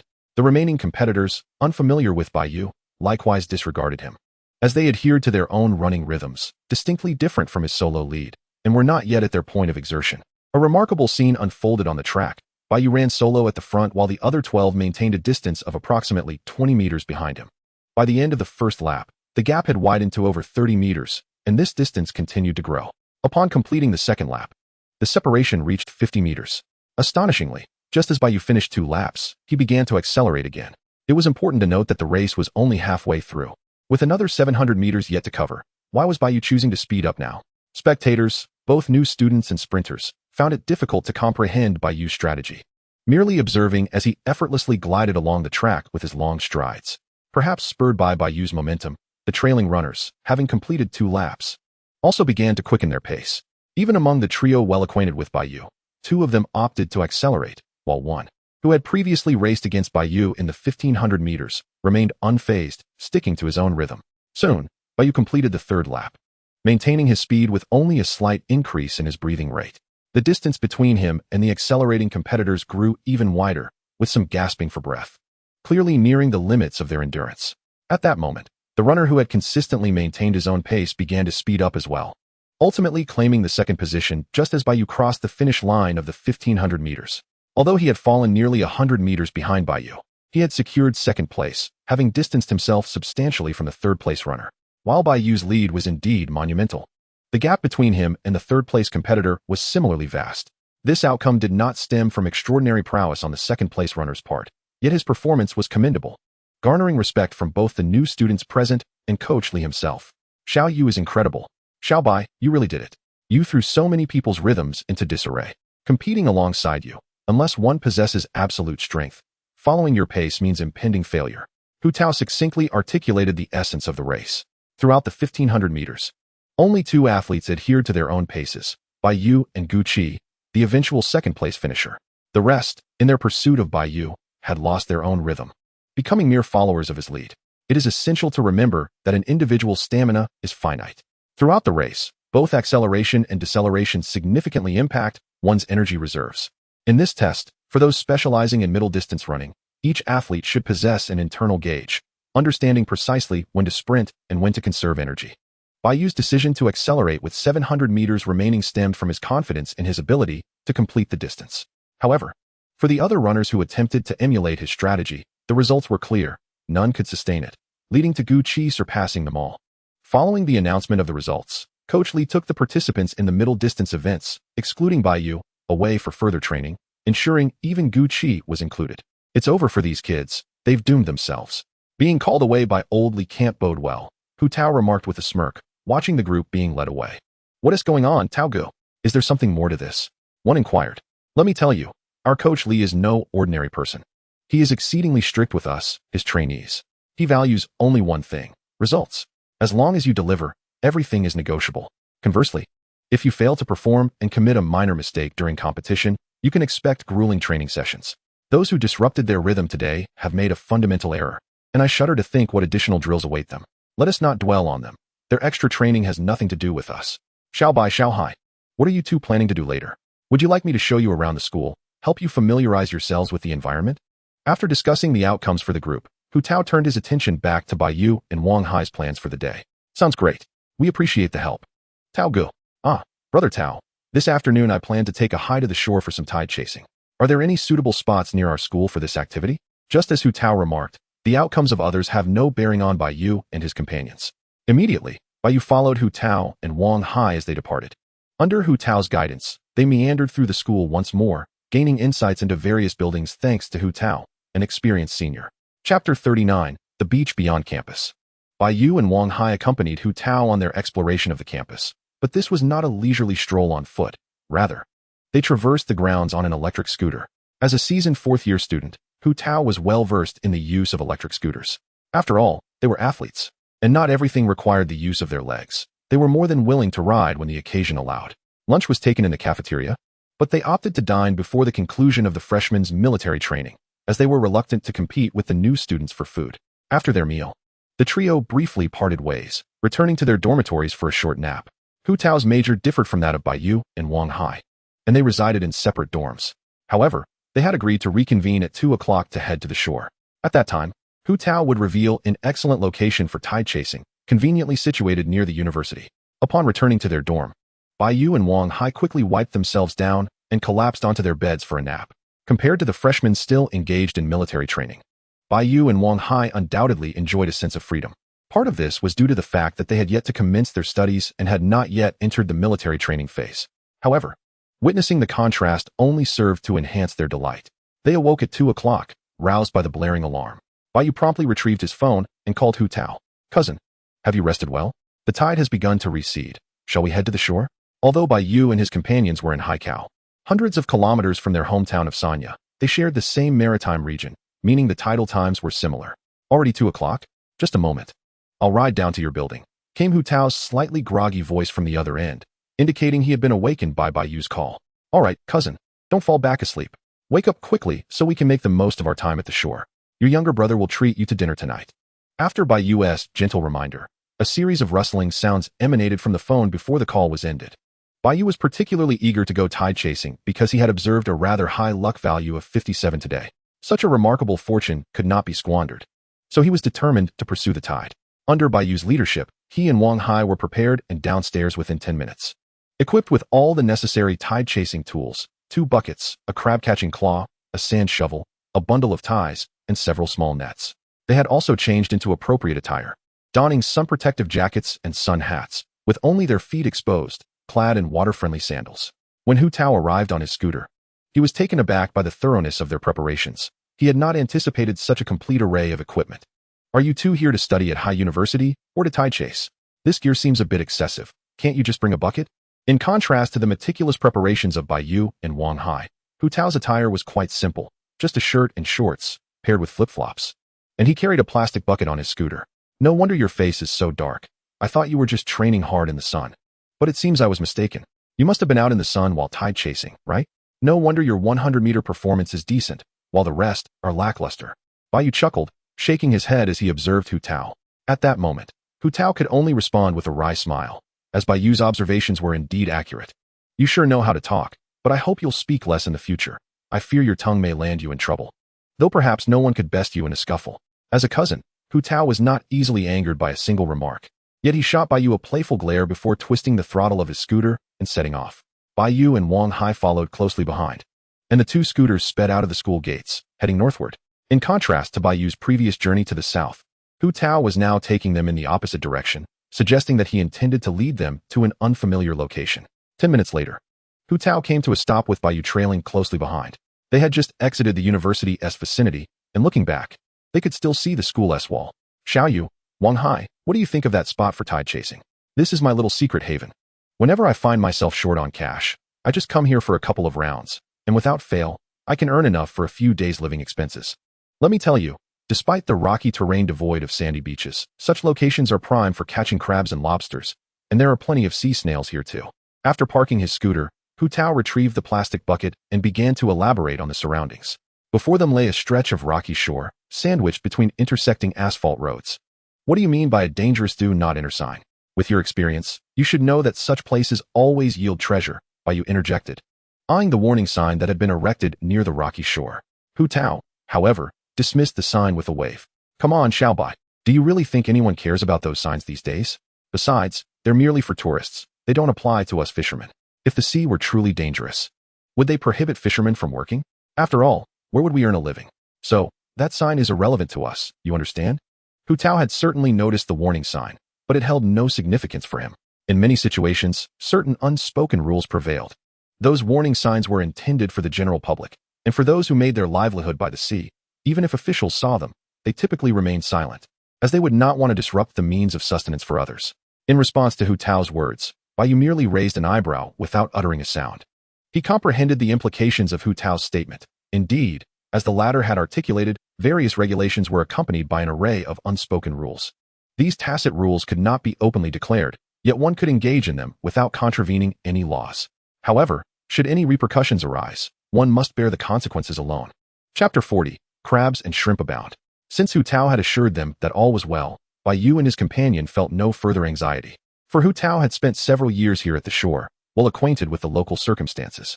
Subsequently, Bai Yu also began to prepare his equipment, ready to embark on their coastal adventure. As they peered down from the roadside, the tide had already begun to recede, revealing most of the rocky shore. At that moment, Wang Hai, who was fiddling with his filming equipment, suddenly made a discovery. Hey, Brother Tao, come take a look. Is that a lobster over there? And doesn't that thing beside it resemble a piglet snail? Brother Yu, it's just like the piglet snails we have soaking in our dormitory basin. Hearing Wang Hai's voice, Bai Yu immediately turned his gaze, and on the camera screen, he spotted a tiny speck of color, a diminutive flower-like, accompanied by a small bulge nearby. Hi, what zoom level did you set on the camera? Where precisely are you filming? I can't see anything with just my glasses. Bai Yu scrutinized the screen, then glanced in the direction the camera was aimed at on the rocky beach. Squinting his eyes, but failing to discern the two objects depicted on the screen. It's probably about 3 to 5 times zoom. The filming direction is right over there. Let us hurry down. Maybe we can catch those two things. Wait, weren't we here to gather at the shore? Why is Wang Hai carrying a camera? In contrast to Bai Yu and Wang Hai's eagerness to descend, Hu Tao appeared perplexed. He had never anticipated that Bai Yu and his companion were not only well-equipped for their coastal activities, but had also brought along a video camera. It explained why Wang Hai had been lugging a backpack earlier. It contained this equipment. Brother, you don't understand. This is our side hustle. When we have spare time, we share our coastal adventures online. With the internet being so advanced now, who knows? We might become internet celebrities and reap some online rewards. Brother, if you're interested, you can also share your daily activities, like your training or coastal excursions. Our account already has quite a few followers. Soon, we might be internet sensations ourselves. After explaining Hu Tao's confusion, Bai Yu, along with Wang Hai, prepared to venture into the sea. Despite the warning sign posted nearby, this rocky shore was not dangerous at all. The rocks were quite gentle, lacking any peculiar formations. Following Wang Hai's guidance, Bai Yu swiftly arrived at the location captured by the camera, but only one of the two items remained, a small bulge. As Wang Hai had surmised, this bulge was indeed a piglet snail, and a rather large one at that, nearly the size of a duck egg. Regrettably, they had arrived too late. The speck on the screen had vanished, likely not a lobster, but perhaps a crab instead. Holding the piglet snail, Bai Yu lamented the lost flower-like dot. Brother Yu, look what I've caught. A giant crab. This one is enormous. Meanwhile, Wang Hai approached Bai Yu, brandishing a sizable green crab. Goodness, where did you catch such a large green crab? This crab is massive. It must weigh nearly a pound. Upon encountering the unexpectedly large crab, Bai Yu felt no fear. Instead, he was filled with excitement. Wang Hai had indeed captured a sizable green crab, larger than his palm, and even from a distance. Bai Yu could ascertain that it certainly weighed no less than a pound. Look, brother Yu, there are several more over here. Wang Hai pointed.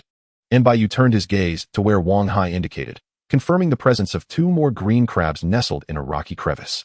Brother, we've found green crabs here. Would you like to join us in catching them?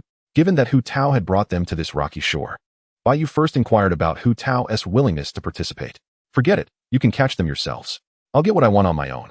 Look what I have here, a flower crab. This one is quite plump.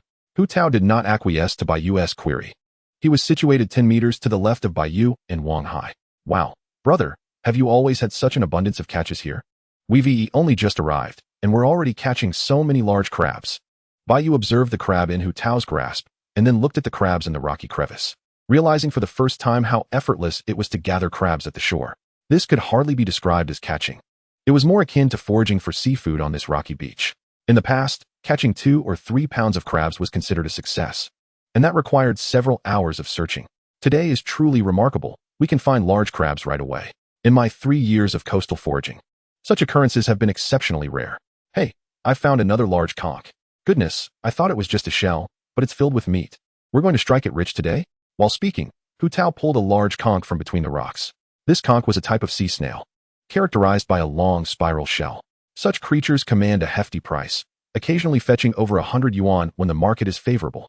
The one in Hu Tao's hand could easily sell for several dozen yuan.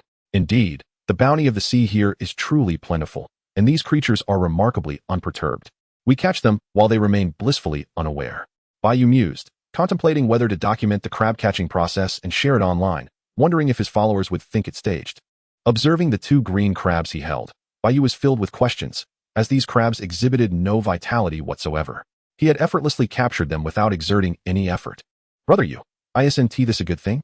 The crab's lack of vigor makes them easier to catch, thereby enhancing our efficiency. As for the followers, I think they might prefer garlic sauce. What do you think?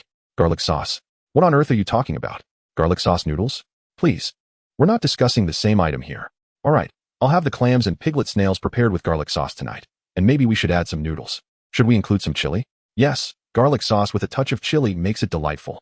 As Hu Tao listened to the banter between Bai Yu and Wang Hai, he transitioned from seriousness to astonishment, contemplating the myriad of implications within their conversation. Through their conversation, he also came to understand why Wang Hai would heed Bai Yu's words. After all, Bai Yu possessed an extraordinary ability to effortlessly engage with whatever Wang Hai had to say, seamlessly transitioning even between entirely unrelated topics. In a mere span of time, Bai Yu had already captured 7 or 8 crabs and collected over a dozen various sea snails, notably abundant in piglet snails. Strangely enough, despite their proximity to Hu Tao, who had gathered a greater number of large conch shells and more orchids crabs, there remained an unmistakable distinction between the 2 parties. Lobsters. Lobsters. Little Bai, come quickly. I have lobsters. Many lobsters. Hurry up. Hu Tao's voice rang out just as Bai Yu and Wang Hai were still foraging for seafood among the rocks. At this point, the 3 of them had ventured quite a distance from the shoreline, where the rocky crevices were teeming with resources. Yet these treasures did not capture the interest of Bai Yu and his companions. They were selective in their pursuits. For instance, Bai Yu had little interest in the small fish trapped in the rock pools or in the likes of barnacles, sea anemones, kelp, and nori. The smaller varieties of these creatures held no value, and Bai Yu deemed that the time spent collecting them would be better invested in seeking other bounties. However, should the sizes of the barnacles, sea anemones, or other such finds be sufficiently large, Bai Yu might take a keen interest, perhaps even filling a bucket with them. Upon hearing Hu Tao's shout, Bai Yu and Wang Hai exchanged a glance and promptly made their way towards Hu Tao's location, each carrying their respective finds. Where are the lobsters, cousin? Where did you say they are? Look over there at that rock. If you scrutinize its surface, you'll see several lobsters clinging to it. Hu Tao pointed towards a solitary rock standing about 10 meters away from them, isolated amidst the sea. How on earth did they end up over there? It's surrounded by water. How are we supposed to cross?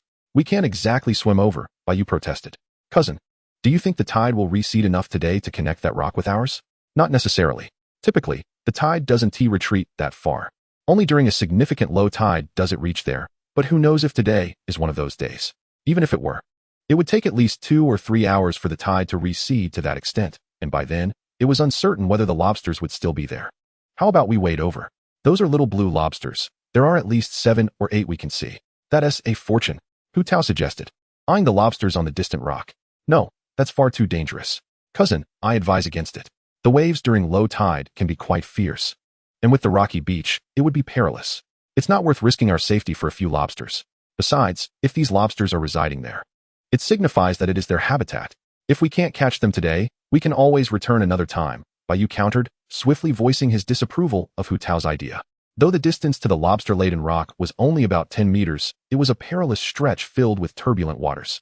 Beneath the surface lay countless unseen rocks.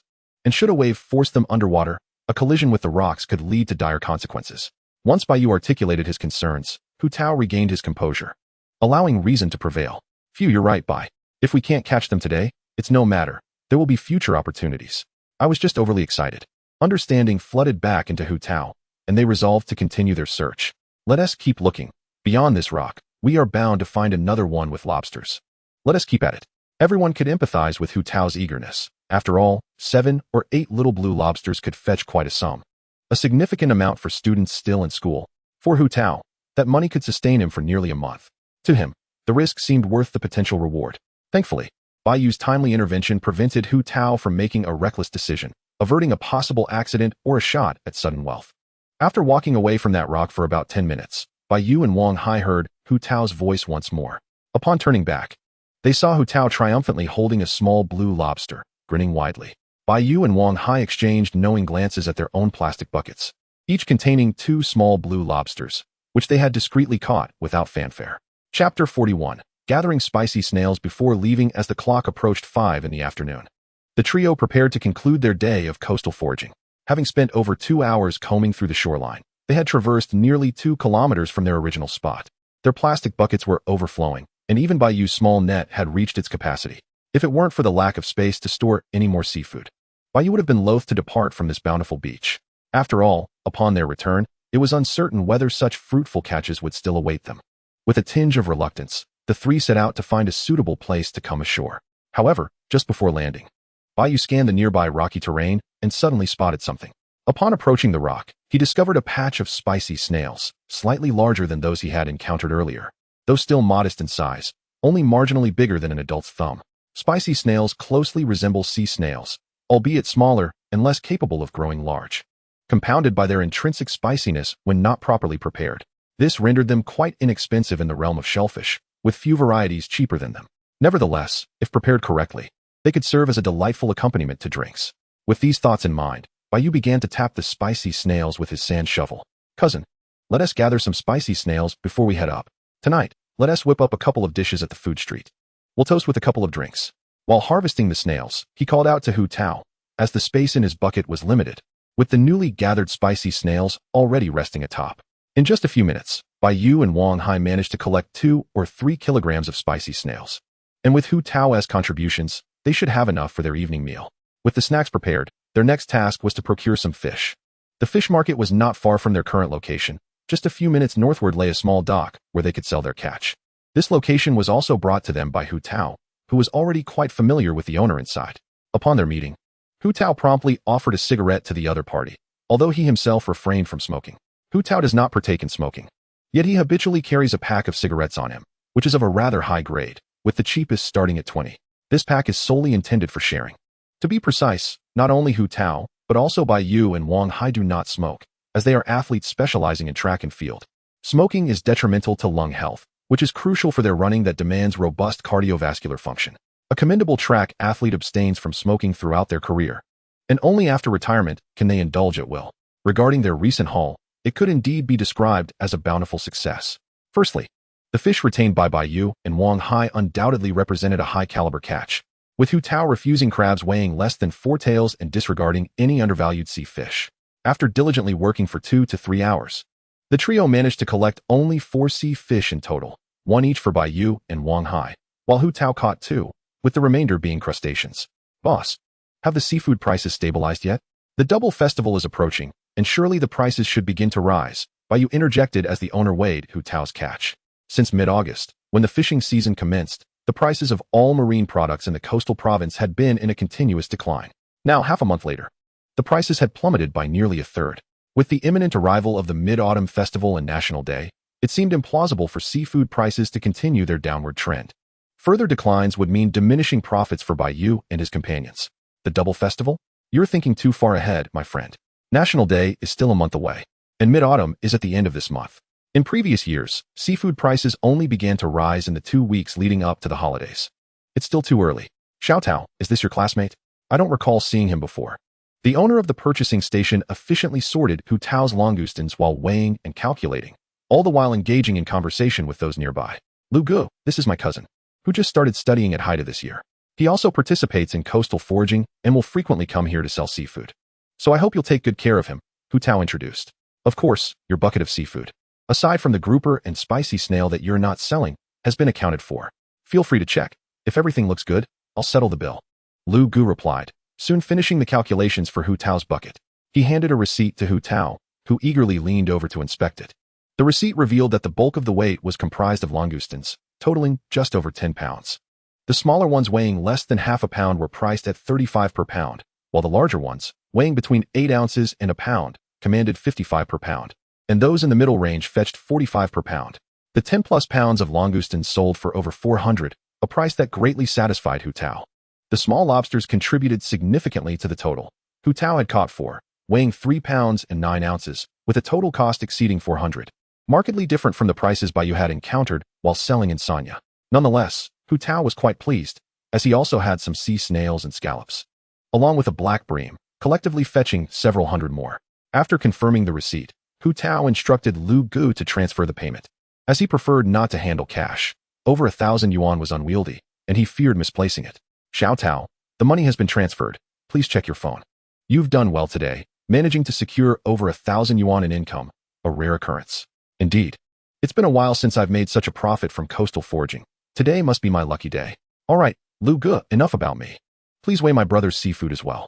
His catch is superior to mine, both in quality and quantity. Let us get it sorted quickly. As Hu Tao conversed with Lu Gu, Bai Yu and Wang Hai promptly brought forth their catches, filling several crates with their bounty. Lu Gu, the types have been sorted. You just need to handle the specifications. I appreciate your assistance in calculating the total. While Lu Gu calculated Hu Tao's haul, Bai Yu had already divided their own catch with Wang Hai, primarily based on species. Bai Yu refrained from interfering with the specifications, understanding that price variations could be significant, leaving that to Lu Gu, the owner. Their haul mirrored Hu Tao's in some respects, but also diverged in others. The commonality lay in their primary catch being crabs, albeit theirs were more varied, with blue crabs predominating, alongside some langoustines and stone crabs. The blue crabs filled an entire crate, all plump and rich, indicative of their quality. With September upon them, the season was ideal for crab consumption, not limited to freshwater varieties, but also extending to ocean crabs. Bai Yu's crabs necessitated more meticulous weighing due to the price differences associated with varying sizes. After Lu Gu's diligent work, Bai Yu's crabs totaled 26 pounds.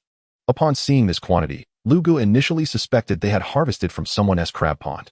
The crabs alone netted Bai Yu and Wang Hai over 1,000 yuan, with their small lobsters adding to their profit, with 11 weighing 8 pounds and 2 ounces, yielding yet another 1,000. Additionally, various scallops and sea snails contributed over 1,000 yuan collectively, especially the enormous sea snail they had discovered. How large was it, you ask? It measured around 40 centimeters in length and weighed at least 4 to 5 pounds. The best part was that it was meaty. Bai Yu had initially thought it merely a shell, intending to take it back to the dorm as a decorative piece. However, upon lifting it, he realized it was indeed filled with meat, significantly enhancing its value. Whether such a large sea snail is delicious remains to be seen. But as a decorative item for an aquarium, it would undoubtedly be considered a premium find. For this singular sea snail, Lu Gu offered 600 yuan, a price neither exorbitant nor insignificant. Given that Bai Yu and his companions were in Haikao, if they were in Sanya, no matter the offer, they wouldn't sell it, as he wished to keep it for his home aquarium. Regrettably, he lacked the conditions to do so at school. 10 minutes later, the trio exited the purchasing station, each carrying their plastic buckets. Inside, they had a few pounds of spicy snails and a grouper, intended for dinner that evening. The grouper, while not large, just over a pound, was a pearl grouper, and in addition to these items, they departed with a string of numbers, which was truly a valuable treasure, coveted by all. In this narrative, Hu Tao took away 1,350, Wang Hai received 2,000, and Bai Yu was allotted 2,860. The disparity in their shares stems from differing distribution ratios. Wang Hai received 40%, while Bai Yu obtained 60%, resulting in a natural variation in their earnings. After a bustling afternoon, Bai Yu felt quite satisfied with today's haul, though one aspect left him somewhat discontent. His luck points had not been fully expended. With 57 points initially, even as Bai Yu and his companions rode back to campus, he still retained 9 points. Chapter 42, Dining. 20 minutes later. At the entrance of the boys' dormitory at Hai University. Bai, Hai, what time are we heading out for dinner? Let us wait a bit. I'll check if Li Shui can join after the freshman military training wraps up. For now, let us head back to the dorm and freshen up. I'll call you later. Alright, just make sure to call me early, don't leave me hanging. After Hu Tao finished speaking, he rode back to his dormitory, while Bai Yu accompanied Wang Hai back to theirs. The thrill of beachcombing was delightful, yet it came with the drawback of easily soiling one's clothes. Upon returning to their dorm, the first task for Bai Yu and Wang Hai was to fill a bucket with water for the spicy snails and thoroughly cleanse them, scrubbing them multiple times. It was imperative that these creatures, which would soon grace their dinner plates, be impeccably clean for a worry-free dining experience. Bai Yu entrusted the task of scrubbing the snails to Wang Hai, who eagerly took to it, using a toothbrush he had only employed once. In his own words, a toothbrush could be replaced, but if he delayed cleaning the snails, it would postpone their enjoyment of the dish. Thus, sacrificing a toothbrush was a small price to pay for a timely meal. Meanwhile, Bai Yu picked up the camcorder to review the footage Wang Hai had shot earlier that afternoon. As he prepared to export the video, he was struck by a realization. He had forgotten he was at school and not at home. Lacking video editing equipment at the school, he was at a loss as to how to edit the footage. Clearly, acquiring a computer had become a necessity for both of them. Not only would it enable Bai Yu to edit videos, but it would also allow them to play games together in the dorm. With editing out of the question for the moment, Bai Yu joined Wang Hai at the sink to assist in processing the snails. While Wang Hai scrubbed, Bai Yu focused on trimming the spicy glands from the snails, ensuring they would be devoid of any intense heat. While some may relish that particular flavor, Bai Yu preferred snails without the spicy glands, having always enjoyed them prepared in such a manner. This task was tedious and could easily test one's patience. However, both Bai Yu and Wang Hai proved to possess ample patience, and they efficiently processed 3 to 4 kilograms of snails in just over 10 minutes. Once they completed the task, the sound signaling the end of the freshman military training echoed from outside. Bai Yu promptly pulled out his phone to call Li Shui. They had already agreed the previous day to dine together, and this call was merely to confirm her availability. Although there was no military training in the evening, it remained uncertain whether Li Shui's counselor would have any other plans, so it was prudent to inquire in advance. The outcome was favorable. Li Shui informed Bai Yu that she had spoken to her counselor, who permitted her and Xia Jing to go out for dinner, albeit with a stipulation. They must return to their classroom by 9 o'clock, or else they would not be allowed to leave. Despite this time constraint, it posed no significant issue for Li Shui and her companion, as they were confident they could finish dinner and return in time. Following this confirmation, Bai Yu made another call to Hu Tao to relay the time and location for dinner. 7 o'clock at Lu Ji South Food Street, the big stall. At 6:45, Bai Yu and Wang Hai changed into appropriate attire, carrying their collection of snails, piglet snails, and clams as they exited the dormitory. They hopped on their electric bike and arrived at the girls' dormitory shortly after. After waiting a minute or two, Li Shui and Xia Jing emerged, both dressed casually, unencumbered by the need to wear military training uniforms. Bai, Hai, how was your beachcombing today? Did you find anything noteworthy? Upon seeing Bai Yu, Li Shui immediately inquired about his day. Her curiosity mirrored in Xia Jing's expression. Compared to her previous sentiments, Li Shui had developed a fondness for beachcombing and even fishing. This change was difficult to articulate. Once, she had found the experience too hot, tiring, and dirty. However, after a summer filled with beachcombing adventures, those thoughts had faded. When asked why, Li Shui could only attribute it to the potential for profit and the thrill of unexpected discoveries. It went well. Today we didn't return to the same spot as yesterday. Hu Tao took us to his usual beachcombing site, where we gathered some crabs and lobsters. I also brought back some spicy snails, and Hu Tao even caught a grouper. We're in for a treat tonight. Let us go. I reckon our cousin has already arrived at the big stall. Briefly summarizing the day's events to Li Shui, Bai Yu led the way as they rode off, with Li Shui following closely behind. Upon reaching Lu Ji's food stall, they found Hu Tao already seated at a table, engrossed in his phone. Cousin, you arrived quite early. Have you ordered yet? Tonight, I'm treating you. I'm giving you a chance to take advantage of me. Such opportunities are rare. So seize it well. Bai Yu exclaimed as he parked the bike and joined Hu Tao at the table, immediately broaching a topic that piqued Hu Tao's interest. Brother Yu, can I order whatever I want? I want lamb skewers and chicken legs. Before Hu Tao could respond, Wang Hai eagerly began placing his own orders. Sure, order whatever you wish. Today, you can indulge to your heart's content. Wow, Bai, it seems you're feeling generous today. I won tea hold back then. Oh, Snow. You've come too. Is this your classmate? Come, take a seat. While Hu Tao welcomed Li Shui and Xia Jing to sit down, he began perusing the menu at the food stall. Meanwhile, Bai Yu approached the stall owner with the seafood he had brought, having previously arranged for them to assist with the preparation, with the owner merely charging a small fee for the service. The dishes Hu Tao and the others ordered primarily consisted of skewers, with only 2 vegetable dishes, a portion of small lobsters, and a couple of cold dishes. Tao Gu, did you bring that fish? Did you need to ask? I delivered it to the owner before you arrived. It should be nearly done now, as steamed grouper cooks quickly. Just as Hu Tao concluded his sentence, a server approached with a plate showcasing Hu Tao's steamed grouper. In addition to the grouper, the skewers here are also served with remarkable speed. It took merely about 10 minutes from the moment they placed their orders to when the skewers graced their table. As the waitstaff began to serve the dishes, Hu Tao retrieved a box of 81 from beneath the table and, brandishing a bottle opener, commenced his task. Xiao Bai. Xiao Hai, let us each have a bottle to set the mood.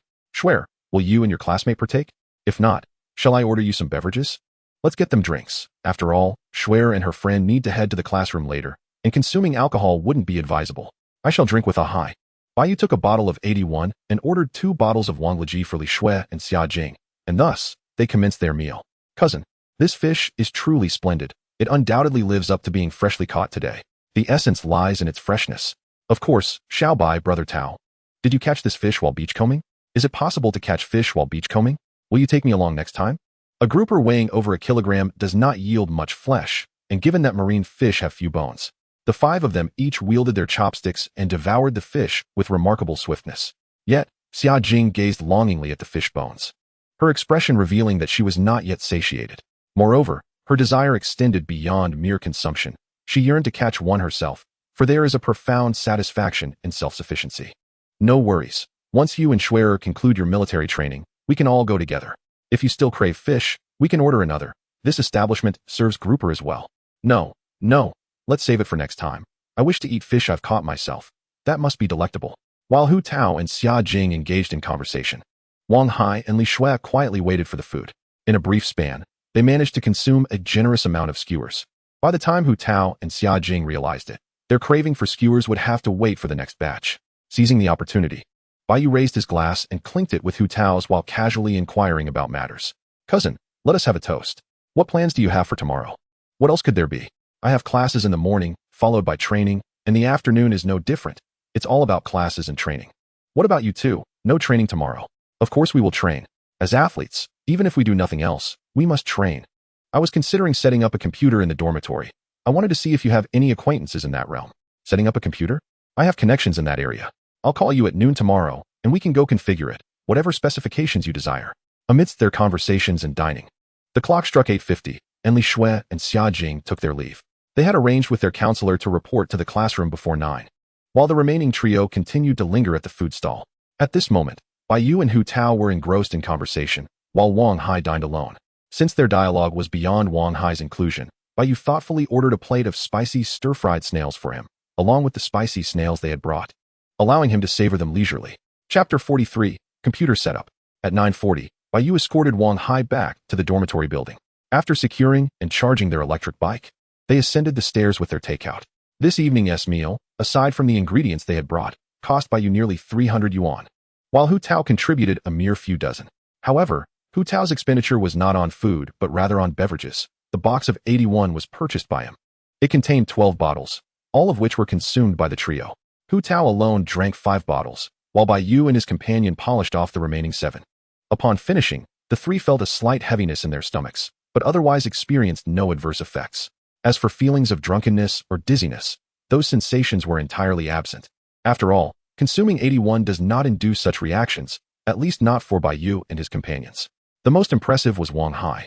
Not only did he consume over 3 bottles of beer, but he also continued to eat until the very end of the meal, and to top it off, Bai Yu packed some skewers for him to take home. At times, Bai Yu found himself pondering the nature of Wang Hai's bottomless appetite. How is it that he could eat so much without gaining weight? The truth is, Wang Hai was not immune to gaining weight.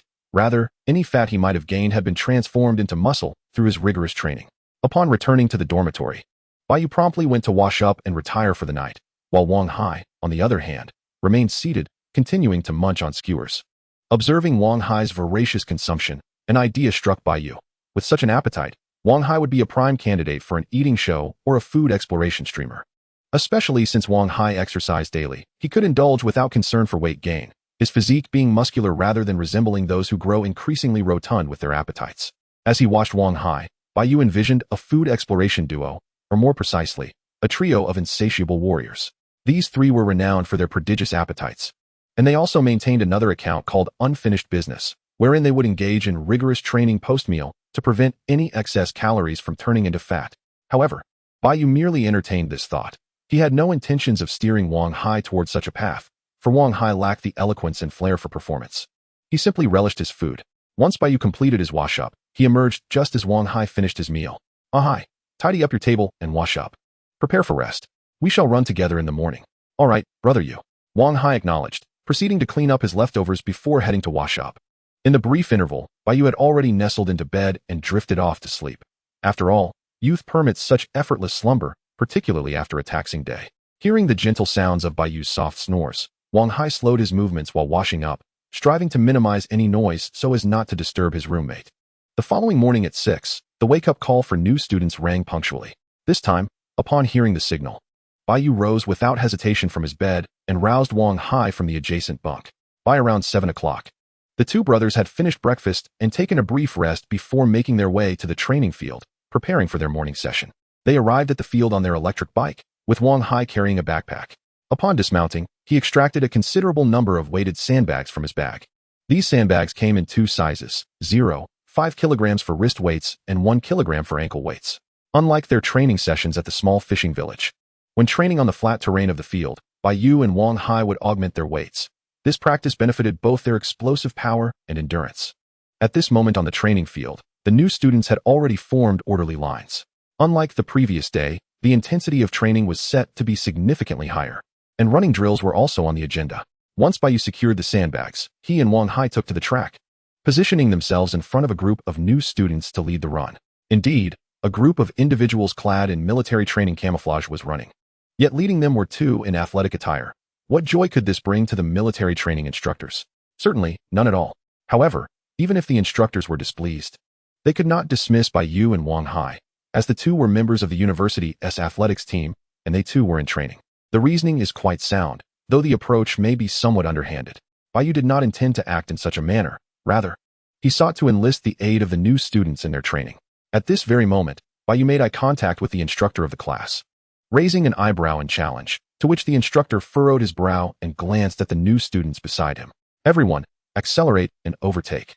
Whoever manages to surpass us can enjoy a break during this afternoon's training.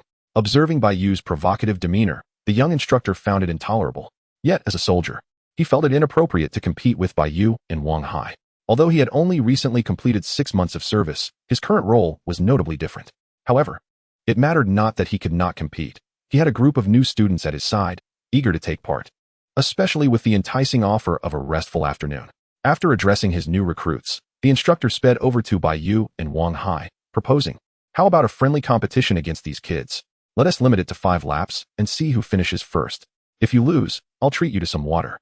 With the goal achieved, Bai Yu readily agreed, and as he noticed the students behind them picking up speed, both he and Wang Hai quickened their pace as well. Despite the added weight they carried, 6 pounds were trivial to them, causing no hindrance whatsoever. Unlike the students behind them, who were sprinting with gritted teeth, Bai Yu and Wang Hai maintained their own steady rhythm. Even as some students overtook them, Bai Yu remained unfazed, allowing them to pass. From the outset, he had not regarded these new students as rivals. After all, they had only just emerged from 3 years of high school, particularly the final year of intense pressure that had led them to high university. Bai Yu was acutely aware of their physical capabilities as a fellow newcomer. Just wait, he mused. Though these new students may be running fast now, they will soon tire. As he anticipated, after a single lap, those who could still keep pace with Bai Yu and Wang Hai dwindled to a mere handful, with none ahead of them. Upon completing 5 laps, Wang Hai came to a halt, while Bai Yu continued to run. Their training priorities differed. 5 laps sufficed for Wang Hai, but for Bai Yu, it was far from adequate. Wang Hai had been sent by Bai Yu to fetch water, and by the time he returned, Bai Yu was already on his 7th lap. He handed Bai Yu a bottle of water before heading over to the group of new students who had been running alongside them. At that moment, the group was standing at attention on the side of the track, not so much standing at attention as they were watching Bai Yu run. Wang Hai placed the water beside their instructor and joined them in observing. "Hey, your teammate is impressive. He has already run 3 kilometers. And his speed hasn't waned at all. If he were in the military, he'd be a pro at 5-kilometer cross-country. The instructor glanced at Wang Hai and the water on the ground, then at Bai Yu on the track. Teammate, that is my brother. Here, this is water from him for you all. Is that so? Just saying he is your brother is all it takes? The instructor eyed Wang Hai in the water again, falling silent this time, realizing that Wang Hai was not particularly loquacious and that most conversations with him would struggle to reach a depth of understanding. Nevertheless, the instructor was not one to refuse the water brought by Wang Hai, as it was not solely for him, and besides, Bai Yu had indeed mentioned treating the new students to water should they lose. Ultimately, Bai Yu spent half an hour on the track, completing 20 laps before concluding his run. However, aside from the initial astonishment from the new students who ran alongside him, his feat did not create much of a stir on the field. By the end, there were several other students dressed similarly to him. Also running, members of the athletics team had joined in as well. After finishing, Bai Yu approached the instructor, exchanged a few words, and then he and Wang Hai vacated the track, opting to sit in the nearby stands. After all, the instructor still had new students to train. While they were merely idle participants, better suited to remain seated away from the track to avoid causing a disturbance. At noon, Hu Tao called him, and the 3 of them had lunch together in the cafeteria before Hu Tao took Bai Yu and Wang Hai to the computer market in the city. Since they needed to assemble computers, it was only fitting to go to a specialized place. According to Hu Tao, there was a computer shop in the city run by a senior from High University, where many students had procured their computers, ensuring both quality and price were reliable.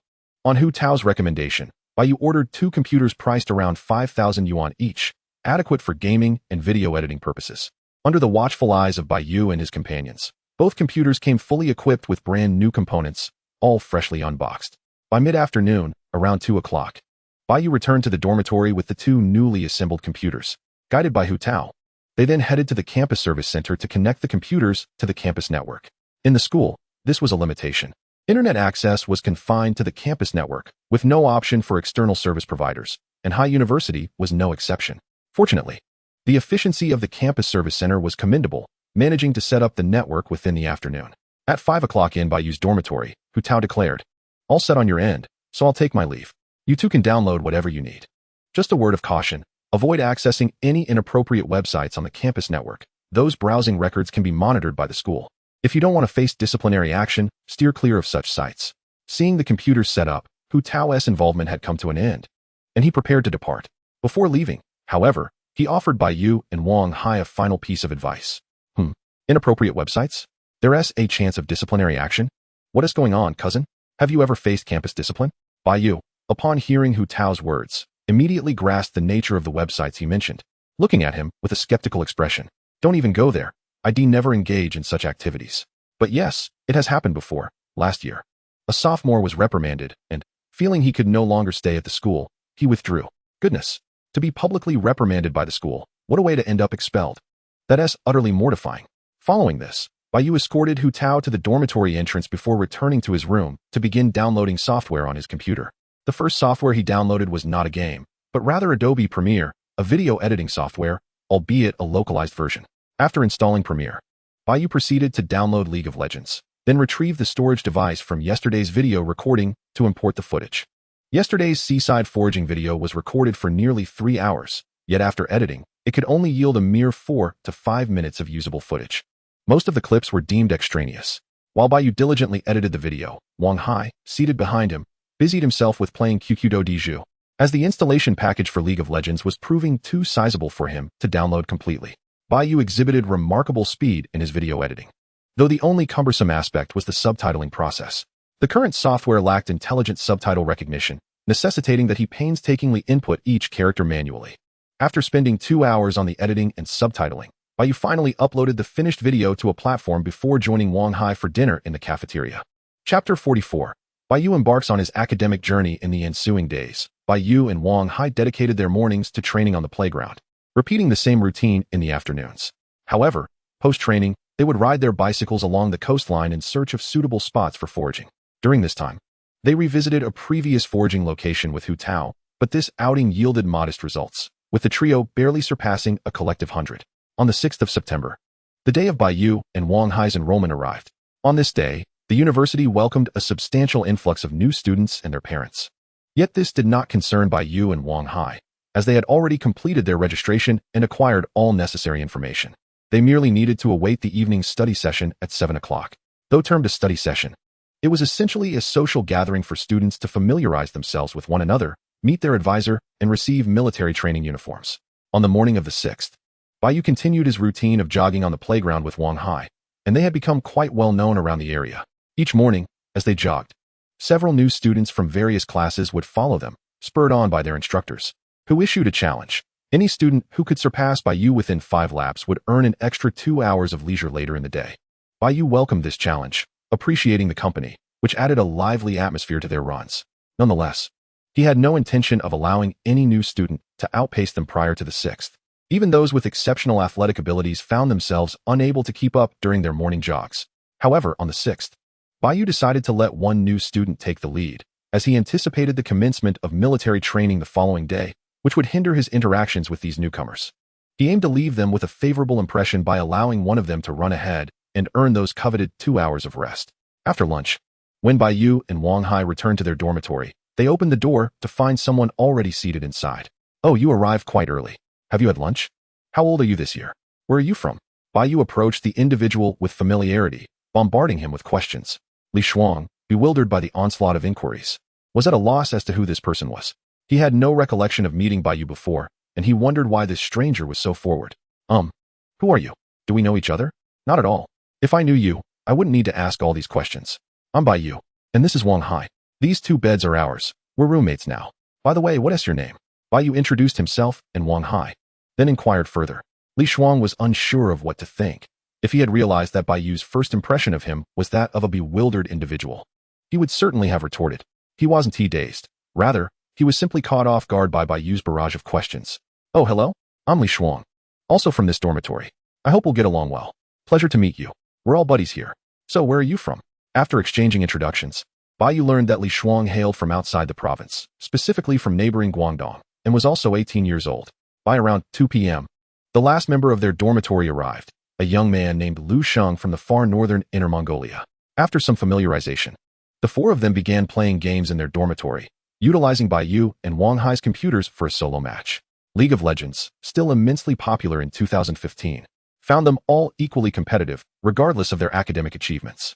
At approximately 3 p.m., Bai Yu led the other 3 back to the playground. He and Wang Hai resumed their jogging while Li Shuang and Lu Sheng opted to spectate, preferring not to engage in any physical activity. As evening approached, around 7 o'clock, the 4 of them made their way to the classroom. They were all eagerly anticipating this evening's study session, as it marked their first encounter with their university classmates. These individuals would be their companions for the next 4 years, and naturally, they hoped to find camaraderie with peers who shared similar personalities and appearances. Upon entering the classroom, Bai Yu noted that over 10 individuals were already present, a mix of boys and girls, though the latter were fewer in number. Given that they were in the Marine Studies department, it was expected that female students would be somewhat scarce, with the majority being male. Bai Yu chose not to greet anyone immediately, but rather found a seat for himself. Most of those in the classroom appeared to cluster in groups of 4. Much like his own group, engaged in conversation. By the time the clock struck 7, the class swelled to over 40 students. And Bai Yu's group mingled with several boys from the neighboring dormitory. They had encountered each other earlier in the afternoon, but had not confirmed if they were in the same class. As Bai Yu and his companions were engrossed in conversation, a bespectacled man entered the room and proceeded to the front of the class. "Cough, cough.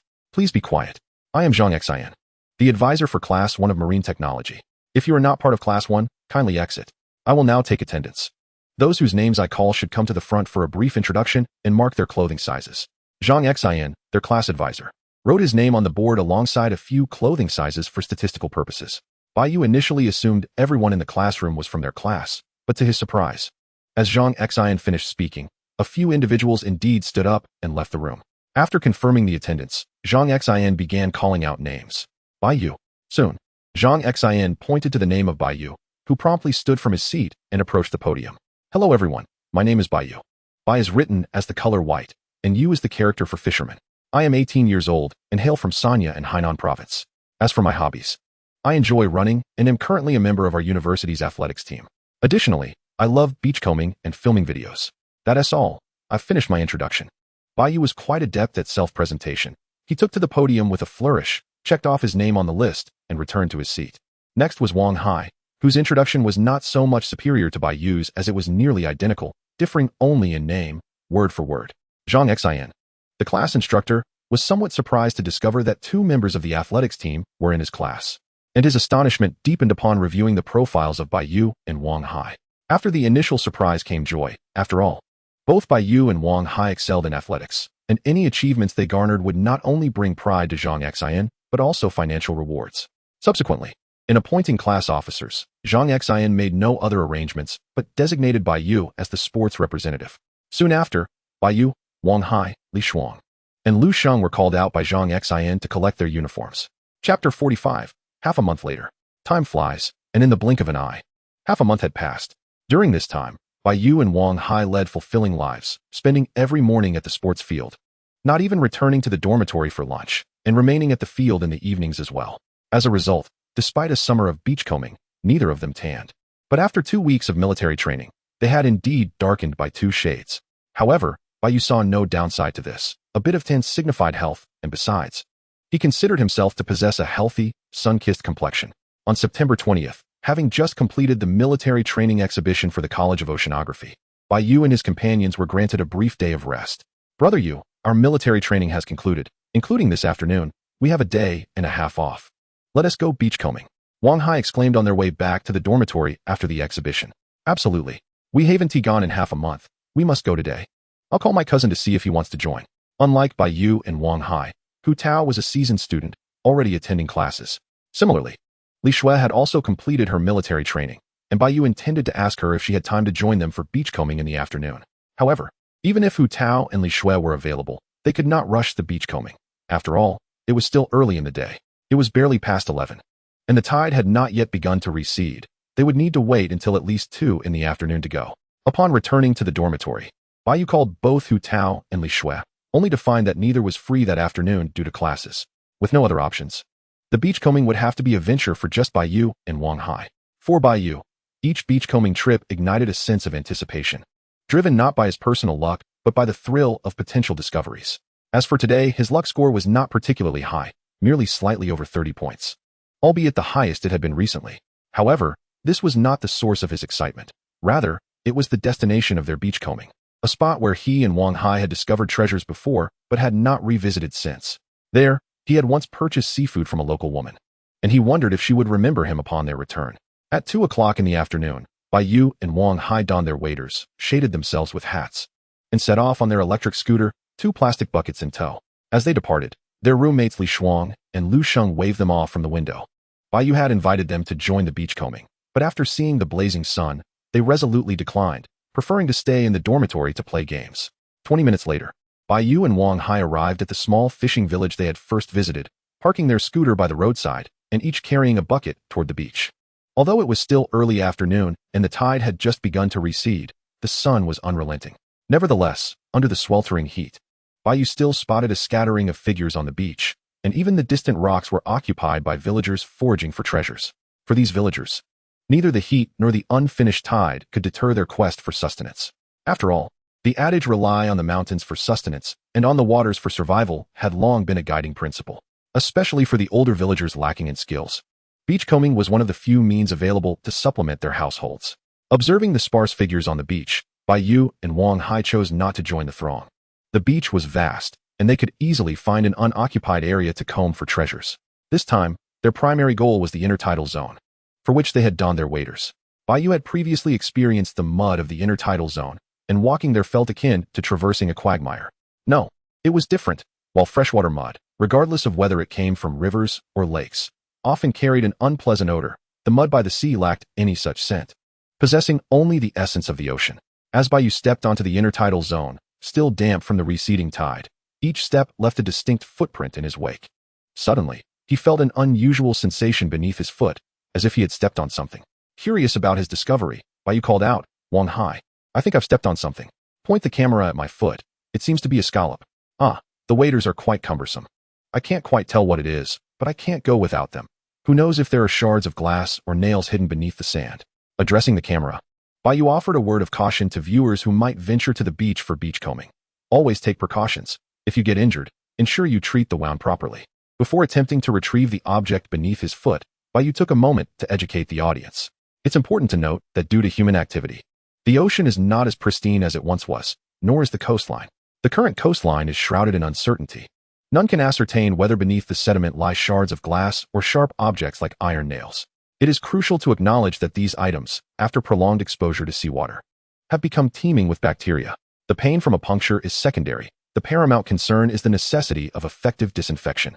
Likewise, injuries inflicted by marine life, whether from toxic species or our commonly consumed shrimp, crabs, and fish, require immediate antiseptic measures. It is imperative not to underestimate these risks, as the number of fatalities in our country resulting from such incidents is not negligible, often stemming from negligence and complacency. Although the protection afforded by wading pants is limited, it is certainly preferable to being barefooted, a consideration that Bai Yu and Wang Hai have taken into account for their own safety. After this simple reminder, Bai Yu resumed his task. After shifting his foot away from what he had stepped on, he cautiously employed a sand shovel to excavate a couple of times. With a distinct sound of impact, it became apparent he had unearthed something. As he flipped his hand, a large, white clam emerged from the sand. The object Bai Yu had stepped upon was indeed a clam, and remarkably, it was in the midst of feeding. With a small fish wedged within its shell, a mere tail was all that remained of the unfortunate creature, rendering its species unidentifiable. Brothers, today as fortune begins with an enormous clam. Although the price of clams may not be high, they certainly add weight. This clam in my hand is worth at least 2 yuan. Quite a decent price, wouldn't you agree? A clam can easily be exchanged for a bottle of water. Furthermore, let me share a little secret. Clams are said to have certain benefits for issues like erectile dysfunction and premature ejaculation. I cannot vouch for its veracity, but if any brothers out there are experiencing such troubles, perhaps it's worth a try. Do let us know in the comments if it proves effective. Bai Yu presented the clam before the camera for a close-up, while elaborating on its value and potential benefits in a mysteriously engaging manner. As for whether fans would be inclined to try it, Bai Yu felt it was beyond his concern. He suspected that even if someone did, they would not disclose it in the comments. As Bai Yu stated, the price of clams is indeed modest, ranging from a few to a dozen yuan.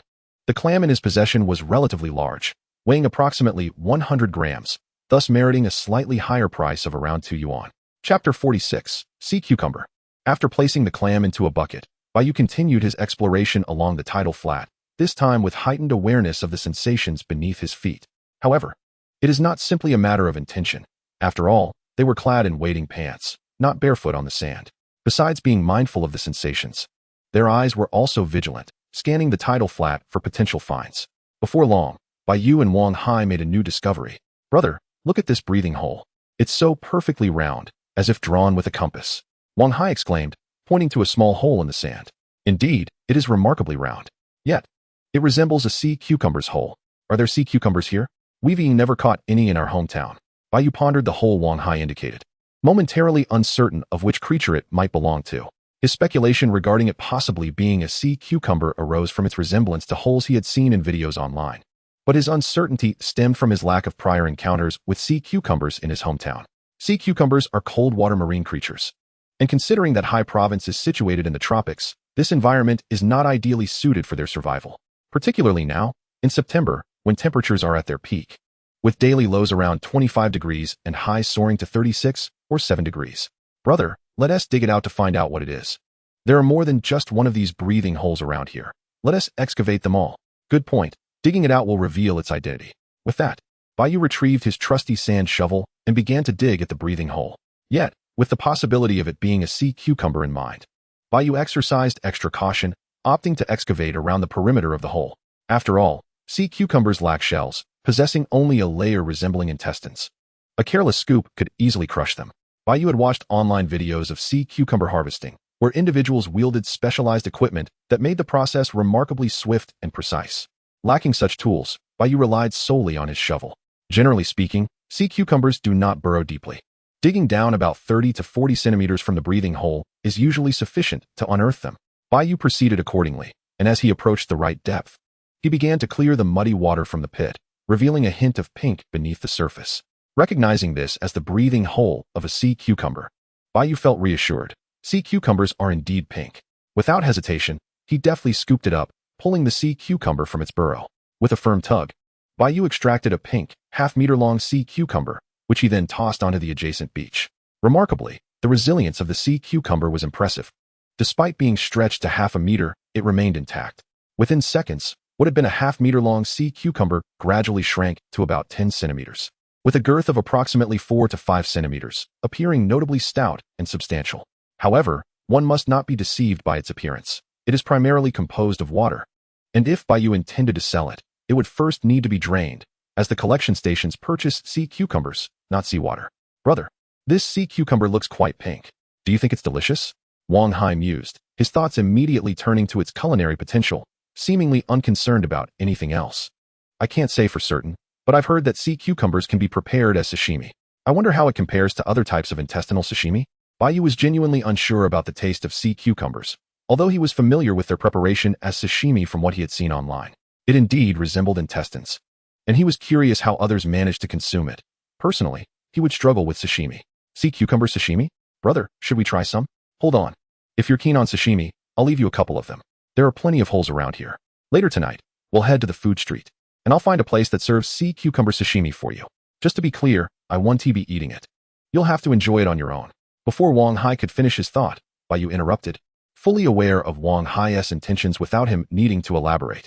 If you're not eating it, then I won't either. It's no fun eating alone. I'm off to dig for more sea cucumbers. Upon hearing Bai Yu's declaration of disinterest in eating, Wang Hai's appetite also waned instantly. Do not be deceived by Wang Hai's reputation as a gourmand. He is a discerning connoisseur of culinary delights. He comprehends that sharing a meal with others enhances the experience, rendering it far more delectable.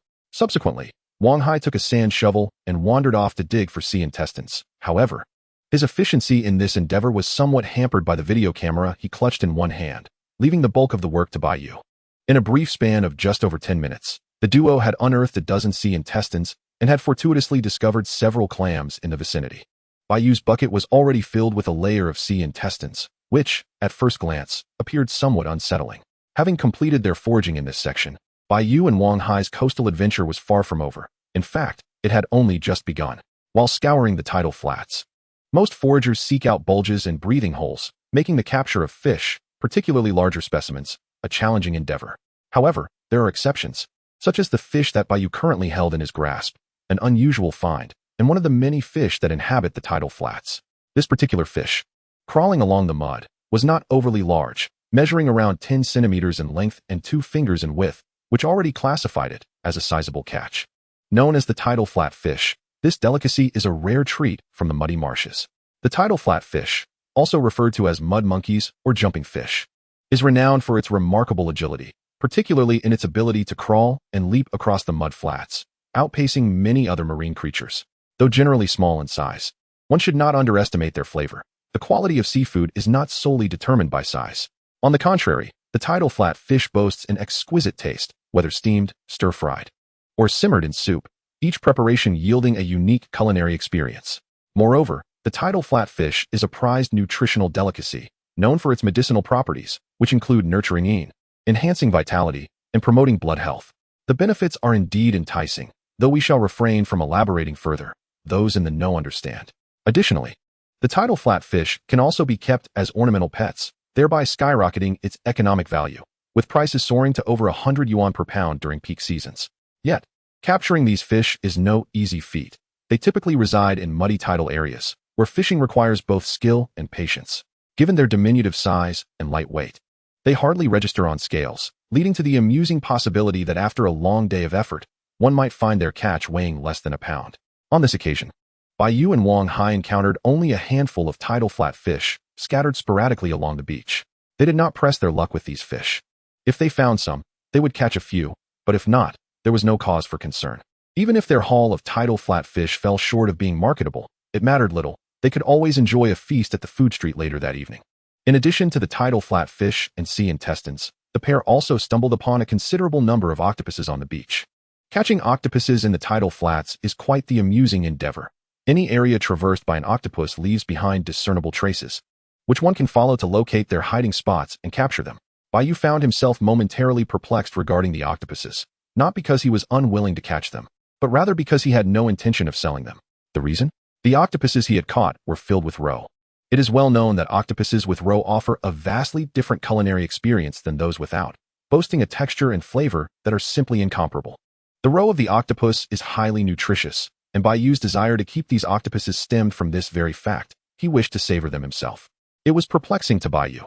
Despite having ventured out with Wang Hai to profit from their catch, he found himself yearning to indulge in the fresh bounty before him. From the untried sea intestines to the octopuses and tidal flat fish, each a rare delicacy, especially when so fresh. Brother Yu, crabs. Look, crabs. They're quick. Wang Hai's voice jolted Bai Yu from his reverie. Following Wang Hai's pointing finger, Bai Yu's gaze landed upon a blue crab scuttling at an astonishing speed across the beach, disappearing in the blink of an eye, more than 10 meters away in mere moments. To be honest, it was Bai Yu's first encounter with such a swift crab. He had no inclination to pursue it. Catching up was simply impossible. Goodness, is that crab attempting to take flight? Ah, forget it, hi. This crab, and we are not meant to be. Let us resume our search for breathing holes and bulges. We ought to amble about a bit longer before we head back. After glancing at the fleeing crab, and then at the time, now 4 o'clock in the afternoon, Bai Yu noted that they had already spent over an hour on the beach. Considering their efforts, the duo's collection was quite commendable, totaling nearly 20 pounds of assorted finds. The only drawback was the absence of particularly valuable items. The tidal flatfish was likely the most prized, though unfortunately, their numbers were not substantial. Bai Yu intended to remain until 5:30, allowing them to return to school just in time for dinner at 6. Wang Hai, always obedient to Bai Yu's plans, continued to scour the beach. At 5:30, Bai Yu signaled it was time to depart, leading Wang Hai away from the shoreline before finding a spot to wash off their waterlogged trousers. They then mounted their electric scooter, steering towards the direction of their school. This time, Bai Yu chose not to sell their catch to the local purchasing station, but instead aimed to visit the food street to inquire if any vendors were interested. If so, he would sell to them. Otherwise, he would seek out another purchasing station. Should a vendor express interest, Bai Yu would engage in discussions about potential long-term collaboration, which might ultimately eliminate the need for middlemen. Chapter 47. Negotiating with Lu's Eatery. On their return journey, Bai Yu continued to ride the electric scooter with Wang Hai in tow. Bai Yu's plastic bucket rested on the footboard, while Wang Hai carried his bucket in hand. Fortunately, it was not overly heavy, making it manageable for Wang Hai. When they arrived at the entrance of Haida University, Bai Yu gazed at the school gates without entering, instead making a beeline for the nearby food street, reminiscent of the legendary Yu the Great passing his home thrice without entering. Upon reaching Lu's Eatery, Bai Yu finally halted the scooter. He had chosen Lu's Eatery because it was the only establishment he had previously dined at, leaving him with a favorable impression. From the taste of the dishes to the pricing and the quality of ingredients, Lu's Eatery was known for its authenticity, and the owner's warm and welcoming demeanor further enhanced the experience. As soon as Bai Yu arrived at Lu's Eatery, he secured the scooter and headed straight to the back kitchen of the establishment. The proprietor of Liuji de Peidang is also the chef, and all the staff, whether waiters or cashiers at the front desk, are either family members or relatives of the owner.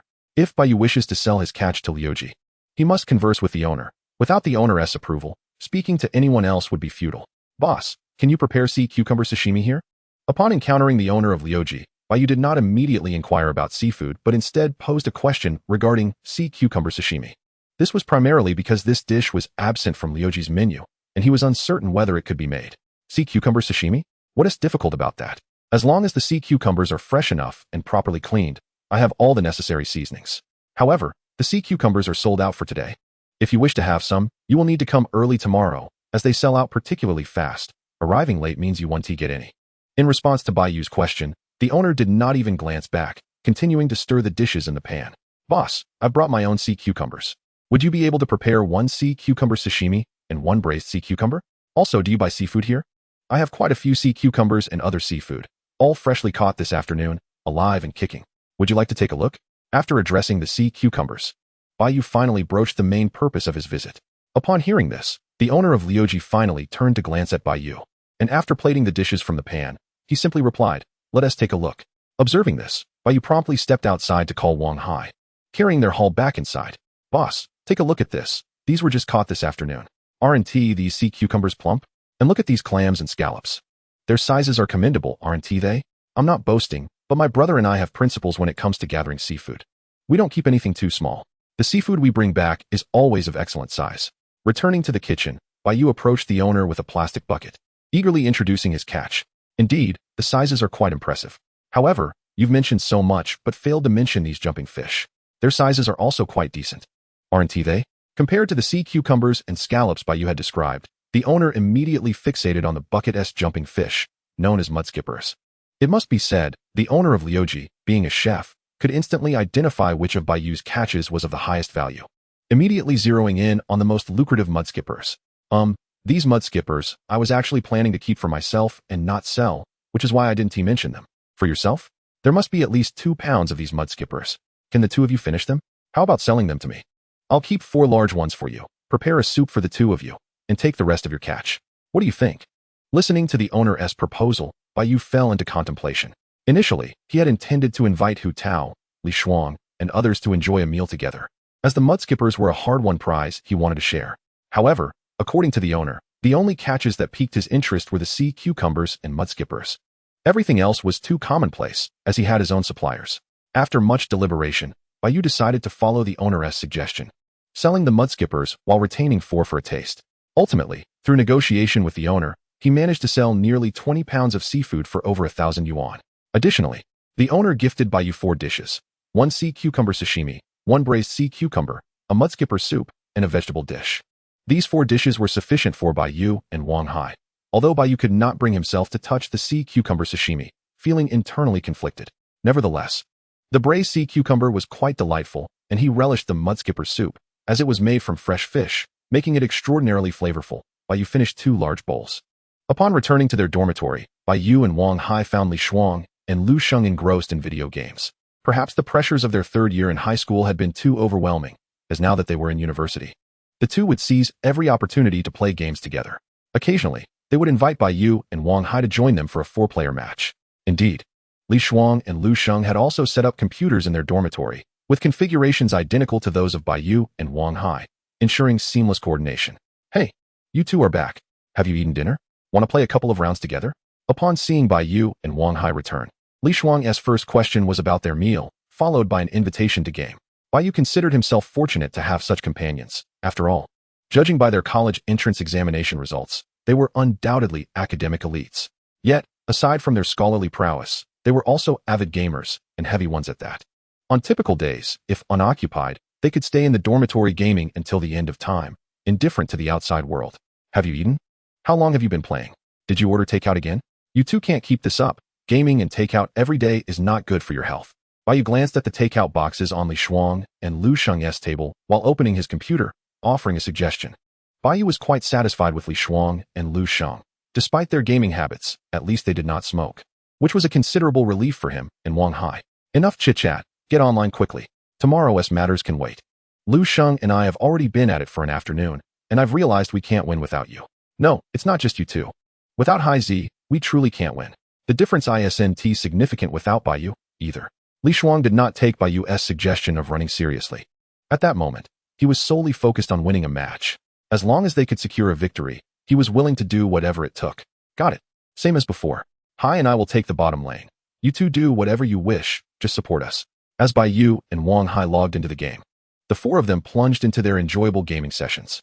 Playing games is undoubtedly a delightful activity, especially when done with familiar faces. Of course, this is contingent upon not being overly concerned about winning or losing during the process. While gaming, Li Shuang inquired about Bai Yu and Wang Hai's catch from the day, as they were aware that gathering seafood could be lucrative, even if they hadn't partaken in it themselves.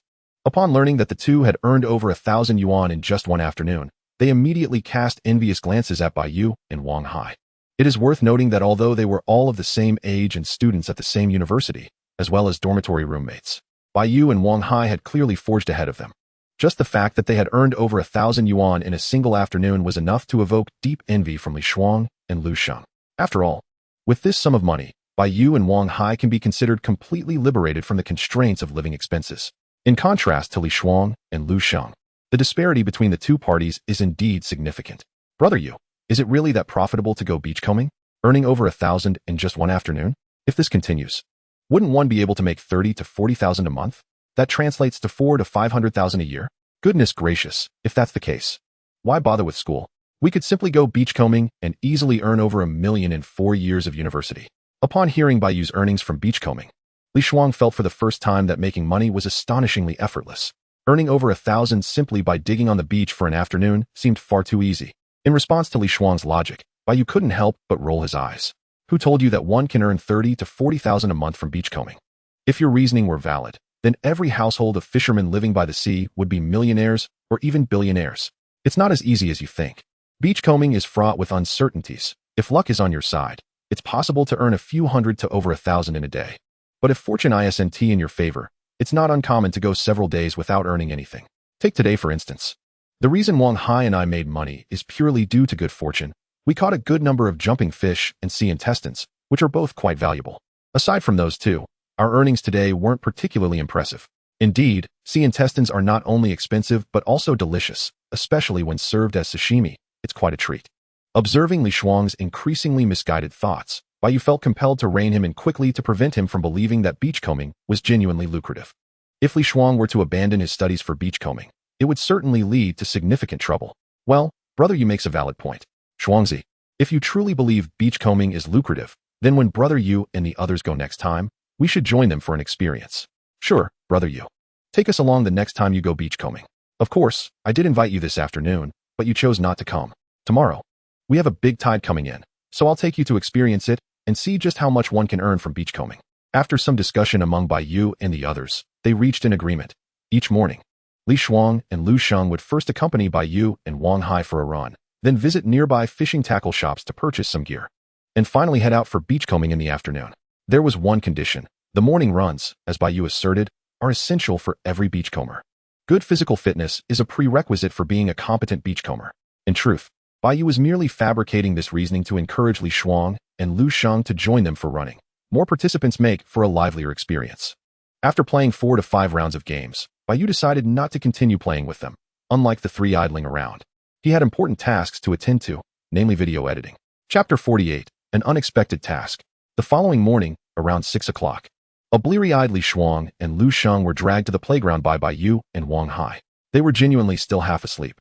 Having played games until midnight the night before, and with the time spent on personal care, they were fortunate to have managed over 5 hours of sleep.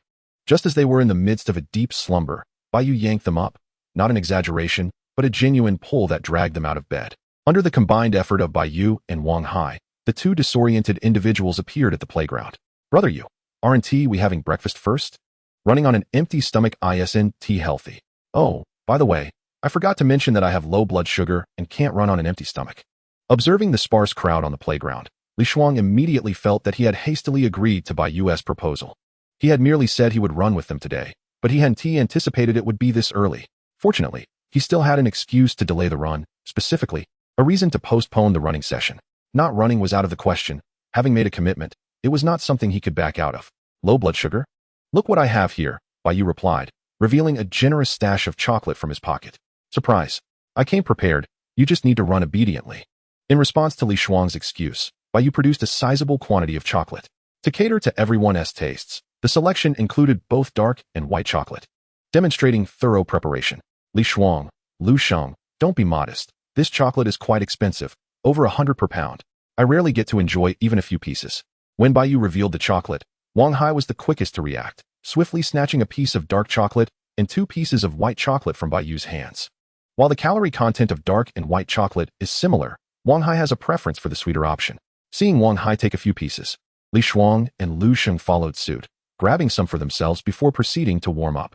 It is worth mentioning that if you plan to run just after waking up, warming up is essential to effectively prevent muscle strains and joint injuries. After a brief warm-up, Bai Yu led Li Shuang and Lu Sheng in their run. In contrast to the trio, Wang Hai had been receiving specialized training since joining the athletics team at Hai University, courtesy of Coach Li. Meanwhile, Bai Yu's objectives were different, leading to distinct training methods. Wang Hai focused on explosive strength, with endurance training as a secondary priority, while Bai Yu was quite the opposite. Despite their differing training styles, they often trained together, as they all shared the same playground. After jogging for over half an hour, they headed to the cafeteria for breakfast. It must be said that running a couple of laps first thing in the morning is genuinely beneficial for breakfast. Not only does it stimulate the appetite, but it also allows for a more substantial meal, aiding in digestion. After breakfast, the 4 returned to their dormitory for a short rest. In truth, they were reluctant to go back, as the plan for the day was to take Li Shuang and Lu Sheng to buy tools. However, it was only just past 7 o'clock, which felt rather too early. Shops might not even be open at this hour. Back in the dormitory, Li Shuang and Lu Sheng quickly logged onto their computers and prepared to play games. While Bai Yu browsed the official website of the Haikal Meteorological Bureau to check the tidal conditions for the day. He had mentioned that today's tide would be a significant one. Such tides only occur twice a month. For fishermen living by the sea, the arrival of a big tide presents a rare opportunity for a bountiful harvest while beachcombing. When a big tide occurs, the water recedes far out, exposing vast stretches of beach along the coastline. At this time, going beachcombing significantly increases the chances of finding abundant and rare seafood. Bai Yu learned about this upcoming big tide through the Meteorological Bureau's announcement, and he was quite eager for the opportunity. Moreover, he had already decided on the destination for today's beachcombing, the rocky beach they previously visited with Hu Tao. As the tide recedes, the rocky beach will unveil vast expanses of exposed rocks. Even those typically submerged in deeper waters may become visible. Just like the rock where Hu Tao discovered a school of lobsters last time, during the ebb of the tide, the seawater that previously obstructed the path will vanish. Today's excursion to the shore isn't limited to the four of them. Hu Tao, Li Shui, and others will also partake. In fact, for this tidal adventure, Hu Tao and his classmates are prepared to skip classes, a matter that Bai Yu had previously discussed with Hu Tao. It's not only them. There are numerous students from Hai University who are also gearing up for today's shoreline excursion. After all, Hai University is a coastal institution, and the number of students who relish such outings is truly countless. Some are driven by sheer enjoyment, while others seek to earn a little money. Their motivations vary widely, yet they are all determined not to miss this significant tide. At 9 o'clock in the morning, the four of them ventured to the fishing gear shop to purchase 2 sand shovels and 2 crab traps. They then proceeded to the supermarket to acquire 2 plastic buckets and a pair of rubber gloves, thereby completing their tool preparations. They didn't require an extensive array of equipment, as neither knew how long they would last. The items purchased could also be utilized by Bai Yu and Wang Hai should they choose not to go beachcombing in the future. They had lunch at the cafeteria and returned to their dormitory for a brief rest. Around 1 o'clock in the afternoon, Hu Tao called Bai Yu. "Xiao Bai, are you ready? Don't forget about today's tidal beachcombing. Remember to bring several nets. I have a feeling our haul today will surpass all previous ones. Rest assured, I am well prepared. However, cousin, are you really okay skipping class to go beachcombing? Aren't you worried about failing if the teacher finds out? Not a problem. I have an elective class this afternoon, so it's not a big deal if I don't attend. I'm eager to go beachcombing. I foresee us returning with a bountiful catch. Borrowing your optimistic words, let us meet at the school gate shortly." After concluding the call, Bai Yu reached out to Li Shui, informing her that they could now head to the shore and to meet at the school gate with their gear. At that moment, as Bai Yu was placing items into the plastic bucket, a sudden chime resonated in his mind. Ding. The long-absent Tongzi had returned to speak. Ding. A temporary task has been issued. What on earth is this sudden task? And why does it say accepted right away? I haven't even agreed to it. Is this not a coercive task? Regardless of Bai Yu's internal complaints, it was undeniable that the task was now a reality, and he reluctantly decided to check its contents. Temporary task. Due to the swift decline of the tide, a young sperm whale, unaccustomed to human presence, has become stranded on the shore. The host must rescue this whale and return it to the sea. Task reward, 50 points of luck. Failure penalty, a continuous month of 0 luck. Accompanying the temporary task was a map, marked with a red, indicating the location of the stranded whale. Staring at the task details in his mind, Bai Yu was bewildered, his thoughts plagued by 3 large question marks. A sperm whale has beached itself? Surely this must be a mistake. How could they encounter a sperm whale? Sperm whales are deep-sea creatures, typically inhabiting waters over 1,000 meters deep, whereas they were currently near Hai University, where the surrounding ocean depths barely reached 100 meters. However, upon noticing a small note preceding the mention of the sperm whale, Bai Yu momentarily grasped the situation. It seemed plausible that a juvenile might not comprehend the dangers. Nevertheless, since he had accepted the task, Bai Yu realized he must complete it. He was not merely pursuing the 50 points of luck. He could swear he wasn't. The penalty for failure was far too severe. A month of 0 luck? Was that not an exaggeration? He understood the implications. If he failed this task, he would have to abandon beachcombing for an entire month, as even if he went, he could expect minimal rewards. Chapter 49, The Stranded Sperm Whale. Tongzi, long time no see. You've finally returned. If I hadn't been seeing my luck points vanish daily, I might have doubted your existence. But Tongzi, if you're back, why must you present me with a coercive task right off the bat? It's not that I'm unwilling to undertake this task. But doesn't the reward and penalty seem a bit mismatched? 50 points for success, yet a month of 0 luck for failure? Isn't that rather excessive? Tongzi, perhaps you could consider adjusting the reward. As Bai Yu observed the apparent imbalance in the task's reward and penalty, he called out to Tongzi internally. Ever since Bai Yu had acquired the system, Tongzi had maintained a rather indifferent attitude towards him. Whenever Bai Yu sought Tongzi's attention, he would often be met with silence. Now that Tongzi had finally shown up, Bai Yu seized the opportunity to engage in conversation. Unfazed by Bai Yu's bargaining, Tongzi merely displayed a message on Bai Yu's retina as a response. All explanations regarding this task are at the discretion of the system. Truth be told, Bai Yu had read numerous novels in his past life, including many in the system genre. Yet he had rarely encountered a system like Tongzi that displayed such indifference towards its host.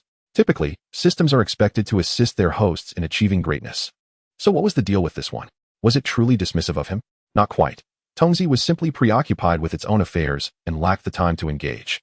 Just be patient. Once I've finished my tasks, I'll return. While Bai Yu internally criticized Tongzi's lack of responsibility, the electronic voice of Tongzi echoed in his mind once more.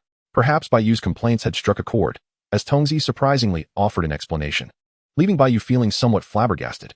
Are we ready to go, brother Yu? Have you gathered everything? Before Bai Yu could inquire further about Tongzi's current preoccupations, Wang Hai interjected, pulling Bai Yu back to reality. Despite appearing to converse with Tongzi for quite a while, only a minute or two had passed, and throughout this time, Bai Yu had not ceased his preparations. He had gathered all the tools necessary for beachcombing. Let us head out. Cousin and Li Shui have likely reached the school gate by now. We should hurry to meet them. With that, Bai Yu promptly exited the dormitory, heading downstairs to mount his electric bike. The four of them rode 3 electric bikes, and upon arriving at the school gate, Bai Yu realized he had perhaps overthought the situation, as they were actually the first to arrive. Hu Tao and Li Shui had yet to appear. After waiting a few minutes at the school gate, Li Shui and Xia Jing arrived first, shortly followed by Hu Tao and his group of 4. Hey Xiaobai. You all arrived quite swiftly. Since most of us are here, shall we head out? We're still going to that rocky beach, right? Hu Tao arrived at the school gate with his roommates, and upon spotting Bai Yu and Li Shui, he took the lead and set off on his electric bike. Such is the nature of seaside foraging. If even one member of a dormitory possesses the skill or has profited from it, the remaining 3 are unlikely to let him reap the rewards alone. After all, as the saying goes, one fears not only for a brother's hardships, but also for his newfound luxury, like driving a Range Rover. Even if a brother were to drive such a vehicle, the rest would surely gravitate towards him, seeking a share of the ease he has found. With Hu Tao leading the way, everyone present mounted their bikes and followed closely behind. As Bai Yu rode, he compared the red dot marked by Tongzi Guo on his virtual map, gauging how far he was from the unfortunate sperm whale. The only piece of good news was that the whale's stranding location was not far from their intended destination. To be precise, it lay conveniently on their path.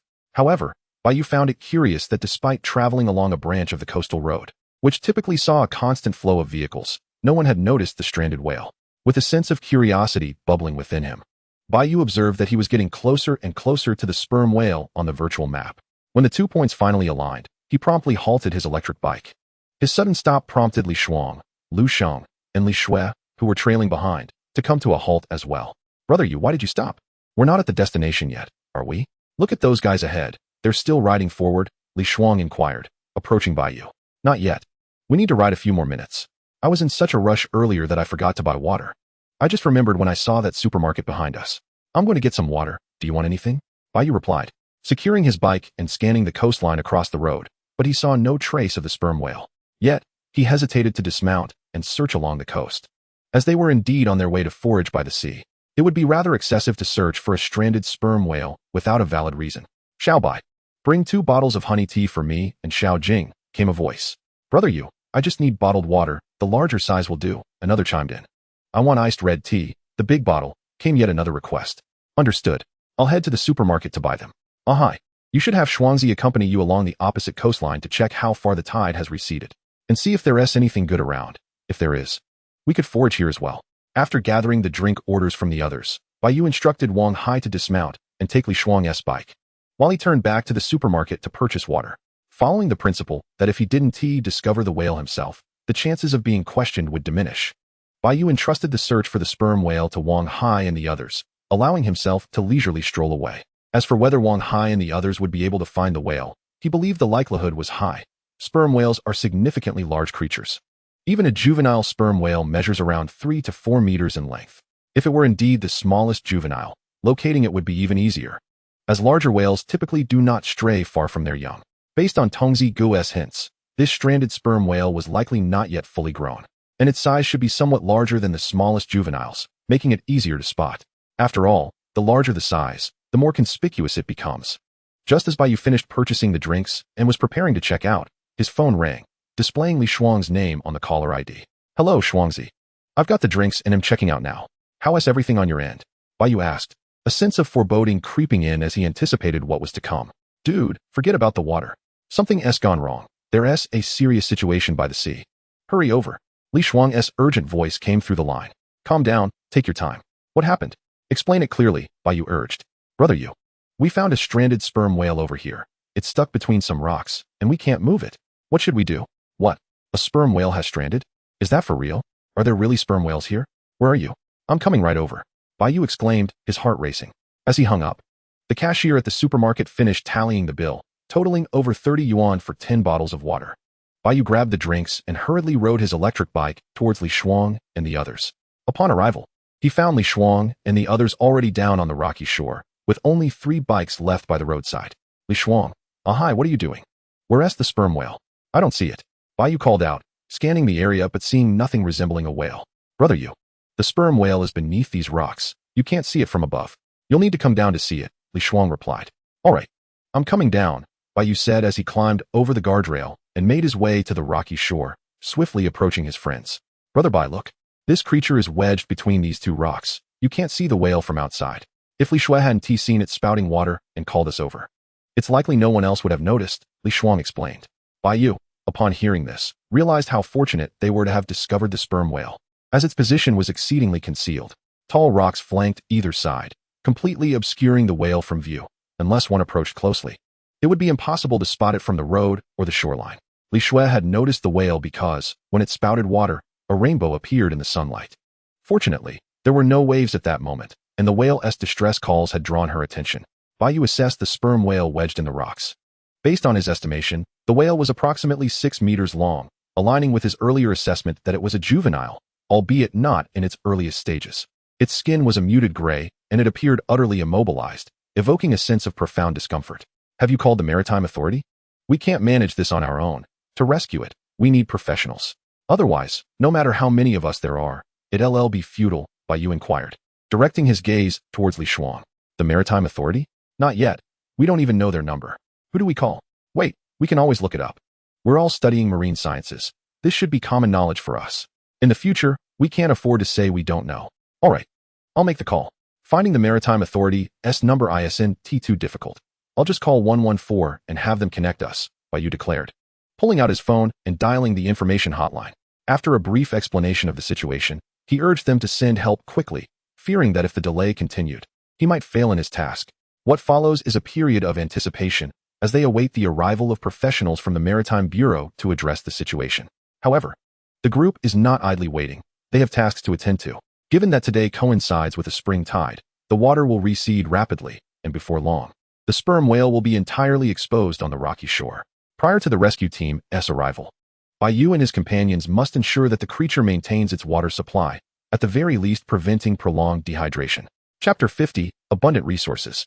During the wait for the Maritime Bureau, Bai Yu and his 5 companions continuously doused the sperm whale with buckets of water, as if bestowing a bath upon the gentle giant, without a moment's pause. It is not just they who are engaged in this aquatic ritual. The whale, akin to a perpetually youthful child, occasionally responds by showering them with sprays from its blowhole, leaving them thoroughly soaked yet undeterred. In the whale's perception, Bai Yu's act of pouring water is likely seen as a playful interaction, and its spouting is a reciprocation of their engagement. Since Li Shui and her companions discovered the whale, its demeanor has significantly softened. It has ceased its vocalizations, much to Bai Yu's disappointment, as he had been eager to hear the sounds it would produce. The Maritime Bureau does not keep them waiting for long. Approximately 20 minutes after Bai Yu's phone call, 2 speedboats appear on the horizon, racing towards them with purpose. Brother Yu, are those speedboats from the Maritime Bureau? Li Shuang inquired, a hint of uncertainty in her voice. Can these small vessels really handle such a massive creature? Indeed, from a size perspective, the approaching boats seemed diminutive compared to the stranded whale, raising questions about their capability. Surely they can manage. I described the situation thoroughly over the phone. The arrival of 2 boats suggests they possess confidence in their abilities, Bai Yu replied. All right, they are nearing us now. Let us refrain from saying anything inappropriate. Our future workplace might very well be the Maritime Bureau. We should not leave a negative impression on our potential colleagues. As soon as Bai Yu finished speaking, the 2 speedboats came to a halt not far from their position. A total of 6 male personnel disembarked from the vessels. Captain, the sperm whale appears to be just as we were informed. This is indeed the one that has beached itself, one of the crew remarked. Indeed, it matches the size described by the operator. However, how did this whale end up here? It's perplexing. Regardless, we must focus on the task at hand. Everyone should exercise caution. Do not let yourselves be harmed by the creature. I will approach and inquire about the details, the captain instructed. The conversation aboard the speedboat was overheard by Bai Yu and his companions. Just as Bai Yu was about to relay information about the whale when the captain performed an unexpected action. He leaped from the boat, plunging directly into the sea, and began swimming towards them. What is the meaning of this? You didn't need to jump into the water. We could have communicated directly. Bai Yu exclaimed. Brother Yu, what do you think they are up to? Is this some sort of display? I can't shake the feeling that they seem rather unreliable, Li Shuang commented. Enough chatter. Let us observe the situation first, Bai Yu urged. The speedboat was now quite close. One with a bit of a spring could easily leap across. After reaching the shore, the captain first inquired about the identity of the person who had called for assistance, then proceeded to gather information from Bai Yu. Subsequently, he gestured for the small boat to approach the shore. During this exchange, Bai Yu realized that the captain's leap into the sea held significance. They were on a rocky shore, and the captain intended to physically assess whether there were hidden reefs beneath the surface. Despite their seemingly unorthodox approach, it became evident that the crew was highly skilled. As the speedboats drew closer, 3 additional team members arrived at the rocky outcrop. They circled the sperm whale, examining it for injuries and assessing its entrapment. Upon confirming that the whale bore no external wounds and was merely stuck, they proceeded with their next steps to extricate it. With 2 ropes secured around the whale's tail, the crew on the speedboat activated the engine, and under the combined force of both boats, the whale was swiftly pulled free. Once the whale was towed to deeper waters, the speedboats halted once more, and 1 crew member swam to the whale to untie the ropes. It is worth noting that this whale was still in its juvenile stage. Had it been an adult, even doubling or tripling the number of boats would not have sufficed to manage a fully grown sperm whale. Now liberated, the sperm whale released a resonant call that echoed powerfully across the water. Following this, it plunged back into the ocean, surfacing again to spray both speedboats with a magnificent jet of water. It then waved its tail at Bai Yu and the others on the shore, creating a cascade of waves, though the distance spared them from any impact. Look, Brother Bai, this magnificent creature is greeting us, Li Shui remarked, observing the splashes produced by the whale. A greeting, perhaps. However, after this experience, I hope it chooses to keep its distance from the shore in the future. Additionally, let us not forget this is a juvenile. It has not yet reached maturity. All right, now that the sperm whale has regained its freedom, let us hasten to the shoreline.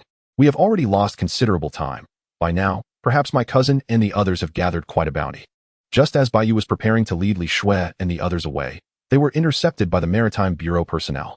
Initially, the staff commended Bai Yu and his friends for their actions regarding the sperm whale, but they also reprimanded them for crossing the road barrier and approaching the perilous rocky area. According to the officials, they would certainly praise commendable actions, but criticism for reckless behavior was equally warranted. Furthermore, regarding the discovery and rescue of the rare marine creature, mere verbal commendation would not suffice. Once they learned that Bai Yu and his companions were students from the Ocean University, the officials promised to send a letter of commendation to the university in recognition of their efforts. In light of this, Bai Yu and his companions provided their names and class details, an incredibly fortuitous development for them. Even if they faced a reprimand, it was well worth it. After accepting the admonition, the 6 of them quickly departed with their plastic buckets in hand, hopping onto their electric bikes without looking back. A few minutes later, they arrived at their intended beachcombing location. At this point, Hu Tao and the others had long since begun their search. Upon seeing Bai Yu and his companions arrive, Hu Tao waved in greeting. Cousin, what treasures have you gathered after the tide? Bai Yu inquired, approaching them while holding the drinks he had purchased. Absolutely splendid. Just look at my bucket, filled to the brim with crabs and lobsters. I've no interest in anything else. What took you so long to arrive? Hu Tao replied. Don't even mention it. We encountered a stranded sperm whale on the way and had to take some time to rescue it. My goodness, cousin. Your haul is quite impressive. These crabs are enormous, surely weighing over 7 or 8 tails. And look at the abundance of little lobsters. Goodness gracious. There's even a spiny lobster among them. Cousin, you are bound to strike it rich. As for the sperm whale incident, Bai Yu merely brushed it aside. His attention was entirely captivated by the bounty within Hu Tao's plastic bucket, which was nothing short of extravagant. Inside Hu Tao's bucket were merely 4 types of treasures: orchid crabs, blue crabs, small lobsters, and spiny lobsters. None of these delicacies come cheap. Even the relatively more affordable orchid crabs that Hu Tao caught were all over half a kilogram. Such specimens typically cost no less than 50 yuan per gene. As for the spiny lobsters, their price starts at a staggering 200 yuan per gene. Not bad at all. These are merely appetizers. It's only a little past 3 o'clock, and we can remain here until around 7 or 8 in the evening, waiting for the tide to rise before departing. Today, we should easily earn ourselves several thousand yuan. Regarding Bai Yu's mention of the sperm whale, Hu Tao paid it no mind. as he was enveloped in the joy of a bountiful catch, with little inclination to ponder other matters. Hey, hey, hey, cousin, watch your step. You nearly crushed that massive blue crab. Just a tad more, and you would have missed out on 100 yuan. While Bai Yu and Hu Tao were engrossed in their lively conversation, Bai Yu's peripheral vision caught sight of something unusual, prompting him to swiftly save a blue crab from Hu Tao's imminent footfall. The blue crab he rescued was substantial, easily over a jin. And such a specimen is certainly not inexpensive. However, Bai Yu had no intention of keeping this blue crab for himself. Instead, he secured it with Hu Tao's zip tie and placed it into Hu Tao's bucket. He then hurriedly departed, unable to contain himself any longer. The resources here were simply too abundant. He needed to return and fetch his gear. He too wished to capture crabs. Chapter 51. A handful of crabs and a handful of shrimp. Bai Yu's fervor for beachcombing stemmed from the completion of a temporary task, which had granted him an additional 50 points of luck from his beloved Tongzi. Coupled with his pre-existing luck, his total now soared to an impressive 92 points, his second time exceeding 90 since acquiring Tongzi. He fondly recalled the last occasion when his luck surpassed 90, which had resulted in earnings exceeding 10,000 yuan. He harbored similar hopes of sudden wealth today. Ahai, bring all the gear. We must seize the moment to work. Today's low tide has revealed a trove of treasures from the seabed.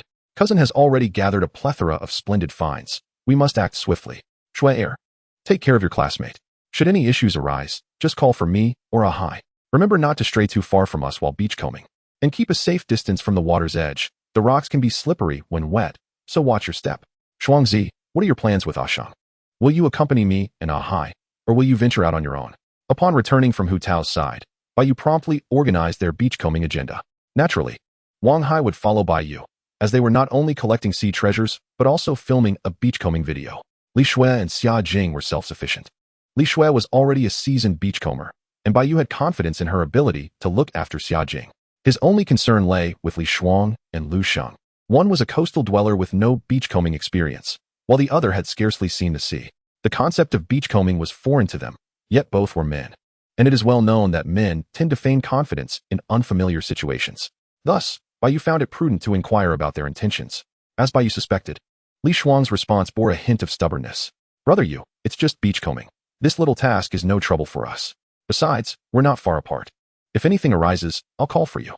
Having reassured himself, Li Shuang and Lu Sheng grabbed their tools and set off, positioning themselves on either side of Li Shui. With that, Bai Yu wasted no time and, accompanied by Wang Hai, began their work. At that moment, the clock had just passed 3 in the afternoon.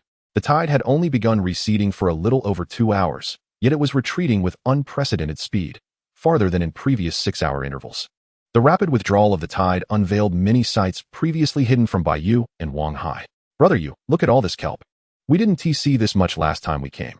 How has it grown so profusely in such a short time? This isn't new growth. It was simply submerged when we last visited. However, there is indeed a significant amount of kelp here. Alas, we lack the time to harvest it, otherwise woe. There is something hiding among the kelp. Let me see who is concealed within. Kelp, a type of algae that thrives on rocky outcrops, often forms dense clusters. As Bai Yu and Wang Hai gazed upon the kelp, Bai Yu's keen eye noticed something unusual. The kelp was moving. Seizing the moment, Bai Yu crept closer and carefully parted the seaweed, akin to exploring a mystical garden, revealing the creature concealed within. Wow, brother Yu, a lobster. What a large little lobster. Indeed, it was quite sizable. This creature had cleverly hidden itself amidst the kelp, and had it not moved, they might never have discovered it. However, its movement gave it away. Bai Yu uncovered a small lobster that was impressively large, nearly weighing a jin, and exceptionally well concealed. Its greenish hue made it nearly indistinguishable from its surroundings. Brother Yu, do you think there are more hiding among the kelp? Wang Hai inquired, eyeing the surrounding kelp. There might be, or there might not. However, we don't have much time to sift through the kelp. Let us focus on searching the crevices in the rocks instead. Compared to Wang Hai's interest in the kelp, Bai Yu was more concerned with the rock crevices. After all, sifting through kelp was cumbersome. Searching the rocky gaps was much more efficient, allowing them to quickly ascertain whether any treasures lay within. Farewell, kelp, continue to thrive. I shall return to escort you away next time. Before departing, Wang Hai reached out to touch the kelp on the rocks, displaying a sense of reluctant farewell. Ahai, stop dawdling and come over. Grab your crab-catching claws and hurry. I've discovered a nest of large crabs. Quickly, I'm coming. I'm on my way. Upon hearing Bai Yu's call, Wang Hai rushed over, his earlier attachment to the kelp vanishing in an instant. Meanwhile, Bai Yu stood in a rocky pit, holding the crab-catching claws, aggressively probing the crevices in the rocks, occasionally extracting a large crab from within. The crabs, under assault from Bai Yu, could only retreat deeper into the fissures, with thoughts of escape being utterly futile, as the rocky pit was far too deep, almost to Bai Yu's waist. Once Wang Hai arrived, he quickly grabbed his crab-catching claws and joined the fray alongside Bai Yu, both of them enthusiastically capturing crabs. It must be said that this tide is truly remarkable. The water recedes with astonishing speed, leaving a multitude of creatures ensnared in the rocky pits along the shore. Had it not been for Bai Yu and the others venturing out to forage, perhaps these creatures could have returned to the ocean once the tide rose again. Alas, there are no what-ifs in this world. Bai Yu and his companions not only arrived, but came prepared, specifically for this bounty. I got one. I got one. I got another.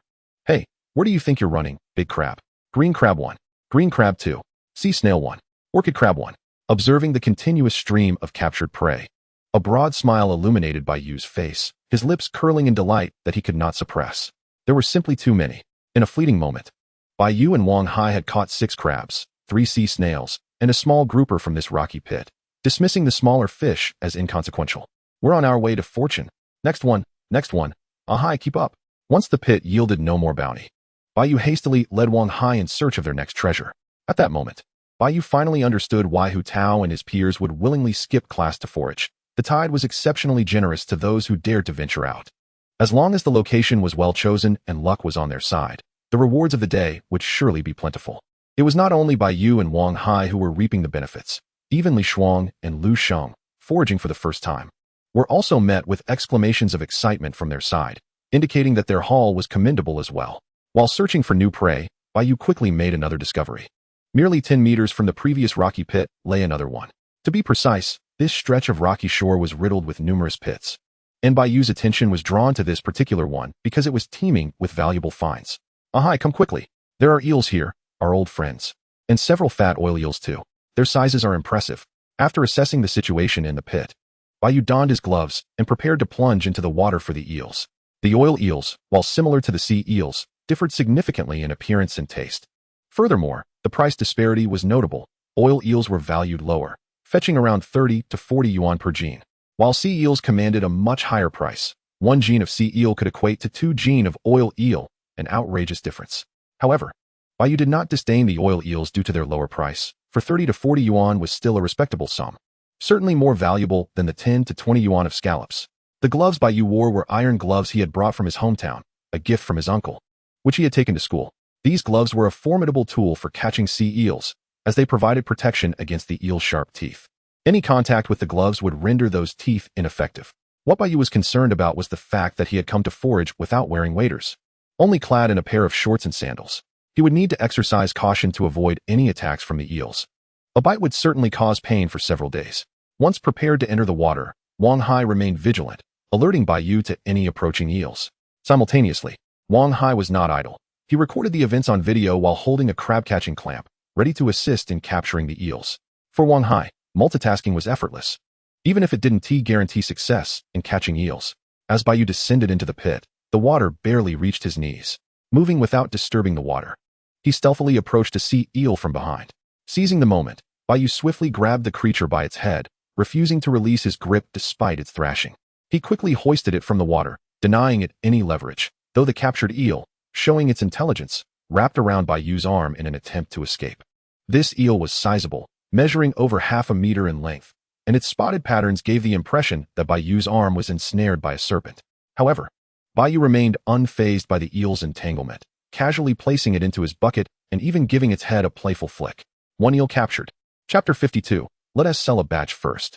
Before Bai Yu lay a pit containing 5 eels, 2 oil eels, and 3 sea eels. Within mere minutes, he had successfully captured 4 of them, while the 5th was classed by Wang Hai using the crab-catching clamp. During the capture, Bai Yu also extracted 3 large prawns from the mouths of the eels. These were not lobsters, but rather large prawns, and had Bai Yu not acted quickly, these delectable morsels would have become eel fodder. After securing these eels, the bounty in their buckets had already accumulated to nearly 20 gene. While the sea eels comprised the bulk of their catch, the overall value was impressive, amounting to over 1,000 yuan. As Bai Yu continued his search for the next prize, Hu Tao had already returned to shore with one of his roommates. This was not due to a lack of eagerness to forage further, but because their buckets could no longer accommodate any more catches. They needed to head to the collection station to sell their haul before returning for more. After all, Having a bounty without a means to transport it would be futile. Reflecting on the need to sell their catch, Bai Yu suddenly recalled a pertinent matter. To whom would they sell their catch today? He had recently made an arrangement with the owner of Lu Ji's seafood stall, agreeing to sell him good catches in the future. However, the location where they were foraging was rather distant from Lu Ji's, requiring at least 40 to 50 minutes for a round trip. In contrast, the collection station was only a 2 to 3 minute bike ride away, saving them valuable time. After careful consideration, Bai Yu decided that the majority of their haul would be sold at the collection station, reserving some prime catches and their final haul for Lu's. Just as Bai Yu and Wang Hai were striving to fill their 2 plastic buckets, Li Shui approached, her hands empty. Little Bai, do you know where the collection station is nearby? Xiaojing, and I want to sell our catch. Huh, you two are so efficient. Have you filled your buckets already? Upon seeing Li Shui, Bai Yu initially assumed they had filled their buckets but quickly reconsidered, realizing that their efficiency was unlikely to surpass his and Wang Hai's, who had yet to fill theirs. Not to mention that Hu Tao's roommates, who had arrived before them, were still foraging. No, we only collected half a bucket of crabs and sea snails, and this bucket is already too heavy to lift, so we're planning to sell our catch. Brother Bai, could you kindly point me in the right direction? I shall take Xiaojing along, so as not to delay you and Brother Hai in your pursuit of the sea. Indeed, you two are ultimately still girls, and it's only natural that your strength is somewhat limited. How about this? I will escort you both there, as we have also gathered quite a substantial bounty to sell along the way.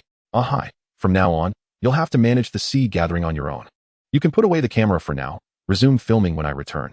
After Bai Yu spoke, he poured the contents of the 2 buckets onto a large surface, using a small net to contain any excess before casually carrying it away. The only catch he left behind was a small blue dragon weighing nearly a pound, which was reserved for Lu Ji. Initially, Bai Yu intended for Wang Hai to take Li Shui and the others, but upon reflection, he realized that Wang Hai's lack of bargaining skills, coupled with Li Shui and Xia Jing's unfamiliarity with seafood pricing, could lead to them being exploited by the purchasing station's owner. Hence, he decided to personally guide them. It is crucial to note that the intricacies of seafood purchasing run remarkably deep, not merely in terms of variety and liveliness.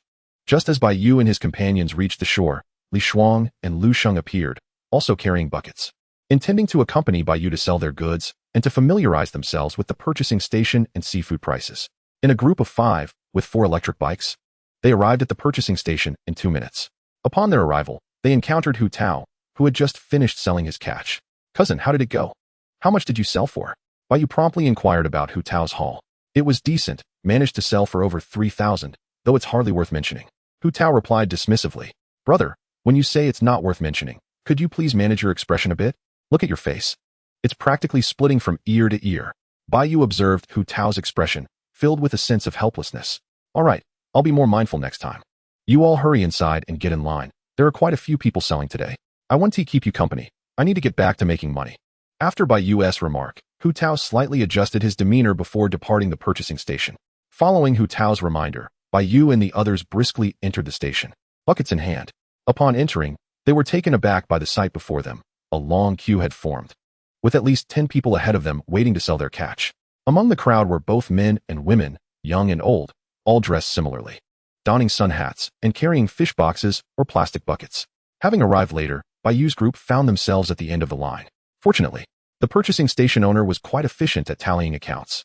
Seizing the opportunity while waiting, Bai Yu approached and retrieved a basket to categorize the contents of his bucket. In the brief hours since they had arrived at the rocky beach, they had indeed amassed a considerable collection: eels, crabs, sea snails, scallops, and various fish. Nearby, Li Shui and her companions emulated Bai Yu's actions, meticulously sorting their own harvest. After asking Li Shui to keep an eye on the fish, Bai Yu entered the purchasing station. After offering the owner a cigarette, he unobtrusively stood by. This tactic was one he had learned from Hu Tao. Having noted Hu Tao's habit of carrying cigarettes, he had decided to follow suit. Bai Yu's intention was primarily to ascertain the current seafood prices and estimate the potential earnings from his haul. Soon, the individuals ahead of Bai Yu finished their transactions and departed, each having made respectable sales, ranging from several hundred to over 1,000. As Bai Yu observed, Li Shui and Xia Jing entered, jointly lifting 2 plastic baskets filled with their catch. Boss, these 2 are our own people. Could you possibly consider raising the price a bit? Upon seeing Li Shui and Xia Jing, Bai Yu began to subtly negotiate with the owner. After a moment's observation, Bai Yu discerned that the prices at the purchasing station exhibited significant flexibility. Not only could they be negotiated down, but they could also be raised. Own people? Are they your girlfriend and classmates? Or perhaps your little sisters? Well, considering Xiao Tao, I can give you a little favor. Let us raise it by $2. The same price I gave Xiao Tao, the owner replied, glancing at Bai Yu, then at Li Shui and Xia Jing, and finally at the cigarette in his hand, before settling on a price for Bai Yu. All right, thank you, boss. Shuangzi, Sheng, please bring your goods in as well, and don't forget to include my share. Much appreciated. Bai Yu casually suggested, not genuinely expecting the owner to acquiesce, as he had only met him once before. However, since the owner had indeed agreed, Bai Yu decided to take advantage of the opportunity, calling for Li Shuang and the others to come inside, while lighting another cigarette for the owner. Upon hearing Bai Yu's call, Li Shuang and the others entered, carrying their respective catches, which Bai Yu had not forgotten to include. Ah, Bai. I do enjoy receiving your students' goods. You always manage to sort everything before I weigh it, saving me a considerable amount of time. Now that I have weighed your catch, shall I begin calculating? Of course, boss, you carry on. We'll just observe, Bai Yu replied. After the owner had completed his assessment, he announced that Li Shui's haul consisted of 44 pounds of blue crabs, 27 pounds of flower crabs, 3 pounds of sea snails, 2 pounds of various scallops, and a 2-pound grouper. In total, her goods fetched over 700, a commendable price. Her roommate, Xia Jing, had a similarly valued haul. In contrast, Li Shuang and Lu Xing's total was slightly higher, just shy of 1,000. Their larger catch was due to their indiscriminate approach, picking up whatever they encountered, unlike Li Shui and Xia Jing, who focused solely on larger crabs, sea snails, and scallops.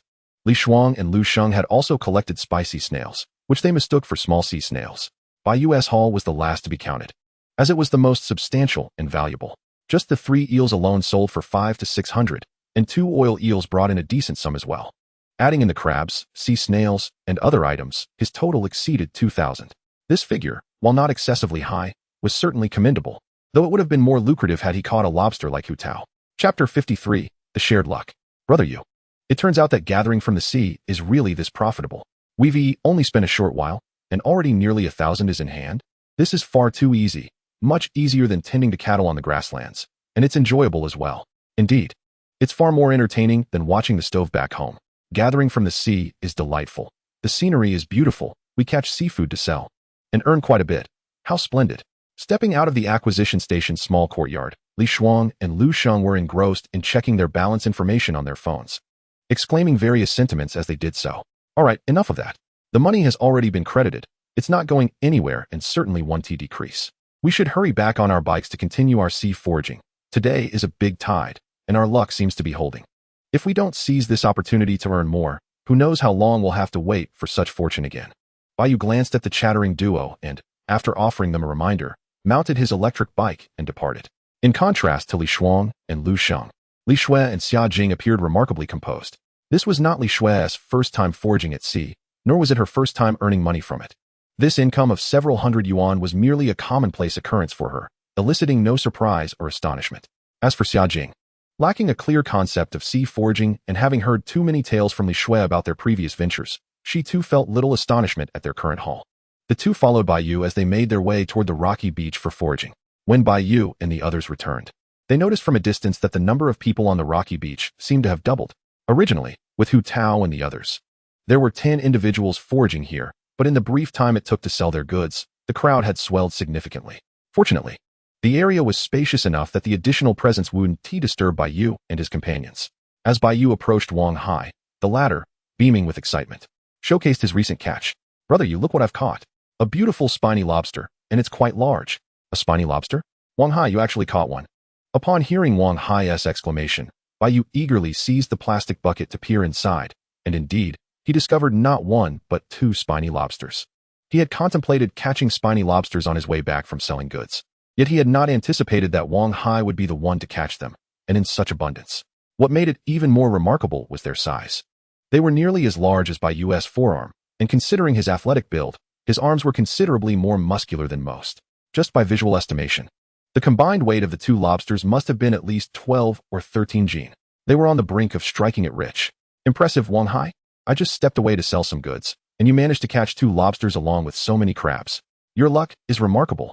Did you record the process of catching the lobsters? Brother Yu, rest assured, I recorded the catching of the lobsters, though I didn't film the crabs. It's all stored on the camera now. Although Bai Yu had previously mentioned to Wang Hai that he could forego recording while foraging, Wang Hai understood the purpose of Bai Yu's recordings, so when he discovered the lobsters, he took the initiative to document the capture. Well, it's good that you recorded it. This will serve as excellent material. Thank you for your efforts, Wang Hai. Brother Yu. Can't you learn from Wang Hai and see what efficient work looks like? Just look at your own progress. Truly, there's no pain like comparison. Bai Yu chuckled as he shook his head, resembling a parent disappointed in a child's performance. This provoked an immediate response from the irked Tongzi, who retorted sharply. Try insulting me one more time. Just because your luck is poor and you can't catch good things, you blame me? With such high luck. It's your bad luck that's to blame. And for your information, Wang Hai's ability to catch spiny lobsters is thanks to your luck. Since you completed the temporary task today, I granted him shared luck privileges, which can currently be assigned to only one person, Wang Hai. You both share the same fortune. Reflect on why he can catch lobsters while you cannot, and provide me with an answer tonight. That is how it is. After being scolded by Tongzi, Bai Yu promptly checked his system panel and, unsurprisingly, found a new passive skill listed, luck sharing. As for why it was bound to Wang Hai, it was not Bai Yu's choice. He had no say in the matter. The choice lay with Tongzi, who could bind whoever he wished as long as Bai Yu's subconscious did not object. Upon seeing this entry, Bai Yu felt utterly disheartened. As a host with a system, why did he possess such limited authority? Although binding Wang Hai posed no issue, he would have chosen Wang Hai himself. It was the outcome that left him feeling entirely excluded. If only he had some unique talent, he would gladly forego the system altogether. Nevertheless, at that moment, Bai Yu could only express relief at not having to shoulder the burden himself. Observing the remaining 60-odd points of luck, he found the shared luck with Wang Hai quite agreeable. At least it would be utilized more efficiently. The previous scenario of returning from a foraging trip with unspent luck points should not recur. After binding the shared individual, it would also benefit Bai Yu. One person could enhance his luck by 10%, but this would only take effect the following day after binding. While a 10% increase may not seem significant, with only one individual bound for now, if he were to bind more in the future, that could lead to a 100% increase with 10 individuals. Just contemplating this brought a wave of exhilaration over Bai Yu. Once that time came, he would truly experience financial freedom. Having examined the two sizable spiny lobsters, Wang Hai led Bai Yu to a large pit nearby. Brother Yu, you've come at the perfect time. There are plenty of large shrimp in this pit. Let us scoop them out together. Bai Yu gazed at the pit Wang Hai pointed to, momentarily lost in thought. Rather than being a rocky pit, this was more accurately described as a slightly sunken platform that had formed a water-filled basin after the tide receded. The pit was quite expansive, measuring at least 10 meters in length and 3 to 4 meters in width, resembling a reservoir. As for the large shrimp Wang Hai mentioned, Bai Yu indeed observed numerous specimens within the pit, including both white shrimp and banana shrimp. Additionally, he spotted a small number of mantis shrimp and abalone. However, the only concern that troubled Bai Yu was the sheer size of the pit. Coupled with the presence of water, capturing live sea shrimp here would prove exceedingly challenging. After all, they hadn't brought a net along, and their only options were to use their hands or the plastic bucket to catch them. Nonetheless, upon noticing the plentiful banana shrimp within the pit, Bai Yu resolutely decided that despite the difficulties, he would persevere in his efforts. After all, the mantis shrimp is quite valuable. Among marine shrimp, it holds a significant worth, akin to capturing money itself. After some contemplation, Bai Yu resolutely led Wang Hai into the water pit. To his surprise, the sun-baked seawater felt rather warm after an afternoon of exposure. However, Bai Yu did not enter the water pit merely to enjoy the temperature. His true purpose was to catch marine shrimp. Ahai, let us herd the shrimp to one side, and I will use the bucket to scoop them up. I will handle the catching. You just keep an eye on the camera and ensure it doesn't get wet. The most effective method for capturing the shrimp in this water pit is to corral them into one area and then scoop them up with a bucket. If Bai Yu were to catch them one by one, it would take an eternity. Following Bai Yu's plan, he and Wang Hai positioned themselves on either side of a corner of the water pit. Rather, they prepared to lower their buckets. These large shrimp, whether they be mantis shrimp, prawns, or other varieties, had lost much of their vitality after basking in the sun for hours. Even under the blockade set by Bai Yu and Wang Hai, their escape and reaction speeds had significantly diminished. Most marine shrimp are nocturnal, and while they are generally attracted to light, they have specific requirements regarding the intensity and temperature of that light. When conditions exceed their tolerance, they become lethargic, and in severe cases, perish. At this moment, the shrimp in the water pit appeared somewhat lethargic, an unexpected development for Bai Yu, who realized that capturing them was not as difficult as he had anticipated. With their successful encirclement, the quantity of seafood they had gathered was impressive, with at least 20 shrimp to show for their efforts. Bai Yu, holding the pre-prepared bucket, proceeded to scoop up the shrimp. With a splash, the shrimp and seawater were captured together in the bucket. Brother Yu, quickly, take a look at how many shrimp we've caught. No rush, no rush. Hand me one of your nets. We cannot place them directly into the bucket. Otherwise, Those two spiny lobsters in there will surely consider the others as their meal. Bai Yu did not immediately inspect their haul, but instead asked Wang Hai for a net. With the net in hand, he finally turned to the plastic bucket, where around 10 large shrimp swam about. Chapter 54. The Gathering of the Sea concludes. After Bai Yu's careful counting, they had caught 15 shrimp and 2 mantis shrimp in the first bucket. It is worth noting that mantis shrimp are not true shrimp. They merely carry shrimp in their name. Among the 15 shrimp, 7 were mantis shrimp, and despite their modest number, each was over 20 centimeters long, collectively weighing around a pound. The remaining 8 prawns weighed less than the 7 mantis shrimp combined. Brother Yu, these mantis shrimp are truly remarkable, their size impressive, and their striking red color is indeed festive.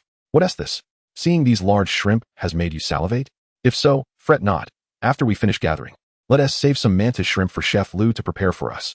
Upon hearing Wang Hai praise the mantis shrimp, Bai Yu understood what was on his mind. Despite having grown up by the sea and indulging in seafood since childhood, they had little experience with mantis shrimp, having only tasted them a few times at buffets. Thus, Bai Yu agreed with Wang Hai's sentiment. After all, they could certainly save some mantis shrimp for tonight's feast. All right then, thank you, Brother Yu. Let us continue. There is still plenty left. Onward, let us stick to our usual method. The moment Bai Yu promised Wang Hai mantis shrimp for dinner, he felt as if he could see a gleam of excitement in Wang Hai's eyes. However, this gleam was not directed at Bai Yu, but rather at the remaining mantis shrimp in the pit, singularly focused on them, indifferent to the prawns and other shrimp present. Bai Yu did not dampen Wang Hai's enthusiasm. Instead, he collaborated with him to net all the shrimp in the water pit. There were indeed numerous shrimp. And setting aside the prawns and mantis shrimp, they had caught dozens of mantis shrimp alone. To contain their catch, both Bai Yu and Wang Hai utilized all the nets they had, yet it still proved insufficient, with another bucket also filled to the brim. Nevertheless, Bai Yu did not indiscriminately capture every shrimp. It was September, the breeding season for mantis shrimp, and he chose to release those carrying eggs. However, those with eggs in their heads were far too valuable to let go. As the gathering continued, Bai Yu and Wang Hai continued to reap their rewards along the rocky shore, and as the tide receded further, their foraging area expanded. A larger area meant more opportunities for gathering bounty. After another hour of diligent work, their buckets were nearly full once again, allowing them the chance to sell their haul. Before heading out, Bai Yu called Chef Lu to inquire whether he wanted the spiny lobsters and mantis shrimp. If Lu declined, Bai Yu intended to sell the catch to the procurement station instead. Lu's response was that he wanted the spiny lobsters and prawns, but did not require the mantis shrimp, as they were not easy to sell near the school. While Lu's eatery was located near the university, most of his patrons were not students. Rather, they were tourists visiting the area. These visitors were willing to spend on large crabs and lobsters, but displayed little desire for marine shrimp, whether they be mantis shrimp or large prawns. With Lu's response in mind, Bai Yu set aside the lobsters and proceeded toward the shore with the rest of their haul. This time, he was not alone. Wang Hai accompanied him, considering they had 2 buckets to carry. As night fell around 7 o'clock, the sky darkened gradually. Xiao Bai, it's getting dark. My roommates and I are preparing to head back. What are your plans? Noticing the impending darkness, Hu Tao approached Bai Yu with his belongings. Is it already 7? I felt like we had just started gathering not long ago. Time truly flies. Bai Yu remarked, glancing at the sky. What do you mean time flies? You and Wang Hai have made several trips to the procurement station. You should be well aware. All right, let us call it a day. The tide is about to come in, and if we stay any longer, it could become dangerous. The evening seaside can be quite tumultuous. We should retreat now. After Hu Tao spoke, he picked up his plastic bucket and prepared to head ashore. Bai Yu contemplated for a moment before deciding to pack up and return as well. Hu Tao was right. Once darkness enveloped the area and the tide rose, the rocky shore would become perilous. Especially today, with the tide at its peak. The water recedes swiftly, and just as quickly rises again. Bai Yu and his companions find themselves at the farthest reaches of the rocky shore, the first to be engulfed by the incoming tide. Ahai, let us gather our belongings and head ashore. We can sell our haul to Lu's seafood stall, he suggested. Let us go. He called to Schwerer, Li Shuang, and the others. The 4 of them had worked diligently since 2 or 3 o'clock this afternoon, enduring the sun's relentless rays. Li Shuang and Lu Sheng's necks were sunburned, yet they persisted in their endeavor to gather seafood. While the primary motivation may have been monetary, one cannot deny their admirable resolve. Upon hearing Bai Yu's call, Li Shuang and Lu Sheng were the first to respond, their eagerness fueled by the prospect of earning a significant sum from their labor. Now that Bai Yu announced it was time to return, they raced towards the shore with unmatched speed. Brother Yu, today has utterly exhausted us, and we are terribly sunburned. I fear I shall shed a layer of skin from my neck by tomorrow morning. Li Shuang lamented as they approached the dock where their electric bikes were parked. Now you realize you're tired? Why didn't you mention it while counting your earnings this afternoon? How about you give me all the money you made today, and I'll take you to the hospital for your neck? Just give me 2 days, and I guarantee your neck will be as good as new. What do you say? Bai Yu retorted, directly addressing Li Shuang's plight. Absolutely not. That money is hard-earned. Besides, I was merely venting to you. There's no way I'm giving it to you. However, in light of your generosity in helping me and Sheng earn, we will treat you to dinner tonight. Order whatever you desire, as long as it stays within 2,000 yuan. Sheng and I 1 tea-bat and she proposed. All right, brother Yu. Li Shuang and I will treat you to dinner. You decide where and what to eat. Lu Sheng chimed in, sincerity evident in their expressions. Nodding in agreement. Bai Yu quipped, well then, since you both have been so generous, we shall make sure to enjoy a hearty meal at your expense. To Lu's seafood stall we go. Hey, brother Yu, aren't we going to sell our last haul? Lu Sheng interjected, eager to make an additional sale. We can sell it after we dine. There's no rush. Trust me, Li Shuang and I 1 tea run off, he assured.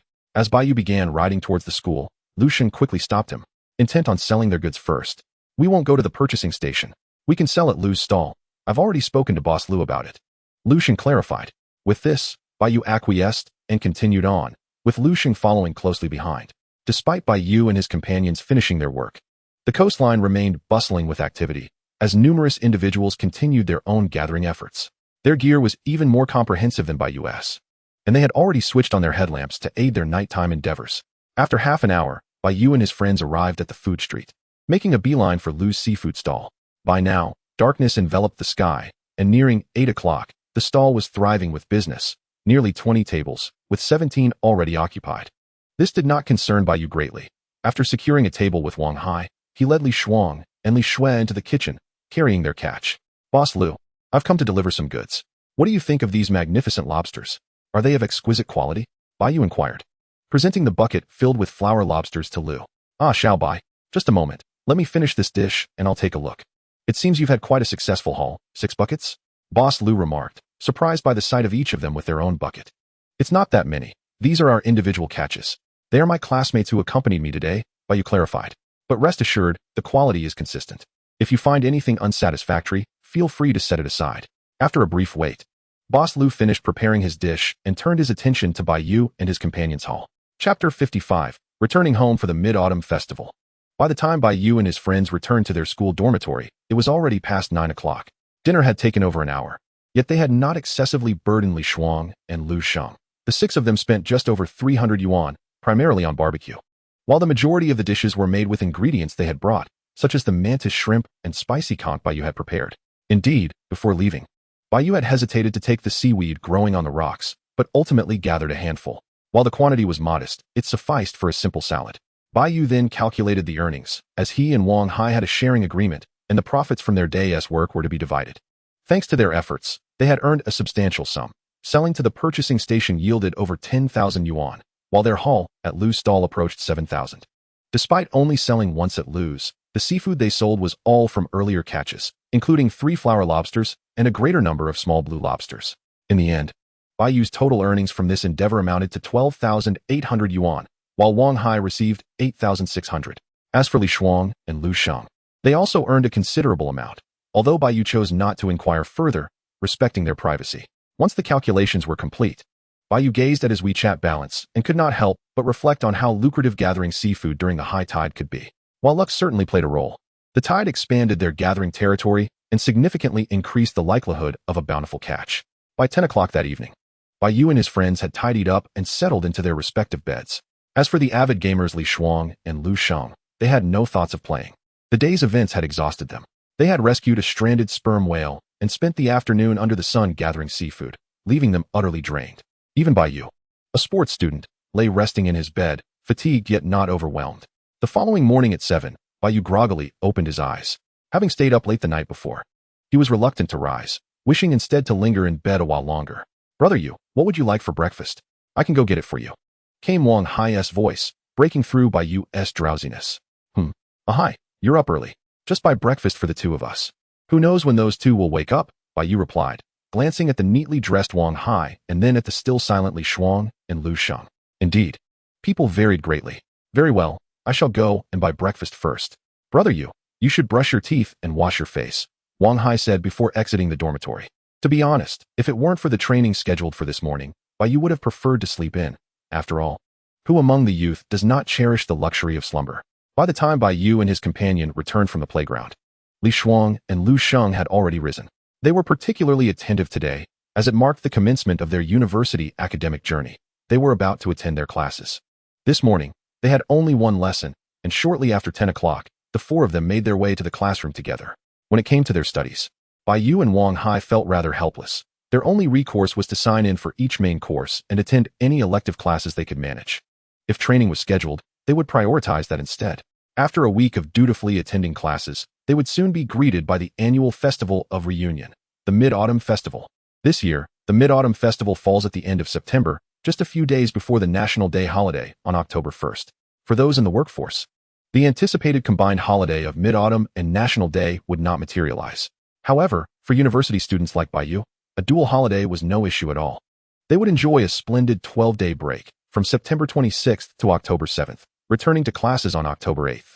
On the afternoon of the 25th, after finishing their last class, Bai Yu and his friends' Mid-Autumn and National Day getaway commenced.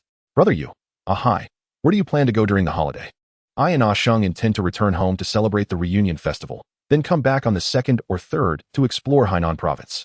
By the way, Brother Yu, since you both hail from Hainan, perhaps we could visit you then? After school, as Bai Yu and his friends returned to the dormitory, they began packing their bags. During this process, Li Shuang inquired about Bai Yu's holiday plans. I'm quite flexible. During this break, I'll probably just spend time at home, enjoy some seafood, and savor delicious food. Nothing else is planned.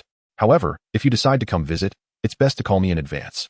If you can't get through, I might not be on land. Not on land. What do you mean, Brother Yu? Are you going to ascend to the heavens or plunge into the sea? What are you thinking? Plunging into the sea? That's illegal. But to be fair, with my physique, if I were to dive into the ocean, I'd certainly be a coveted asset for every film production company. Brother Yu, are you getting sidetracked? I'm not referring to diving in that sense. I mean diving into the ocean. I initially thought you meant the other kind of diving. But you might be onto something. If you can't reach me by phone, I could very well be at sea. That's uncertain. Just remember to call me in advance if you're coming to Sanya. Just as Bai Yu and Li Shuang were explaining, his phone rang. It was Li Shui calling. Hello, Xiao Bai Gu. Have you and Hai Gu finished packing? I'm already waiting downstairs. Upon answering, Bai Yu heard Li Shui's voice. We're coming. All packed up. Shuangzi, Ah Sheng, we're heading out now. See you another day. After hanging up, Bai Yu and Wang Hai each slung a bag over their shoulders and descended the stairs. Once they met up with Li Shui downstairs, the three of them proceeded towards the school gate and boarded a bus. By the time Bai Yu and his companions arrived at their quaint fishing village, it was just past 10 in the evening, and Bai Dad was there to pick them up. Indeed, the journey from Haikao to Sanya, and then from Sanya's bus station to their little fishing village, took a little over 4 hours, including some waiting time. The trio successfully traversed from the northern part to the southern part of Hainan Province. If one claims that Hainan Province is small, the entire populace would likely disagree. While its land area may be limited, when the ocean's expanse is included, Hainan certainly ranks among the top 3 provinces in the nation. This assertion should not be contested. For Hainan's maritime area is distinct from that of other provinces, bolstered by its archipelagos, which truly belong to Hainan. For instance, the Zhengmu Ansha Islands at the southernmost tip of Sansha City, located over 600 kilometers from the center of the Nansha district, are a mere 100 kilometers from Malaysia.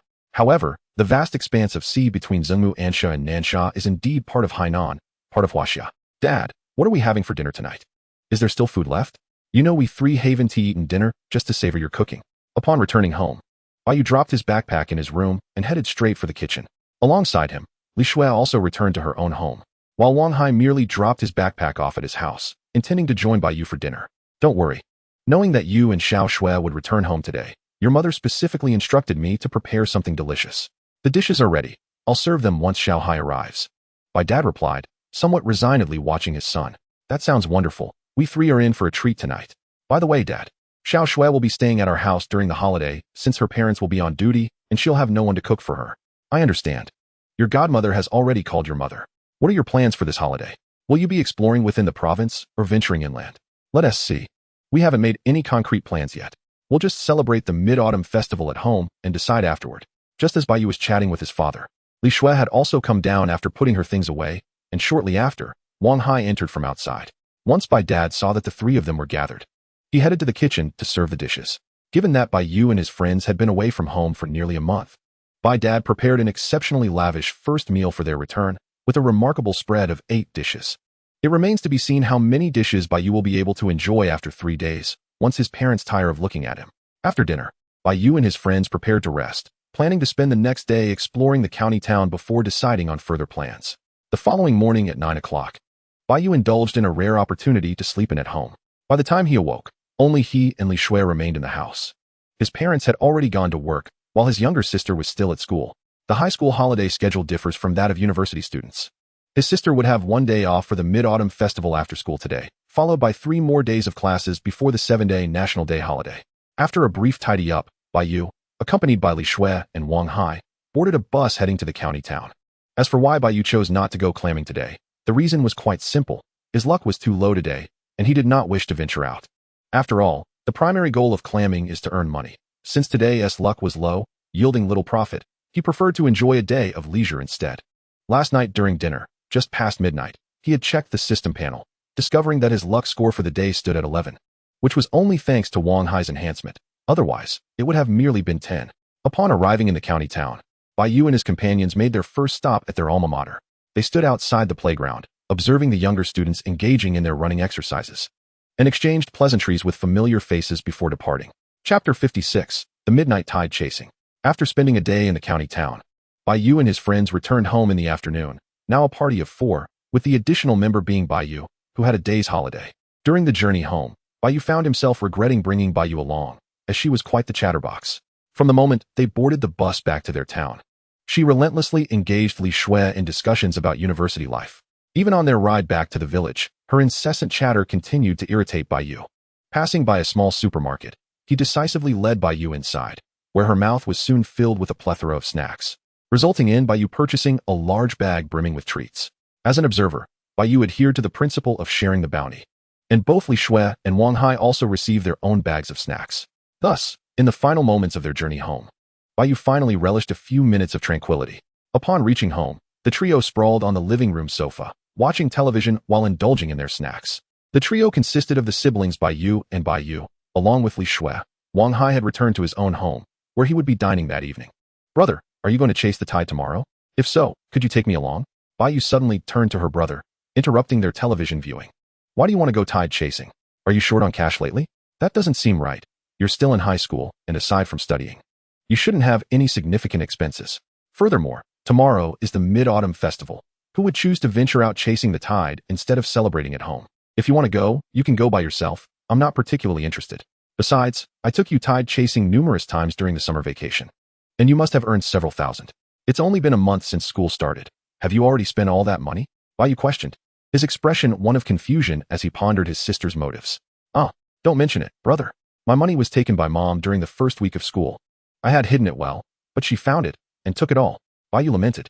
"As for why I need money, brother, do you remember what date is the 21st of next month? And what about the 9th of the month after that?" Bai Yu candidly revealed her intentions regarding her summer earnings and her plans for the funds. "Oh, I see now. You want the money to buy birthday gifts for Mom and Dad. You should have mentioned that earlier. If you have something in mind to purchase, just tell me, and I will cover the cost." "No, I want to earn the money myself and buy the gifts. When you're not home, Mom doesn't let me go to the rocky beach. Now that you're back, will you take me tide chasing tomorrow?" Bai Yu earnestly insisted to Bai Yu. Rather than relying on her brother's funds, Bai Yu preferred to earn money herself, believing that gifts obtained through her own efforts would carry greater sincerity. "Are you truly prepared to tide chase for money? Aren't you concerned about getting sunburned or dried out by the sea breeze? What if I were to wake you up in the middle of the night to go tide chasing? Would you come with me?" Bai Yu inquired, posing various questions. "I would go. Just call me, and I will come. After all, I don't go tide chasing every day. Occasionally getting some sun and staying up late is fine." Bai Yu boldly replied to all of Bai Yu's concerns. Seeing his sister's resolute demeanor, Bai Yu nodded in agreement. Since Bai Yu had expressed her determination, he had no valid reason to refuse. Moreover, her aspiration to earn money for their parents' gifts was commendable, and he felt compelled to support her endeavor. Li Shui, who had been listening to the siblings' converse, saw that their discussion had come to a close, and immediately turned to Bai Yu. "Yu, have you decided what gifts you want to buy for your godparents? Do you have a budget for these expenses?" "Sister Shui, I've already thought it through. I plan to buy my mother a gold necklace, which I found at a jewelry store in the county town. It costs over 2,000. For my father, I'm thinking of getting him a wallet, which is much cheaper, only a little over 300. Altogether, 3,000 should suffice. Do you think it's possible for me to earn 3,000 during the short holiday? If 3,000 isn't feasible, I could manage with 2,000. My father's birthday isn't urgent. As Bai Yu shared her plans, Bai Yu listened intently, as her parents were also his parents. And he too would be purchasing gifts for them. However, upon hearing that she intended to spend over 2,000 on a gold necklace for their mother and 300 on their father's wallet, Bai Yu and Li Shui held entirely different thoughts. Li Shui worried that the disparity in the value of the gifts might be inappropriate, while Bai Yu felt that Bai Yu was quite considerate towards their father, acknowledging his efforts in picking her up from school every evening.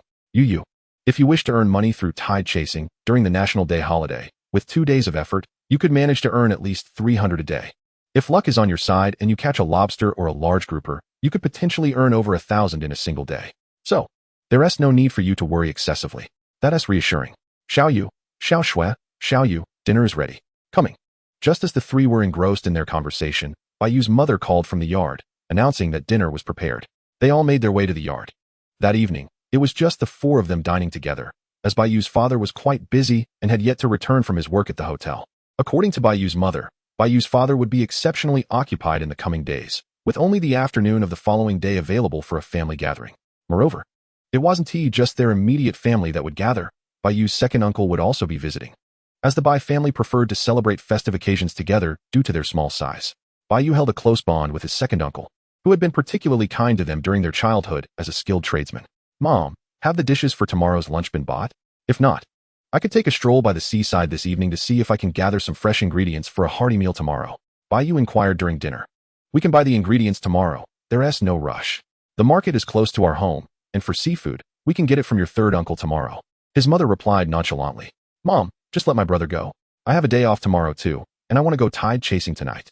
Seeing that her mother was unyielding, Bai Yu chimed in, thinking that Bai Yu's mention of tide chasing was an invitation for her to join him in earning money.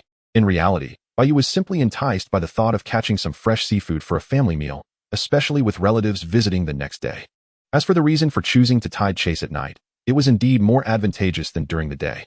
Most of the marine creatures that could be caught during a tide chase were nocturnal, and during the day, they tended to hide in deeper waters. Even during low tide, the seafood left along the shore was relatively scarce. However, the experience of gathering seafood at night is markedly different, as numerous marine creatures that thrive in the shadows emerge to prey during this time. The receding tide often leaves many of these oceanic beings stranded along the shore.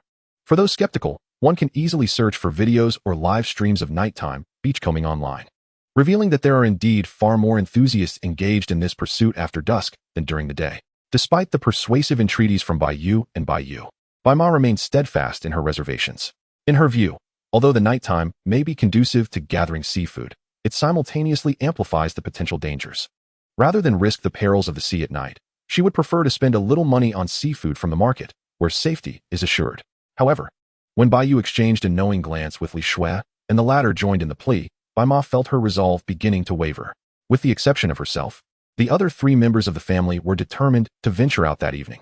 Bai Ma realized that even if she opposed their plans, they would likely go regardless. Thus, she concluded it would be wiser to acquiesce, allowing her the chance to impart her advice. Go ahead, but make sure to stay close to the shore and don't venture too far out. Xiao Yu, you're an adult now, so please take good care of Shui and Yeya. If anything were to happen to them, you will have to answer for it. With her mother's reluctant consent, Bai Yu breathed a sigh of relief and promptly set down his bowl and chopsticks to bow towards her. All right, let us eat quickly. Once we finish, I'll wash the dishes, and then I'll watch some TV. After Bai Ma finished speaking, she left the dining table and made her way to the living room. Tomorrow is the Mid-Autumn Festival, and as a teacher, Bai Ma was naturally on holiday, which meant she wouldn't need to prepare lessons and could afford herself a moment of relaxation.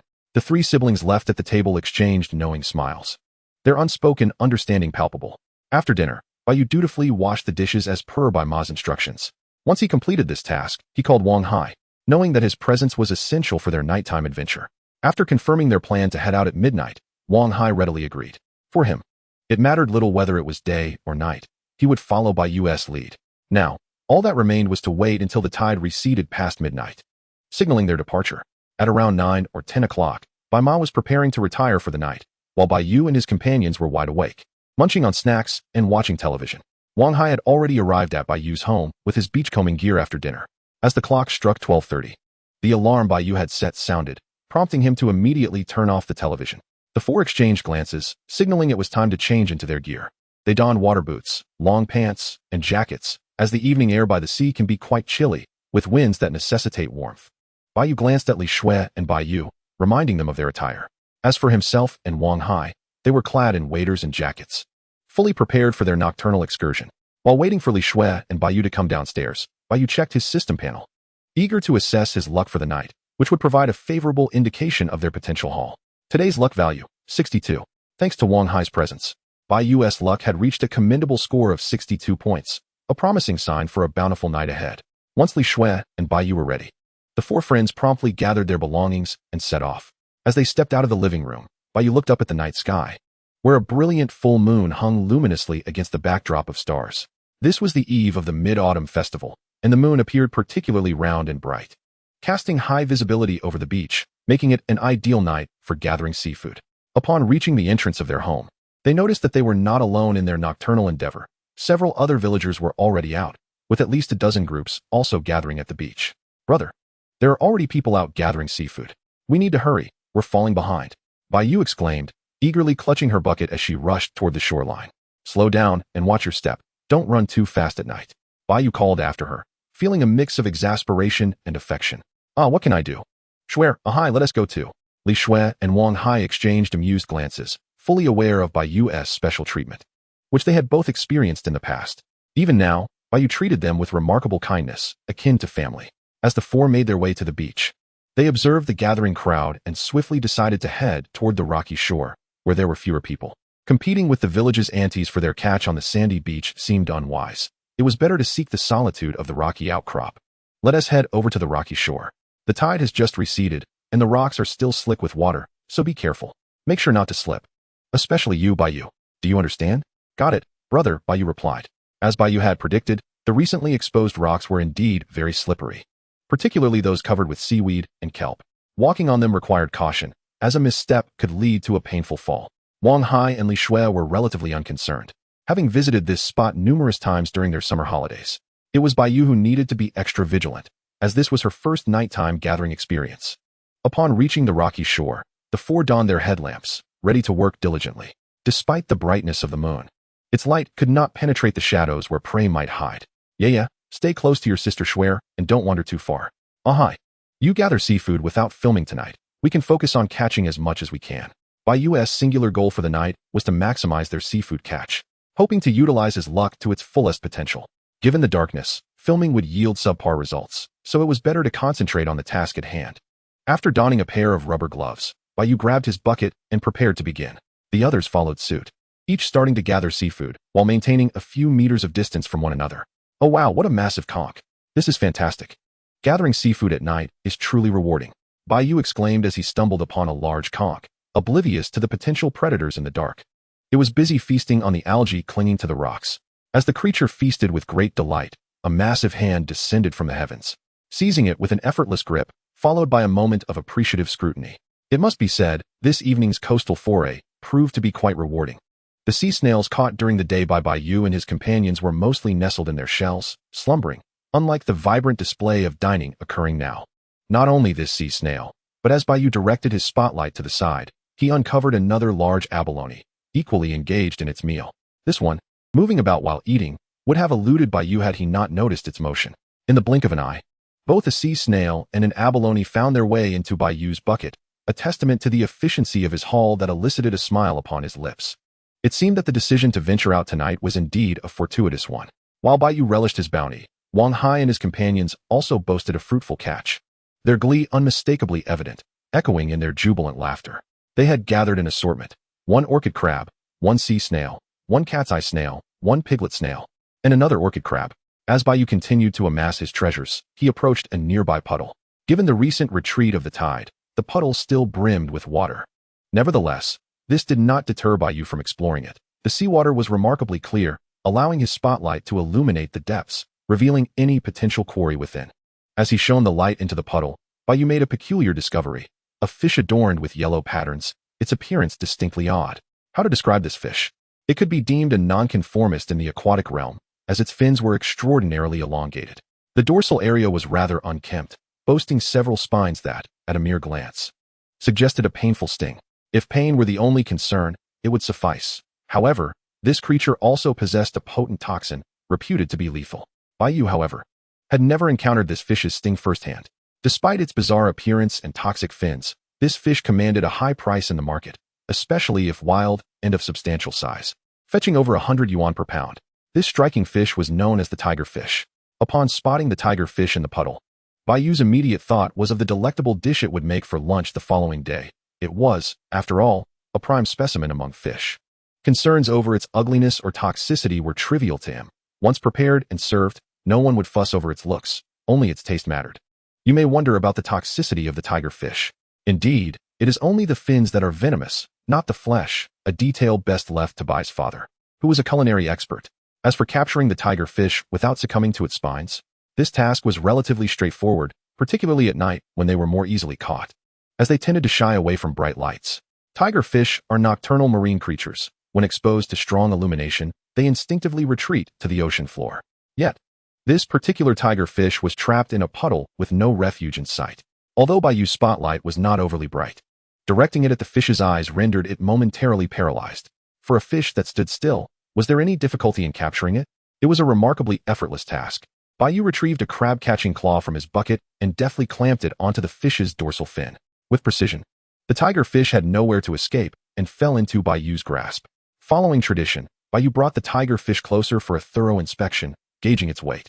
It was not particularly large, weighing just over a pound.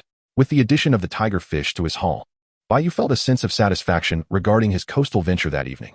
After all, he had not come out merely for profit. He had intended to enhance tomorrow's meal. He had no plans to sell this tiger fish, as it would grace their table at lunchtime. Ideally, he wished to catch another, as the number of diners at home would warrant more than one fish, and two would suffice nicely. Just as Bai Yu contemplated capturing another tiger fish, he heard Wang Hai calling out to him from a distance.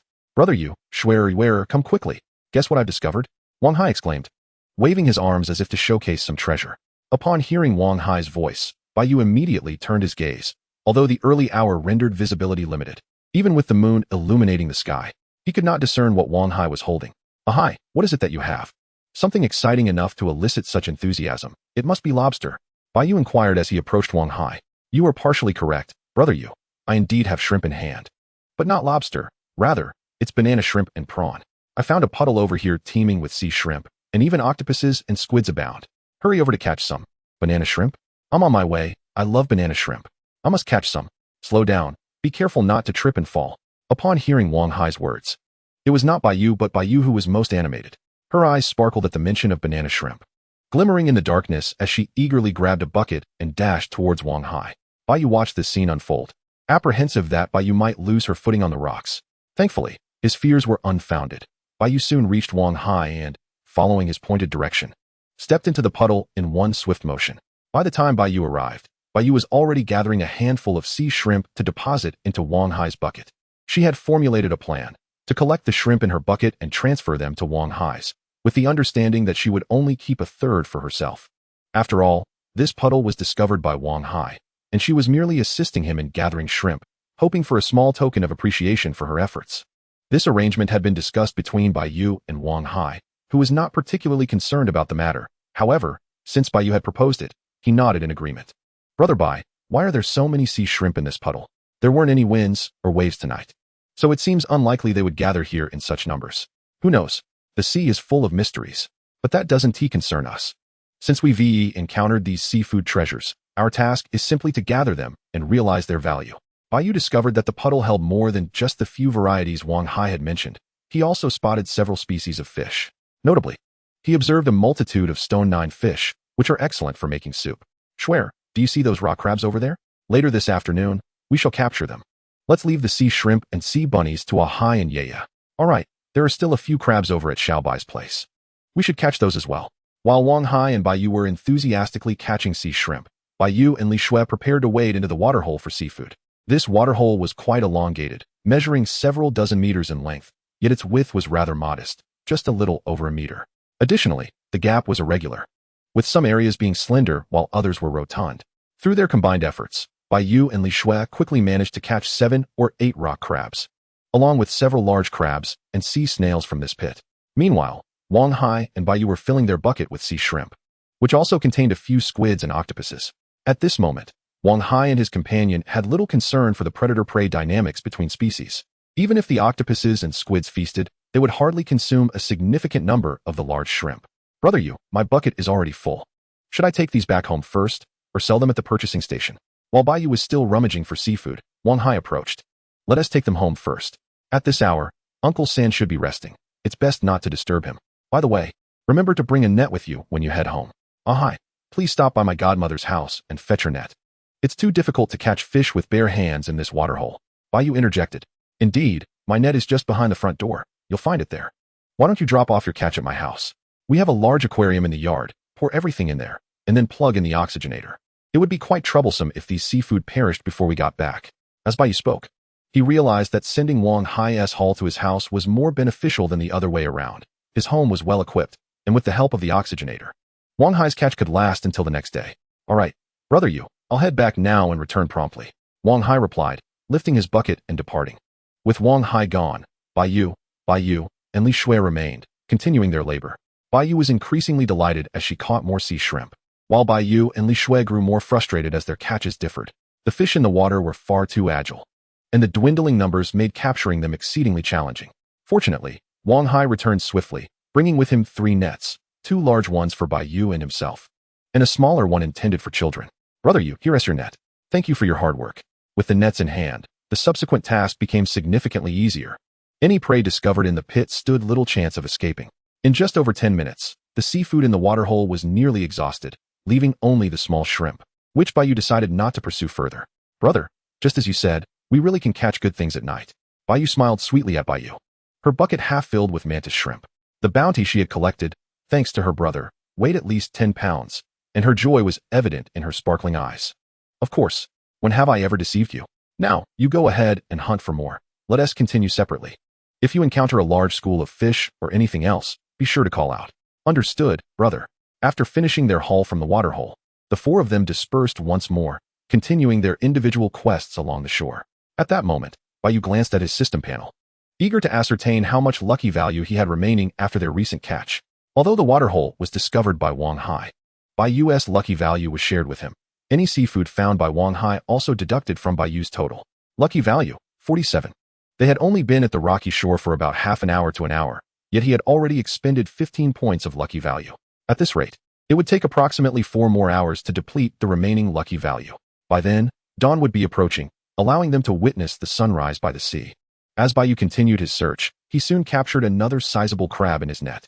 Given that his bucket already contained several rock crabs, he was cautious not to add more crabs to it, as even those with bound claws could wreak havoc on the fish. Why can't I find any lobsters tonight? It's been nearly an hour, and I haven't encountered a single one. Are they perhaps resting today? Humans are creatures never satisfied. Originally, Bai Yu had intended to gather some fish for lunch the next day. However, having already secured the rock crabs for soup and the tiger fish for cooking, Bai Yu's thoughts now wandered to catching lobsters. Li Shui and her companions were also facing the same predicament. They too had yet to find any lobsters. Logically, this should not be the case, as lobsters favor rocky crevices and coral clusters. The abundance of rocks here should surely conceal a few lobsters. What is this? A ghost shrimp version of the mantis shrimp? Just one isn't enough to fill a meal. Unable to find lobsters, Bai Yu discovered another new type of shrimp. Technically, this creature could not be classified as a shrimp. It resembled mantis shrimp, but was considerably broader and bore a striking resemblance to the corpse beetles from Tomb Raider. Aside from the name mantis shrimp, it also possessed a more imposing moniker, the 9-toothed fan shrimp. Despite its unappealing appearance, its unattractiveness does not equate to poor edibility. On the contrary, mantis shrimp are quite palatable and boast high nutritional and medicinal value.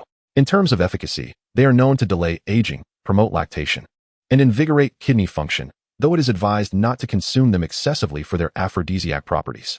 Brothers, have you discovered a special efficacy in the details? I shan't elaborate further. However, due to this unique property, the price of 9-toothed fan shrimp is not inexpensive when the market is favorable. They can sell for over 100 yuan per pound with ease. When is the market favorable? For instance, during the Mid-Autumn Festival or just before National Day. Seafood prices soar, making it a prime time for sales. As Bai Yu held the mantis shrimp in his hand, his first reaction was, this creature looks truly repulsive. Despite having seen it numerous times, he still harbored the same thought.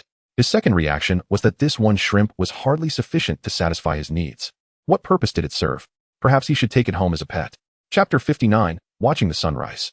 At approximately 4 o'clock in the early morning, just before 5, the 4 had concluded their catching for the night. They sat atop a rock, gazing eastward, waiting for the sun to rise. Brother, how much longer until the sun rises?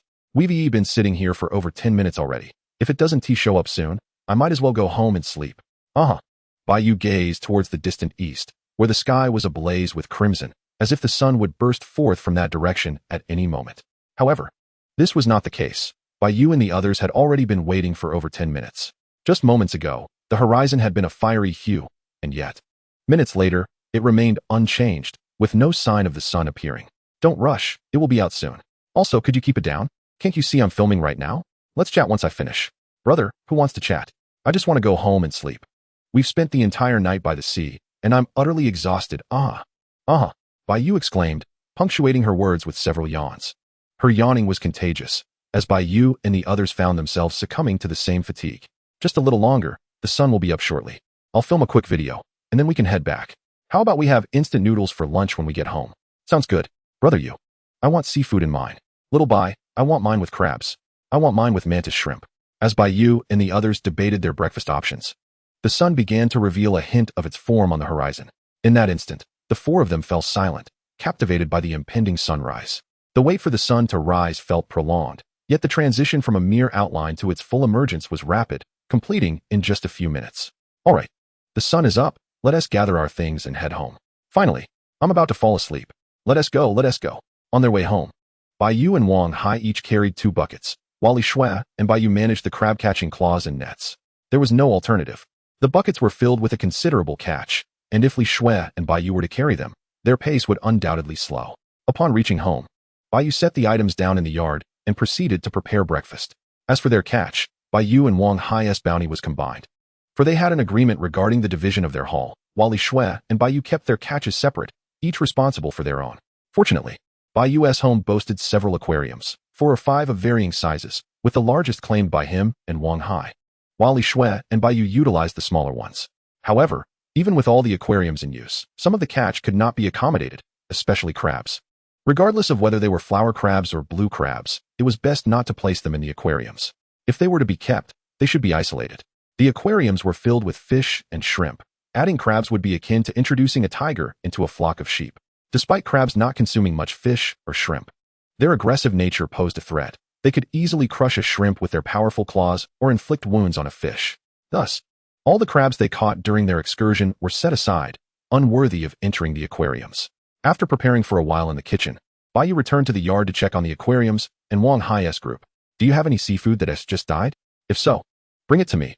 I can cook it in instant noodles. Also, any that seem lifeless can be brought over. I have a few mantis shrimp that are on their way out. You can boil them. Little Bai, I have 2 crabs with broken legs. They 1T sell well, so we might as well eat them ourselves. Brother Yu, take whatever you fancy. Just remember, these are all recently deceased. As Bai Yu inquired, Wang Hai and the others each brought over a considerable amount of seafood, much of it lacking vitality and appearing as though it would soon perish.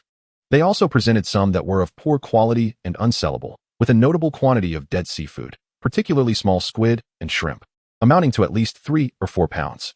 Though these seafood were no longer alive, they were still edible, having only recently died after being caught by Bai Yu and his companions. To put it plainly, even though these seafood were deceased, they were fresher than most available in the market, as they had been personally caught by Bai Yu and his friends.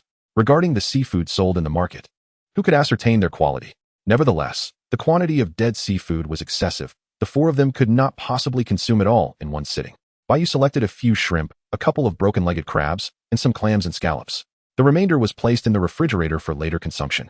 Their breakfast consisted of seafood instant noodles, with the 4 of them consuming 6 packets of noodles, 6 eggs, and a generous serving of seafood.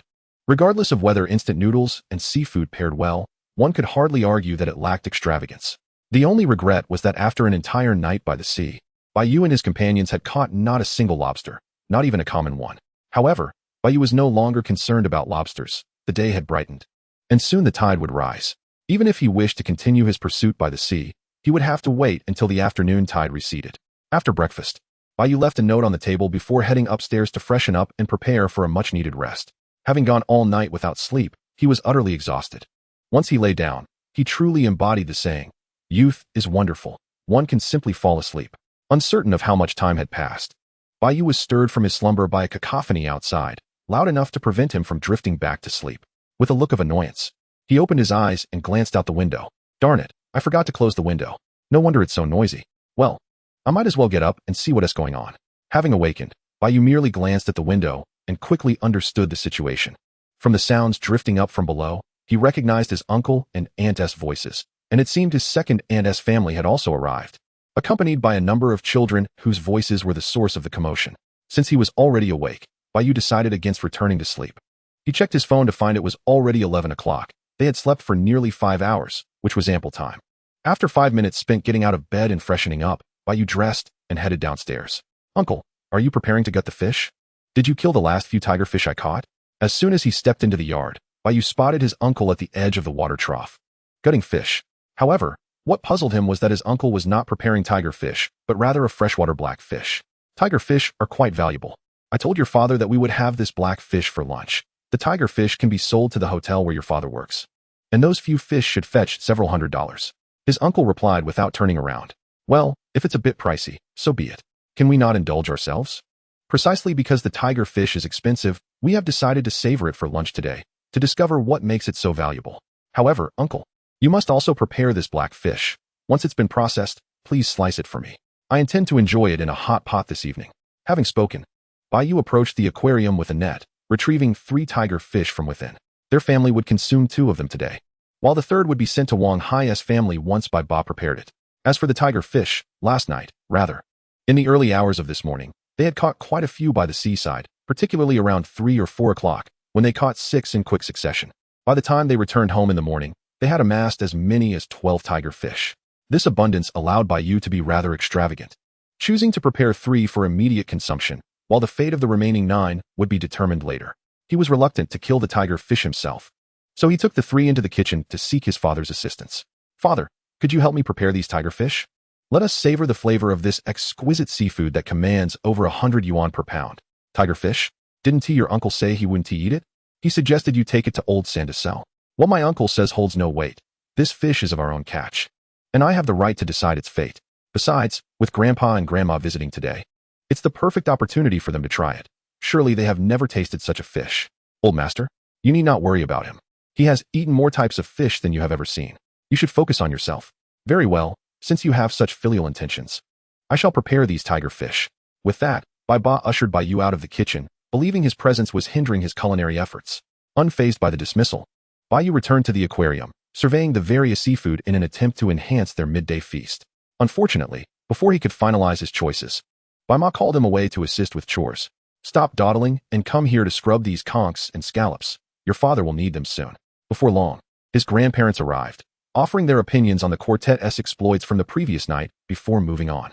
Shortly thereafter, Bai Yu and Li Shui descended from upstairs, first greeting their elders before each fetching a small chair to sit beside Bai Yu, just as he expected them to assist him with the conchs. They began chatting amongst themselves, completely ignoring Bai Yu, who could only lower his head in resignation and continue working. The notion of requesting their help was futile. He could only contemplate it in silence. As the clock struck 12:30, Bai Yu's family commenced their meal, with a total of 14 guests at the table. Bai Ba had prepared 16 dishes, more than half of which featured seafood. The highlight of the meal was undoubtedly the tiger fish. Bai Ba had braised 3 of them, and aside from the one destined for Wang Hai, the remainder was devoured to the last drop of broth. Initially, Bai Yu had intended to sell the tiger fish to his uncle at the hotel, but after the meal, his uncle changed his mind, expressing a desire to buy one instead, ideally with Bai Ba as preparation assistance for immediate cooking at home. It was this shift in his uncle's stance that prompted Bai Yu to realize that the seafood could serve not only for sale or personal consumption, but also as gifts. Thus, he resolved not to sell the tiger fish, but to gift a portion to relatives. Having consumed 3, he still had 9 remaining, 3 for Wang Hai. The rest distributed among family. 1 for his uncle, 1 for his aunt, 1 for his eldest uncle, 1 for his third uncle, and 1 for his second aunt. The last would go to his godmother, Li Shui's parents. Naturally, he could not present merely a single tiger fish as a gift. He included some shrimp and squid, as well as several crabs. After a flurry of activity, Bai Yu prepared 6 portions of seafood, totaling a mere 30 pounds, insignificant compared to their haul from the previous night. He then embarked on his gifting journey, the first stop being his eldest uncle's home, who happened to be Bai Yu's mother's elder brother. Bai Yu's memories of his uncle were somewhat faint. This was not due to a lack of familial closeness, but rather because his uncle had always been generous, often bringing food to their home. Their interactions had been more frequent several years prior when he had accompanied his uncle on fishing trips. However, his uncle was a sailor, perpetually traveling the globe, leaving little time for family, which naturally limited their familiarity. Yet, whenever he returned, he would bring gifts, sometimes seafood, other times exotic delicacies from foreign lands. On this occasion, Bai Yu was fortunate. Upon arriving at his uncle's home, he found him in the yard, tending to crab traps. "Uncle, I'm here. My mother asked me to bring you some seafood, all fresh and alive. Where would you like me to place these?" "Oh, little you, come in and sit. Honestly, your mother should keep some for herself instead of sending it to me. As a sailor, I hardly lack for seafood." "Oh, and you've brought a tiger fish? Quite a few mantis shrimp as well. Your mother must have spent quite a bit. What does she intend to do with this?" Hearing the commotion, Bai Yu's uncle glanced towards the entrance and spotted Bai Yu entering with 2 bags of seafood. His immediate reaction was to deem it a waste of money, given the high value of the fish, shrimp, and crabs Bai Yu was carrying, particularly since they were all of substantial size, large mantis shrimp and crabs that were worth their weight in gold. "Rest assured, uncle, this didn't cost a thing. I caught it myself, and there is plenty more. What are you doing with those crab traps? Are you planning to set them somewhere?" After briefly explaining the seafood's origins, Bai Yu inquired further about his uncle's plans. "Oh, this? I'm just passing the time. In a few days, I plan to drop these traps in the mangroves to see if I can catch some lobsters or crabs." "Mangroves? When do you plan to go? Could you take me along? I'd love to explore the mangroves, or perhaps you could drop us off at an island reef. We'd like to fish there." After placing the seafood down, Bai Yu grabbed a small stool and sat beside his uncle, engaging him in conversation. "Are you suggesting we go to the reef to gather seafood?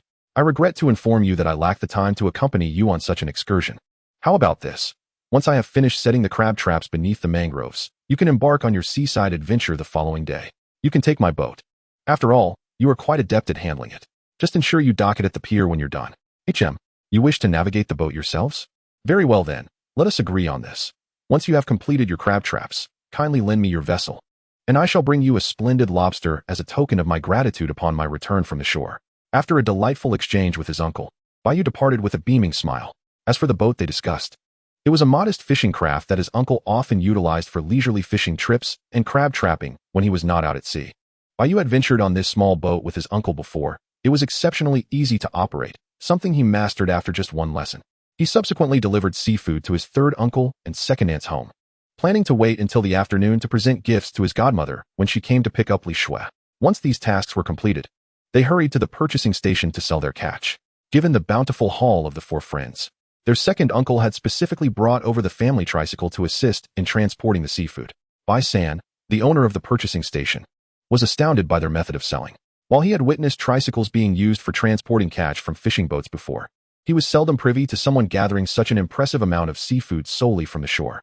Upon learning that this bounty was a result of a single night's labor by Bai Yu and his friends, Bai San felt a sense of relief. He had nearly been tempted to abandon his trade for the allure of gathering seafood. Ultimately, after Bai San's calculations, the total yield of Bai Yu and his companions amounted to over 200 pounds, with shrimp, squid, and octopus comprising half of that total. The remainder consisted of crabs and various shellfish, with fish making only a modest contribution. The seafood fetched over 11,000 yuan, with Bai Yu and Wang Hai earning 7,000. Had it not been for Bai Yu gifting some of the haul and sharing with Wang Hai, their earnings could have easily surpassed 10,000 yuan. Bai Yu's share amounted to over 4,000, while Wang Hai received the remainder.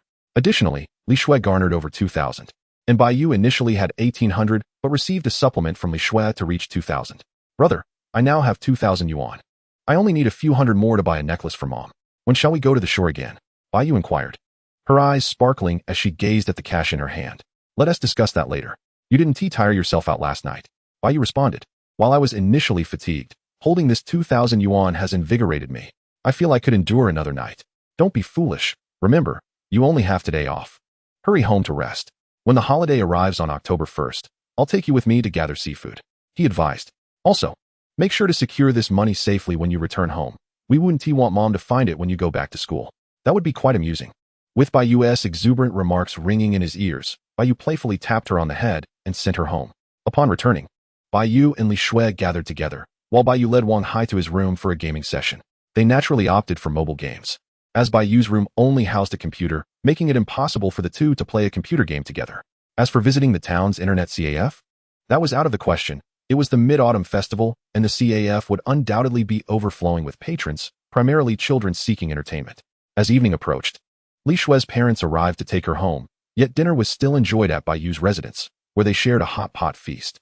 After dinner, Li Shui departed with her parents, likely to stay at her home for about 3 days, only to return to Bai Yu's on October 1st. The reason was simple. The busier the holidays, the more occupied her parents became, one being a police officer and the other a nurse, making it impossible for them to find leisure. Li Shui's parents left with the seafood Bai Yu had prepared, and he also stored the gifts from his godmother, which were quite simple: a box of fruit, a box of wine, and a box of mooncakes. Chapter 61, A Toast.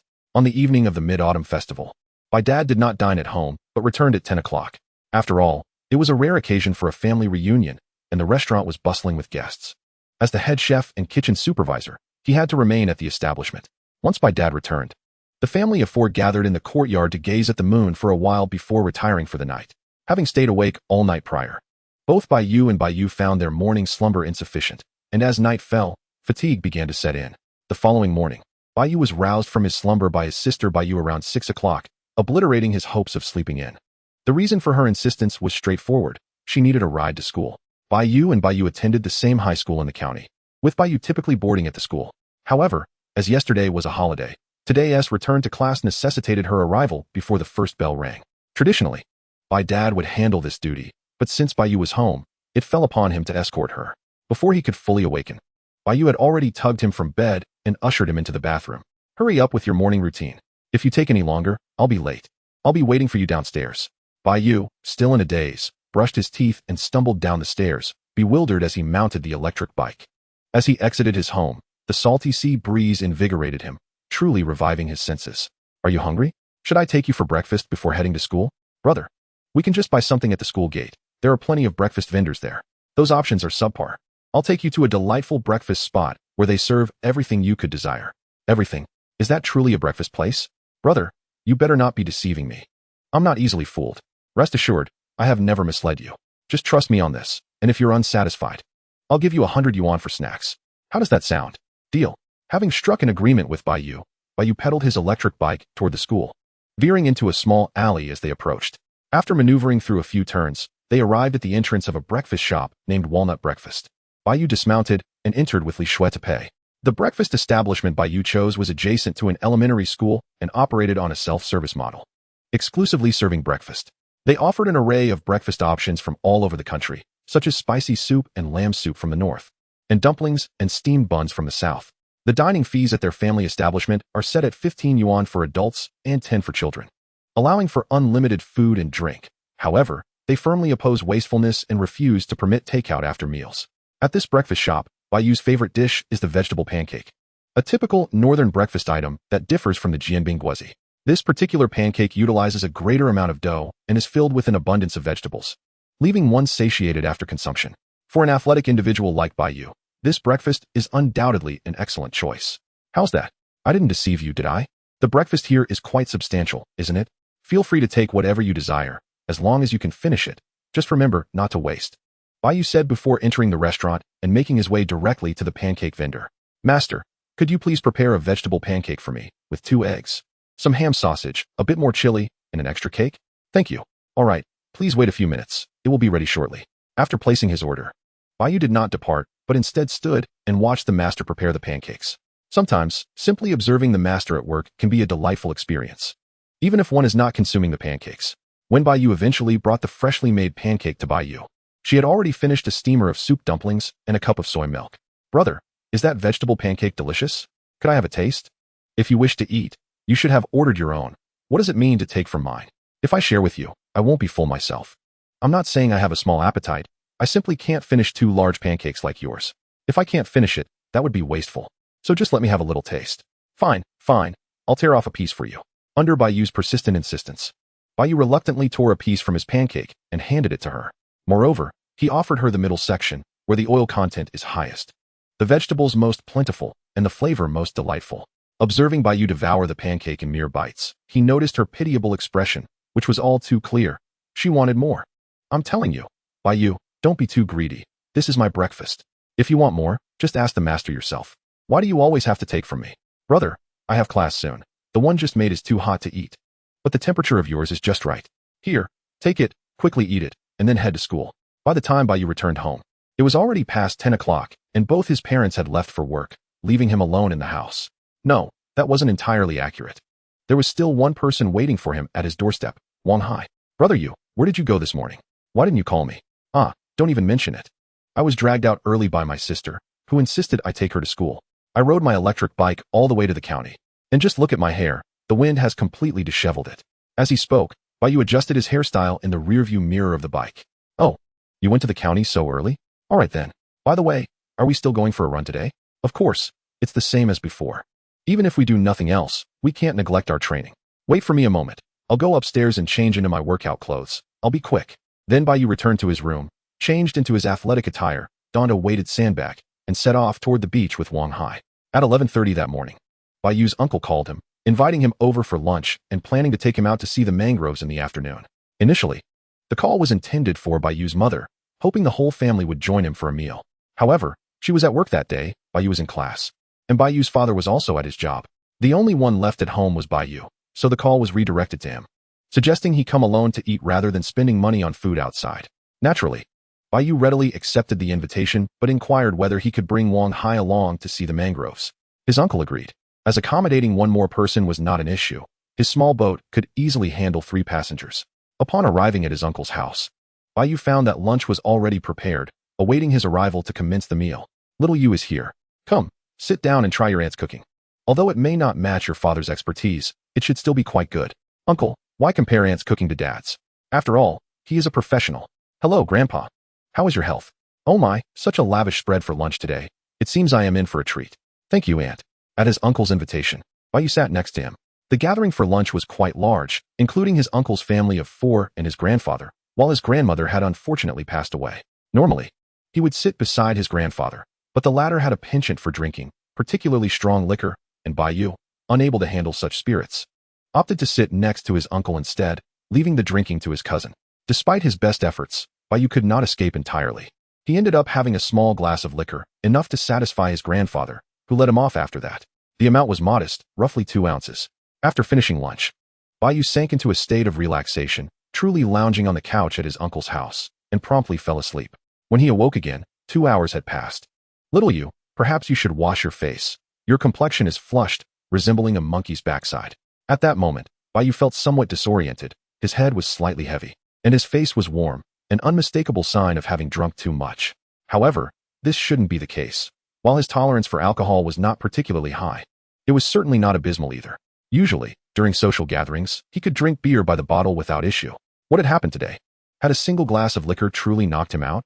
You, my dear grandson, clearly need to work on your drinking capacity. If you continue like this, once you enter society and encounter banquets, your current tolerance won't suffice. In stark contrast to Bai Yu's predicament, his grandfather, who had consumed over half a bottle of liquor during lunch, displayed no ill effects whatsoever. Yes, Grandpa is right. I should practice more during my free time. What brand of liquor do you prefer, Grandpa? Next time, I'll bring a bottle for us to share. The brand doesn't matter, but it must be strong. Anything less than 50 degrees is unacceptable. All right, little Yu, don't heed your grandfather's words. Next time you visit, just come over directly. We have liquor at home. Now, hurry and wash up to refresh yourself. Okay, Grandpa, I'll take my leave for now. I'll come to see you again next time. Go on, go on. While Bai Yu chatted with his grandfather, his uncle had already prepared the crab traps and nets for their upcoming excursion, awaiting Bai Yu's company. After washing his face with cold water, Bai Yu felt significantly more alert and then pulled out his phone to call Wang Hai, instructing him to wait at the dock as he and his uncle would arrive shortly.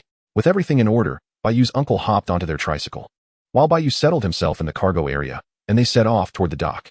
Chapter 62, The Mangroves. Minutes later, they arrived at the dock of Bai village. Uncle brought them aboard a small boat measuring over 3 meters in length, a vessel belonging to his family. Though modest in size, it comfortably accommodated the 3 of them. Their destination was the mangroves, situated not far from the dock. The village where Bai Yu resided lay within a sheltered bay, flanked by 2 patches of mangroves on either side of the bay's mouth. While these mangroves were not particularly vast, they were teeming with abundant resources. If the villagers from the nearby fishing hamlet intended to set traps for crabs and lobsters, these mangroves would undoubtedly be their first choice. However, the geographical positioning of these mangroves necessitated that villagers approach them by boat, as traversing the land to reach them was utterly impractical. Were it not for Uncle's presence, both he and Wang Hai would find it impossible to visit the mangroves, for neither family possessed a boat, rendering access unattainable. Make sure you both sit tight. I'm about to start the engine. If you feel unwell, do let me know so we can return promptly, Uncle advised. Rest assured, Uncle. This isn't our first boat ride. It's nothing we can't handle. You, on the other hand, are the one I worry about. Having drunk at noon, I fear the gentle rocking of the boat might induce nausea, Uncle remarked as he ignited the engine, the small craft gradually departing from the dock. As they navigated the waters, numerous fishing vessels, both large and small, passed by, each belonging to the village. Whenever they encountered one of Bai Yu's fellow villagers, a friendly greeting was exchanged. After 20 minutes of sailing, the trio arrived at a verdant expanse of mangroves, the foliage dense to the point of forming an impenetrable canopy overhead. Remarkably, this grove thrived in the sea, with the tree trunks submerged even during low tide. Although Bai Yu had visited this enchanting place before, each return filled him with a sense of wonder. After all, seawater is saline, and most terrestrial plants struggle to survive even with sporadic exposure to salt water. The mere notion of them flourishing in such an environment is astounding. Yet, this mangrove ecosystem not only housed trees but also thriving shrubs, capable of thriving amidst saline conditions while serving vital functions such as windbreaks, wave reduction, and water purification. Observing the magnificent mangroves before him, Uncle skillfully steered the boat into the thicket. Despite the apparent absence of navigable paths, for Uncle, the spaces between the trees created ample openings for passage. Xiao Yu, once I maneuver the boat, you and Xiao Hai will drop the traps. When you see the boat come to a halt, place the crab traps alongside the trees and secure them with ropes for marking, Uncle instructed. Absolutely, Uncle. Rest assured, we will handle this task with utmost diligence, Bai Yu replied, thumping his chest in assurance. After Uncle brought the boat to a stop, he and Wang Hai each took a crab trap, setting them on either side of the small vessel. They then secured white fabric strips to the trees, serving not only as markers for Uncle to remember the trap locations, but also signaling to others that these traps were claimed, discouraging any tampering from future visitors. After half an hour of diligent work, Bai Yu and Wang Hai had successfully set 50 crab traps. Although this number might seem substantial, each trap was relatively small, measuring only about half a meter in diameter, quite diminutive compared to the standard traps of 1 meter or 80 centimeters in diameter that others employed. After placing the traps, Uncle set 2 larger gill nets around the periphery of the mangroves, each measuring 100 meters in length. Crab traps could typically be collected every 2 to 3 days, but gill nets required more immediate attention. If they were left too long, any caught fish or shrimp would perish from drowning. All done here, Xiao Yu. Do you and Xiao Hai have any other destinations in mind? Shall we return to the dock, or would you prefer a visit to the reef? With the traps and nets successfully laid, they had only been gone just over an hour, and the time was still just past 3 o'clock. Uncle, let's visit the reef. The tide is low, and we might discover some treasures there, Bai Yu urged. Indeed, Uncle. It would be a shame to miss out on exploring the reef during our outing. By the way, I must tell you yesterday, my brother-in-law brought us some delectable tiger fish. If we could catch a few more, you must try them. Tiger fish? I had some just this noon. Indeed, they are quite scrumptious. Since both Bai Yu and Wang Hai were insistent, Uncle acquiesced to their wishes, turning the boat towards the reef. Despite being a seasoned mariner, Uncle was also quite adept at foraging the sea, making a trip to the reef a delightful prospect. In the waters before the small fishing village, numerous reefs dotted the landscape, with 3 nestled within the inner bay alone. Beyond the bay, more reefs emerged, scattered like stars across the vast ocean. The reef Bai Yu referred to was not a small island, but rather a rocky outcrop devoid of vegetation, entirely surrounded by water. Typically, only a small portion of these reefs surfaced above the waterline, but during low tide, the submerged rocks became exposed. In no time, Uncle navigated the boat to a sizable reef, where the rocks above the water reached heights exceeding 3 meters. Xiao Yu, this must be the largest reef within our inner bay. Let us explore it, Uncle declared. All right, Uncle. Steer the boat closer. I see something over there that resembles barnacles. Are you referring to the Buddha's hand snail? Wang Hai interjected. Buddha's hand snail? Where is it? Bai Yu asked. Xiao Yu, Xiao Hai, guide me toward it. Bai Yu had spotted barnacles, while Wang Hai recognized them as Buddha's hand snails, also known as gooseneck barnacles. Yet, it was Uncle who exhibited the greatest excitement. While Bai Yu and Wang Hai were merely familiar with the barnacles and their names, Uncle understood their true value. The Buddha's hand snail, often referred to as a delicacy from the depths of hell, is known in some regions as the ghost claw snail due to its eerie resemblance to a claw. Its appearance is decidedly unappealing, even sinister. However, when it comes to the creatures of the sea, one must not judge solely by appearances. Take the tiger fish, for instance. Its visage is undeniably grotesque, yet this does not impede its status as a premium seafood delicacy. The texture and nutritional value it offers firmly place it within the ranks of high-end seafood. Similarly, The seemingly sinister and repugnant Buddha's hand snail shares this distinction. Even when simply boiled in water, fresh Buddha's hand snails yield a delectable and sweet flavor without the need for elaborate preparation. Additionally, their nutritional benefits are manifold, including strengthening the spleen and stomach, enhancing kidney function and vitality, as well as promoting beauty and skin health. The benefits of invigorating the kidneys and enhancing beauty are universally appealing. After all, men seek to bolster their vitality, while women desire to enhance their appearance. Consequently, whenever Buddha's hand snails become available in the market, they are swiftly snatched up by eager buyers. Their price typically starts at a minimum of 70 to 80 yuan. And for larger specimens, it is not uncommon for them to fetch over 100 yuan. Under Bai Yu's guidance, Uncle drove the small boat to the western side of the reef, where a strikingly tall rock formation jutted out above the sea. It was astonishing to observe the peculiar locations where these Buddha's hand snails thrived. Had we not possessed a boat, even if we discovered them, we would have been at a loss as to how to procure them. Bai Yu gazed upward at the snails, noting that they were densely clustered atop the rocky outcrop. Indeed, these snails were situated beneath the rock, and due to its height, Bai Yu and his companions could only look up at them. Presently, there was both good news and bad news for Bai Yu and his companions. The good news was that, despite the snails being above them, they could still reach them with their hands. The bad news was that the tide was still receding. While they could reach the snails now, in half an hour, they might no longer be accessible. Moreover, they had not brought any tools for prying the snails off, which would complicate the task significantly. Chapter 63, On the Reef Island. Uncle, please maneuver the boat while Ahai and I attempt to collect some Buddha's hand snails. It seems rather unrealistic to finish gathering them today, given that we lack tools and it's getting late. Soon, we may not be able to reach them at all. Bai Yu contemplated the snails above and began making plans to collect them. For reasons unknown to him, he felt a natural aversion to these snails. Perhaps it was their appearance or their peculiar habits that evoked such feelings. You may ask what peculiar habits the Buddha's hand snail possesses. Despite having snail in its name, it is actually a parasitic marine mollusk. In their juvenile stage, these snails drift with the currents of the sea. Once they reach maturity, they attach themselves to other marine creatures, regardless of species, and once they latch on, the host's life begins a countdown. Even the largest marine creature, the whale, faces a similar fate when encountering a Buddha's hand snail, although the whale may endure for a longer duration.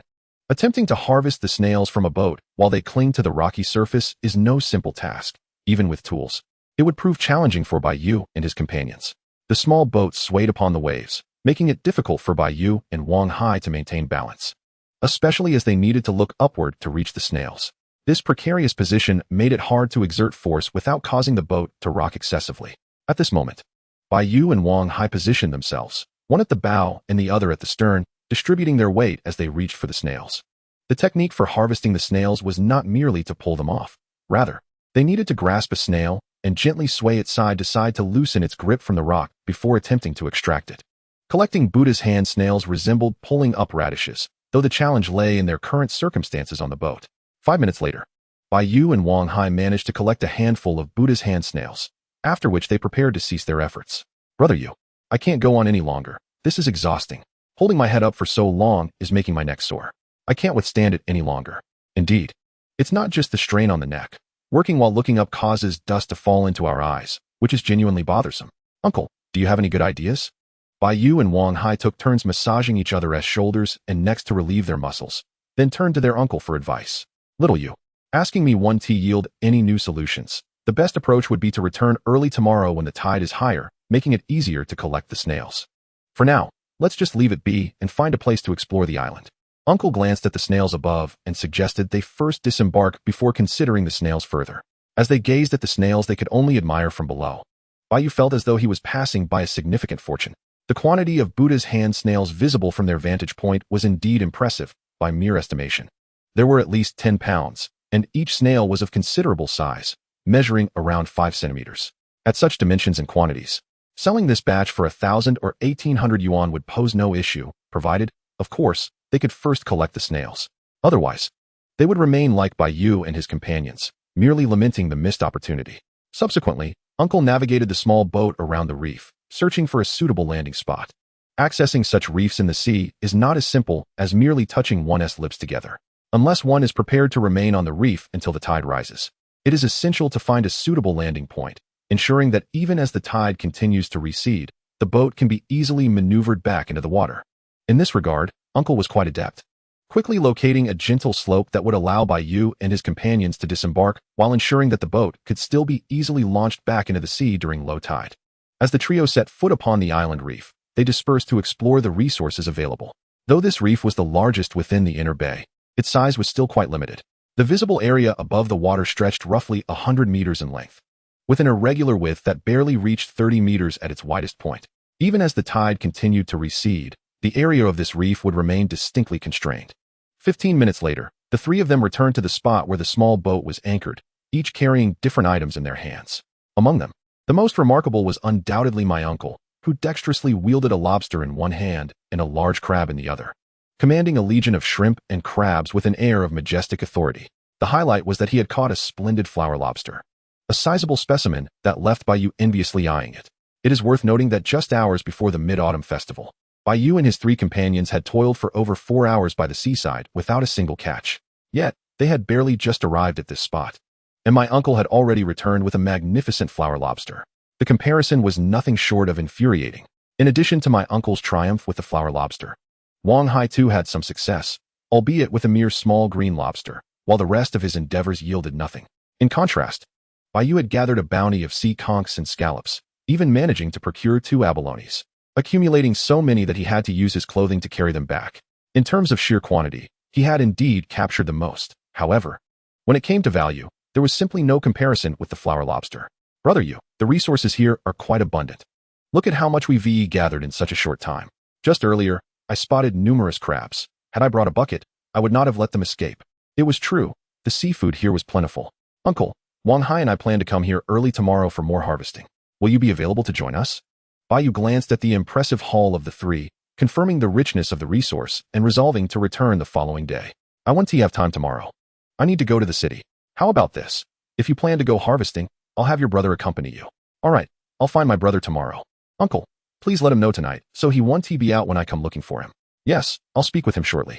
So, what do you suggest we do now? Shall we head straight home or linger here a while longer? Let us head back. We didn't bring any gear this time, and we have no means to store our catch. We can discuss it further tomorrow. Nodding in agreement, my uncle led the 2 brothers toward the small boat, turning it around to head back to the dock. In truth, my uncle was not particularly enthusiastic about harvesting at the shore. Despite being merely a crew member, there existed a hierarchy among them. While he was not yet a captain, he was only a step below, serving as the first mate, earning a respectable annual salary. During Bai Yu's childhood, he had taken them out to sea to set traps and harvest from the shore, driven by both passion and a desire for adventure. Now, as he aged, he preferred to drop a few crab traps or set some fishing nets during his leisure time, lacking the energy for extensive shore harvesting. It did not take long for Bai Yu and the others to return to the dock, where my uncle casually tossed the flower lobster and large crab to Bai Yu before brushing off his hands and departing. Without so much as a backward glance, he left, making it clear that the flower lobster and crab were gifts for Bai Yu. A flower lobster, worth hundreds per pound, was carelessly given to Bai Yu, who accepted it without hesitation. However, Bai Yu had no intention of keeping the lobster and crab. Instead, he planned to sell them at the purchasing station, using the proceeds to buy some items for his mother, who would then deliver them to his uncle's home. Though the process was complicated, the essence of life is about navigating human relationships and the principle of reciprocity. As my uncle returned home, he entrusted Bai Yu with the keys to the small boat, allowing him to venture out to sea alone the following day. Watching my uncle leave, Bai Yu and Wang Hai made their way to the purchasing station, with Wang Hai carrying the lobster and crab while Bai Yu cradled a pile of sea conchs, including some Buddha's hand conchs. Ah, little Yu, have you 2 gone harvesting again? It seems today as haul isn't too impressive, as you didn't even bring a bucket. Yes, luck wasn't on our side today. We didn't find much along the shore, so there was no need for a bucket. Bai Yu chose not to divulge the truth to his uncle, instead echoing the sentiment of bad fortune. After all, he understood the wisdom of discretion. The location they visited, while rich in resources, was only plentiful for them. Should more harvesters arrive, the abundance would quickly dwindle. Despite the modest haul, the intrinsic value of their catch was significant. A flower lobster, a small green lobster, a large rock crab, along with over a pound of Buddha's hand conchs and more than 2 pounds of other sea conchs, netted them over $1,500. Wang Hai received $150, Bai Yu $225, with the remainder being the value of my uncle's flower lobster and crab. Though the sum was not vast, it represented the fruits of their labor. With their respective earnings in hand, Bai Yu and Wang Hai returned home, filled with contentment. Bai Yu also learned about the price of the Buddha's hand conchs, discovering that it was slightly lower than he had anticipated, at only $80 per pound. Initially, he had expected them to fetch over $100, but reality proved otherwise. According to Uncle Bai, a few years prior, their Buddha's hand conchs could indeed sell for over 100, even reaching hundreds per pound. However, times had changed, and recent years had seen the advent of cultivation for these conchs. It is a well-known fact that once something begins to be cultivated, it invariably affects the market price. What was once a rare and highly priced item became devalued due to the availability of farmed alternatives, leading to a drastic decline in prices. Farmed Buddha's hand conchs were often sold at lower prices, sometimes plummeting to $20 or $30 per pound during poor market conditions. As for the wild Buddha's hand conchs that Bai Yu and his friends had collected, their status as wild conchs afforded them a certain prestige in the eyes of discerning buyers, who considered them superior in taste and efficacy compared to their farmed counterparts, thus securing them a place in the market. As for distinguishing between wild and farmed varieties, Bai Yu was at a loss. Having had little prior knowledge of Buddha's hand conchs and being unaware of the existence of cultivated varieties. Thus, he could only sum it up in two words: ignorance.